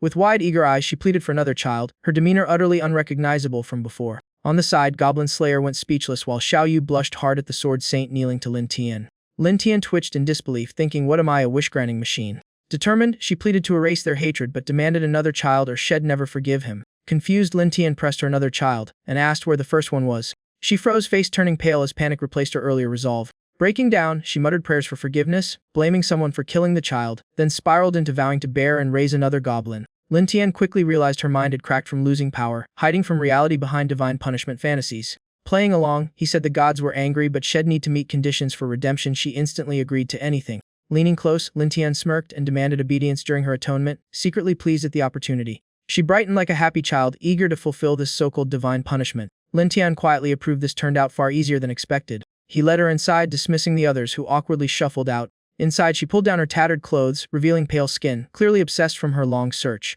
Lying on straw, she looked at him expectantly and asked for his help, while he dropped all hesitation. He accepted her request bluntly, moving in with practiced confidence as the mood shifted. Leaning close, Lin Tian whispered he would hold back, and the Sword Saint's breathing instantly quickened. Broken murmurs slipped from her lips as 2 full watches passed in a blur. Outside, Goblin Slayer told the Countess how the Sword Saint had begged voluntarily, earning a loud, "You must be joking?" But one peek inside left the Countess woodied and speechless. Seeing the mighty Sword Saint curled up on the familiar bed, utterly drained, shattered her disbelief. Goblin Slayer coolly noted that if this reached the Empire, it would cause an earthquake, leaving the Countess mute. Later, outside the tent, Lin Tian and Xiao Yu quietly admired the mountains. Pouring tea, Xiao Yu asked how to handle the Sword Saint, and Lin Tian ordered her moved, washed, and changed for safety. Xiao Yu obeyed while Lin Tian drained his cup, clearly having spent some stamina. He suddenly added to prepare a recent plague corpse for later use, and Xiao Yu accepted without question. Alone, Lin Tian pondered how Qinsh's death might draw graveyard forces' attention and considered visiting the man-eating eagle. The thought barely formed before he appeared at the eagle tribe with 2 prepared gifts. The eagle, perched on a bear carcass, was stunned to hear it killed the southern lord. Cutting him off, the eagle said no explanation was needed. If Lin Tian took the position, the graveyard might accept it. Lin Tian shrugged, uninterested in the title, and suggested letting a subordinate take it instead. The eagle eyed the gifts and warned it was possible but risky. Lin Tian asked calmly, "Risky how?" The eagle explained the southern dream demon coveted the post and would contest it, and while Lin Tian might win, his subordinates likely couldn't against a lord who could summon hordes. Listening carefully, Lin Tian grew intrigued. What exactly was this dream demon? The eagle described an octopus-like fiend that manipulates dreams and invades minds, weak in direct combat yet dangerous through control. Stroking his chin, Lin Tian murmured thoughtfully, "Dream manipulation, huh?" Lin Tian's mind jumped to the Sword Saint. If he planted subconscious hints in her, controlling her would be a breeze. He promptly asked the eagle to take him to meet this dream demon for cooperation. The eagle led him to a gloomy lair bristling with eerie thorns. The moment he arrived, Lin Tian felt a seductive shadowy aura blanketing the area. Before he could look around, a damp shadow floated above, its voice dripping down. "Let me see." The dream demon appeared tentacled, clawed, and slimy, grinning. "Who's in need of a sweet dream?" Lin Tian checked the system. Dream demon level 84, undead, born of nightmares, HP 2000, power 6 Thurs 492, skills in dream control, bewitching eye, and intangibility, total combat 3 800. Its single eye widened in amusement at the eagle. "Oh, it's you, why bring a goblin?" Calmly, Lin Tian offered a deal he'd make it Southern Lord in exchange for manipulating one person's dreams. The dream demon scoffed until the eagle cut in. Noting Lin Tian had wiped out the golden lizard it never defeated, the creature's grotesque face instantly shifted. Startled, it burst into thrilled laughter, demanding to know whose dreams it would control. Lin Tian replied casually, "No one special, just a human." The eagle whispered it would report to the graveyard and warned him not to underestimate the dream demon on its own turf. Lin Tian suddenly smiled mysteriously, saying he'd thought of a better plan. Meanwhile, the dream demon was too busy celebrating its soon-to-be promotion, while the eagle hesitantly warned Lin Tian that as a spirit, it couldn't be absorbed. Lin Tian merely smirked at his system's mutated fusion ability able to seize part of a body for stat boosts, though not skills or form. Looking up, he murmured that an ordinary goblin could manage this, but he wasn't ordinary. He strolled closer, asking the dream demon to explain dream control in detail for better cooperation. Brimming with pride, the dream demon declared that anyone who dared meet its eye would fall under control, unless their will was strong enough to realize they were dreaming. This only amused Lin Tian more. He smiled beneath his hair, eyes scheming, oh really? In a flash, he summoned the azure sword and lunged with full force, forcing the dream demon to activate intangibility. Behind him, the eagle shouted a warning not to look into its eye. Too late, the dream demon's eye swelled grotesquely, releasing a strange suction. Lin Tian's gaze locked onto it, unable to break free. His body crashed to the ground while the eagle retreated out of range. The dream demon's energy spread, sealing Lin Tian inside an invisible dream domain. In the darkness, it gloated that it had overreached and would die here. Suddenly, Lin Tian's eyes snapped open, veins bulging with strain. He forced himself upright, realizing he had underestimated this foe. A scorching sensation spread through his body. In moments, his lower half sank into boiling lava hot enough to incinerate anyone instantly. Trapped yet conscious, he knew it was only a dream, otherwise he'd be ash already. The dream demon reappeared, power swelling, laughing that he'd be trapped forever. It taunted him for daring to try killing it before it finished, a blast of fire pierced straight through its body, leaving a gaping hole. Staring at the wound, it stammered in disbelief. Lin Tian stood free of the illusion, calmly explaining that in dreams, fear kills, believe you'll die and you will. Claws extending from his hand, he declared the trick clever for fools, but useless on him. Power gathered as he surged forward in blazing lightning fire, finishing the taunt too early for that. He struck its head with overwhelming force, electricity ravaging it beyond resistance. The dream demon's dream body began crumbling, trembling in disbelief. Before it could finish speaking, the entire dreamscape shattered, lava vanishing. Back to reality, Lin Tian opened his eyes in mild surprise. Above, the dream demon, enraged from backlash, dove down screaming it wouldn't spare him. Lin Tian steadied himself and summoned his familiar crossbow. Without hesitation, he sprang up and fired a rocket arrow straight at the enemy. Meng Yao was now just a warped blob of darkness, no longer the big bad boss she used to be. Sensing his chance, Lin Tian rushed in. Meng Yao panicked and tried to resist, but just as Lin Tian closed in, he only managed to snatch a piece of her spirit body before she bolted away. The system chimed in, dream manipulation ability acquired. They locked into close combat, with Meng Yao desperately trying to keep a safe distance. Meanwhile, one of Lin Tian's arms began mutating into something not arm-like. His aura grew heavy and chilling, like a walking nightmare with a stare to match. The arm swelled like boiling liquid, and Lin Tian activated fusion, the mutation spreading fast and wrapping Meng Yao tight until she couldn't escape. In the end, only a single red eye remained trapped inside. It all happened in a blink. Meng Yao had zero escape routes, leaving even the eagle stunned. Once it was over, Lin Tian's body slowly returned to normal. The eagle approached nervously. "Are you okay?" Still shocked, it asked how he escaped. Lin Tian calmly replied, "I'm fine, let's go." After dealing with Meng Yao, they left, and Lin Tian suggested letting Ka San replace the Southern Lord, with the eagle agreeing to report it to the Grand Tom. The scene shifted back to the forest near Lin Tian's tribe. Inside a krant, Jiansheng lay asleep on a straw bed, completely cut off from the world. Having gained Meng Yao's power, Lin Tian tested it by slipping his consciousness into her sleeping mind. A dark gate appeared and Lin Tian stepped through it, officially entering Jiansheng's dream world, her grand hometown city hovering above as he spotted a noisy crowd below. Drawing closer, he saw Jiansheng surrounded and bombarded with shouts like "Kill that goblin!" and "Punish that so-called saintess!" as she blamed herself in this trial-by-crowd nightmare. Lin Tian quickly realized it was a judgment nightmare, yet found it intriguing since such pressure could spark her rebellion. A faint smirk appeared. He knew exactly what to do. Suddenly, a radiant light burst forth, forcing the shouting crowd to shield their eyes. From the glow emerged a godlike figure of shining robes and wings. Lin Tian had taken on that divine disguise. The crowd instantly dropped to their knees, crying, "Lord Deity, protect us!" Even so, the accusations continued as they pointed at Jiansheng and condemned her as guilty. The tension peaked, all eyes pressing in on her as the cries for punishment grew louder, pushing her to the brink within the dream. Her steps reached the very edge of the cliff. Behind her yawned a bottomless abyss, before her the pressing crowd still screaming for her punishment. Yet her survival instinct kicked and she collapsed to her knees, refusing that ending.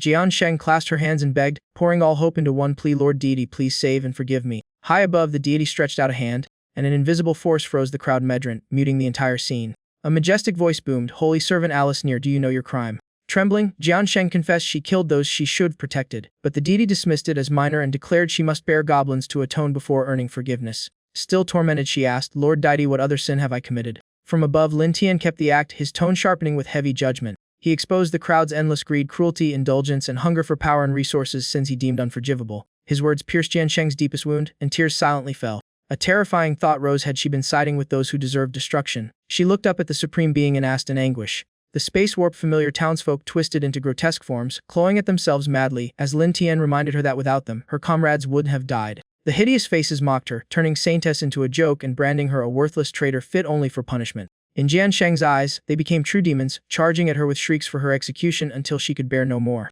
Her image of humanity shattered, she staggered up, emotions exploding past restraint. She screamed for silence, craving just one moment of peace after all the pressure. At that instant, astonishing power gathered in her slender hand. The energy formed a sword, calling them demons. She seized it and charged into the surging crowd, her cries swallowed by chaos. Out of control, she swung the blade with all her strength. Alone with her sword, Alice cut down each foe decisively, one clean strike at a time. Soon the golden blade was drenched deep red. She collapsed, staring at her hands. When the frenzy faded, the demons were once again the very people she had sworn to protect, and her shattered voice trembled in disbelief. From above, Lin Tian, still in God mode, descended and nudged her to face a truth. They demanded her protection but never thought to protect her. He offered his hand, steering her belief once she lost status, those same people would be the first to harm her. His words pulled her from guilt into justification, convincing her their ugly nature made her actions reasonable. She looked up tearfully, smiled through the pain, and said, "I understand now, Lord Deity." Lin Tian extended his hand and she took it without hesitation. Seeing her fully convinced, he urged her to carry the will to exterminate them. When she worried about regaining holy power, she cautiously asked how. He assured her the power would return once they were purged and claimed he'd arranged to help her, then left, planting a hollow certainty in her heart. Jian Sheng now firmly believed she followed divine will and was already forgiven as she called Lord Deity. Lin Tian left her with one cryptic line, "Remember the pact." After twisting her perception layer by layer, Lin Tian rode the fading dream currents out of her mind. Beside the still sleeping Jian Sheng, he stretched casually, glanced at her unmoving form, and muttered, Didn't expect that to be this tiring." Leaning close enough to whisper, he murmured, "From now on you're no longer the sword saintess." Morning in Lin Tian's territory felt unusually peaceful and bright. Apparently pleased with his loot, he set food beside Jian Sheng and said, "Eat, we've got a divine mission to finish." Just waking, she ignored the food, leaned toward Lin Tian, and asked softly, "How did you know?" Still groggy and confused about his link to divine will, she stammered, "Could it be you?" before trailing off. Lin Tian simply pressed a finger to his lips, smirking, "Heavenly secrets are not to be revealed." Watching him, a bold thought formed. Was the divine messenger in her dream actually this goblin? He walked off without pause. She hurried after him, asking what she should do next, and Lin Tian calmly replied, "I'll tell you when the time comes." Soon an annoyed voice broke. The calm current levels were still too low, and overall combat power hadn't hit expectations. Before Lin Tian, Ailey stood mentally suppressed, body shrinking in submission with a heavy chain on her neck. The system showed Ailey, LV Bond 60 human, Holy Nun Saint body, titled Hymnist of the Holy Saint body, Heroic Monster Hunter, total power 9080. She bowed, apologizing and promising to improve. Lin Tian stepped closer and asked how long she'd studied magic under control. Ali answered clearly, only 1 year, then field training with her senior, much still unlearned. After evaluating her, Lin Tian seemed satisfied, smiling slyly and saying her talent wasn't bad, too wasteful to discard. Not long after, he gathered all his goblins and announced that a few hundred miles from the Grand Tomlay Green Book City, did they want treasure, women, and food. The goblins exploded in chaotic cheers of "Loot! Loot!" Fired up by the frenzy, Lin Tian clenched his fist and ordered them to arm up and depart immediately, earning another roar of excitement. Later, he visited Ailey while she practiced magic and tempted her. Green Book's lord was a white-robed mage with plenty of spellbooks. Come with him and take them to study. Now completely guided, Ailey bowed in absolute obedience, thanking the great lord with utmost reverence. Before they could finish, a domineering woman stepped in between them. "Green Book, are we gonna slaughter them?" Both turned. It was Jian Sheng, aura stabilized, armor neatly donned, beauty and killing intent undiminished. Lin Tian smirked and asked, "Oh, do you have the resolve?" Without hesitation, Jian Sheng stepped forward and declared, "For the divine mission, of course I do." Her mind had fully derailed, memories twisted into 15 years of human-inflicted agony. Eyes cold, she said those cursed demons would finally pay. Soon, Lin Tian rode Xiao Huang to scout the human region, with Kalu flying overhead to survey, both keeping distance while assessing the city walls. That day, the city center seemed to host a major event, with an unusually massive and lively crowd gathered. Kalu flapped overhead, the wings humming softly as it asked what all the crowds below were for. Lin Tian glanced down and replied calmly that it looked like some kind of festival. After assessing the situation, Lin Tian ordered Kalu to return and report while he stayed to scout further. Kalu obeyed immediately. Looking closer, Lin Tian saw heavy guard presence around a ceremonial area where an important ritual was underway, led by the city lord of Green Book. The lord announced excitedly that his granddaughter Evelyn would become the youngest new city lord in Green Book history. Beside him stood the former white-robed mage Green 80 and Evelyn herself 16, purple-robed mage, the newly appointed successor. The crowd erupted instantly, cheering wildly as the whole area turned festive, shouting Evelyn's name in praise. Eveline stepped forward and thanked everyone, promising to surpass her grandfather and calling out the Sword Saintess as a disgrace to the holy title. She then grew stern, declaring the Sword Saintess might be hiding in the city and ordering anyone who found her to report immediately so she could be personally handed over for punishment. The crowd went even more frenzied, cheering Eveline's name obsessively and pledging blind loyalty and chaotic admiration. The former city lord Green proudly praised her, laughing that she truly was a responsible successor for Green Book and the Empire. Above them, Lin Tian activated his magic eye, silently locking Eveline's profile into his mental interest list. Riding Xiao Huang, he mused that the new city lord was already targeting the Sword Saintess right after taking office, finding the situation increasingly amusing. He laughed to himself, clearly calculating new possibilities, and decided this development only made things easier. Back at camp, John Sheng, Evelyn, and the elf matriarch stood ready as Kalos' shout announced Lin Tian's return, prompting the goblin army to stir. The elf matriarch asked for a report on the situation in the city. From midair, Lin Tian assessed the defenses and stated there were fewer than 6,000 troops, mostly concentrated inside the city with weak defenses. An immediate strike was possible. Without hesitation, he ordered a direct assault on the city gates, and the goblin vanguard surged forward instantly. From the forest edge, waves of goblins poured out in continuous streams toward the human city. The front units dragged siege tools toward the gate while the massive army behind them advanced nonstop, forming an overwhelming invasion force. On the watchtower, 2 guards panicked after spotting the horde goblins. "Goblin attack! Report to the Lord!" But before they could turn, an overhead shockwave sent them crashing down. The cause was a volley of firepower from Lin Tian's army, blasting light across the front lines and suppressing the entire area. In the rear, the elf matriarch directly commanded artillery with precise, continuous adjustments, admiring how Lin Tian's weapons outperformed traditional bows, while her daughter kept firing nonstop. After relentless impacts, the city gate finally deformed and collapsed, marking the breach of the main defense line. The moment the gate fell, goblin forces flooded in like a tidal wave, chaos erupting across the city. They spread everywhere, ground, vines, any path possible, penetrating deep at terrifying speed. The goblins shifted from scattered units into an overwhelming organized force, sweeping through the area like a proper army. From Xiao Hong's back, Lin Tian ordered them to destroy key weapons first and regroup at his coordinates, drawing excited reactions from below. Smoke and fire spread everywhere, turning the city into a visible disaster zone with towering black columns rising into the sky. Elsewhere, Rin and Evelyn sensed the shockwave mid-conversation and turned sharply, alarmed. What's happening? The ceremonial plaza had already become ruins of fire and screams, with explosions still popping sporadically. They rushed back as civilians scattered in panic, shouting dragons, while Evelyn tried to calm them in direct evacuation. She spotted her grandfather Green taking to the air with magic to survey the battlefield as chaos engulfed the civilians below. From above, Green saw the full breach and realized an external invasion force had entered the city far beyond expectations. His expression darkened as he ordered all troops deployed. Goblin invaders have breached the city.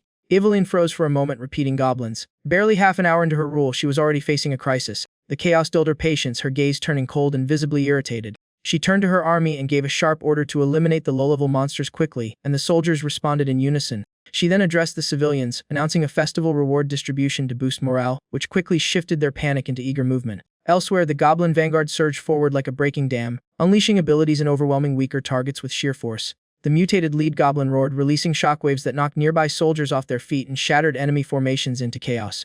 More goblins surged in behind it, escalating the pressure and turning the battlefield into a collapsing zone of uncontrolled slaughter and madness. On another front, Lin Tian directly faced Green, one standing atop a towering structure, the other hovering on Xiao Huang midair. Tension stretched between them. Green glared and accused him. "So you're the one who tamed a dragon and corrupted the sword saintess?" Lin Tian only smiled lazily, amused. "Didn't expect my reputation to travel this fast." That answer ignited Green's fury. His aura erupted as he warned coldly that Lin Tian would pay for his actions. Lin Tian calmly sized him up, as if evaluating an interesting opponent rather than a threat. Green raised a glowing crystal with both hands, his final trump card, its light surging as it activated. A massive meteor was summoned from the sky, accelerating directly toward Xiao Huang like a falling execution. Lin Tian's eyes widened slightly in surprise. This old man had more tricks than expected. Xiao Huang dodged sharply, but the meteor locked on like a homing weapon and kept pursuing relentlessly. Green gritted his teeth, declaring he had survived this long and would not fall easily. Lin Tian smirked, confidence returning without restraint. He patted Xiao Huang and said, "Then he'll give you a big gift too." Suddenly, he changed direction, diving straight toward Evelyn's position. The abrupt shift stunned Green below. Soldiers panicked as both dragon and meteor closed in, screaming for everyone to flee. Chaos erupted as formations broke apart completely, civilians and soldiers alike scattering while the meteor continued to chase Lin Tian. Lin Tian's target was deliberate, the most valuable piece on the board, the old mage's granddaughter. From a distant fortification, Evelyn watched the battlefield unfold, realizing too late that the incoming disaster was converging directly toward her position. Evelyn witnesses it all, facing goblins organized like a military unit for the first time, feeling frustrated as she's pushed into an unexpectedly disadvantageous situation. Lin Tian signals Xiao Huang decisively to execute a pre-trained move, and the dragon instantly adjusts its flight path in near-perfect sync. Xiao Huang lowers its body, compressing intense heat energy in its mouth as firepower rapidly builds to critical levels. At its limit, it unleashes a massive flame torrent sweeping across the ground, engulfing everything and scorching the entire area. The blast gives Lin Tian and Xiao Huang the thrust to escape the meteor's trajectory, while the now misguided meteor crashes toward the fortress, cracking its structure as it becomes a final finishing strike. Evelyn steadies herself and gathers powerful mana, casting a larger-scale spatial technique to interfere with the falling meteor's path. A massive spatial rift opens like a gate in the sky, pulling in the meteor as it disintegrates into light and gets swallowed into the distorted space. The rift closes cleanly, leaving no trace as space returns to normal. Evelyn exhales heavily, realizing a slight delay would have completely erased the fortress behind her. Recovering, she searches for Lin Tian but can't find him, muttering in frustration, "Where did that dragon go?" On another side, the old mage Green lands on a high corridor, immediately spotting the dragon and its rider returning toward the central battlefield. Lin Tian and Xiao Huang hover ahead at a deliberate distance, clearly taunting, prompting Green to grit his teeth and shout in anger, asking where the meteor went. From Xiao Huang's back, Lin Tian stands steady and teases down at him, saying his niece did well or the fortress would already be ash. A heavily injured soldier staggers up in panic to report, begging for help from Lord Clinton, while Green notices his condition with a sharp glance. Green immediately casts healing magic to stabilize the soldier, still cursing under his breath about the damn goblins daring to cause chaos before him. Suddenly, another burst of flames streaks in at high speed, cutting through the air. Green reacts instantly, unleashing ice magic from his hand to block and neutralize most of it, though the lingering heat still terrifies the soldier behind him. Green clenches his fist, eyes filled with killing intent, cursing the goblin's dirty tactics while Lin Tian views it as normal battlefield logic, no fairness, only efficiency. Lin Tian looks down coldly, mocking the idea of morality as leverage and bluntly stating goblins like them simply don't play by those rules. El clenches his teeth, trying to convince himself he overestimated the enemy, though the thought only deepens his irritation and caution. Outside the gates, the defending forces are completely pushed back by the goblin tide, retreating in chaos while desperately trying to regroup. The formation collapses as soldiers and mages flee into the inner city, slamming the gates shut in a rushed attempt to survive the assault. Despite the retreat, morale crumbles under heavy losses, with panic and curses spreading as they realize the enemy is far more organized than expected. Among the exhausted troops, a soldier mutters in despair that only the Holy Maiden's sword Xie De Zijin could save them now. Hearing the chaos below, Ava Lin steadies her voice and declares that the Kellyenden family will protect them, trying to restore order. She remains at command, overseeing the battlefield while 3 high-tier mages maintain the defensive barrier and manage the chaos outside the walls. Each goblin advance is met with wide array of magic blasts, violently halting their momentum in bursts of destructive energy. Sensing diminishing returns, Lin Tian orders a tactical shift and temporarily pulls forces back, with the goblin army reorganizing instantly on command. Kva Lin briefly feels relief at the withdrawal, but El remains wary, sensing the prior assault was too coordinated to be a simple retreat. Lin Tian advances alone on Shido Hoang's back. Kva Lin identifies him as the one who defeated the Holy Maiden's sword, while El confidently claims defeating him would mean surpassing her. Facing them midair, Lin Tian calmly warns that he never intended to destroy the place, but they forced his hand by choosing resistance. Kva Lin frowns at his tone and challenges him directly, asking what he plans to do next with such arrogance. Lin Tian ignores the question, turning slightly as if signaling a shift in the entire battlefield's direction. He orders a split formation. Part of the goblin force follows him while the rest maintains pressure, instantly dividing the battlefield strategy. On the fortress wall, a mage urgently reports confusion while Ava Lin calmly reassures everyone that the magical barrier around the refuge is still intact and holding strong. In the tense moment, the frenzied goblin under Lin Tian's control begins moving. It strides to the front with ferocious momentum, leading the attack alone while Lin Tian observes from Xiao Huang above the battlefield and the glowing golden barrier of the fortress. It suddenly crashes down like a warhammer, hammering the ground repeatedly with both fists, each impact sending violent tremors and stacking pressure against the defenses. The massive barrier in the sky starts destabilizing, its light rippling as its structural integrity begins to collapse. From above, Green's expression changes sharply as he warns in panic that the barrier is on the verge of breaking. The defensive shield shatters completely into fragments of light, with damage spreading to the gate area, revealing Lin Tian's smaller goblin units as part of a broader tactical plan. Inside the city, survivors fall into despair as the protection disappears, calling for Evelyn and hoping for saviors like the Golden Saint, while morale collapses. Lin Tian analyzes the situation below, concluding that if the core enemies refuse to appear, more pressure must be applied to force them out. Goblins flood into the city like a broken dam, scattering civilians into chaos as crude but deadly weapons turn the streets into a nightmare of screams and confusion. A one-armed soldier urges Green to open the gates for a rescue mission, but Green hesitates, realizing stepping out would be suicide and that this is their last defensive line. Green clenches his jaw under mounting pressure, visibly shaken as he sees years of carefully built defenses undone by the goblin assault. Frustration erupts among the defenders as one soldier calls for action to save their families, sparking others to arm themselves and join the desperate push. Driven by the need to save loved ones, the crowd begins forcibly dismantling barriers and breaking the gate open in coordinated bursts of effort. From above, Evelyn watches the collapse unfold and urgently orders them to stop, insisting they still have a chance if they hold their position and regain control. Amid the chaos ahead, strange sounds erupt behind Evelyn, freezing her in place as she barely dares to glance back, fear written all over her pale face. When she finally turns, she is stunned to find 3 core mages of the city collapsed, their life force nearly gone, and she realizes the situation has spiraled beyond her control in an instant. In shock and emotional collapse, Evelyn calls out in a broken voice, her cry echoing through the darkened city under enemy invasion. The scene shifts to the elf matriarch, who appears calm and almost leisurely, holding her still-warm weapon as if already confident of victory. The elf matriarch, her daughter, and their forces coordinate smoothly with Lin Tian's army, watching the battlefield from afar with clear satisfaction at the city's turmoil. Evelyn rushes to Green demanding answers about the elves, while Green admits he has no clear explanation, only that elves have long viewed humans as enemies. The elf matriarch steps forward and declares the ancient conflict aloud, directly pointing at Green and Evelyn, escalating tensions into an official act of retaliation. Above, Green channels massive amounts of mana, his hands raised in extreme concentration as he prepares a large-scale spell. From his power, a vast magical structure forms and descends like a colossal curtain, replacing the destroyed defenses over the entire fortress. While sustaining the spell, Green urgently tells Evelyn to retreat immediately, warning that the barrier can only hold for a limited time. A panicked soldier reports that the rear gate has been completely sealed by goblins, shocking both Evelyn and Green as the enemy's pressure exceeds expectations. In the residential district, civilians desperately resist with poor weapons as goblins overwhelm them, quickly breaking their morale and plunging them into panic. Just when hope seems lost, everyone turns toward a sudden figure appearing on a nearby rooftop, drawing immediate attention across the battlefield. On the roof stands Alice, the Holy Sword Saint, now cold and distant, while the crowd erupts in desperate hope, seeing her as their last remaining anchor amid the chaos. Civilians are surrounded by goblins with no escape, while Alice suddenly vanishes from the rooftop, triggering chaos as a sword aura begins to descend. A blazing sword strike shoots through the air toward Green's defensive line, aiming directly at the barrier he is holding. The light of the attack spreads and corrodes everything in its path, visibly fracturing the magical shield. Shockwaves from the strike sweep through the civilians below, turning their brief hope into widespread panic and confusion. The sword pressure continues to crush Green's position, forcing him to erect a final barrier while locking onto the incoming destruction. The barrier collapses almost instantly under overwhelming force, leaving Green severely destabilized as his defense is completely broken. Green is blown off the high ground and falls uncontrollably toward the ground below. He crashes down, fully exhausted and unable to continue defending the city, marking the collapse of his leadership role. Alice descends closer to the ground, leaving survivors in disbelief as Green weakly confronts her in confusion and shock.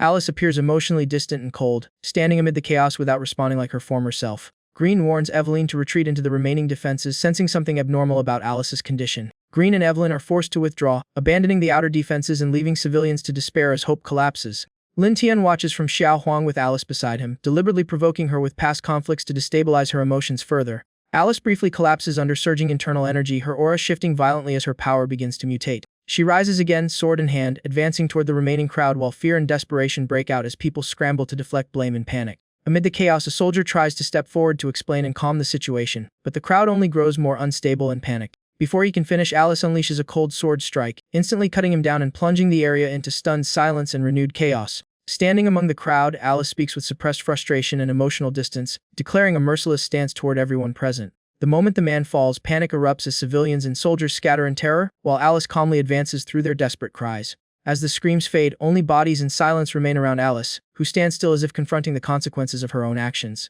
Lin Tian watches from Xiao Huang, reflecting on the scene with a detached comparison to old stories of betrayal between saviors and those they save. He analyzes Alice's state, noting that unlike idealized heroes, she is being driven toward an extreme where emotion overrides restraint. Elsewhere, a goblin is blasted back into a wall, causing part of the fortress structure to collapse. Eveline appears in a severely weakened state, leaning against rubble, her eyes burning with anger and self-reproach amid the destruction. She forces herself to retreat with remaining supplies, choosing survival while still planning to return when she regains strength. In the ruins, Evelyn unexpectedly encounters a surviving goblin, and both freeze in tense confrontation. The goblin drops its weapon and begs for mercy and fear, creating a moment of hesitation as Evelyn weighs her next move. After a brief pause, Evelyn coldly warns it and chooses not to kill it immediately. She turns away and continues toward a hidden target related to Green, still driven by anger and determination. Just after leaving, Evelyn suddenly experiences a violent unseen force acting on her body. Pain surges through her neck as she staggers, struggling to understand the sudden and overwhelming threat. Unable to move forward, she leans against a wall, sensing a dark aura spreading ahead that signals the arrival of a new force. Lin Tian emerges from the black mist, calm yet oppressive, mocking Evelyn's choices with a cold, taunting tone. He walks closer, scanning the surroundings while implying the true target is something far more valuable than mere information. Under pressure, Evelyn panics and reveals the location of the hidden item, even offering to guide him in exchange for her safety.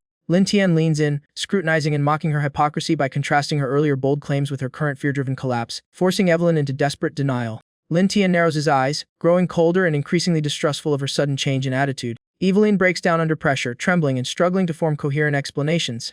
Lin Tian immediately restrains both of her hands, completely stripping her of the ability to resist. He pulls her close in a dominant hold, calmly assessing her worth and position with detached, cold judgment. Evelyn spirals into extreme panic as system-like fluctuations and abnormal status changes begin appearing around her. Rapid, unstable value shifts continue to manifest, reflecting chaotic changes in the battlefield's underlying state. Lin Tian straightens his clothes, looking down at Evelyn with indifferent detachment as he reassesses the situation like a tactical evaluation. A distant shout interrupts the calm, and Lin Tian instantly turns alert toward the new disturbance. A swirling energy gate forms in the sky, gathering massive power and spreading pressure across the battlefield. The surrounding space trembles slightly, prompting Lin Tian to shift into combat readiness as he locks onto the source. A concentrated energy pillar descends rapidly toward him with destructive force. Lin Tian reacts instantly, stepping away from the impact zone while tracking the attacker's movements. Dust and debris obscure the battlefield as a mysterious figure emerges, forcing Lin Tian to reassess the situation. As the smoke clears, Green is revealed, fully alert and directly confronting Lintian, escalating the conflict into a full confrontation. Goblin unleashes everything he has left in a desperate full-force charge, like a final boss refusing to accept the game is over. A blazing red sword suddenly slices across space insanely fast, slamming the brakes on the entire fight's momentum. Goblin barely processes it before the attack closes in, making him realize too late that danger is already kissing his face.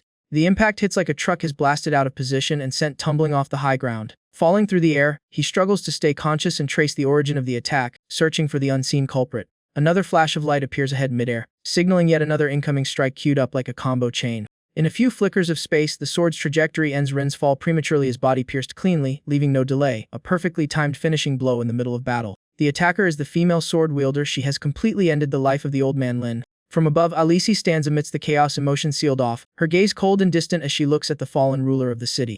Behind her, Linchen calmly observes, silently noting Alice's drastic power surge after the incident, while others barely have time to blink. Linchen walks closer and briefly coordinates with Alici after confirming the main target is gone. She asks if anyone else needs eliminating, and he casually tells her the situation is basically done and to stand down. The scene shifts to a vast library filled with towering shelves packed with ancient books and arcane records. Linchen leads ahead while Saintess Ale follows. Introducing the library's vast magical knowledge, he immediately authorizes her full access like it's no big deal. Ale reacts with visible excitement, becoming noticeably more respectful, already planning to power level herself with the new resources. While moving through the area, Linchen notices a storage section piled with massive amounts of gold and resources. He picks up a gold bar, evaluates its worth in this world, and quickly realizes it's basically universal currency for cross-system trade.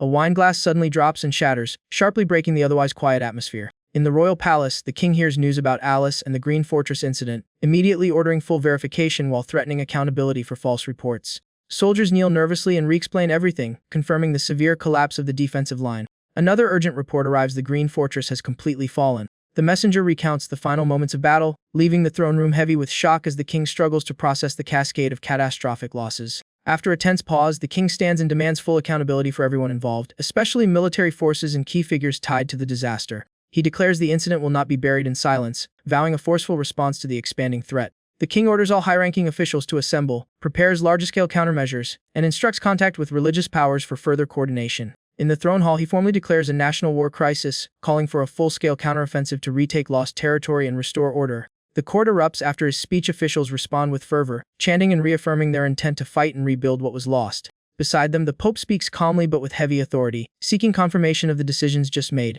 He raises concerns about the consequences, stressing that war now means confronting an entirely different level of power. The king replies firmly, refusing to waver, insisting this is the final choice to protect the nation's future no matter the cost. Nobles begin murmuring anxiously, discussing the danger of the named region while worrying about survival in the coming conflict. The Pope stands again and proposes mobilizing all church forces across the continent and recalling high-ranking members for total war preparation. The king finalizes the decision, pushing the hall's atmosphere to a peak. Everyone cheers in unison, turning it into a collective oath of war. The scene shifts to Linchen's moving convoy, where goblins and other creatures transport supplies in an organized march toward a new base. The formation halts when a hawk-like figure appears ahead, drawing Linchen's attention. After meeting, the figure relays a mission and instructs Linchen to head to a special location, with cautious but non-hostile intent between them. Linchen questions the destination and observes the other party's reaction carefully. After brief consideration, he agrees and continues the journey with Xiao Huang following the hawk's guidance. On the way, Linchen asks about the nature of the destination, curious about its structure and scale. The hawk explains it was built by a special race existing in isolation and not fully controlled by external powers.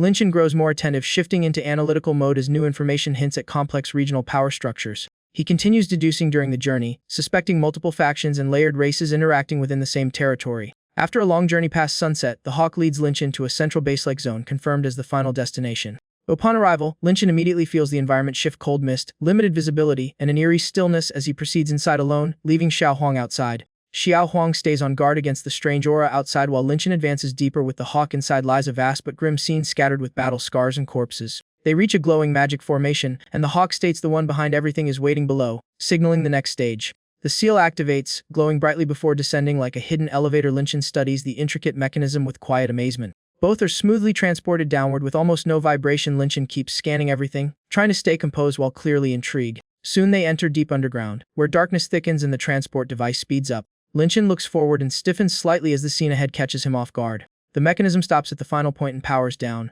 What he assumed was just rock and earth opens into a vast, luxurious underground structure, clearly not a tomb as he first expected. On closer inspection, countless grotesque creatures fill the space in overwhelming numbers, leading Linchen to conclude this is essentially a massive monster breeding ground. Far ahead, a dark figure sits on a throne at the center, radiating absolute authority. Beneath the throne lie scattered bones. The ruler, a skeletal existence still able to move and speak, is surrounded by seductive high-level female demon attendants, all steeped in deathly aura. Linchin's system interface identifies the being as a level 100 king-class entity with a total combat power of 9999. The sheer number makes Linchin tense. He breaks into a cold sweat, realizing this 1000 combat level far exceeds normal standards and would crush most church forces. Facing the entity, Linchin quickly bows respectfully and speaks in a carefully softened, even slightly flattering tone. The Hawk Lord nearby grows nervous watching this, sensing the situation may be far more dangerous than expected. From above, two succubus-like figures lean in teasingly, revealing that their king is actually female. The revelation freezes the moment. Linchin is visibly stunned. The Hawk is equally shocked, while the king herself remains largely unconcerned by the misunderstanding. Ignoring the gender topic, the king shifts to business, praising Linchin for taking Green Fortress and bringing along the Sword Saint and a tribe. Linchin keeps a polite smile, internally puzzled at how a skeleton can sound so calm and even vaguely feminine while outwardly crediting everything to luck. The king dismisses the idea of luck, insists he will be rewarded not punished, and notes his involvement with the Cavern Lord and intelligence from the Eagle report, while a succubus echoes that being noticed is an honor. He further states he understands Linchin's goal of exploiting demon resources in the tomb and conditionally approves it. The king's gaze sharpens as he directly orders Linchin to become Southern Lord, governing the entire demon territory within the Grand Tomb. Linchin freezes for a moment, unable to process the sudden promotion, his mind briefly blank as words fail him. The entire cavern stirs like a shockwave. The king's subordinates erupt in confusion and disbelief over the decision. Even Jungi Mo is caught off guard, rushing to question the king, while Succubi and others object, warning that a lowly goblin cannot control such forces, but the king firmly insists he is capable. The king's eyes grow cold and oppressive as she snaps back, questioning whether they fear a goblin, instantly silencing the room. The succubus immediately backs down, apologizing in a hurry and retracting her objection. Linchin observes the exchange and quietly reassesses the situation, wondering if controlling the entire corrupted forest is really being handed to him so easily. The Bone King publicly declares Linchin as the Southern Lord of the Golden Grand Tribe, granting him authority to hunt demons on a massive scale while demanding he defend the tomb from all intruders. Linchin accepts, since refusal is hardly an option. Linchin steadies himself, bows formally, and solemnly vows to protect the tomb.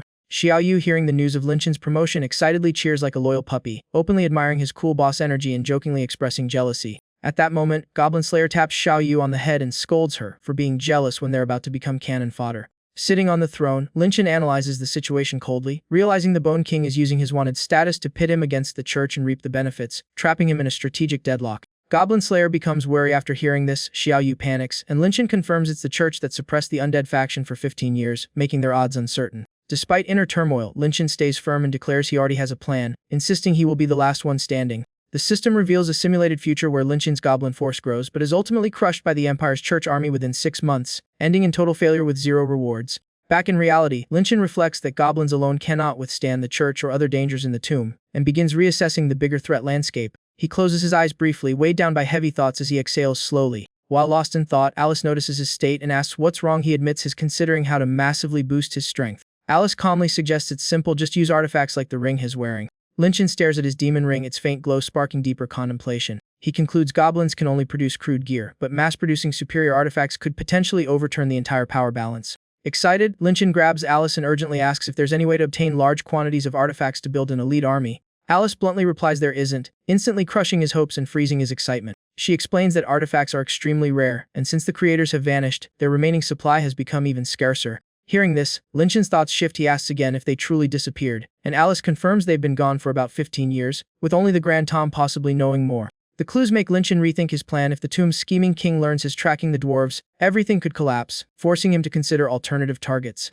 A sudden idea sparks. He laughs excitedly, realizing he still has the purple gold dragon mother as an option, startling Alice as he loudly wonders how he could have forgotten her. Without hesitation, he sets off on Xiao Huang, speeding through mountains and valleys straight toward the purple gold dragon mother's territory. Upon arrival, the land is eerily empty, filled only with bones. Linchin frowns and questions Xiao Huang, who also seems confused by the absence of dragons. He picks up a leftover dragon fang, recalling vaguely that the purple gold dragon mother once mentioned returning to the ancient dragon clan for about a year. He looks into the distance and notes it seems quite far, with Xiao Huang also staring ahead silently. The journey resumes for 5 days straight until they reach a bizarre zone, a gigantic tree standing alone above a boiling lava lake, radiating suffocating heat. Xiao Huang circles the massive tree while Linchin observes and comments in disbelief at such a colossal lifeform surviving in this volcanic wasteland. After scanning the area, Linchin concludes the target is likely beneath the tree and tells Xiao Huang to descend and investigate. They land and scorching heat immediately surges upward from the ground, making even standing uncomfortable. Despite protective gear and Xiao Huang's fire affinity, both struggle in the extreme heat as Linchin questions what kind of place could even support life here.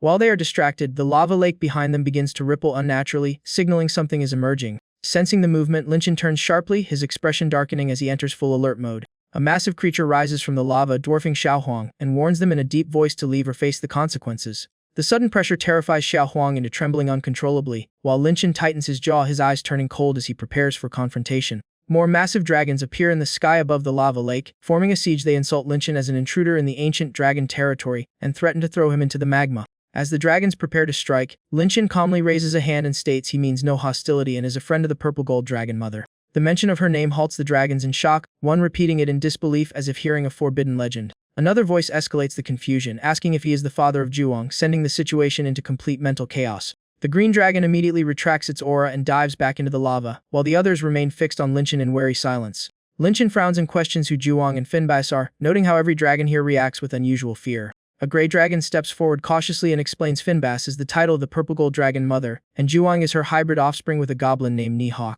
Lin Chen quickly connects the dots and directly requests to be led to her, seizing the opportunity. The gray dragon pauses, visibly stunned, weighing the implications of this unexpected request. After silence, it agrees and leads the way, ordering Xiaohuang to stay outside due to the extreme heat, while other dragons remain confused and uneasy. The remaining dragons panic internally, worrying they may have misjudged Lin Chen's identity and the consequences of any mistake. Their anxiety escalates as they realize a single misunderstanding involving Zhuang or the dragon mother could lead to catastrophic consequences. Inside Nihawk's domain, a vast distorted space stretches under piercing light beams, with the ground radiating unbearable heat. The gray dragon stops and instructs Lin Chen to enter alone, saying it will report to the Dragon King and return later if everything checks out. Lin Chen simply agrees.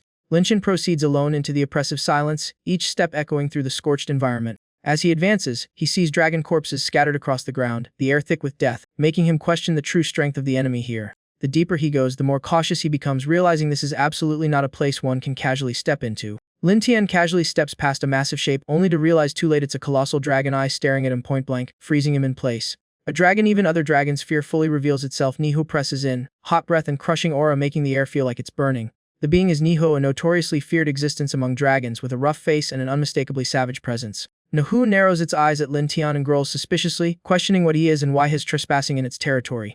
Under the overwhelming pressure, Lin Tian breaks into a cold sweat and quickly recalculates his survival strategy. Niho erupts with even stronger aura, roaring as scorching wind pressure sweeps across the area, forcing Lin Tian to brace himself. Lin Tian suddenly raises a hand and shouts firmly for Niho to stop. The command works. Niho pauses and the oppressive energy briefly settles into a heavy silence. Lin Tian then asks directly its mother is Zijin Longmu Finbass, right? Niho reacts sharply, eyes filled with suspicion, demanding how Lin Tian knows its mother's name. Lin Tian smirks slightly, clearly having set the stage for this moment. Standing before the massive creature, he calmly declares something absurd: he is Niho's father. Niho immediately snaps back in anger, calling it nonsense and insisting its father is a goblin, asking what Lin Tian even is. The tension thickens as Niho closes its eyes briefly to steady its chaotic thoughts, while Lin Tian waits silent. After a moment, Niho leans in and sniffs Lin Tian carefully, then mutters that his scent feels strangely familiar. Its massive form then begins to transform, black flame-like energy coiling inward as its body rapidly reshapes. The giant dragon vanishes, replaced by a teenage girl who immediately crosses her arms and warns Lin Tian to meet her mother or be eaten if he lies. Lin Tian freezes in place, completely stunned and unsure how to respond to the sudden turn of events. Lin Tian finally sighs and calmly agrees with a simple fine. On the way, Lin Tian studies the girl walking ahead and casually remarks that her horns match Zijin Longmu, only to get instantly fluffed up denial from Niho telling him to stop talking nonsense. After some travel, they arrive at the World Tree area, with Niho leading and Lin Tian quietly observing behind. Lin Tian scans the surroundings, realizing the place is far beyond normal, when Niho suddenly stops, eyes lighting up at something ahead. The girl excitedly shouts, "Mother!" while her dragon wings spread in childlike rush toward a long-lost parent. As the scene clarifies, Lin Tian becomes alert. Niho turns back and urgently asks if this man is her father. Lin Tian stiffens at the question, looking awkward and surprised, momentarily speechless. Ahead lies Zijin Longmu, bound to the World Tree and weakened but conscious. She recognizes Lin Tian and remarks in shock that he is still alive, leaving him heavy-hearted. Lin Tian immediately asks why Zijin Longmu is imprisoned within the World Tree. She explains darkly that she was gravely injured by a crazy woman and had to rely on the World Tree to survive, then asks if that woman has come for him. Lin Tian says she hasn't. Lin Tian then casually drops that she did show up but is now in his goblin tribe and even pregnant with his child. Zijin Longmu's eyes widen in pure disbelief, demanding he repeat what he just said. After the shock, she studies him more seriously, concluding he is not an ordinary goblin, her hostility easing into reluctant acknowledgement. She turns to Niho and firmly states that this man is her father and must not be underestimated, urging her to greet him properly. Niho hesitates, emotionally conflicted, while Zijin Longmu introduces her as Zhuang. Actually not cruel but just shy. Niho lowers her head in embarrassment. Zijin Longmu sighs, noting the child grew up alone without a father and is now emotionally overwhelmed by the reunion. Niho blushes deeply, finally gathering courage and softly calls out father. Lin Tian pauses, struck by a strange unfamiliar emotion, falling silent for a moment before exhaling slowly. He steps forward to speak, but suddenly senses Niho's energy destabilizing and surging without warning. A small explosion interrupts the reunion-like atmosphere, leaving Lin Tian frozen as things abruptly shift into combat-like chaos. As the smoke clears, Bai Hu is back in dragon form, circling midair with violently unstable aura, leaving Lin Tian confused. Lin Tian asks Zijin Longmu how the child grew so fast, and she calmly attributes it to abnormal goblin bloodline acceleration. Refocusing, Lin Tian asks about the dwarves' whereabouts. Zijin Longmu reacts slightly, repeating the word dwarves with uncertainty. She explains their information is scarce and suggests asking the Dragon King through Naiho for better leads. Zijin Longmu withdraws back into the world tree to recover, thanking Lin Tian and telling him to return later to see the fate of the mad woman, while he silently watches. Lin Tian remains still for a long moment, weighed down by mixed emotions and uncertainty. Nihu leans close in dragon form and innocently asks if they are leaving. Lin Tian steadies himself and agrees, saying they will go meet the Dragon King. They enter deeper into the Dragon King's domain, where the heat becomes even more oppressive and reality feels almost molten. The Dragon King awaits in the center, looming in the fiery chamber, and asks if Lin Tian is truly the father of Ju Wang. Dragon attendants begin murmuring, staring at Lin Tian with disbelief, suspicion, and shock at his presence. Their gazes linger, sensing that Lin Tian's connection to the T-Jin Dragon Mother has shifted the balance of bloodlines. Lin Tian steps forward calmly, stating he means no hostility and only seeks information about the Dwarven kingdom. Before the Dragon King responds, a white dragon interjects coldly, claiming the dwarves were nearly wiped out by humans, prompting Lin Tian to freeze and mutter in disbelief that they are all gone. The revelation leaves Lin Tian silent, mentally running through unfinished plans and realizing the journey might have become pointless. The Dragon King breaks the silence, saying she knows another surviving dwarf branch, but demands 2 conditions in exchange. Lin Tian immediately agrees without hesitation, saying he will accept if it's within his ability. The first condition is that Nihu must stop hunting its own kind. Lin Tian agrees and demands they not trouble her either, leaving Nihu quietly enduring the situation. Lin Tian then asks what the second condition is. The Dragon King leans closer and says the second condition is that he must accompany her to a certain place. Soon after, Lin Tian follows the Dragon King away from the main area into a completely isolated region with no other dragons. The Dragon King lands firmly, acting more serious than usual as if preparing to reveal something important. They arrive at a special volcanic-like zone deep in dragon territory, where lava and jagged rock formations resemble a sea consumed by fire. The Dragon King shrinks the surrounding pressure field and brings Lin Tian down, leaving him suspicious about why this private meeting is necessary. Lin Tian asks directly for clarification, but the Dragon King suddenly begins transforming. In an instant, the massive dragon form dissolves into something entirely different, leaving Lin Tian stunned and unable to believe his eyes. He becomes wary, realizing things are not simple. Before him stands a white-haired woman in red, exuding overwhelming dominance and deliberate intent. The sudden shift puts Lin Tian at a disadvantage, forcing him to step back under the invisible pressure. Before he can fully process it, he is pushed into a confined lavelet space and tries to ask what is going on, but is cut off mid-sentence. The woman closes in, binding the space with invisible force, and calmly states the second condition: she wants a dragon egg in exchange for revealing the dwarves' location. Lin Tian freezes, realizing this demand is far more troublesome than expected after recalling all his previous messes. He cautiously claims to be just a normal goblin, but the Dragon King immediately pressures him, saying Nihu proves his bloodline is anything but ordinary and refusal means he won't leave alive. The Dragon King explains that dragon dominance depends on bloodline inheritance, with power shifting over millions of years among branches, while fire dragons often struggle in the hierarchy.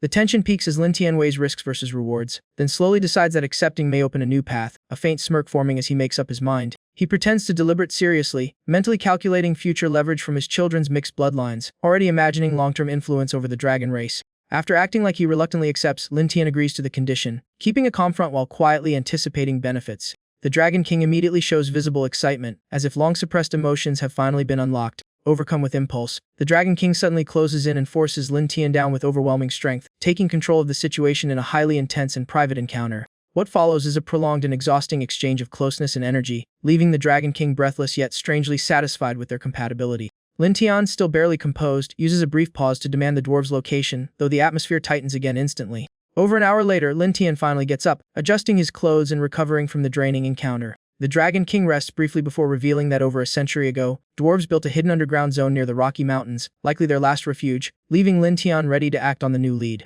Lin Tian repeats Rocky Mountains, locking his gaze as he double-checks the information. The scene shifts rapidly as he heads straight toward the Rocky Mountains, riding Xiao Huang forward without wasting time. Along the way, his system suddenly activates a special vision ability, displaying a new notification before his eyes. Using the newly awakened Rai-Tai power, Lin Tian expands his perception and sharpens his focus to scan the terrain. His vision pierces through layers of rocky geography like a multi-layer map until a dark anomaly appears in the distance below. Moving closer, he spots a man wandering cautiously, constantly scanning his surroundings as if hiding something. Lin Tian pauses and mutters that this might be the entrance to the Dwarven underground realm, his long search finally showing a lead. The man clings to a cliff, struggling upward while aiming for a rare flower, whispering that it might win over someone named Xiao Mei. A cold voice suddenly interrupts him. He turns and sees Lin Tian in a towering beast-like presence, freezing him in terror as he stammers in panic. Recognizing Lin Tian's green-skinned appearance, the dwarf recoils in fear, blurting out whether he is an elf. Just then, the rock under his hand begins to crack, signaling imminent collapse. The cliff breaks apart, sending him tumbling into open air with no control over his fall. He crashes through branches, causing chaos in the forest as birds scatter in panic. He finally hits the ground hard, severely injured and fading, whispering weakly that he doesn't want to die yet for Xiao Mai. As he clings to life and unresolved feelings, Lin Tian slowly descends from above, arriving without haste despite the long search. Looking down at the dying man, Lin Tian remains expressionless, calmly judging him as just a love-struck fool who brought this fate upon himself. As the distance closes, Lin Tian's energy becomes unstable, dark tendrils forming in his hand as he calmly decides it's easier to absorb the dying man. A system notification confirms the activation of a grotesque fusion skill, completing the assimilation process in an instant. When it ends, Lin Tian's body has fully transformed into a dwarf's appearance, perfectly mimicking the target he absorbed. Xiaohuang watches the entire process in stunned silence, frozen with disbelief at the bizarre transformation. Lin Tian remains composed and explains calmly that this is the core function of his fusion ability. After some travel, they return to the earlier cliffside area. Lin Tian tells Xiaohuang to wait there while he infiltrates the Dwarven territory alone. He begins planning long-term control and resource extraction from the dwarves, especially their crafting technology, while Xiaohuang silently stays behind. Lin Tian proceeds alone deeper into Dwarven territory. After a long climb, he stops on a cliff, slightly exhausted from the journey. Seeing the full view ahead, his expression changes sharply in surprise. The Dwarven realm reveals itself as a massive, modern-like city hidden in the forest, far more advanced and organized than expected. Lin Tian observes silently, already forming plans for future control. Inside the city, he notices a lively, structured society with no signs of external world chaos, further altering his perception. The aesthetics and order remind him of a modern pedestrian city, making him reassess his earlier assumptions about the dwarves. A woman suddenly approaches him and coldly interrupts his thoughts, questioning what he means by heaven. Lin Tian quickly recalls the memories of the body he fused with and realizes she is the woman the original dwarf had once pursued. Lin Tian quickly sizes up the situation, then dismisses it as irrelevant and moves on while mentally shifting to other calculations, treating personal matters as low priority. The woman, feeling ignored, steps in front of him and loudly confronts him in front of the crowd, raising the tension in the air. Lin Tian turns to face her calmly and flatly refuses her demands, his tone emotionless but heavy enough to stall the atmosphere. As she presses closer, Lin Tian remains unfazed and questions who she thinks she is to give him orders. In the original body's memories, he used to be infatuated with her, making his current cold attitude completely unbelievable to her. Lin Tian ends the exchange by casually pushing her aside, clearing his path without hesitation. Furious and humiliated, the woman storms after him, shouting threats of never forgiving him, while Lin Tian simply walks away as if none of it matters. Her anger boils over into vengeful thoughts as she watches him leave, trembling with resentment. The scene soon shifts to the inside of a tavern. Lin Tian enters, quickly scans the surroundings, and notes his lack of information about the dwarf kingdom, recognizing such places as useful intelligence hubs. He places several gold coins on the counter and orders the 2 finest drinks without hesitation. While waiting, he notices a blonde woman in a red dress sitting alone in a corner, detached from the lively crowd. Lin Tian walks over with a bottle and bluntly invites her want a drink. She surprisingly shows no caution, agrees immediately, and even teases his somewhat awkward approach. Lin Tian sits beside her, pours drinks casually while mentally assessing the situation, jokingly saying, "Already spotted me," as he quietly evaluates escape options. Time passes as the bottles gradually empty and the tavern atmosphere grows looser and more relaxed. After a few rounds, both are slightly intoxicated. She leans in closer and remarks is better than the freeloading adventurers, unintentionally revealing the keyword adventurer guild to Lin Tian. Half drunk, she reveals that after the kingdom disbanded its army, most soldiers became adventurers, but the recent surge of demon creatures has made the world far more dangerous and discouraged many from acting. Despite the alcohol, Lin Tian stays clear-headed and immediately cuts to the core question: what if someone eliminates all those monsters? The woman laughs and says that such a person would become a dwarf hero, and might even be granted an audience with the king. Lin Tian takes a sip of wine and quietly calculates that exterminating the demons could grant him access to the highest authority, helping him reach his forging-related goals. The scene shifts to an inn inside the city. Lin Tian wakes up the next morning with a heavy head from the lingering effects of alcohol. He finds himself in bed with the blonde woman from the night before, clothes scattered everywhere, clearly indicating a wildly unexpected night. The woman wakes calmly, teasing him about whether he remembers anything from last night as Lin Tian struggles to recall what happened. She leans in closer and interrupts him, mocking him for drinking so much that he forgot everything. She then recounts the night's events in detail, comparing his behavior to ordinary dwarves, forcing Lin Tian to reassess the situation carefully. Although he appears as a dwarf, Lin Tian's aura is fundamentally different, calm yet suppressively powerful, so he must remain silent to avoid exposing his disguise. Lin Tian rubs his temples and confirms nothing has been exposed, narrowly avoiding disaster in his plan. He quickly reorganizes his strategy, earn merit by killing demons to gain the king's attention, but he needs guild certification first, and while thinking this through, he ignores the woman beside him, who watches him curiously. After finalizing his plan, Lin Tian decisively pushes the blanket aside. He gets up and quickly dresses while the blonde woman lazily asks if his leaving so early. He simply replies that he has business to attend to. In moments, he finishes preparing and leaves the room without further explanation, leaving the woman calling after him in confusion. The scene shifts to the Adventurer Guild headquarters. Lin Tian stands at the entrance, briefly assessing the building before muttering that it seems rather quiet. Soon, two bearded men greet him warmly and, after hearing his request, eagerly invite him to join the guild for demon extermination missions. During the conversation, they explain this is the only active guild in the region and ask about Lin Tian's abilities to evaluate him before assigning missions. Despite being questioned, Lin Tian's attention shifts to the weapons in their hands, quickly noticing they are more advanced than they appear. System analysis confirms it is a specially made warhammer that can generate an iron armor layer over the user's body when activated. After briefly discussing demon extermination, Lin Tian skips any explanation of his strength and directly proposes starting the mission immediately. The group leads him to an abandoned graveyard, while one man casually suggests the demons might be too scared to appear. Suddenly, grotesque creatures emerge from the shadows with elongated tongues dragging across the ground, far more twisted than anything Lin Tian has seen before. Just as they prepare to attack, the demons freeze upon sensing Lin Tian's presence, overwhelmed by his dark red oppressive aura, and instinctively retreat. In seconds, all three demons flee without fighting, leaving the three humans stunned by how quickly the situation reversed. Watching them escape, Lin Tian does not chase immediately but notices their tracks clearly lead in a specific direction. Realizing the trail is deliberate, he smirks coldly and remarks that the demons seem capable of calling reinforcements. He pushes aside the bushes, the rustling sound revealing three hidden observers nearby. Lin Tian and the guild members step out, immediately shocked by the unexpectedly vast open area ahead. Before them lies a massive gathering of demons. The earlier three have returned with reinforcements, forming a dense encirclement in full combat readiness. Overwhelmed, the two men behind him panic and question the sheer number, their hands tightening on their weapons in fear. In stark contrast, Lin Tian coldly tells them there is nothing to fear, steps forward and releases an increasingly heavy suppressive aura, ignoring their warnings. He continues into the open space and suddenly accelerates, leaping high into the air. Midair, he locks onto a frontline demon as a sharp weapon appears in his hand, his killing intent turning him into a descending predator that terrifies the entire horde. Lin Tian lands precisely in the center of the encirclement, unleashing rapid slashes that tear through space and demons alike, instantly collapsing their formation. The guild members behind him stand frozen in disbelief, one muttering in shock what kind of monster he actually is, as the scene exceeds everything they know of combat power. As the battlefield calms, Lin Tian stands among the remains, holding part of the spoils while lingering battle aura still hangs around him. He walks back to his teammates over scattered demon corpses and calmly says, "It's done. Let's go." The two elders now look at him with total respect and shock, one awkwardly laughing that it ended far too easily before deciding to return and report. The scene shifts to the Dwarf Kingdom's royal palace. Lin Tian and the two guild members return with proof of the extermination, but are blocked at the gate by guards claiming the king is unwell and unavailable. The elder loses his temper and insists they have wiped out all demons, showing proof, but the guards remain unmoved and repeat the order. Just as tension rises, a voice from inside the palace grants them permission to enter. The grand doors open to reveal the throne hall, where a woman in a red dress sits calmly on the throne, as if she had been expecting them. She gently covers half her face with a fan, exuding composed authority. Queen Odell of the dwarves. The elder quickly bows and reports everything, emphasizing Lin Tian's achievement in eradicating the demon threat, shocking the court that had long been troubled by it. The queen pauses slightly, her gaze locking onto Lin Tian as she reassesses what she just heard. Observing him closely, she concludes he is far from ordinary, even among dwarves, carrying an unusual and unfathomable presence. She subtly hides her interest behind her fan, clearly already aware of rumors about this special dwarf. After confirming the situation, she orders the reward to be delivered later and dismisses the elders, leaving only Lin Tian behind. Lin Tian steps forward and directly states he wants access to forging techniques instead of gold, speaking plainly without hesitation. Before the atmosphere settles, the sound of a closing fan interrupts him. The queen rises and approaches him, calmly stating the reward will need further consideration since his actions exceed normal expectations. She closes the distance, tilting his chin slightly with her fan and saying the demon matter can be set aside, but any request must come with an equal price.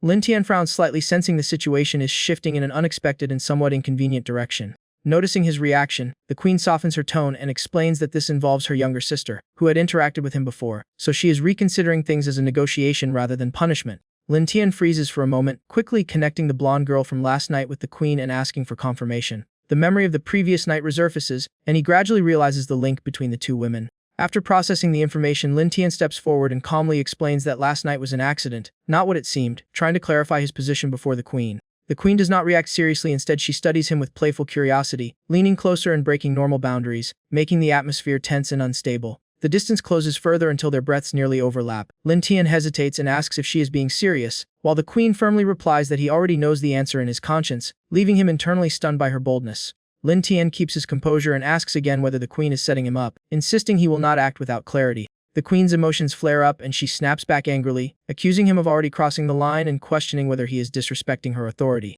She steps even closer and openly states that since the king is nearing his end and she will inherit the throne, choosing a partner is nothing wrong. Whenever the king is mentioned, her expression darkens as she disparages him harshly, and Lin Tian can only stay silent, internally trying to stay grounded. Turning back to Lin Tian, she teasingly pressures him again, saying he must obey her if he wants to learn forging techniques, leaving him momentarily unsure how to respond. After a prolonged standoff, the system unexpectedly triggers his HP 240, attack 100 defense. After over an hour of exhausting assistance work in the palace chamber, Lin Tian remains under the queen's watchful gaze and quietly asks again about learning forging techniques, while she seems slow to react. Suddenly, a panicked soldier rushes in reporting that the king has passed away, while the queen is still in a strained and exhausted state. The soldier walks in at the worst possible moment, sees the situation, freezes in shock, and stammers in disbelief at what he is witnessing. Quickly regaining composure, he kneels and reports formally that the king is dead and the queen is now the highest authority, urging her to confirm the situation immediately.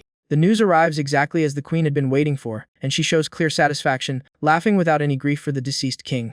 After things settle, Lin Tian suggests returning to the guild, but the queen stops him mid-step. She declares firmly that he will stay with her in the palace and bluntly states he will become her queen, treating it as a settled decision. Lin Tian is thrown into confusion, realizing his identity has been forcibly twisted into something absurd, and internally questioning what is happening. The scene shifts to the room where the old king has just died, as dwarves gather in solemn silence to bid farewell. Although the king's death brings little emotional impact to the queen, she still performs exaggerated grief in front of the body, contrasting sharply with her earlier behavior. She hides her expression behind a fan and casually explains the king had long been incapacitated, implying she had already been preparing to replace him. Afterwards, she instructs Lin Tian to roam freely in the palace while she prepares for coronation, and he respectfully acknowledges. However, she suddenly interrupts him by pressing a finger to his lips, as if reconsidering her next move. Leaning in close, she teasingly insists he call her something more intimate than queen, like darling. Though uncomfortable, Lin Tian reluctantly complies, awkwardly muttering the requested nickname while visibly embarrassed. A few days later, Lin Tian stands before the sealed door of a magical artifact vault, having finally obtained the key after considerable effort. He reflects that despite over 15 years of inactivity, valuable relics should still remain stored within the Dwarven kingdom's old vaults.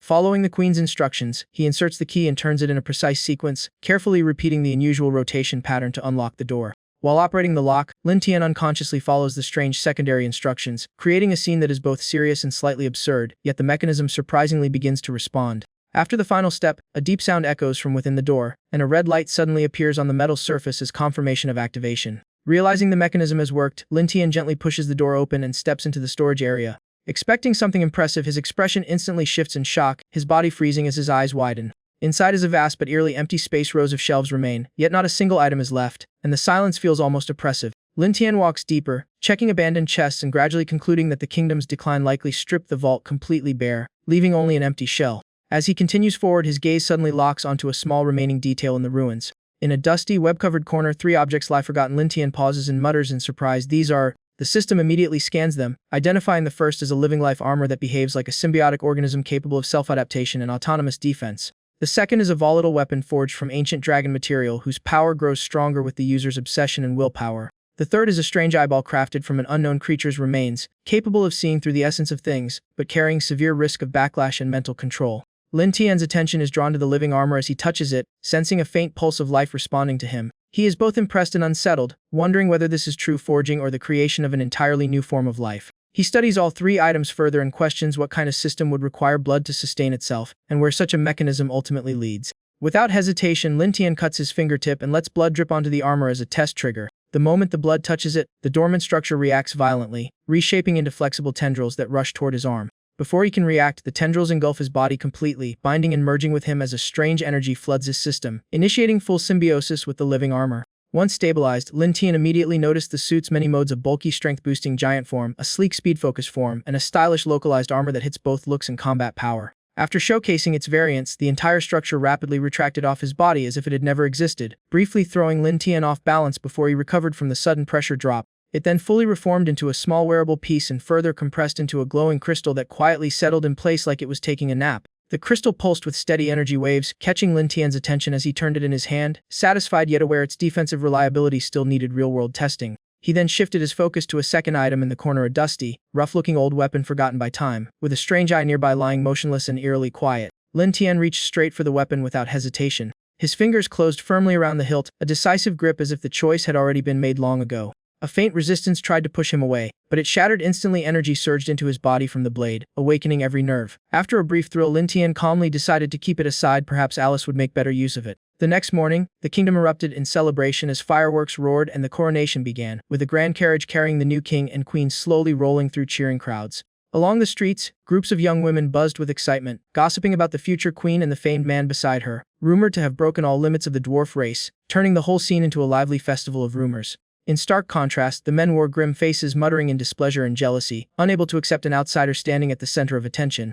Lin Tian, however, remained unfazed, smiling faintly as he calmly reassessed the situation like it was just another planned move on a board. Suddenly, a figure dashed out and blocked the procession, forcing the entire formation to a halt as all eyes snapped toward the unexpected interruption. The intruder was Xiao Mei, someone tied to Lin Tian's past identity, standing firm with pent-up emotion as she demanded answers and confronted him with unresolved resentment. The queen tilts her head, politely asking Lin Tian about the intruder. He calmly downplays Xiao Mei's identity, subtly diminishing her importance in the queen's eyes. The crowd erupts into confused chatter, mocking and criticizing Xiao Mei's actions, turning the coronation atmosphere into chaotic gossip. Ignoring all stares, Xiao Mei keeps blocking the procession and vents her bottled emotions, but to onlookers she is just a fading relic of a meaningless past. From the carriage, Lin Tian coldly orders her to show sincerity by kneeling and begging in front of everyone, intentionally pushing her pride to force her retreat in humiliation. Xiao Mei freezes in disbelief, stammering in shock as the entire crowd's attention crushes down on her. She misinterprets everything, falsely believing Dennis has changed status and might soften if she obeys, drifting further from reality. Overwhelmed by pressure and delusion, she convinces herself that enduring humiliation will somehow restore the past.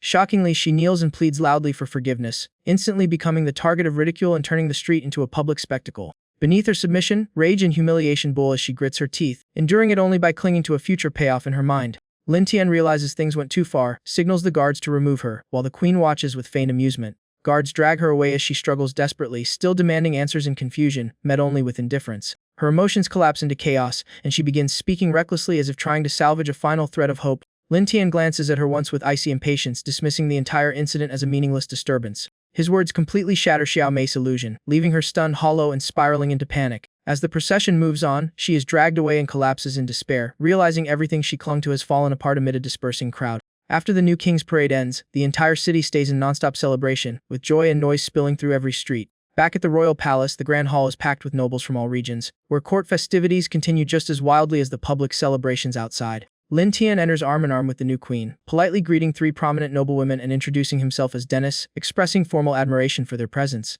The trio Duchess Jamila, a top-tier magic engineering authority, and nobles Linda and Winnie respond warmly, with Jamila teasing the queen about her excellent eye for people, as rumors about Lin Tian's abilities have already spread widely. Jamila quietly leans toward Queen Odell and asks something in hushed curiosity. Odell blushes and reacts with confident, overly trusting enthusiasm about the rumors. The party quickly turns Lin Tian into the main topic of noble gossip while he remains calm, mentally analyzing power dynamics and his own objectives within the court. Holding a glass of wine, Lin Tian grows slightly serious as he reflects on Odell and her current position. He assesses that the newly crowned queen's power is still unstable, and restoring the sealed Apollo Forge will require overcoming significant resistance, so he plans to help her consolidate influence step by step. The scene shifts to the queen's private chambers, fully prepared with luxurious and solemn decorations for this special day. After a long day, Lin Tian returns to his room and lies down on the large bed, intending to rest briefly before continuing his plans. Just as he drifts into a half-asleep state, a sudden knock interrupts the silence. Lin Tian immediately opens his eyes alert and asks in a low voice who it is. The door opens silently and a woman enters, gesturing for him to stay quiet. Lin Tian is surprised to recognize Duchess Jamila. Her sudden appearance in a private area makes the situation tense as she warns him in a low but urgent tone not to make a sound. Jamila steps closer with decisive intent, openly showing curiosity and calculation while Lin Tian remains silent and observes her carefully. Lin Tian is momentarily caught off guard, awkwardly whispering that if the queen saw this, it would be problematic, while noting Jamila's unusually direct behavior and her high-status influence as a powerful noble and magic engineering authority. Lin Tian quickly regains composure, shifting his mindset to wrest back control of the unfolding situation. He subtly repositions himself, restoring control of the atmosphere and surprising Jamila, while calculating how her influence could be useful later. The room tightens into a tense, unreadable standoff where every small movement feels loaded with intent. Silence stretches heavily between them, filled only with awkward, unspoken tension. A sharp knock suddenly interrupts, and a voice asks if the queen is present, instantly breaking the fragile balance inside. Jamila reacts instantly, moving to conceal her presence. A blanket is pulled over the situation as Lin Tian quickly composes himself, both trying to look entirely innocent while Jamila signals him to stay quiet. Outside, the visitor mutters in confusion, unsure why there's no response despite expecting someone. The door opens anyway and Lin Tian steps forward only to find Linda and Winnie already standing there. The two exchange looks and quickly grasp the awkward situation, oddly appearing more amused than surprised. Winnie politely regrets the timing, while Linda cheerfully suggests meeting Dennis another time, pushing Lin Tian further into social chaos. Lin Tian forces a stiff smile, staying frozen as he tries to stabilize the spiraling situation. The room becomes increasingly crowded as the nobles enter as if they own the place, escalating the confusion. Lin Tian asks what they need, and Linda calmly replies they only wish to consult him, though their timing says otherwise. Before he can respond, both step closer, forcing him to retreat mid-sentence in confusion. His explanation is swallowed by overlapping conversations as the situation devolves into organized chaos. Everyone ends up clustered together, creating an absurdly awkward and cramped tableau. As part of the covering is pulled away, Jamila is revealed too, freezing the group in mutual embarrassment as three noblewomen silently process the disaster. Another royal figure known for spreading rumors about Lin Tian appears in the corridor and heads straight for the room. She barges in excitedly, completely unaware of the chaos, thinking she's just getting a private audience with Lin Tian. She immediately freezes upon seeing three noblewomen already inside, her expression locking mid-transition as reality hits like a door she just walked through. The three noblewomen freeze in embarrassment, each retreating into a corner and covering half their faces, while the unexpected girl is forced to mentally reprocess the entire situation as it has completely derailed her expectations. In the end, all four women silently withdraw, leaving Lin Tian behind. They exit with heavy, wordless expressions, and only after confirming they are gone, Lin Tian stands alone, watching their departure with crossed arms, shaking his head in mild annoyance as he mutters that noble ladies can be unexpectedly direct in their desires. A faint calculating glint passes through his eyes as he adds that this at least saves him several preparation steps. He then decides it is time to move the plan with the queen forward. Night falls over the dwarf kingdom, with scattered warm lights still glowing from houses and palace windows against the quiet darkness. Even within the palace, activity continues, as this is the queen's bonding night with the new consort. Lin Tian embraces the petite queen, deliberately drawing close in an intimate gesture. The distance between them shrinks further, creating an unfamiliar tension between Lin Tian and the small reed-haired queen beside him. Seizing the moment, Lin Tian gently touches her cheek and brings up a serious topic about the kingdom's future, leaving the queen mentally overwhelmed by his presence. Flushed and slightly breathless, she responds in surprise, questioning whether there could be anything more important right now. Lin Tian calmly steers the conversation to his real intent. Since the kingdom's strength is declining, he proposes restoring the sealed Apollo forge to mass-produce magical equipment. The queen is startled and immediately grows cautious, noting the forge has been sealed for years and that crafting magical tools is far from simple. She explains the heavy requirements involved: resources, enchantments, and noble approval, making large-scale production nearly impossible without full national mobilization.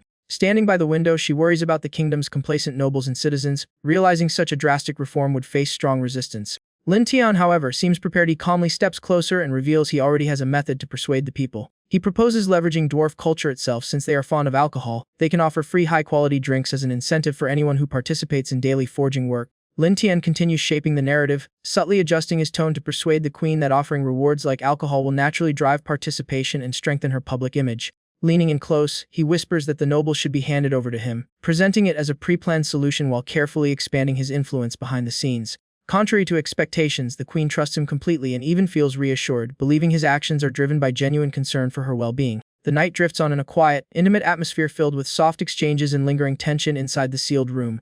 A few days later, the new policies and alcohol incentives successfully ignite enthusiasm among the dwarves, and the entire plan begins to run smoothly. The production of magical equipment still requires enchanted ores and divine blessings to be completed properly. The forging techniques are deeply ingrained in dwarf tradition, so Lin Tian personally descends into the mines to observe, unintentionally triggering new complications. In the mining area, his presence draws intense attention from young women who eagerly assist him, creating an overly enthusiastic atmosphere that he must carefully endure while staying focused on the plan. That evening, a formal banquet is prepared in the Dwarven palace to welcome Queen Odelle and Queen Consort Dennis. During the meal, the queen praises Dennis' dedication, noting how his presence has even improved noble discipline, while he modestly frames it as his duty. He then takes her hand and suggests a night inspection tour to stabilize morale, though his true goal is to ensure the magical production schedule stays on track. The queen expresses concern for his safety at such a late hour, also feeling a subtle discomfort as attention around him continues to grow. Lin Tian calmly reassures her, claiming he is not easily threatened by any danger. After dinner, he leaves the palace and visits several taverns to further push the production initiative.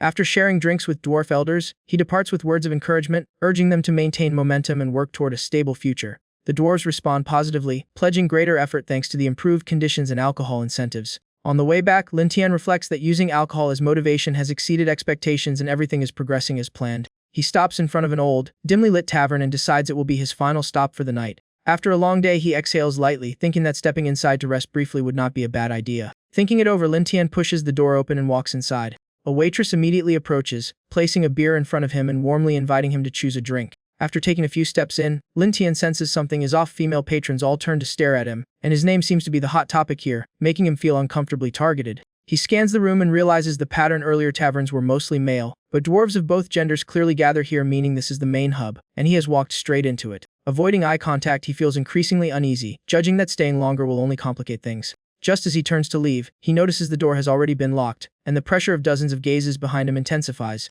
Before he can react, he is surrounded and enthusiastically pulled into drinking and conversation, with excited voices calling his name. The waitress returns with a special brew, proudly presenting it as the tavern's signature drink. She fills his glass while urging him to try it immediately. Lin Tian casually takes the glass and drinks it in one go. His expression changes instantly. The alcohol is far too strong, and he slams the glass down as the atmosphere tightens. The potency hits him hard. He staggers, breathing unevenly as he struggles to stay upright. He quickly grabs the bottle again, staring at it in disbelief. Reading the label, he realizes it is an extremely high-proof specialty liquor. Before he can respond further, his consciousness blurs and he collapses, triggering chaos throughout the tavern. The next morning, Lin Tian slowly wakes up to an unfamiliar ceiling above him. He finds himself in a quiet room with several resting figures, panics, and immediately sits up, confused about what happened. He steadies himself, fixes his clothes, and steps out while still unsteady on his feet. Feeling exhausted, he concludes that the Dwarf Kingdom situation has become far more complicated than expected. The scene shifts to the Queen's chambers, where crying echoes softly as she blames herself for letting him leave under such unpredictable circumstances.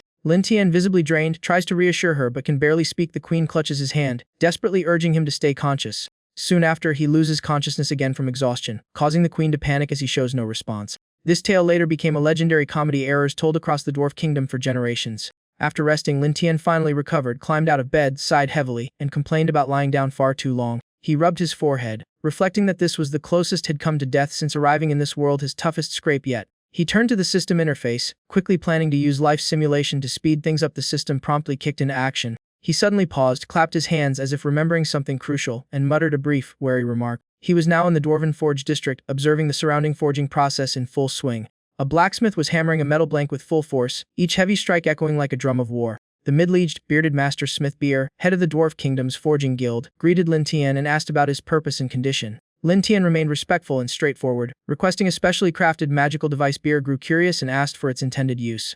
Lin Tian grew serious, explaining it was meant for confronting top-tier beings across the continent. A hint of pressure and caution flashed in his eyes, mixed with firm determination to face them head-on. Beer pondered briefly, noting such forces were difficult opponents, but agreed that preparing specialized weapons was reasonable. He added that not every power on the continent was at that level, but Lin Tian's preparation was still the right approach. As a top master smith, Beer confidently accepted the commission, vowing to use all his craftsmanship to satisfy Lin Tian. Lin Tian thanked him sincerely, showing full trust and officially entrusting the task to him. After leaving the forge, Lin Tian headed toward the Dwarven magical artifact storage area. Standing before the massive door, he turned the key and paused briefly, his plan in his mind becoming increasingly clear and structured. Without hesitation, he pushed the door open and ordered the system to activate the life simulation. The system interface appeared instantly. Simulation began in the Dwarven Kingdom, where Lin Tian had already built a reputation and even caught the attention of the Queen and the entire realm. However, his overwhelming personal influence often drew excessive attention, leading to unexpected incidents and even near threats to his safety. To keep the plan stable, in the simulation he stayed in the Dwarven Kingdom and worked deeper with dwarf engineers, boosting artifact output to over 700 in the first month alone. In month 2, dwarf women suddenly halted work and demanded to join all underground activities together, eating, working, everything, while the system added new decision options. Option 1, fully integrate and join them, 100 points. Option 2, avoid them completely for safety, 10 points. Option 3, handle flexibly, 30 points. After reading, Lin Tian felt mounting pressure. Choosing the first meant chaos, the second meant slowed progress, leaving him briefly stuck in indecision. He quickly chose option 3, aiming to maintain control over the situation. The system generated a new scenario where he mediated the conflict and mobilized support, but reality kept spiraling into unexpected complications. At critical moments, he had to use stabilizing measures to avoid chaos and keep the workflow running. After 3 months of constant juggling, over 1,000 artifacts were completed. The system rated it a volatile but highly successful period, converting his life points accordingly. After confirmation, Lin Tian was pulled back through the system's spatial flow, feeling finally relieved after a long period of pressure. 3 months later, he returned to reality from the spatial cycle. During that time, the Dwarven forging operation finished completely, filling the kingdom's armory with a greatly increased stockpile. Standing before rows of completed armor, Lin Tian admitted that mobilizing the entire kingdom's resources had exceeded expectations. He examined each piece carefully. While not top tier, the mass production speed alone was an impressive achievement. While observing, his gaze suddenly stopped. On a nearby wooden table sat 2 neatly placed boxes, each containing a glowing ring. The rings emitted opposing energies, one blazing hot, the other icy cold, simple in design yet clearly unusual. Lin Tian immediately recognized spatial properties but suspected they might be prototypes or incomplete copies. Without overthinking, Lin Tian put on the fire-attributed ring to test his earlier guess. Once activated, the gem on the ring lit up, erupting like a flame and flooding the surroundings with intense magical fluctuations. Lin Tian watched closely, intrigued, as the mana spiraled into a massive rune circle around him before dispersing. Satisfied, he clenched his fist and immediately began planning how to manage and transport the artifacts. After finishing his inspection of the storage area, he left calmly, his overall plan now clearer, and headed toward Bill's workshop, curious what else the dwarf master could produce. The scene shifted to Bill's forge, where the old dwarf was fully immersed in crafting the commissioned weapon.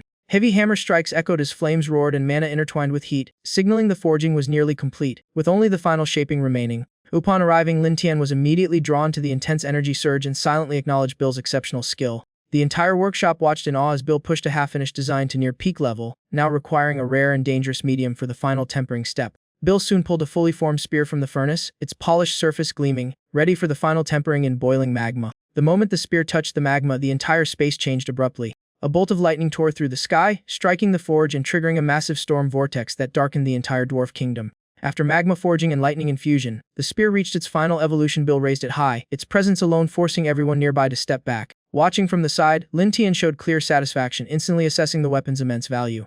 Bill formally handed the spear to Lin Tian and explained its abilities and limits, devastating against divine or immortal beings but extremely draining to use. Lin Tian accepted it with satisfaction. Just as Lin Tian took the spear and prepared to leave quickly, Bill suddenly called him back, insisting the weapon still lacked a final ritual to fully bind it to its owner. Bill's expression grew unusually serious as he explained that true ownership required a bloodbound link. Lin Tian paused, then without hesitation made a small cut on his hand to draw a few drops of blood. The blood fell onto the tempering solution, instantly triggering a visible reaction. In an instant, magma and his blood fused, and a dark aura rose briefly before dispersing. Bill watched with a faint, uneasy feeling he couldn't quite name. Noticing Bill's change in expression, Lin Tian asked if something was wrong. Bill quickly regained composure, laughed it off, and said nothing was wrong before continuing the ritual. After completion, Bill formally returned the spear and declared it fully bound to Lin Tian, warning that only its true master could unleash its power, while others would suffer backlash if they forced it. He also reminded him to use it as agreed. Lin Tian smiled in thanks, but inwardly kept a trace of suspicion about Bill's earlier reaction, though he quickly refocused on leaving as soon as possible. That night in the Dwarven royal palace, the queen froze upon hearing the report, unable to believe Lin Tian had already departed. A maid hurried forward, presenting a letter found at his residence, her voice trembling under pressure. The queen snatched the letter immediately, her movements sharp and tense. As she read, her expression shifted from shock to quiet contemplation. The letter read like a farewell and a declaration of future direction, stating he would continue toward a greater goal beyond the Dwarven kingdom. At the same time, Lin Tian moved at high speed, leaving Dwarven territory as quickly as possible, aware that lingering would only increase risk once he was noticed. Finally, he reached the exit leading to another region. Relief pushed him to accelerate, one step away from leaving the kingdom entirely. A faint sense of ease rose in his mind. This journey here was finally over. But just as he was about to cross the boundary, he suddenly stopped. Before him stood an armored knight radiating oppressive pressure, blocking his only path forward. The declaration sealed off all escape routes, leaving no way out. The figure turned out to be Grandmaster Bill himself, who had been secretly controlling the area. Gripping a heavy hammer as anger filled his face, he growled at the man before him. "Your Highness, who exactly are you?" Cornered, Lin Tian still didn't reveal himself. Instead, he laughed loudly and played dumb on purpose, replying, "Master Bill, what's going on here?" Bill's reaction only fueled his rage further as energy erupted through the cavern, and he shouted that the moment Lin Tian bloody sensed a cold, sinister aura, proving he was not a dwarf, but a goblin of a closely related kind. He decisively pointed at Lin Tian and declared him a goblin demon race, forcing Lin Tian to drop all disguise and face him calmly without any emotional fluctuation. Noticing the magic ring, Bill added that it likely contained all the Dwarven crafted artifacts they had produced during this time. The moment he finished speaking, Lin Tian's figure vanished as if erased from reality. In the next instant, Lin Tian reappeared behind Bill, his sudden spatial shift leaving the dwarf master completely stunned and unable to react. Lin Tian delivered a clean kick to Bill's face, sending him staggering despite still holding his hammer. The impact hurled Bill into the rock wall with a heavy crash. Lin Tian followed up by stepping on his chest, pinning him to the ground while Bill gritted his teeth and endured the pressure. Dropping all pretense, Lin Tian calmly revealed his identity, stating their power gap 5200 vs 2800 made resistance pointless, and that he had no intention of killing him. Bill then realized Lin Tian was a high-level goblin demon and questioned his infiltration and artifact collection. Lin Tian replied coldly that he had no other choice, as his goal was to confront the Great Tom in the church. Enraged, Bill shouted whether Lin Tian's power already surpassed the entire kingdom just for those weapons. His anger gradually faded into heaviness as he admitted he hoped Lin Tian was a rational being with a larger purpose and not outright malicious, merely using available resources. Still pinned down, Bill asked him to keep his promise and one day return his people to the surface. Lin Tian paused slightly, his gaze shifting as he looked down at the restrained dwarf. As Lin Tian turned to leave, Bill called after him, half believing they might become a long-term force under his influence. Without looking back, Lin Tian calmly replied that understanding this was enough, and if they met again in a few months, he would welcome the dwarves into his empire. With that, he walked straight through the gate out of the Dwarven domain. Behind him, Bill stood frozen, murmuring empire in disbelief, stunned that even goblins were now speaking of founding nations. On the way back through the Great Tome Forest, Lin Tian sat atop Xiaohuang, letting it fly across the vast canopy below. During the 3 months of expansion, the tribe had grown massively. About 50,000 low-tier goblins and 10,000 high-tier elites had emerged. Returning from the Dwarven kingdom with a large haul of artifacts, Lin Tian immediately drew his subordinates, who swarmed the loot with excited eyes. The goblins received a level 11 sword shield set that enhanced and channeled combat magic. Jia Jun took a spatial-grade dagger capable of temporary teleportation and void-inflicted wounds. Jia Lu obtained an Athena-grade spear shield that auto-reflected and neutralized most attacks. Yushi happily took world-grade cubic tear earrings, forming near-impenetrable water-drop shields on impact that only emotional-type powers could dispel. Goblin Slayer got a God Concept bracelet that sealed up to 6 loyal units for summoning, and Buff Slayer tested a God Hunting Bow with near-guaranteed hits. After Locke and Kana received Kaling-grade earrings that altered perception and amplified charm-based influence. The atmosphere turned lively as everyone cheered Lin Tian, treating him as the center of their transformation. Once things settled, the Sword Saint approached Lin Tian, handed her a sword, and when she hesitated, he simply told her to take it and awaken its power. That was her role. The weapon, called the Unholy Blade World Grade, contained remnants of the Dark Clan and a Dark Eye. It could summon a phantom dragon, enslave spirits within, and transform the user into a Dark Clan state with blood-devouring effects, but risked being taken over if the wielder lacked resolve. Unlike others, the Sword Saint showed no excitement, only a sigh, and asked why a divine gift wasn't something holy. Lin Tian calmly replied that within it lay an entity strong enough to be conquered, and preventing it from falling into enemy hands was itself a sacred mission. After hearing this, the Sword Saint no longer questioned it, simply giving a brief response that she had accepted everything. The Sword Saint focused on the blade, gripping it tightly as she tried to form a connection with the new weapon. The moment she made contact, a surge of energy rippled outward. Lin Tian silently observed as she instantly sensed something deeply abnormal within the artifact. Her pupils dilated as her gaze went blank for an instant, as if her consciousness had been pulled away.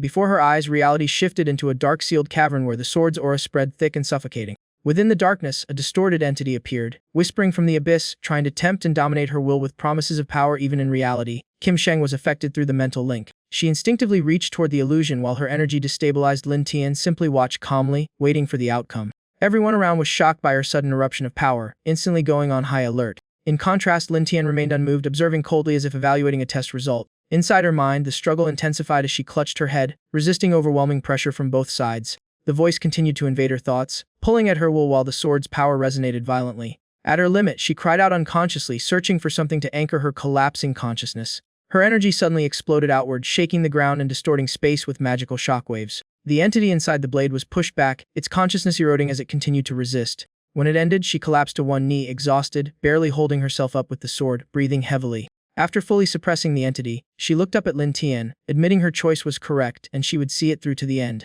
Lin Tian stepped closer, gently lifting her chin and stating calmly that the god is with you, as if affirming both control and guidance. As tension settled in the camp, Xiaoyu reported that the Rock Lord had visited injured, mentioned Shan, and left without explanation, while Goblin Slayer confirmed he refused to say anything at all. Lin Tian senses something is off and tells Shi Renying they should go check the situation. They shift to the Juren forest, where chaotic screams echo through the air like a panic alarm gone wild. Lin Tian arrives and the birdfolk immediately freak out. He calms them down, saying it's me, Goblin. Despite that, many warriors are badly injured and morale is collapsing. He asks what happened, why things are like this, and where their lord is. A trembling birdfolk woman steps forward and starts to speak, her voice shaking as she mentions the lord. She is the wind wife of Shi Renying, explaining that he is currently gravely ill. She leads Lin Tian to see Shi Renying, whose wing is severely damaged. She says the attack came from the western and northern territories. Crying, she explains they attacked earlier, injured him, and though he wanted to seek Lin Tian, he couldn't and endured it alone. She continues in tears. After returning, the enemy struck again, wrecked his wings, and humiliated him in front of his people, leaving the clan devastated.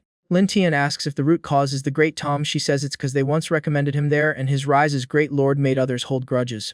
Lin Tian's killing intent rises, but he stays calm and admits responsibility for dragging them into this mess. He turns to leave, ordering them to stay put while he handles the injuries and what comes next. An hour later, Ali arrives in the birdfolk territory and immediately begins high-level healing magic support. Though previously marked by control, Ali now obeys fully and pours all her energy into healing while the birdfolk watch with anxious hope. The healing works fast, many recover visibly, shock turning into relief and gratitude as hope literally regrows in real time. In a sealed room, Holy Maiden Ali pushes her magic to the limit, stabilizing the critically injured birdfolk lord on the brink of death. Healing light floods the space as Ali channels energy, pulling life back from the brink. The room stabilizes quickly with mana flow becoming calm and balanced. Hawk Eagle Lord manages to sit up. His wife rushes over in tears as Lin Tian watches. He is stunned to see Lin Tian, and Lin Tian calmly confirms he is alive and here to help. Memories return and anger surges as he recounts the repeated attacks. He asks for assistance. Lin Tian agrees without hesitation. Lin Tian reveals he has a counterplan and offers a gift before the retaliation. He produces a level 11 artifact, Blade of Blazing Wind, creating vortex slashes and boosting speed and sustained damage.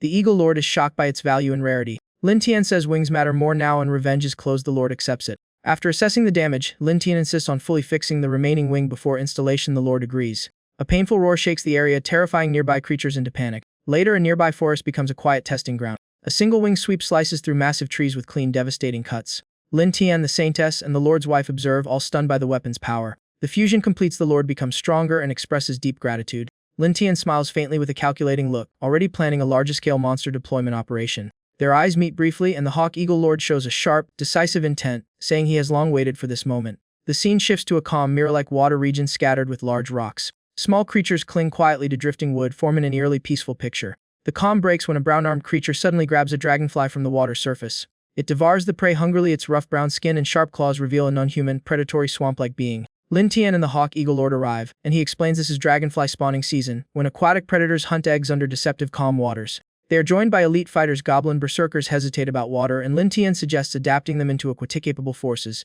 The elf matriarch asks how to force the hidden underwater creatures to surface. Lin Tian smirks, implying the vast waters must hide far more than it seems. He steps onto a rock and unleashes wide-range control over monsters, directly influencing underwater minds. The lake erupts with bubbling chaos as the previously calm surface turns violently active. Underwater creatures lose control and attack each other, spiraling into chaos as surface predators are caught off guard. The water suddenly tears apart under a massive force from below. A huge humanoid aquatic figure bursts out, gripping a massive creature and roaring that someone is controlling them. System analysis identifies it as a level 90 mutated aquatic lord with ancient blessing and high stat power. It locks onto Lin Tian's position and immediately launches upward. From a rock above, Lin Tian and the Eagle Lord stand unmoved as the latter calmly remarks that the enemy noticed quickly. The massive aquatic creature surfaces and mocks the shore group, taunting the Eagle Lord and sneering at the goblins. More water monsters rise behind it, sensing prey among humans and elves, their instincts shifting into hunting mode. Greed spreads as the leader licks its lips and signals an all-out capture of the shore targets. The entire aquatic group charges onto land, launching a full assault toward Lin Tian and his allies. Lin Tian tightens his aura, gathering overwhelming energy in preparation. Before they can close in, Lin Tian releases a shockwave that instantly scatters the attackers and crushes their formation. He coldly orders that resistors be eliminated while others are kept alive. A high-level goblin strikes from the shadows, instantly killing a water creature with a precise piercing attack. Goblin berserkers rush in like a storm, their empowered weapons shredding enemies in heavy melee combat. The elf matriarch fires an arrow from above, instantly piercing a surfacing water monster with perfect accuracy. The aquatic lord realizes its forces are being completely overwhelmed and its expression shifts in shock. It sees its entire army collapsing and begins to panic under the relentless suppression. It roars and tries to regroup its forces, but its command has lost authority. A blue energy strike from the Eagle Lord hits its head, injuring it and knocking it off balance. The Eagle Lord declares from the air that the enemy will not escape easily today. The injured aquatic lord clutches its head, overwhelmed by pain and confusion. It screams that it will kill them all and unleashes full killing intent. It lunges at Eagle Lord with a fatal thrust, abandoning all defense. But Eagle Lord stands firm and freezes the attack midair with an invisible force, completely stopping its arm. Lin Tian calmly says there's no need for him to act, believing the Eagle Lord can handle it. He glances at the sky, noting that rainy conditions, normally a power boost for water demons, seem unlikely. The captured water demon is released, collapsing exhausted but already emitting a strange aura of transformation. Recovering slightly, it calls out to someone behind a rock, summoning a crying rain demon. The hidden figure reacts and lets out a mournful roar that shakes the surroundings. The sky darkens instantly as clouds gather and heavy rain begins to pour down. Lin Tian senses danger. Both he and the Eagle Lord realize the situation is turning bad. The Eagle Lord urgently orders a retreat, warning that rain heavily favors the enemy. Empowered by the rain, the water demon rapidly grows stronger and mocks the Eagle Lord. The Eagle Lord is stunned by its sudden power surge and cannot react in time. The enemy unleashes a devastating sonic wave that blasts the Eagle Lord away. He is slammed into the water, causing a massive surge and disruption across the surface. The water demon immediately takes advantage and launches back into the air. It locks onto Lin Tian and insults him, calling him a lowly goblin before attacking. It strikes with killing intent, but Lin Tian remains calm as blue energy begins to radiate around him. The attack crashes down violently, kicking up debris and obscuring everything from view. The demon laughs, thinking Lin Tian has been defeated. Suddenly, a hollow space opens beneath the impact zone, and the demon senses something wrong. Lin Tian bursts upward from underground, completely unharmed, protected by a defensive layer, and calmly declares it is now the enemy's turn. The water demon is caught off guard and eats a full punch to the face before Lin Tian cleanly ends the exchange with blood-break defeat. The blow sends him flying backward, and Lin Tian wraps things up with a crisp, blood-parsing defeat technique. Humiliated by being overpowered head-on by such a small opponent, the water demon erupts in rage, sensing something is quietly eating away at his power. Before he can adapt, Lin Tian is suddenly behind him so fast it feels like he teleported with bad manners. Lin Tian unleashes a wind-splitting kick. The massive body is sent skidding across the mountain range, carving a giant cracked arc into the earth. Embedded in stone, the water demon coughs weakly, realizing in disbelief that his strongest defense just got casually deleted. One look at Lin Tian standing calmly ahead tells him everything is no longer in control of this fight. He bursts into the air to flee, only for the Eagle Lord to immediately give chase with wings wide open. In panic, he screams for Hugai to appear and save him. He'd rather face whatever's in the lake than that goblin Lin Tian. The Eagle Lord suddenly halts, noticing an abnormal presence forming ahead. From the lake rises Hugai, a grotesque, chained entity with chaotic multiple heads and a distorted humanoid frame, warping the surrounding space with its sheer wrongness. Hovering midair, the Eagle Lord pauses, temporarily abandoning the chase to assess the new horror below. He exhales, deciding there's no need to panic since the Sword Saint is likely handling it, then urgently tells A Li Sai to leave Hugai as a formless demon whose chains and bones are just parasitic husks that rot under demonic energy. A Li Sai calmly replies really, and slowly draws her corrupted black blade. Without hesitation, she slashes upward, releasing a surging arc of power that condenses into a massive dragon-shaped strike barreling forward. The impact is so violent it shakes space itself, completely obscuring vision of the monster beneath the lake. The Eagle Lord freezes midair, eyes wide in shock. How can a single weapon just erase a demon clan entity like that?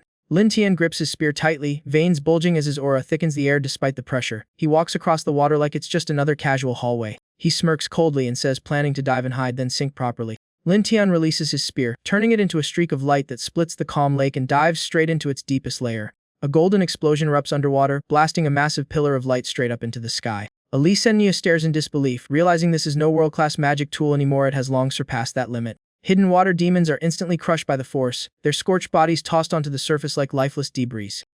A small fire crackles while the water demon lord, battered and barely breathing, slumps against a rock. At that moment, a strange, out-of-place scent drifts over, completely mismatched with the battlefield. The water demon lord freezes, pupils shrinking as killing intent surges like it's about to explode. Not far away, Lin Tian calmly roasts meat over a fire, casually tasting it and commenting it's just okay. A bit too fatty near the waist, a captured demon nearby screams for help. The water demon lord coughs blood and roars in fury as his kin are slaughtered, unable to believe what he's seeing. He struggles to stand, but his body refuses to obey, leaving him trembling in rage and confusion. Lin Tian leans in with a skewer of roasted meat and asks coldly if he wants to know what it is, while the demon threatens revenge. Shi Renying coldly reminds him they invaded and slaughtered others first, while Lin Tian adds that the weak have no right to argue here. That line instantly shuts the water demon lord up. Distant female water demons cry for help as they are dragged away. The lord panics and curses them to go all out if they're going to wipe the race out anyway. Lin Tian smirks, saying their looks aren't even interesting enough for his subordinates, but they still have other uses. The water demon lord begs for mercy, claiming responsibility alone, but Lin Tian walks away saying apologies don't exist here.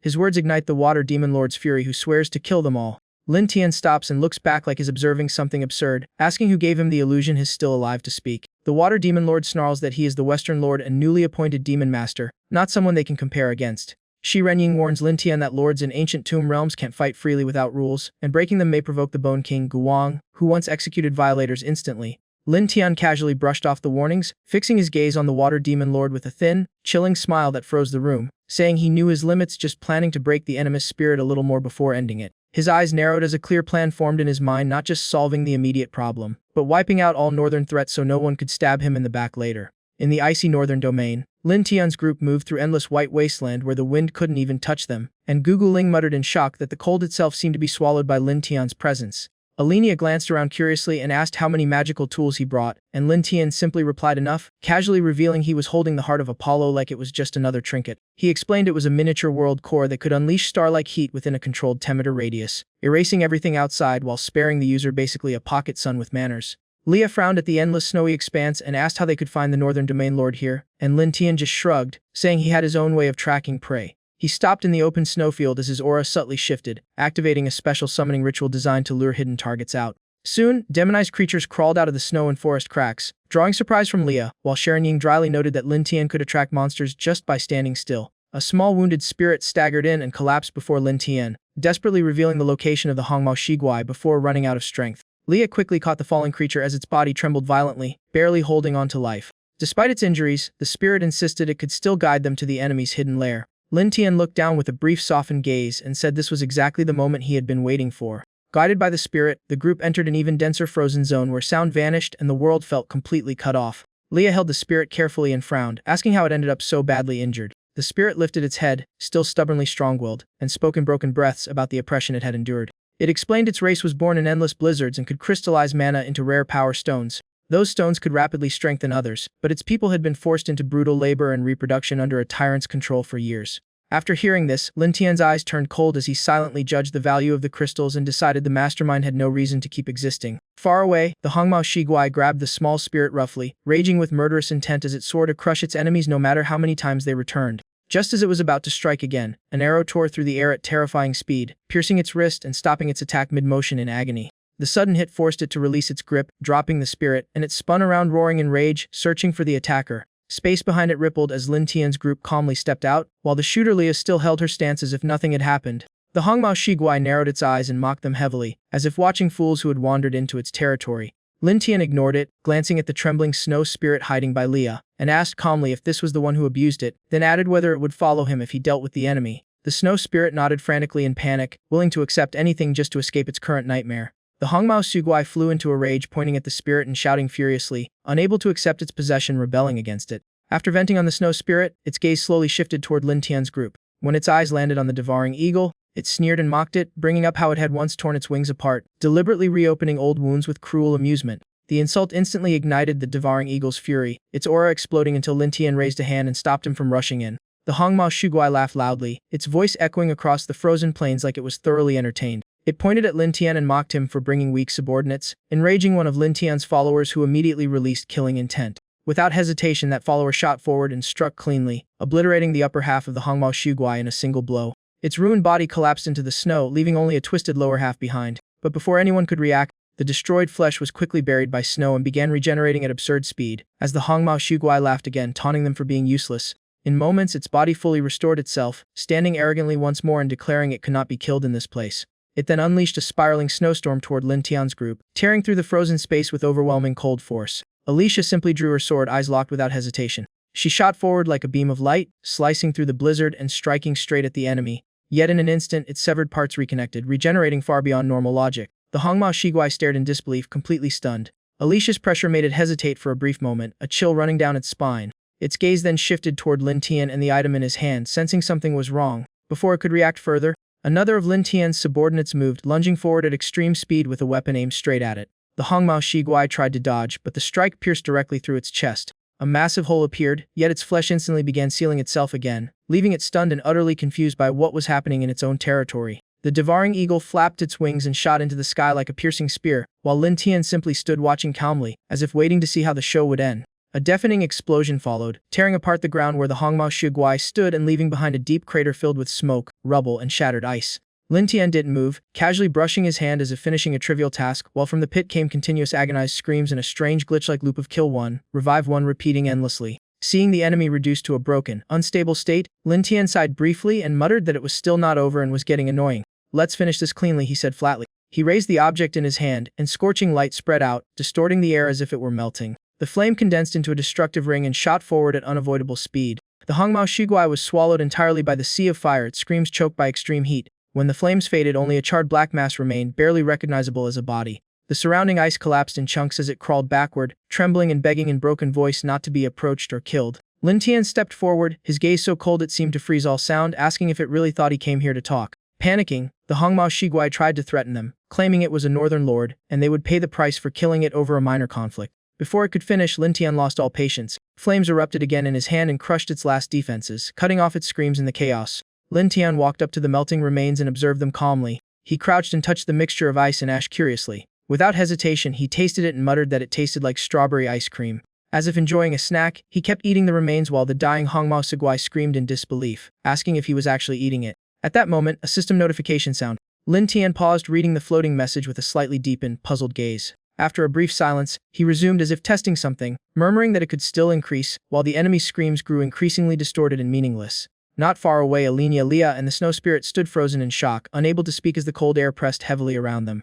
Misinterpreting something Lin Tian said, he suddenly threw the item aside as if discarding something unsatisfactory, causing the Hongmao Shiguai to panic even more, screaming that everything belonged to it. As the remaining ice melted away, the Hongmao Shiguai suddenly erupted in madness, unleashing a final curse mentioning the demon lord, before Lin Tian casually waved his hand and brushed it away like an annoyance. The surrounding magic flames suddenly extinguished as if their energy supply had been abruptly cut off mid-flow. Lin Tian's lips curled slightly as he said calmly and chillingly that he had changed his mind. Killing it too quickly was boring, so perhaps it should experience a slower death instead. The Hongmao Shiguai froze for several breaths, its mind wiped blank, unable to process anything beyond a hollow confusion. When it finally reacted, it turned and fled into the darkness of the cave, muttering curses in panic as if even a second's delay meant total annihilation. Only after it vanished completely did Lin Tian slowly step forward, his pace unhurried but carrying immense pressure. The devouring eagle glanced toward the cave entrance and asked if they should pursue, but Lin Tian shook his head and said no, return first, then released the water demon and observed the demon lord's reaction. His faint smile remained, though colder than before, as he added that if rules truly existed, he wanted to see how the highest authority would handle this. The scene shifted to a massive frozen hall, cold and empty as if eternally sealed in ice, dim light covering its vast architecture. At the center, the water demon lord knelt miserably, crying and recounting everything, while the Hongmao Shugui complained loudly about being beaten and even eaten. Their cries echoed upward toward a silent throne where a figure sat motionless like a stone statue, as they begged the demon lord to act for them.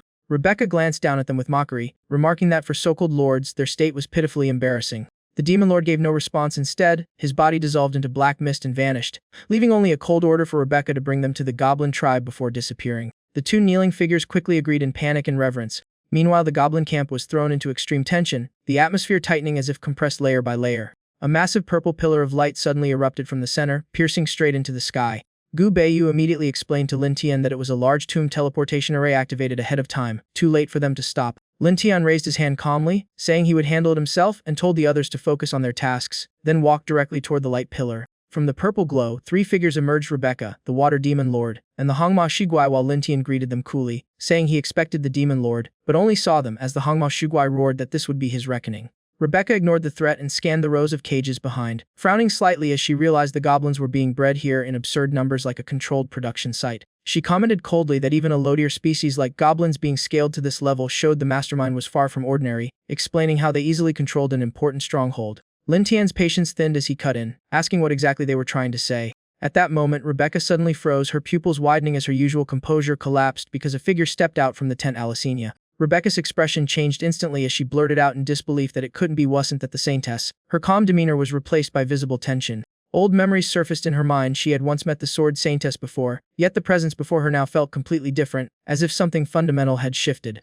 The aura radiating from Alicenia sent a cold chill down Rebecca's spine, far stronger than before, as if she had undergone an inexplicable transformation. Alicia approached Lin Tian and bowed slightly, speaking calmly but with a sharp undertone, asking if she should eliminate the intruders, but Lin Tian waved her off casually and told her to rest. She simply replied understood. The scene made Rebecca uneasy in her mind. A sword saint who once treated demons as absolute enemies was now obeying a goblin. Just what kind of existence was Lin Tian? She glanced downward and noticed the goblin staring at her with blatant, almost unsettling desire, making her expression grow even more displeased. Lin Tian spoke from within the goblin crowd, his tone probing as he asked why she was here, stating that if she was sent by higher-ups, she shouldn't just stand around. Rebecca curled her lips slightly, her gaze unreadable as she said she originally thought he was like the goblins, but now saw he could still stay composed. Lin Tian met her gaze directly, his presence turning colder as he repeated his question, saying he had no time or interest for evasions. The space tightened like a string about to snap, killing intent subtly spreading, while Rebecca remained relaxed and even teasing as she dismissed it as a trivial misunderstanding involving overstepping goblins. The two beings behind her froze in shock, unable to understand how she could speak so casually, sensing something deeply wrong about the situation.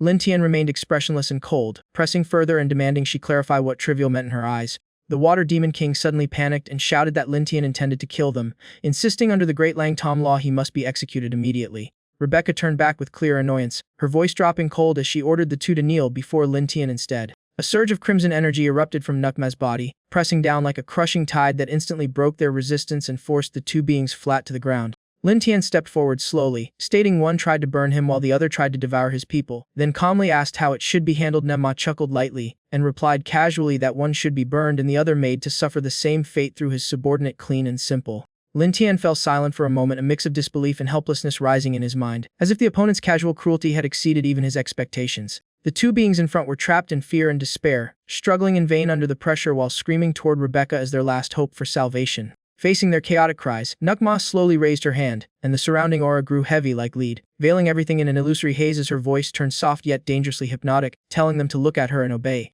In an instant, their consciousness snapped, their eyes went blank, bodies slackened, and all resistance vanished as they mechanically responded that they would obey their master. Soon after, the goblins gathered in a wide circle, murmuring as if watching a rare performance, while one controlled victim was forced to attack the other, the brutal scene leaving even the onlookers momentarily silent. Nigma drifted beside Lin Tian, appearing almost beside him like mist, asking with faint pride if he liked what he saw, but Lin Tian calmly stopped her and said enough. He could stand watching more, and the rest would be handled by him. Alive or dead didn't matter. Nigma hesitated briefly, touching her cheek as she muttered that those beings had served in the Great Tome for a long time, and still had some value. Before she could finish, Lin Tian turned his gaze sharply toward her, his killing intent flaring to its peak as a cold red glint froze the surrounding air, forcing even Nigma to stiffen under the overwhelming pressure. She tilted slightly, trying to remain composed, but a cold numbness crept down her spine as her eyes were instinctively locked onto him, unable to look away. After a few seconds, Negma's expression shifted completely. Overwhelmed by pressure, she finally exhaled and gave in, saying she would leave it to him. She turned away, her body dissolving into a faint pink glow that wrapped around her like mist, and before vanishing she left a calm reminder that power granted by the king always came with a price. With those words she disappeared completely, leaving only fading light behind as the area plunged into absolute silence, heavy enough that no one dared breathe loudly. Not far away, the water demon king hung suspended in a searing force, rigid like a nailed corpse, while the enraged ape-like creature rampaged wildly, tearing into its opponent with chaotic brutality that filled the air with stench and blood. Once Negma left, the controlling pressure vanished, snapping the two beings back to awareness. The ape roared in fury, blaming everything on the goblins, while the water demon king struggled out of the flames, screaming in confusion and rage, unable to comprehend how it had been dragged into such a situation. Amid the chaos, Lin Tian remained completely calm, walking forward slowly as he scanned the two, losing control like worthless objects, and said flatly that they had no right to know more. Only one thing mattered for them to remember. He paused slightly, a faint dangerous smile appearing as he added they would understand only after death, then covered half his face as his gaze darkened and killing intent layered over itself. He declared he would not only live well but turn the entire water demon race into tools, reshape the snowfield, and casually collect the snow spirits as his own, his words tightening the air like a fuse about to ignite. The water demon king snapped completely, trembling with rage as it roared that it would fight him to the death. But before it could charge, a massive goblin warrior appeared behind it without warning, its hulking figure and feral eyes materializing like a nightmare stepping into reality. A heavy axe came crashing down from above, followed by a second slicing strike that tore through the air, their combined force forming cold light so fast and silent that even the surrounding goblins barely had time to register it. The enraged ape-like creature was still lost in chaos when a shadow suddenly loomed above it. A crushing impact fell from the sky, slamming down like a massive boulder and detonating pain across its entire body, striking directly into its weakest points. Its body went numb for an instant as all reflexes were severed, leaving only unbearable pain surging through every muscle with no way to resist. In less than a breath, the enormous body collapsed into the ground, black blood spreading across the ice, as both creatures fell before Lin Tian without him ever lifting a hand, and the battlefield fell into eerie silence broken only by wind. Lin Tian finally spoke, calmly ordering them to deliver intelligence to the Lionheart Empire and monitor the Holy Church, emphasizing that survival came first. He turned to Goblin Godmoon and asked if the 1,000 selected goblins were ready, and Godmoon eagerly confirmed everything had been prepared. At the appointed moment, all forces were assembled. Lin Tian stood high above and asked coldly if they knew who he was, triggering immediate chaos and roaring commotion among the goblin ranks. Once things settled, Goblin Slayer stepped beside Lin Tian, arms crossed confidently, claiming he had already tamed the goblin army, and Lin Tian simply gave a short, approving laugh. Lin Tian's demeanor sharpened again as he issued strict commands they would move to a new location, no independent action, no disturbance, and no communication except through him, to which the entire goblin army responded in unified obedience. Lin Tian's expression darkened as he gave orders to Shenyu, telling her to keep expanding their forces as much as possible since he would be gone for a long time. If trouble arose, seek the Eagle Lord. If the church showed up, prioritize survival over heroics and escape if possible. As he finished, he stepped closer, resting a hand on Shenyu's shoulder and lowering his voice with heavy weight. If the Daling Mu asks, just say, "I'm conducting reconnaissance in the human empire." Shenyu immediately nodded repeatedly, eyes blazing with determination. Got it! Lin Tian turned to survey the entire army, rapidly sorting out his plans. The trump card against the church and the Dalingmu had to be completed as fast as possible. The decisive war for the goblin race's fate on this continent was approaching, with less than 2 months until the system-predicted upheaval erupted. Standing before the snow spirit elves, Lin Tian spoke calmly but firmly. He offered protection for their entire race in exchange for an uninterrupted supply of snow crystal stones. Once the agreement was sealed, operations began immediately. Armored goblin squads moved in tight formation into the snowy mountains, looking like a proper deployed strike force. To accelerate the main force's development, Lin Tian directly deployed 1,000 goblins into the snow region. Intensive training began, and by fully exploiting local resources, their strength grew daily. Massive amounts of snow crystal stones were absorbed continuously, pushing both physique and instincts into increasingly feral levels. Beyond that, they expanded resource harvesting across the entire icy zone. Under unified coordination, the goblins formed battle formations, learned cooperation, and even managed to bring down enormous magical beasts. After this extreme training cycle, all 1,000 goblins reached level 70 and completed evolution into leader tier forms. Some individuals began mutating into abnormal forms beyond standard limits, such as giant goblins, berserk goblins, demonized goblins, and other special variants with dominance traits, raising the total force to about 500 strategic units. Even so, Lin Tian remained clear-headed. He understood the species ceiling. No matter how far they evolved, they still couldn't match beings with true racial talent. Even at king level, they would be easily overwhelmed by real powerhouses. Watching the goblins excited after their transformations, Lin Tian turned to Alicia and ordered her to apply the harshest training method to teach them how to use magical equipment in combat. Alicia agreed without hesitation, her tone cold and decisive, ready to go all out. Thus, the hellish training ground officially began operation. Under Alicenia's strict control, the training zone turned into a simulated battlefield. She personally charged into goblin formations, suppressing them while forcing them to operate magical gear in real combat conditions. The slower ones were repeatedly drilled until reflexes became instinct. In Lin Tian's view, strength didn't need to be purely internal as long as the tools were sharp and the strategy tight enough. Any limit could be bent, and the only remaining issue was time. Time passed in silence. Over a month later, the cold atmosphere thickened as the first snow of the season fell, blurring the entire horizon. Before leaving the area, Lin Tian casually placed a hand on the shrunken little dragon's head and sternly ordered Gorgon to continue training. He emphasized every word clearly until new orders arrived. He was not to leave the snow region even half a step. Gorgon bowed deeply, one hand on his chest showing complete submission. He stated that everything he came from Lin Tian, so even if it cost his life, he would never disobey the command. Under the gaze of the entire force below, Lin Tian and Alicia stepped onto Xiaohuan's back, preparing to depart, leaving the snowy expanse slowly sinking into silence behind them. Only the journey remained ahead. Xiaohuan flapped its wings powerfully, carrying the two through freezing winds as they shot out of the vast snow region. After several days of non-stop travel, when they returned to the familiar area, the scene made Lin Tian pause for a moment. From above, countless military camps spread like a dense web, covering the ground so tightly it almost blocked the land itself. The growth scale had exceeded all expectations. Looking closer, he found the number of newly born goblins had reached about 80,000. In addition, over 30,000 adult units had emerged, their physiques clearly developed and their physical strength significantly enhanced. Beyond that, the main goblin combat force had reached 300,000, along with about 100 leader-tier individuals, forming a scale large enough to pressure any mid-tier faction. The moment she saw Lin Tian, Gobiu rushed over at full speed, shouting as she ran. Stopping in front of him, she bent over, gasping before quickly reporting. The entire expansion was carried out under Rebecca's orders. To speed things up, she had chosen to consume all local magical beast resources, leaving nothing behind. Seeing goblins below distributing and devouring leftover monster corpses, Lin Tian nodded slightly. He immediately understood why no low-tier monsters had been encountered along the way, and why the area near the Great Burial Tomb had become nearly sealed off. At that moment, a name flashed through his mind. Lin Tian turned to ask Gobi Kang about Gobus' whereabouts. Kang scratched his head and replied that he had not been seen for over a month, and he had no idea what happened.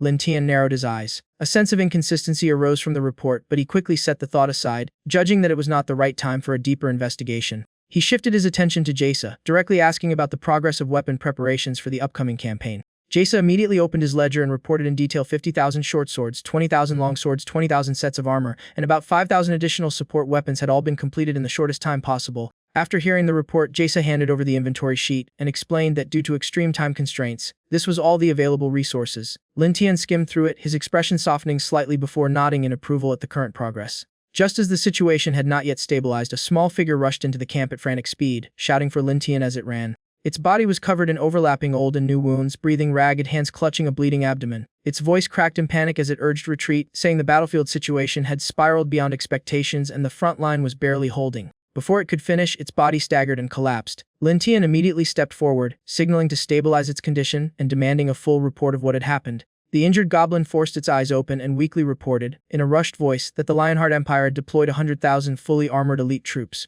The moment that number was spoken, the atmosphere instantly sank. Lin Tian's expression darkened, and even those around him could not hide their shock. He rapidly reconstructed the situation in his mind. Fully armored troops lacked agility but compensated with extreme defense, forming mobile iron blocks capable of crushing weaker formations on contact. This also explained why earlier simulations had shown unfavorable outcomes. Thinking further, Lin Tian's voice turned colder as he wondered whether the Lionheart Empire was preparing to commit its full national power to this war. Even a victory would likely leave them weakened, inviting surrounding forces to tear them apart. Alicia frowned and added in a deeper tone that the enemy force was not only the regular army, but also included the church. The wounded goblin confirmed it. The church had gathered over 5,000 people from multiple regions, including holy knights and powerful priests. The atmosphere grew heavier. A hesitant suggestion emerged to temporarily retreat and rebuild forces using another more promising race. But Lin Tian stood up, his presence tightening like a drawn string. He coldly asked in return if they retreated now, was there anywhere safe enough to accept them with their current numbers? He went on to point out the brutal reality of the continent. Was there any land that truly accepted goblins? To most factions, they were nothing more than targets for extermination or exploitation. Thinking of this, he let out a faint, bitter smile. Fragmented memories of goblins being hunted and used as experimental subjects flickered through his mind, sharpening his gaze. He understood the value this world assigned to goblins. They were merely tools for the strong to climb higher. Lin Tian's face darkened further as he realized even a goblin king could not guarantee absolute safety against the calculations of other races. Lai could not hide her worry. She feared that if they continued fighting under such disadvantage, all accumulated achievements would be completely destroyed. Lin Tian looked straight at her, his gaze heavy but unwavering. He made it clear that without fighting, the goblin race would never find a way out. In his calculations, only by pushing the conflict to its peak could the major powers be forced to clash and drain each other, opening a narrow gap for survival. The decision was made. Lin Tian waved his hand and ordered all forces to accelerate weapon and equipment production to the maximum with no delays allowed in any stage. The scene shifted to the Imperial City Gate. The atmosphere was so compressed it felt suffocating. Voices, clashing metal, and hoofbeats merged into chaotic pressure before the storm. On the grand avenue leading into the city, a knight in shining armor rode forward with a straight posture atop his warhorse. He raised his weapon and roared a rallying cry, half swallowed by the wind. Behind him, infantry marched in perfectly aligned formation like a living mass of metal, each step carrying the sense that a single signal could unleash a crushing advance. Along both sides of the road, crowds of civilians packed tightly with no gaps left, their cheers surging in waves, forming a roaring sound that seemed to shake the entire city gate itself. At the very front of the surging crowd, there was an offbeat pocket of silence. Two elderly figures stood close together, bodies bent by time, hands trembling from exhaustion. The woman's eyes were red and swollen, tears flowing uncontrollably as she watched the departing army, her voice breaking in sobs. Beside her, the man held her shoulder, his gaze fixed on the cavalry fading into the distance. He murmured as if speaking more to himself than anyone else. Were hunters who survived and conquerors who survived truly different in essence, or were they just part of a forced cycle of violence? The army gradually shrank in view, swallowed by rising dust. The old man whispered again, his voice dissolving into the wind. If neither side was wrong, then what was the true root of all this? At Lin Tian's base, the atmosphere was completely different. A volunteer goblin force had been assembled, divided into logistics, weapon forging, and armor crafting units, all operating in a fast but orderly rhythm. Lin Tian stood watching from above, his gaze calm yet unfathomably deep. After days of non-stop effort, even low-tier goblins were now fully equipped, while higher-tier units had been armed to the maximum. Combined with resources taken from the Great Burial Tomb, the current force was enough to stage a larger-scale confrontation. A goblin suddenly appeared behind him, landing in haste and speaking urgently. "Boss, the Imperial army has stopped about a few dozen miles from the Great Burial Tomb." Lin Tian nodded slightly, a flicker of calculation in his eyes. After a brief pause, he concluded that a nearby plain about 30 miles away was the most likely battlefield the enemy would choose. Having said that, he turned and left without hesitation. Lin Tian entered a secluded area where no traces of presence could be detected. Only here could he ensure his calculations would not be interrupted. After a careful scan confirming no surveillance, Lin Tian spoke, his voice lowered, clear and absolute like a command. "System activate life simulation." The space in front of him instantly warped as if torn open. A battlefield scene unfolded, dense killing intent spreading out, accompanied by a cold mechanical voice. Current scenario: Empire War. Time day 300 after transmigration. The goblin forces under the host have reached an unprecedented scale: 80,000 low-tier goblins, 30,000 adult goblins, 8,000 elite units, and 100 high-level commanders. This is the strongest goblin army in recorded history.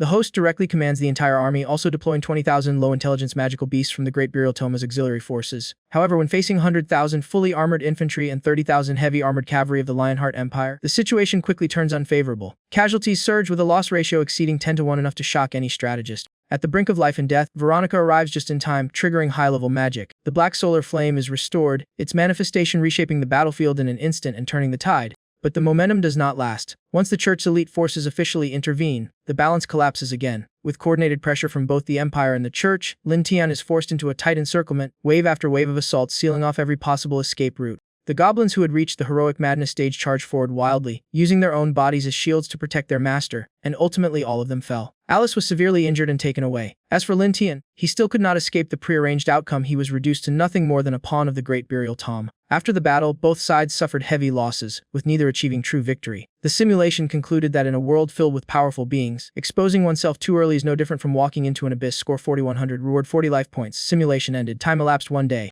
When his consciousness returned to reality, Lin Tian felt as if his body had just been violently crushed, his blood vessels strained as though ready to burst, limbs weak and unresponsive. He bent over, breathing heavily, a bitter thought rising in his mind. So the boundary between life and death was this fragile. Looking up, the system interface appeared before him with cold, almost mocking data. Lin Tian, level 90. Ray Fashion unknown. Title: God Offending 1. Entity capable of creating gods. HP 2900. Strength 889. Defense 1030. Skills: Fusion Mutation, Blood Break, Fallen Domain, Blizzard, Dream Manipulation, Broken Blade Fist, Keen Reflex. Equipment: Life Armor, Elemental Hand Crossbow, Long Spear, Space Ring. Total Combat Power 6800. Lin Tian silently calculated despite surpassing 6000 combat power and reaching level 90. In real combat he still felt like nothing more than a punching bag, barely able to land a proper counterattack. He had never truly understood the terror of the Church before, but even the cautious reactions of the Bone Kings made it clear the strength of High Priest E had already neared 10,000, far beyond anything comparable at this stage. Lin Tian murmured softly, his thoughts racing as he formed countless plans. If he could not land a decisive blood break strike at the start, the situation would be nearly impossible to reverse. In fact, even approaching the High Priest was already an almost impossible task. Realizing this, he immediately chose to retreat. Appearing now would be no different from handing over his life. It was better to wait patiently for the king to summon magical beasts and let others step forward first before making a move. The scene shifted back to the Great Burial Grounds, where the space was shrouded in eerie silence and gloom, a bone-chilling cold seeping into everything. Here, the divine eye was activated, a primordial eye capable of piercing through all things, even glimpsing fragments of the future. The hoarse voice of the queen of the great burial grounds echoed, laced with both amusement and mockery. The church seems quite lively indeed. Beside her trusted right-hand entity, the air demon, observed the divine eye calmly, its gaze filled with hidden schemes. The queen glanced sideways and continued, "It seems a great war is inevitable. Let's use the divine eye of prophecy and see how it ends." Immediately, 3 priestesses below raised their hands, chanting ancient incantations. Strange energy surged upward, sustaining the massive eye's operation. In an instant, the pupil of the divine eye began to tremble violently, spinning uncontrollably as a bone-chilling aura spread out, as if silently recording every single change in fate. But then, an unexpected anomaly struck. The eyeball suddenly contracted, its outer flesh rupturing violently as dark, viscous fluid splattered everywhere. The female priest let out a piercing scream, clutching her bleeding face as she collapsed onto the ground. Another priest endured the pain and reported tremblingly that the demon lord, due to the high priest's interference, could no longer continue the prophecy, but before the divine eye collapsed, she had briefly seen. Before she could finish, the air demon erupted in rage, coldly cutting her off and demanding she speak clearly about what she had seen. The priest, terrified and shaking uncontrollably, admitted through broken words that she had witnessed the descent of a new god. The moment those words fell, the skeletal queen released a cold snort, killing intent surging like a breaking tide before she waved her hand and blasted the priest away with violet energy. Behind the veil, only her burning red eyes were visible, filled with near uncontrolled fury as she spat that if gods truly existed, she would not still be standing here, then ordered everyone to get lost. The air demon smirked and flattered Senza's judgment of Lin Tian, but the queen dismissed it as merely a pawn and declared the purge of the Lionheart Empire in the church had begun, while the 3 priests fled through a portal in desperation. The queen then ordered the air demon to prepare everything and release the captured piece, prompting immediate obedience. The air demon's eyes flickered red for an instant, triggering spatial fluctuations as signs of teleportation began forming. As he approached the gate, he suddenly paused, realizing something and quickly reporting back. "My lord, that goblin has arrived." At that moment, Lin Tian hurried into the hall, announcing urgently that the combined forces of the Lionheart Empire and the church were already 30 kilometers away, while the queen remained intrigued rather than alarmed, and the system revealed Veronica's detailed stats: level 100 undead summoner with overwhelming gear and near final boss level power. Lin Tian quickly assessed the situation, noting that while raw stats were relatively balanced, Veronica's true threat came from her superior skills and equipment, making her a classic endgame boss whose strength far exceeded what numbers alone could express. Only then did Lin Tian finally understand why the system had warned that she could even summon juvenile forms of the Black Solar Flame. With that skill set and equipment, calling heightier creatures was practically muscle memory. After a brief moment of calculation, he cleared his throat and began his report in a disciplined tone, as if addressing a superior. "My lord, I have completed all assigned directives without deviation. Our forces are basically fully assembled and ready for deployment. We have reached maximum capacity and cannot expand further." He paused slightly, touching his chin before continuing. "However, compared to fully equipped human cavalry, we are still at a disadvantage. Therefore, I recommend a surprise strike. Prolonged delay will only worsen our position." The room instantly grew heavy, as if the air itself had thickened. Even with only a few people present, the pressure felt suffocating. Before Veronica could respond, Abuedo exploded in anger, snapping, "What are you talking about? Master doesn't just rush into direct confrontation like that." He was about to continue when Veronica raised her hand, cutting him off with a calm but absolute tone. "Enough. Stop here." Her eyes narrowed slightly as she added coldly, "This is no small matter. If necessary, I will allow you to use a portion of my power." As soon as she finished speaking, Veronica lightly tapped her staff on the ground. The sound was simple, but it triggered an immediate response, like a mechanism being activated. In an instant, all 3 of them appeared suspended above the goblin territory. Below them lay a densely packed sea of troops, chaotic voices rising, non-stop shouts, clashes, and movement blending into a constant wave of noise. Lin Tian briefly registered surprise, his mind flickering with thoughts about the terrifying growth speed of this army. In contrast, Veronica remained composed, observing like she was inspecting a construction project. She gave a small nod and said briefly, "Not bad, you've done well." Then she added, as if granting a reward, "If you survive this battle, I may consider giving you a position under me." Though it sounded like praise, it was clearly a calculated use of manpower. Internally, she still held no fondness for goblins, even finding them somewhat distasteful. "Thank you for your praise," Lin Tian replied stiffly, lowering his head in a polite bow. Yet inside, he harbored completely opposite thoughts, laced with subtle disdain.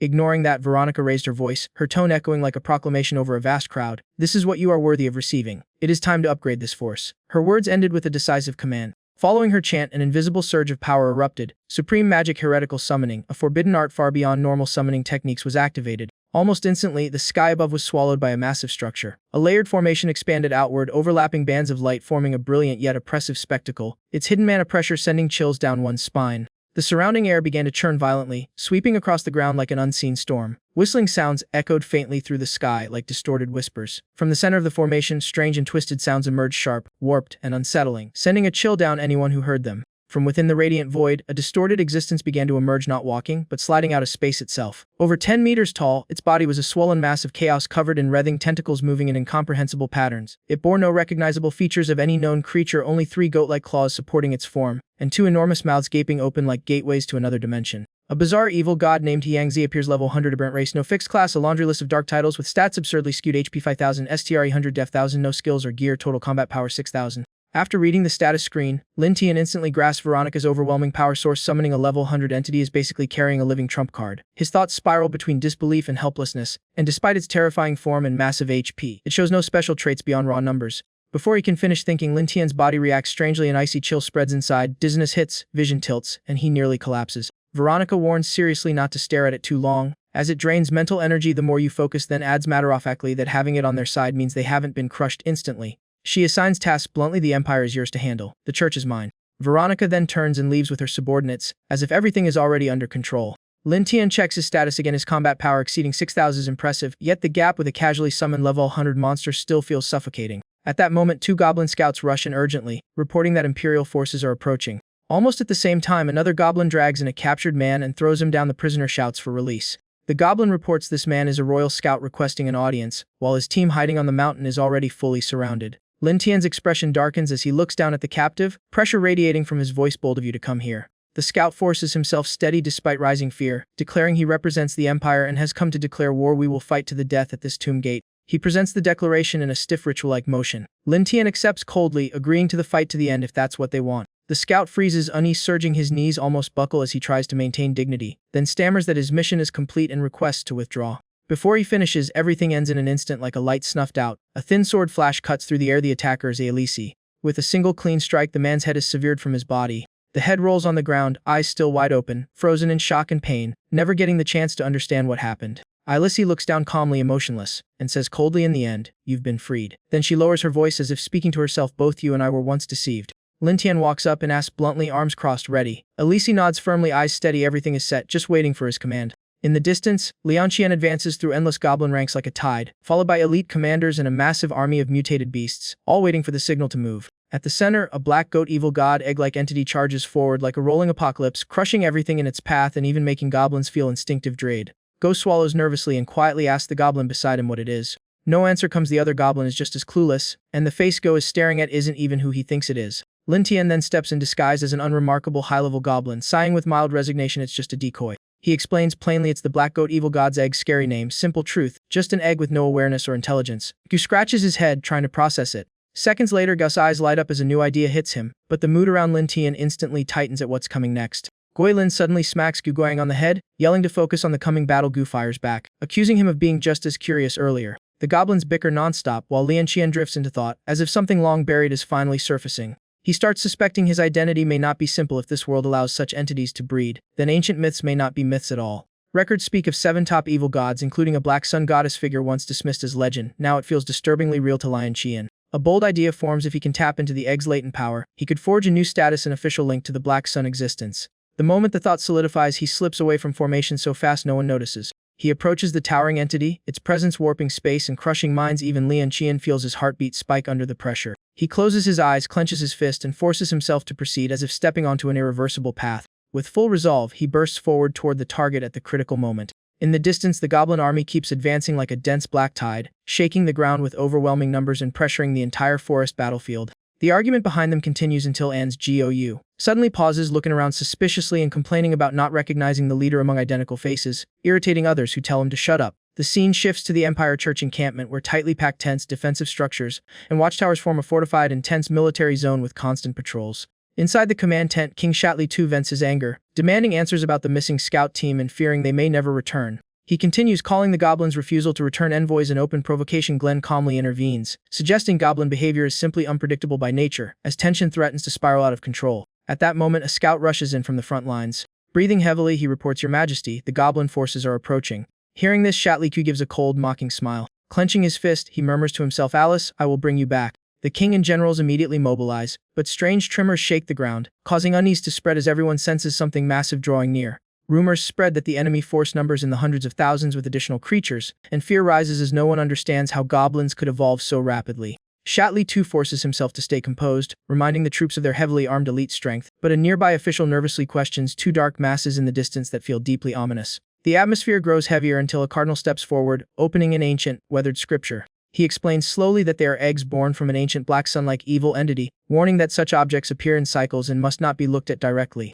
Despite the explanation, confusion remains since most have never heard of this myth. Shatley II shifts focus instead and asks about the Pope's whereabouts. The Cardinal replies that the Pope remains in the rear to coordinate the overall strategy, and has prepared a special item for the opening phase. He then draws a massive greatsword with a cold gleam and a cross-shaped hilt, revealing it as Alice's former Hydear relic once dismantled and used in parts. It is now restored into the Grand Cross sword, releasing its long-sealed power. Shatley pauses, his expression sinking as if pulled back into buried memories, and he states that this sword does not belong to them. He adds that it must return to its rightful wielder, while Leonti's army has already pushed into the battlefield's core and begun deploying its main forces. On the other side, the Imperial army advances in formation, shields lowered, spears aligned, cavalry splitting flanks, both colossal forces finally colliding in the decisive clash. Under the blazing sun, the Imperial formation moves like a perfectly engineered war machine, metal armor flashing like waves of white light as synchronized steps and clashing steel shake the earth with overwhelming military pressure. In stark contrast, Lintian's side remains still and silent, waiting for the enemy to enter range. Shatley's gaze then locks onto a small, low-ranking goblin at the front. Confirming its identity, he is told it is the goblin tied to their deepest hatred. Crane clenches his jaw, unable to forgive Linton's past humiliation and desecration of what he holds sacred. But then Shatley notices someone else, Alice. Pale skin, clear blue eyes, unchanged beauty from memory, yet her gaze is now cold and dark, filled only with hatred and void of warmth. Unable to hold back, Shatley calls out to her desperately, while Clen recalls their shared past training sessions and her overwhelming strength. He even promises forgiveness for her past actions against civilians if she returns to the Empire. But the response is only a furious shout. Alice finally breaks, rejecting everything. She refuses to return and no longer trusts anyone. After more than a decade of hardship fighting to protect the innocent, she was rewarded only with betrayal and a death sentence from those she saved. Shatley's heart sinks completely, all hope collapses, leaving only anguish, helplessness, and irreversible sorrow in his gaze. The air freezes as the Archbishop slowly draws a cross-shaped sword, its cold divine aura pressing down on the battlefield. He stares at Alice and questions whether she has forgotten the mission given by the Church. Upon seeing the blade, Alice's expression changes instantly. Her anger erupts like fuel thrown into fire. She retorts, asking why he doesn't look at her own sword first. She reveals her ominous blade, unleashing a terrifying surge of energy that devours surrounding light, forming a massive vortex that pulls flames and power skyward. Even the Archbishop feels deep instinctive alarm at its overwhelming danger. A low-ranking godling at the front delivers Lintian's message mockingly, calling the opposing side parasites, clinging to Alice and questioning their attempt to interfere with their master's will. Shatley too explodes in rage, accusing Lintian of being a monster and questioning what he has done to create such beings. The Archbishop also loses composure, pointing his sword in fury and condemning Lintian as the true beast behind the chaos. Lintian responds with a faint, almost harmless smile, calmly offering them one last chance to surrender and insisting he dislikes bloodshed and violence. The Archbishop snarls back, calling him a liar and declaring the knights as agents of divine justice. Tensions peak as accusations fly, and Shatley ends the debate by ordering the annihilation of the monsters, declaring a holy war. At his command, the entire army roars like thunder as Shatley personally leads the cavalry charge, shaking the ground with the start of full-scale war.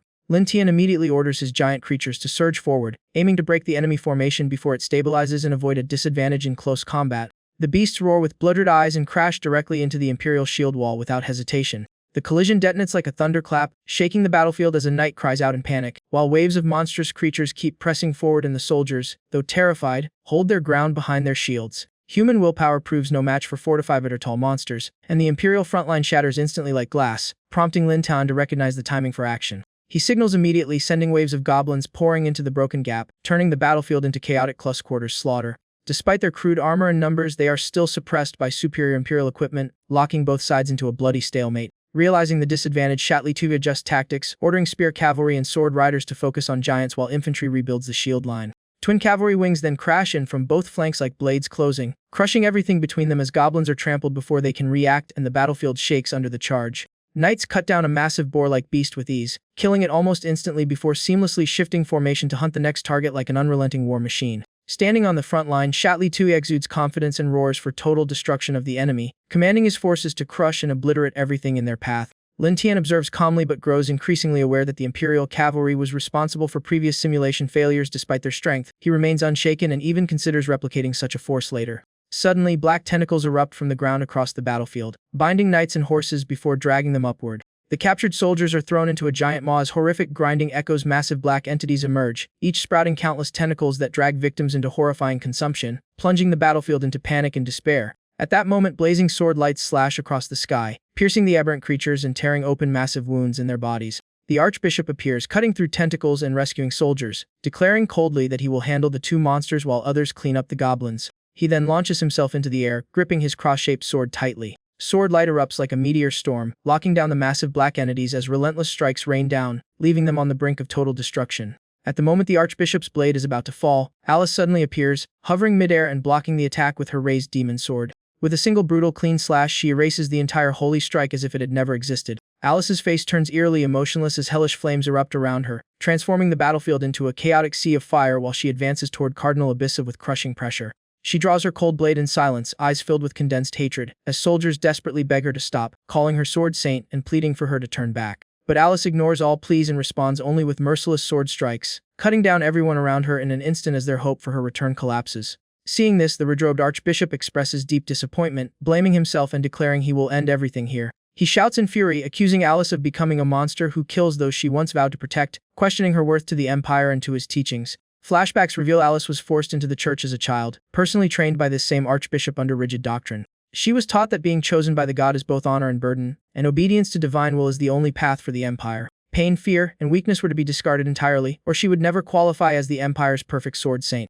These memories do not calm her, they intensify her rage as she struggles to maintain control. Alice finally speaks hoarsely, asking the Archbishop whether he has ever regretted turning her into a weapon of slaughter. The Archbishop does not answer, instead coldly declaring she has fallen into corruption. He decides to end her life on the spot. He tightens his cross-shaped sword as his combat aura surges near 7,000 angelic wings unfold behind him as he ascends, fully aware Alice is a lethal threat to his life. He activates a high-level spell, forming a massive magic array in the sky and engulfing himself in radiant holy light until he becomes a blazing golden sphere. From that overwhelming light, a colossal beam of divine energy crashes down toward Alice, exploding the ground with catastrophic force. However, with her current speed and physique, Alice effortlessly evades the attack without any difficulty. Ailisi regains balance and fires 2 steel tempest blasts straight at the redrobbed cardinal. Seeing Ailisi still fine and ready to strike back, Hongi Azuo hesitates for a moment but stays calm. He raises a holy light barrier. It holds the attacks briefly but soon starts cracking. The barrier shatters and he is blasted backward before he can react. Ailisi unleashes her world-level skill, Extinction Dragon Soul Demon God, summoning a massive dragon head of chaotic energy that surges forward like a beast from the abyss. Hongi Azuo feels unease rising. Each strike feels like a dragon crashing into him. Close combat erupts, dragon-like shockwaves shake space as Hongi Azuo struggles to defend desperately. Cold sweat pours down him as the draconic pressure suffocates his breathing, though he barely holds on. Salidier, Dago, Shishin, Qilin, and the Royal Knights all lock onto the battlefield's core point. Salidier activates his exclusive skill, Unbreakable Lion's Roar, blasting a con-shaped shockwave across the field. All monsters hit are instantly paralyzed and frozen in place. Seizing the moment, the Royal Cavalry launches a full charge. Anything in their path is crushed, leaving the monster army in heavy disarray. The disguised Goblin Lin Dun collapses unconscious. Ji Lun laughs, convinced he finally caught Lin Dun. He rushes forward as Salidier charges behind, shouting judgment upon the enemy. Under the combined strike of the Empire's strongest, the Goblin's head is cleanly severed. At last, they celebrate as if the job is done. Gilun laughs uncontrollably, grabs a bloody chunk, and throws it at the Goblin army as a victory insult. He declares their leader dead and demands surrender. Morale among enemies collapses instantly. A cold voice suddenly echoes. Lin Tian questions their hatred as the atmosphere drops sharply. Lin Tian steps out, removes his disguise, revealing towering goblins behind him that have been controlling the battlefield all along. Qilin stares at the bloody mess, then at Lin Tian, unable to believe the guy is still alive. The identical goblin clones confuse everyone, with no way to tell real from fake. The hooded goblin mockingly laughs, teasing the knights about their stand-in actor performance. Salidia realizes they walked into a trap. Gilun demands a duel to settle his rage personally. Gilun challenges Lin Tian to a Onyanon. Lin Tian calmly accepts without a hint of fear. Gilun charges head, but Lin Tian simply stands still unfazed. Lin Tian draws a dagger and smirks, meeting Gilun's punch with the blade. On impact, Gilun's power spikes, and the dagger instantly begins to fracture. The dagger shatters, metal shards pierce Lin Tian, and blood splashes across his body. The goblins freeze in shock, never imagining Lin Tian could actually be injured. Gilun presses the attack, aiming a finishing blow straight at Lin Tian's head. Lin Tian is blown away. A massive explosion leaves a giant crater and obscures the battlefield. Goblins panic or insist the invasion must continue despite their leader's apparent fall. Gilun and Salidir both wonder in silence, is Lin Tian really dead? The answer hits hard as Gilun suddenly coughs blood, sensing a chilling killing intent behind him. From the smoke, a blade pierces a nearby knight's chest, dropping him instantly in horror. Lin Tian slowly rises from the haze, his oppressive aura crashing down like an invisible storm. Lin Tian, eyes burning red with killing intent, mocks humanity's belief that they could easily finish him off. Glenn staggers back in panic, clutching his wound and screaming in disbelief that Lin Tian is still alive. Setli Nulla watches his trusted aide fall, letting out a roar of grief and rage. A thunderous strike from the sky wipes Glenn out completely, reducing him to ash in an instant. Lin Tian steps on the remains, retrieves his spear, and provocatively challenges the next opponent. Setli Notch is about to attack, but Herbert stops him, warning that Lin Tian may not even be in his real body. Herbert scans the battlefield, aware that losing control now would mean total destruction. Massive waves of monsters surge forward, overwhelming the remaining human forces. A giant goblin charges Herbert, who immediately engages it. Herbert pierces it but realizes its strength feels strangely off, far weaker than expected. He senses something wrong. This goblin is also not the real body. The battlefield collapses into chaos at accelerating speed. A deafening roar erupts as the slaughter begins across the front lines. A shadowy figure leaps up, grabbing a cavalry horse's hind legs in one fluid motion. A void blade flashes, killing a knight instantly and stripping the cavalry of its protection. Goblin swings chains to capture knights and hurls them into the goblin horde. A four-armed goblin charges in with a massive axe. It cleaves a knight in two, flooding the battlefield with blood. A desperate knight wounds the four-armed goblin but is overwhelmed by fear. He cries out for Herbert to protect the king and order a retreat. Herbert fights to escort the emperor, but an arrow from Leah strikes him from behind as chaos engulfs the battlefield. The attack slams into his shoulder, sending pain tearing through his body. Herbert finally collapses as the emperor panics in shock. With fading vision, Herbert urges the emperor to flee while loyal knights witness the devastation.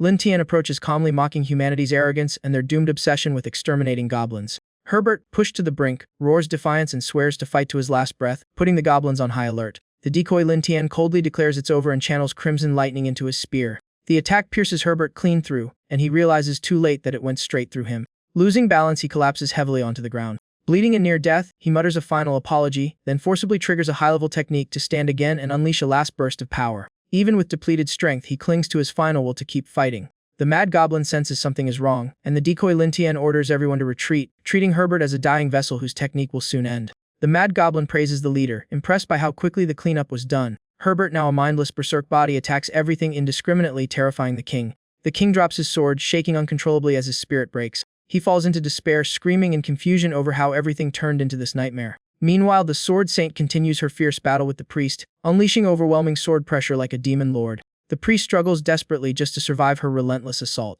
Their clashes explode continuously, shaking the battlefield with no sign of stopping. Stray sword energy cuts down nearby human soldiers before they can react. The priest bitterly laments that she could have surpassed even the Pope if she had remained the Sword Maiden. The Sword Saint coldly tells him to shut up and prepare to die. A metallic sound warns of an incoming surprise attack. The Sword Saint reacts instantly, turning just in time to sense the looming threat. The Sword Saint strikes first and immediately retreats, narrowly dodging a sudden ambush. A new attacker appears, coldly judging her as an unforgivable traitor. The priest retreats due to exhaustion. Reinforcements arrive, and a knight warns them about her demonic dragon sword. The knight responds and leaps into the air to engage. The Sword Saint is surrounded but calmly tracks all enemies' positions. She jumps and counters with two swift sword strikes. The priest casts a high-level holy force field, pouring in his remaining energy. A massive barrier traps everyone inside, isolating the battlefield. The Sword Saint studies the enclosure, tense and highly alert. Two knights rush her head in while another attacks from the side. She blocks all three attacks, but the impact is not enough to push them back. She continues defending under constant pressure. She dodges a sudden follow-up strike at the last second.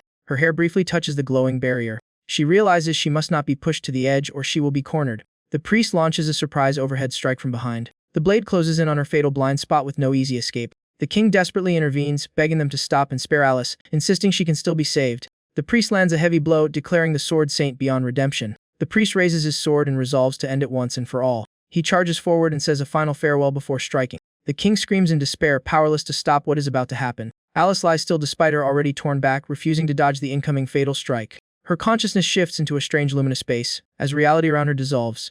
A shadowy figure approaches, speaking to her with calm, rippling footsteps. The figure, resembling a dark version of Alice, urges her to rest and let it take over. Alice rejects it immediately, refusing to be deceived. The dark woman claims she only wants to grant power and avoid being captured by the priest. She smiles eerily, suggesting Alice would rather not die at her hands. Alice stays silent, clearly disturbed by the temptation. A burst of radiant light tears through the dark illusion, forcing the voice to persist its persuasion. Back in reality, Alice's eruption of power blasts the priest backward and disrupts his attack. The overwhelming energy forces nearby knights to retreat under extreme heat pressure. The priest realizes something abnormal is unfolding and reacts in alarm. Alice struggles internally as a terrifying red-black flame erupts uncontrollably. She completes a transformation, her eyes losing their former self as fear spreads among the troops. The king calls out to her in despair, unable to accept what she has become. The priest orders her immediate elimination and containment. Alice fully surrenders to the darkness, detaching from all human bonds. A mass of corrupted red energy spawns tendrils that devastate the surrounding soldiers on contact. Even the priest bleeds and weakens, but still refuses to back down in the face of this overwhelming threat. The priest, trembling in pain, forces divine energy into his palm and forms a massive sword aimed at Alice. The blade, named Divine Punishment, shoots forward through blinding light toward its target. A soldier warns it may hit their own forces, but the priest ignores all collateral damage. He prioritizes destroying Alice, shouting that she must be stopped before she fully becomes a Darkin. The Sword Saint is fully transformed, her voice echoing like an abyssal entity longing for rebirth in battle. Inside her mind, Alice warns the Darkin to stop or be destroyed, while the entity laughs eagerly at the coming slaughter. Alice's true consciousness sharpens, asserting absolute control with cold finality. A massive surge of power erupts, forcing even the Darkin to show shock at the transformation. The Darkin laughs and shifts focus back to eliminating the enemies first. It draws a massive blade, channeling corrupted energy into a technique called Super Sword. A demonic formation appears above Alice, inscribed with bloodred runes and swirling dark power. The energy condenses into a terrifying vortex, imprisoning a golden sword at its center. The priest is stunned, realizing the scale of the spell is beyond comprehension. Soldiers are ordered to charge, but Alice now stands like a bloodthirsty predator awaiting prey. She unleashes a crossing slash instantly as enemies approach. The first soldier is obliterated instantly, and Alice's aura becomes increasingly demonic. The priest orders range magic suppression instead of direct confrontation. Magic circles form above the soldiers, launching spears of energy toward Alice. She effortlessly evades all attacks, moving like a shadow through the battlefield. A massive explosion wipes out the enemy formation, leaving the goblin forces stunned by the overwhelming devastation. Lunyemen realizes the battle is spiraling out of control and grimly considers that something far too terrifying is involved, possibly requiring the Pope's direct intervention to eliminate Djinn. Jedin Shaig suddenly appears before Loyenji Metz, making him instinctively step back in shock. She locks her red eyes on him and erupts, accusing them of trying to kill her, leaving him confused. What? Both sides strike at once, weapons colliding head-on as explosive forces clash violently. The scales quickly tilt toward Jin Shaig as their blades press together, and Lunyemen's weapon begins to crack ominously. In the next instant, his sword shatters completely. He is struck by the follow-up attack, suffering severe damage as the slash tears into his right arm. Now missing an arm, Lunyemen clutches the wound to stop the bleeding, orders his subordinates to defend him, and is stunned by Jedin Xiang's overwhelming power, wondering if only Ruta NT of the Genamil Ingyu could match it, while a soldier urges him to be careful. Jedin Xiang speaks coldly and contemptuously, saying she was born on battlefields and forged through centuries of war, and that someone who has only lived decades has no right to compare sword skills with her. As she finishes, the Djinn consciousness within her takes over and Jedin Xiang's figure blurs as she launches forward like a lethal storm. She closes in to finish Liidimana, while the G-Sphe's knights rush in to block her and urgently demand he retreat. In an instant, only streaks of flashing blades remain, followed by the screams of collapsing knights.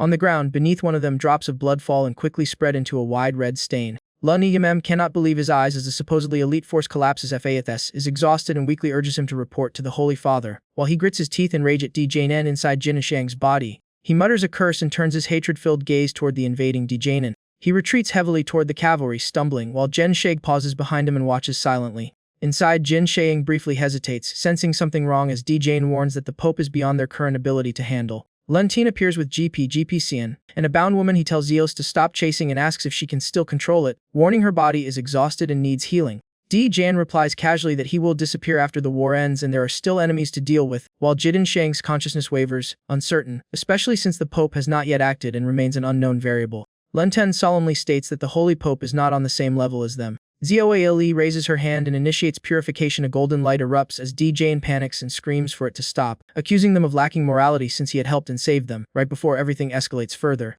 The dark power slowly withdraws from Jin Xiang, causing her body to lose support and collapse, prompting Lintian and his team to rush in alarm. He immediately orders, "Heal her now!" Jiabe kneels to treat Jin Shigyu while Linten supports her as healing begins. A blazing golden light descends from the sky, drawing everyone's attention upward. Confused, Linten reacts, and Jin Shaig weakly explains it is a heaven's arrival spell, meaning the Pope has finally intervened. A monster once owned by Luntin is forcibly pinned by descending divine power, thrashing wildly as priests suppress it amid chaos on the battlefield. Its roar devastates the goblin army, amplified by the golden light that paralyzes them in agony, while Luntin realizes his own forces are also suffering under the effect. Seizing the moment, human knights launch a coordinated assault as weakened goblins are crushed and human mages gain enhanced power under the overwhelming divine influence.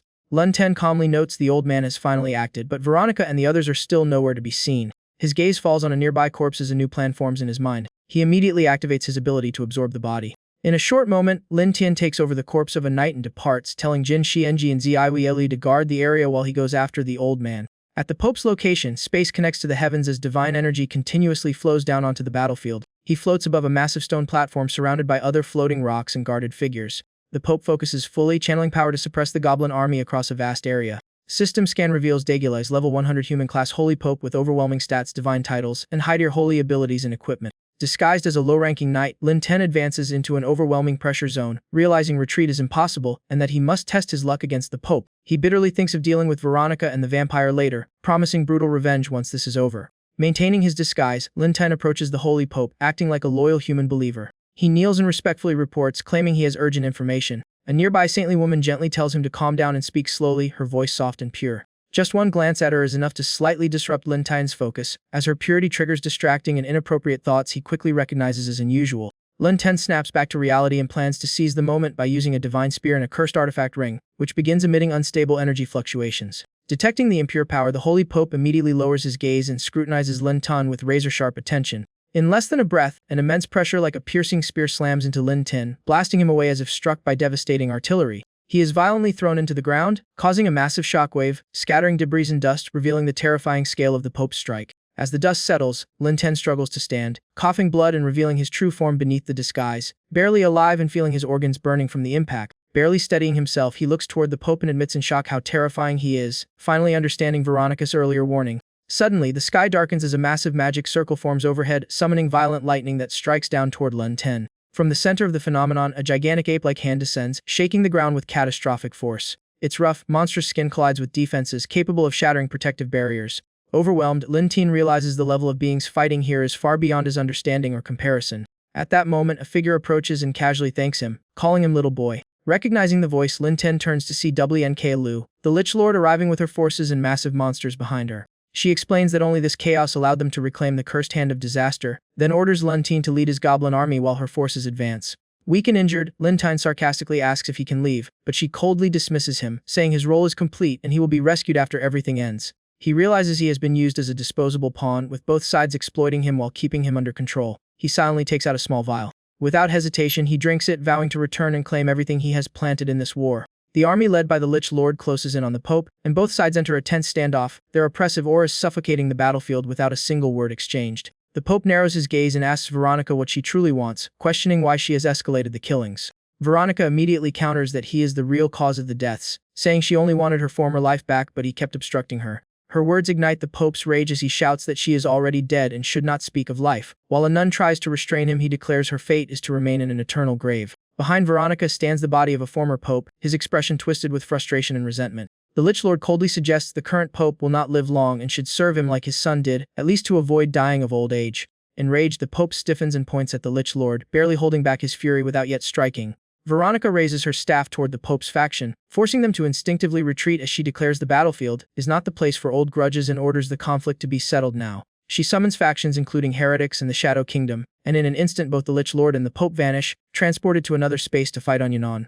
The remaining battlefield becomes a full-scale war, with the Lich Lord's forces led by the Succubus commander unleashing dark power and ordering total annihilation of enemies in a single strike. She surges across the field like a monstrous shadow, decapitating knights so swiftly that human forces cannot react. A priest, enraged despite being down an arm, retaliates with golden divine energy, cursing the blood-sucking demon. His strike hits the succubus and injures her, proving she is not an easy opponent, forcing her expression to shift in anger and focus. Before she can recover, the priest launches another close-range attack, leaving her nearly without space to evade. The pressure closes in as she finds herself almost completely trapped and at risk of being overwhelmed. Suddenly, a strong hand grabs her and drags her away from the attack path. Still disoriented, she realizes the one who saved her is Jen Xiemgi. Jedin Sheyang throws her out of danger and steps in to intercept the attack alone, slicing through the energy waves with precise sword strikes until only residual force remains. At that moment, a massive blast of firepower suddenly surges in at extreme speed, aiming to destroy the remaining aftermath of the attack. The flames quickly consume everything, erasing the remaining threat, allowing Jin Sheyang to briefly relax and sheathes her sword as the situation stabilizes. It was Mze Ma who provided the support. Jin Sheyang glances back and coldly states she will be the one to kill the target, rejecting interference as she intends to finish the priest herself. The priest roars in frustration, declaring he must use a forbidden trump card to destroy the monster and Alice, while a nun urges patience, saying the Pope has not yet appeared. He urgently insists she act immediately, fearing he will lose all chances if he falls here. The nun hesitates but ultimately begins releasing a forbidden miracle-like power as a sacrificial flame magic starts to form. She decides to fully assist the priest. Emmo senses the strange flame and suspects a divine aura gene. Sheng explains it is angelic power from a 12-winged seraph that grants immense strength but burns the user out within 10 minutes, prompting Alice to question whether retreat is possible, while Jin Sheyang focuses completely on battle. Her entire attention locks onto the battlefield ahead. The priest, empowered by holy flames, declares himself divine wrath and forms a flaming arm, preparing a devastating strike toward Alice. A massive explosion erupts as the attack lands, shaking the mountains and carving a huge crater, with destruction comparable to a catastrophic detonation. After the strike, the battlefield briefly falls into silence. Both Jen Shangit and Mt Ma are blasted away, unable to withstand the overwhelming force. The priest declares final judgment on Alice and gathers even more firepower in his hand, fully intending to end everything. He unleashes a colossal flame pillar toward Jen Shang, abandoning all restraint. Alice struggles to rise but is already caught in the incoming lethal attack. At the brink of death, a figure rushes in at full speed toward her. It is the king, choosing to shield Alice, believing she is being controlled, and he spreads his arms to block the incoming flames. Alice looks up in shock as memories seem to awaken, unable to believe he is protecting her. In his final words, he calls her my beloved Alice, accepting his fate so she will not be harmed, his expression peaceful as he embraces the flames. The king is struck in the back by the attack, triggering a massive explosion of flames and a devastating shockwave. In that moment he recalls Alice as a child, gently placing a hand on her head and telling her this would be her home and he would be her father, while young Alice timidly asks why. His body begins to disintegrate as he says his final words, admitting the kingdom is beyond saving and choosing to repay her kindness with his life, apologizing to his daughter before turning to ash. Alice stands frozen silently watching the drifting ashes, unable to speak as everything falls apart. As the chaos settles, only the old priest remains before her, both of them staring in stunned silence. The priest trembles in shock, realizing he has killed the king himself and questioning how many more sins he has committed. Jed and Shag's fury erupts as she charges forward with her corrupted holy sword, declaring coldly that he should die. Her strike lands instantly, beheading the priest in a single flash, blood scattering across the battlefield. His head falls to the ground, eyes still wide with terror and disbelief at what he has done. The battle ends in one blow, leaving Jed and Shag standing in eerie silence beside the corpse. Mzima gently comforts her, saying they will always stay by her side. Jed and Shang ignores them emotionally, instead coldly ordering the goblin forces to move and prepare for the capture of the royal capital, leaving Emma momentarily stunned. She then commands Sebrat and the remaining forces to follow strict orders, reporting any changes immediately. The human army falls into chaos as they realize the king is dead, and they begin urging the saintess to retreat, though she hesitates. A massive vortex of light suddenly appears in the sky, drawing everyone's attention and fear. A figure crashes down from the vortex, landing with a massive impact, revealing a winged being with only an upper body and large wings stabilizing her descent. It is Gabriel, who immediately takes flight again and angrily confronts Lucifer, accusing him of constant rebellion and questioning his motives. Lucifer laughs and declares he is here for revenge, saying the situation involving the others is a perfect opportunity to make them kneel. Gabriel grits her teeth in anger, calling him a bastard. She then turns to the humans and solemnly declares that heaven will not forget today and will deal with the great Tom and goblins themselves. The Pope suddenly falls from the sky and crashes down, his body collapsing heavily. A nun rushes in panic, checking on him as he weakly tells her to flee to the Kingdom of Swords and other allied realms for protection before his life fades. He closes his eyes and dies, leaving the nun grieving beside his body, calling his name in despair. On the other side, Lucifer finally turns his attention toward the scene. He mockingly calls them disappointing, saying their final trump card is nothing impressive and that even angels cannot stop him. Behind him, Emthime expresses admiration and excitement, praising Lucifer's superiority and intelligence. She asks the Lich Lord about Lun Ten and the goblins, and he dismisses them as useless, ordering their annihilation if desired. Mdima eagerly agrees, imagining Lin Tian's head displayed as a trophy, feeling satisfaction at finally being able to surpass him. The Lich Lord approaches the nun and tries to tempt her to join him, but she fiercely rejects him and refuses to fear death. He shifts to a calmer tone, lamenting how the church twisted life into something distorted and expressing regret over her resolve. He begins a summoning ritual, calling forth a sacred entity and declaring that if she rejects life, she will face judgment. Instead of the expected creature, a giant radiant cup appears in the sky. A massive energy beam suddenly fires toward Lucifer from behind. The attack hits before she can react, sending her crashing to the ground in convulsions. The Lich Lord immediately scans the battlefield to identify the attacker. It is the Eternal Holy Cup, a relic storing immense divine power, activated posthumously by the late Pope's will through his remaining influence. Lucifer snarls in confusion, questioning how the dead Pope's spirit, supposedly sealed in the Dark Realm, could still interfere. A voice responds firmly that, through Pope Douglas, his soul has returned from the abyss and now vows to drag all demons into hell. He fully unleashes the Tietang Jela power, igniting blazing divine fire as the Skeleton Lord gathers a massive undead mountain to counter him. The two forces slam together head in Heaven's Joy Fire versus the Undead Peak, shaking the front line with a storm while ghostly screams echo behind. Fire and wails engulf the space goblins, crumble in layers, their bodies disintegrating under the chaotic surge. Even the succubus Mimunti is pinned by a colossal creature, helplessly calling for help as she is crushed by overwhelming force.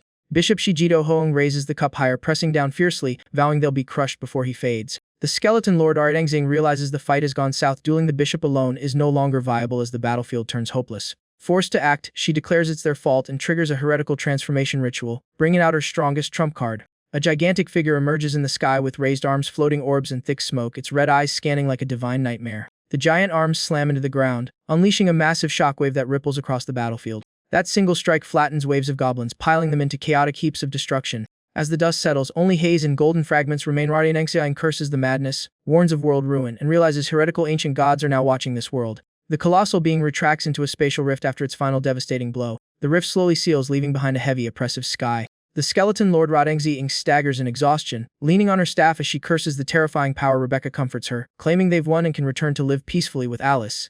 Years of suppression finally surface as she reflects on how even the church power cannot change the outcome, staring at mountains of corpses. A sudden voice breaks the silence, asking if the Demon Lord has truly won, laughing wildly. Arianengzi and Mi instantly turn, their gazes sharp and wary. A goblin army appears led by Lun Tian, shocking her as she questions his rapid recovery and their sudden arrival, while he claims they came to assist. His possession of multiple commander-level beings alarms Arianengzi, while Mumity urges her to stop talking and simply enslave them all after killing Lin Tine. Lin Tian calmly challenges them, knowing their intent to kill, his killing intent rising as he decides they must pay the price today. Maimo instantly snaps in rage, calling him a bastard and preparing to strike. She twists her body and lashes her tail like a living blade, surging forward with explosive force. A sharp impact rings out as the tail pierces straight into Lin Tian's chest. Maimo widens her eyes, expecting else, but reality refuses to cooperate. Her tail rapidly withers as if life is drained out of it, while Lin Tian calmly regenerates and mutters in pain. Ren Xiang warns that his armor is world-class. That only pushes Maimo further into rage. She refuses to lose to a goblin, mocking him and vowing her supreme charm magic will break him. In an instant, her figure vanishes, leaving only motion trails and surging pressure. She reappears above Lin Tian in a blink, poised to deliver a finishing strike. As she dives in, Lin Tian lowers his stance and conjures a mana device crackling with electric heat, meeting her assault head-on. A spear blocks the strike. Both sides collide in a brutal stalemate, cracking the ground beneath them. Maimo grits her teeth and continues pouring in power, refusing to yield. Lin Tian holds firm but notices he hasn't gone all out. He suddenly shouts, "She!" Lightning surges through Maimo, her body convulsing uncontrollably as she is completely disabled midair.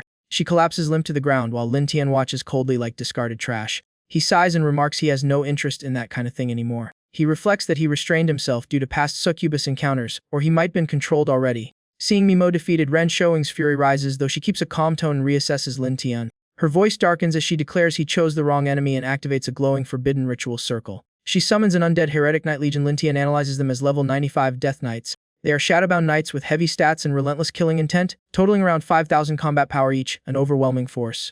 Lin Tian orders his forces to scatter and use mana devices to wear them down as explosions erupt instantly. The blast sends Ren Xiaoying's troops flying, even goblin warriors struggling to withstand the destructive shockwave. On the other side, Lin Tian's core subordinates strike simultaneously, crushing the Ren Xiaoying forces into pieces under relentless pressure. The skeleton lord internally admits she underestimated this goblin, realizing he secretly built a force meant to counter her, while she was merely a pawn in a larger power game. She decides to open a spatial rift and retreat with her remaining mana. Staying would mean death, so she withdraws toward the Great Tome. In an instant, the tear in space closes and she vanishes without leaving a trace. A goblin officer asks Lin Tian whether to pursue, but it's already too late since she would likely recover in the Great Tome. At that moment, a woman steps forward, calmly stating she can help them. Lin Tian pauses and questions how she intends to help. The woman, a nun, reveals she can use a holy relic to locate the enemy and teleport them directly to the Great Tome, but demands they defeat Veronica in return. System data identifies her as Katharina, level 99 human saint, mother of light with high healing and support abilities, though lacking top-tier combat strength compared to true emperors. After reviewing her stats, Lin Tian notes she is powerful but still slightly inferior in overall combat compared to emperor-class beings.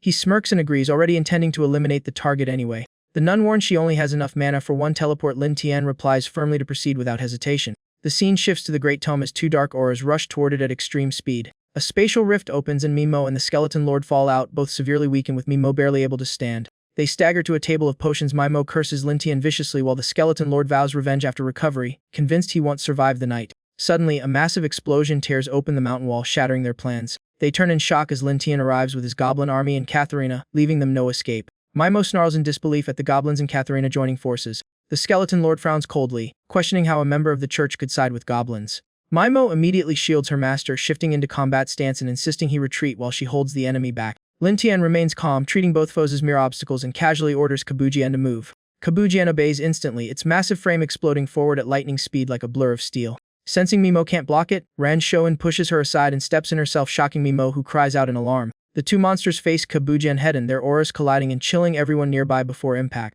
Knocked back, Maimo tries to rush in again but can only warn them helplessly. She turns to Lin Tian and threatens revenge, promising to wipe out all goblins. Before she finishes, golden lightning engulfs her mid-sentence in a sudden explosive strike. Lin Tian has already acted. His spear unleashes overwhelming lightning as he mocks their arrogance and claims his identity is not weak goblin prey. Meanwhile, Ren Xiaoying is pinned by Kabujian. In desperation, she begs for Rebecca's safety while Maimo resists under restraint. Lin Tian coldly tells Maimo he has tolerated her long enough and questions what it feels like to kneel before a goblin. The energy tightens, forcing Maimo to her knees as pain overwhelms her and she loses control. She breaks down, begging for mercy and insisting there was no real hatred between them. Seeing this, Ren Xiaoying realizes resistance is pointless, and Lin Tian casually notes they are a pair. The lightning shifts and engulfs Ren Xiaoying as well, causing violent convulsions. Both scream in agony as bone and flesh alike are scorched by relentless energy. After a while, Lin Tian stops the two, lie burnt and motionless, smoke rising faintly from their bodies. He orders Kabujian to inject paralysis poison into the remaining target and prepare to transport it for later handling. Lin Tian suddenly pauses mid-sentence and turns back, sensing an unexpected presence emerging behind them.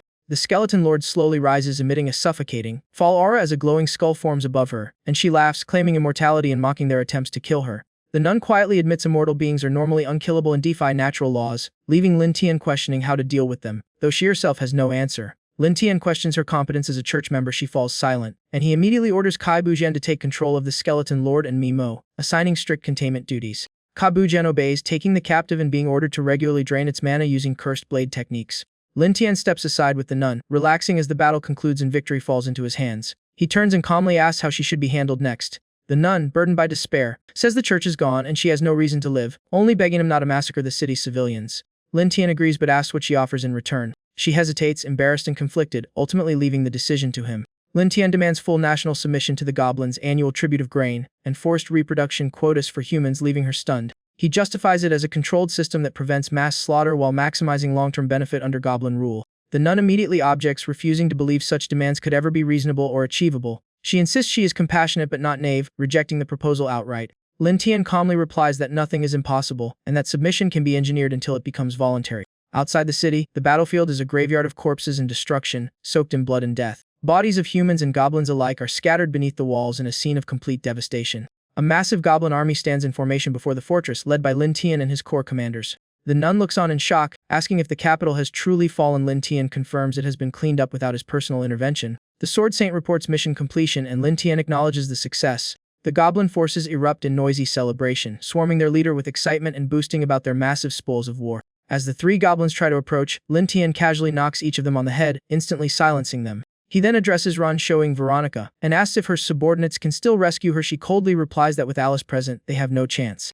She admits defeat and declares herself a prisoner, ordering her subordinates to obey the goblin forces. With a faint red glow in her eyes, she warns them to resist if they dare. Lin Tian and the Sword Saint simply stare at her with icy indifference. Lin Tian gathers energy and blasts a nearby monster, tearing a hole straight through its body. Veronica snaps in anger, demanding what he is doing. Before she finishes speaking, another creature is decapitated, its body torn apart in a gruesome display. Her remaining forces are systematically slaughtered by goblins and elites while she can only watch helplessly. Lin Tian orders his goblins to consume the corpses as evolution fuel, though some jokingly prefer saving better food for him later. The berserk goblins eagerly devour the remains anyway, arguing that strength should be used for hunting and offerings to their leader. Veronica, restrained and forced to kneel, curses Lin Tian, but he calmly replies that survival requires caution, pointing out her vulnerable position. After feeding, the berserk goblin erupts in power, its body swelling with overwhelming energy and aura. It evolves into a Sima godline, gaining massive stats and terrifying abilities with a total combat power of 6800. The Sword Saint reacts in shock at the emergence of such a monstrous evolution. Ran Shoengi is also stunned that a goblin has reached such a near-overlord level of power. The evolved goblin cheers wildly, but Lin Tian calmly taps its head and orders it to focus on priorities first. The scene shifts as goblin forces fully occupy the city. Lin Tian addresses the civilians, promising they will not be killed and offering them a new path forward under his rule. The crowd questions why they should trust him at all. Lin Tian explains that he intends to build an empire and needs them for that purpose. A man challenges him, questioning whether strength alone can make him a ruler, while others argue his plan is unrealistic without cooperation. Lin Tian's expression changes, his gaze turning cold as he responds with a sharp "Oh." His aura grows heavier with each step toward the speaker, silently crushing their confidence as they panic and question whether he intends to kill them and end his imperial dream. Without further hesitation, Lin Tian strikes decisively, tearing the man apart under the shadow of darkness. Blood splatters across his face and hands, but instead of disgust, he feels exhilaration and declares he is not just aiming to be a king but a tyrant. The crowd falls completely silent, too terrified to speak another word. The nun shouts at Lin Tian for breaking his promise, while the civilians immediately turn to her, calling her their saint mother for support. Lin Tian calmly explains that those who die simply chose their fate, then restates his rule obedience in exchange for survival under goblin governance. He imposes strict conditions, grain tribute and mandatory goblin reproduction quotas for human women. The crowd erupts in panic and outrage, rejecting the demands as inhumane and unbearable, preferring death over submission. The nun reluctantly explains that with all major powers fallen, there is no refuge left and resisting would only lead to annihilation. She urges survival above all else, arguing that accepting harsh terms is the only way forward in a collapsing world. Though unwilling, the people realize they have no alternative, though some still claim such survival is no different from death. The nun then offers herself as an example, suggesting sacrifice to convince the masses. Blushing, she asks Lin Tian to grant her request. Lin Tian asks what she wants. She declares she will surrender herself physically to prove compliance, shocking the entire crowd. Lin Tian pauses, questioning whether she truly means it here and now as chaos erupts among the onlookers. The scene shifts to Lin Tian standing before a massive fallen creature, its body drained and hollowed out, signaling the collapse of his earlier expectations. He examines a deep cavity within its corpse, noticing something strange hidden inside the decayed flesh. Inside, he discovers a soft, tentacle-like organism and considers it a newborn life form, beginning to plan how to contain and nurture it. Elsewhere, Mimo is dragged away by goblins, cursing Lin Tian and vowing revenge if she ever gets the chance. Lin Tian smirks faintly, realizing that amid all the chaos he may have just found his most valuable candidate. Catherine insists on being the example sacrifice, leaving Lin Tian flustered and awkward, while she even tries to undress to prove her resolve. The crowd panics, and quickly agrees to accept the goblin's terms to stop her, and Lin Tian internally jokes about his problematic kidney needing fixing. Catherine wipes away tears, looks reluctant yet determined, and calmly says that as long as everyone survives, she's already satisfied and doesn't want anyone to suffer. Lin Tian finally breathes a sigh of relief as the situation de-escalates, awkwardly thinking he nearly embarrassed himself in public and muttering that his kidney issue really needs treatment. The scene shifts to a vast and luxurious imperial palace. Lin Tian casually sits on the emperor's throne, admiring the lavish golden carvings and opulent hall, and remarks that it's absurdly extravagant but he'll definitely enjoy living there.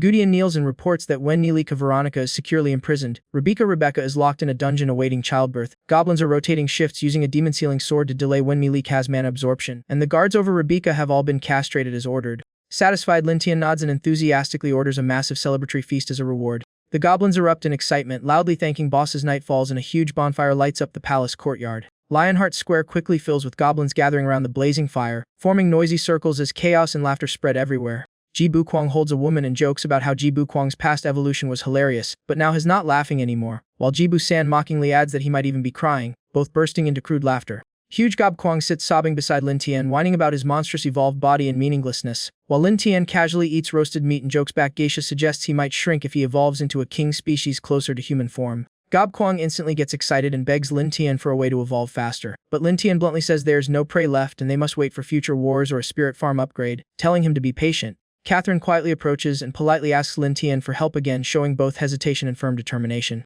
Lin Tian hesitates awkwardly, internally thinking the saintly woman is way too persistent, but eventually decides he has no real reason to refuse and stands up decisively. Geisha watches him leave with curiosity and unease as Lin Tian tells Catherine to wait at the temple. Catherine obediently agrees, watching him go. In the warrior's stable, Lin Tian examines a strong horse and muses that there must be better fuel than horse meat, but for now this will have to do as a temporary upgrade. He places his hand on the horse and activates a mysterious fusion ability. A blinding magical glow erupts from the stable, spreading outward in a powerful surge. Lin Tian is wrapped in blue light, feeling refreshed and twice as strong, joking that even his kidney and legs feel cured and unbelievably comfortable. The horse collapses weakly on the ground, and Lin Tian half jokes that it's just swapping a kidney, no need to be so dramatic. Walking alone toward the temple, Lin Tian notices two figures conversing ahead in the quiet corridor. He calls out loudly to Catherine, asking what they are talking about. Both turn around. Catherine greets him warmly, then blushes and politely excuses herself to Alicia. Alicia hesitates and then asks Catherine if she can discuss something important with her before Lin Tian steps in. Kalaksai confusedly comments that the stars look dim and the roasted beef tastes off. Kate Aitlin is puzzled, and Delakstai awkwardly struggles to explain herself. Kate Aitlin calmly states she's willing to sacrifice anything for survival, and directly asks if Galaksai is trying to stop her and Lin Tian. Kalaksai panics and says she didn't mean that, only worrying about Lun Taigen's health condition. Lun Ten teases her, implying she might be jealous. Kalakstai quickly denies it, insisting she's only concerned about him. Lun Yintin gently touches her flushed face and invites both women to head to the sacred temple with him. He leads Kay Etlin and Lakstai together toward the temple. Lakstai worries about his condition, but he reassures her not to overthink it. Hidden nearby, Ji Shiai and CBU spy and gossip playfully, while CBU remains completely confused. Gi Biju arrives complaining about his life, hears strange suggestive voices from the temple, recognizes familiar names, and becomes suspicious. Curiosity drives GB Kuong to hide and peek, seeing blurred figures and hearing odd noises. He concludes Lin Tian is overwhelmingly impressive and idolizes him even more. Gob Kwang is stunned by what he sees inside, completely frozen in shock, then suddenly screams in frustration, while the next day the sun rises over the vast sacred palace. Sitting on the emperor's throne, Lin Tian orders Catherine and Alicia to lead civilians across Lionheart territory to spread information about the new empire. While privately planning goblin expansion through human cooperation, Catherine agrees and sets off. Lin Tian then activates the system and starts a life simulation. The system shows Goblin nation building progress. Lionheart Empire has been taken. Coexistence propaganda is spreading with mixed success, but three kingdoms soon launch a joint crusade against the Goblin Empire. Lin Tian gets annoyed at the sudden triple invasion scenario, cursing the unfair difficulty spike. He reviews choices: fight, negotiate, or retreat, and decides that direct confrontation is the only way to test enemy strength. The simulation plays out despite choosing battle. The Goblin Empire is crushed by a 300,000-strong coalition and collapses after 4 days, ending in Lin Tian's death. Reflecting on the failure, Lin Tian concludes even top-tier forces like the Sword Saint may not withstand such enemies, and decides to seek alliance with the ancient dragon race. Meanwhile, in the Sword Kingdom, a giant sword floats in the sky over the royal capital. Inside the palace banquet hall, the scene is calm but tense. A Windleman elf quietly flips through a book with a faint smile. Her presence shocks the crowd, who whisper in disbelief at the appearance of the Wind Spirit elf. The fat king flirts with a beauty while praising the Wind Spirit contract of the Sword Kingdom, and the neighboring king agrees, both openly admiring the elf's purity with obvious lust. The Fat King is revealed as the ruler of the Four-Leaf Magic Kingdom, while the man beside him is the Three-Leaf Kingdom King. Both exchange vulgar laughs and openly discuss taking the spirits for themselves. The atmosphere snaps as someone across the table slams the desk in anger. Edward Hayth, King of the Sword Kingdom, stands up furious and warns them to watch their words since Sinf is his contracted spirit. Sinf calmly states the alliance to liberate the Lionheart Empire should begin, while Gilbert's demands rewards for killing monsters. Sinf coldly asks what reward they want. Zubos shamelessly suggests closer contact with Sinf or other indulgences, prompting Edward to slam the table and angrily shut him down. Zubos laughs it off, pretending it was a joke, continues drinking, and casually postpones the war discussion to the next day while flirting with attendants. Beneath the surface, the two kings secretly plot via telepathy to sacrifice Edward and even scheme against Sinf. Meanwhile, Veronica is chained and hung on the wall, enraged and shouting at the goblins. Veronica hangs upside down before an endless enemy army and vents her anger, questioning Lin Tian for exposing her like this on the walls. Lin Tian stands above her on the city wall, coldly taunting the invading army, asking why they've gone silent after calling for a crusade. Edward leads the army in confusion, receiving reports that the earlier battle's devastation was too extreme to approach, leading them to assume Veronica had already won. Gilberts reflects that this goblin force resembles the one from Light City and is shocked by how quickly it has grown after taking the Lionheart Empire. Edward urges caution and proposes retreating to reassess, but Zuberth dismisses him and arrogantly insists on a full assault, claiming they can reclaim honor and the captured beauties from the goblins. Lin Tian watches coldly from above as Edward tries to restrain Rupert, but Rupert ignores him and unleashes a world-class spell, Hell Forest. Lin Tian's vision reveals Rupert's full stats: level 99 human mage with world-class abilities but weakened condition, moderate attributes, several advanced spells, and a total combat power of 9,000. Gilberts immediately joins in greedily, casting his own world-class spell, Omega's Extreme Domain, while joking about splitting the spoils. At that moment, a massive shadowy object emerges in the sky, shrouded in mist, and slowly hovers directly above the three kings.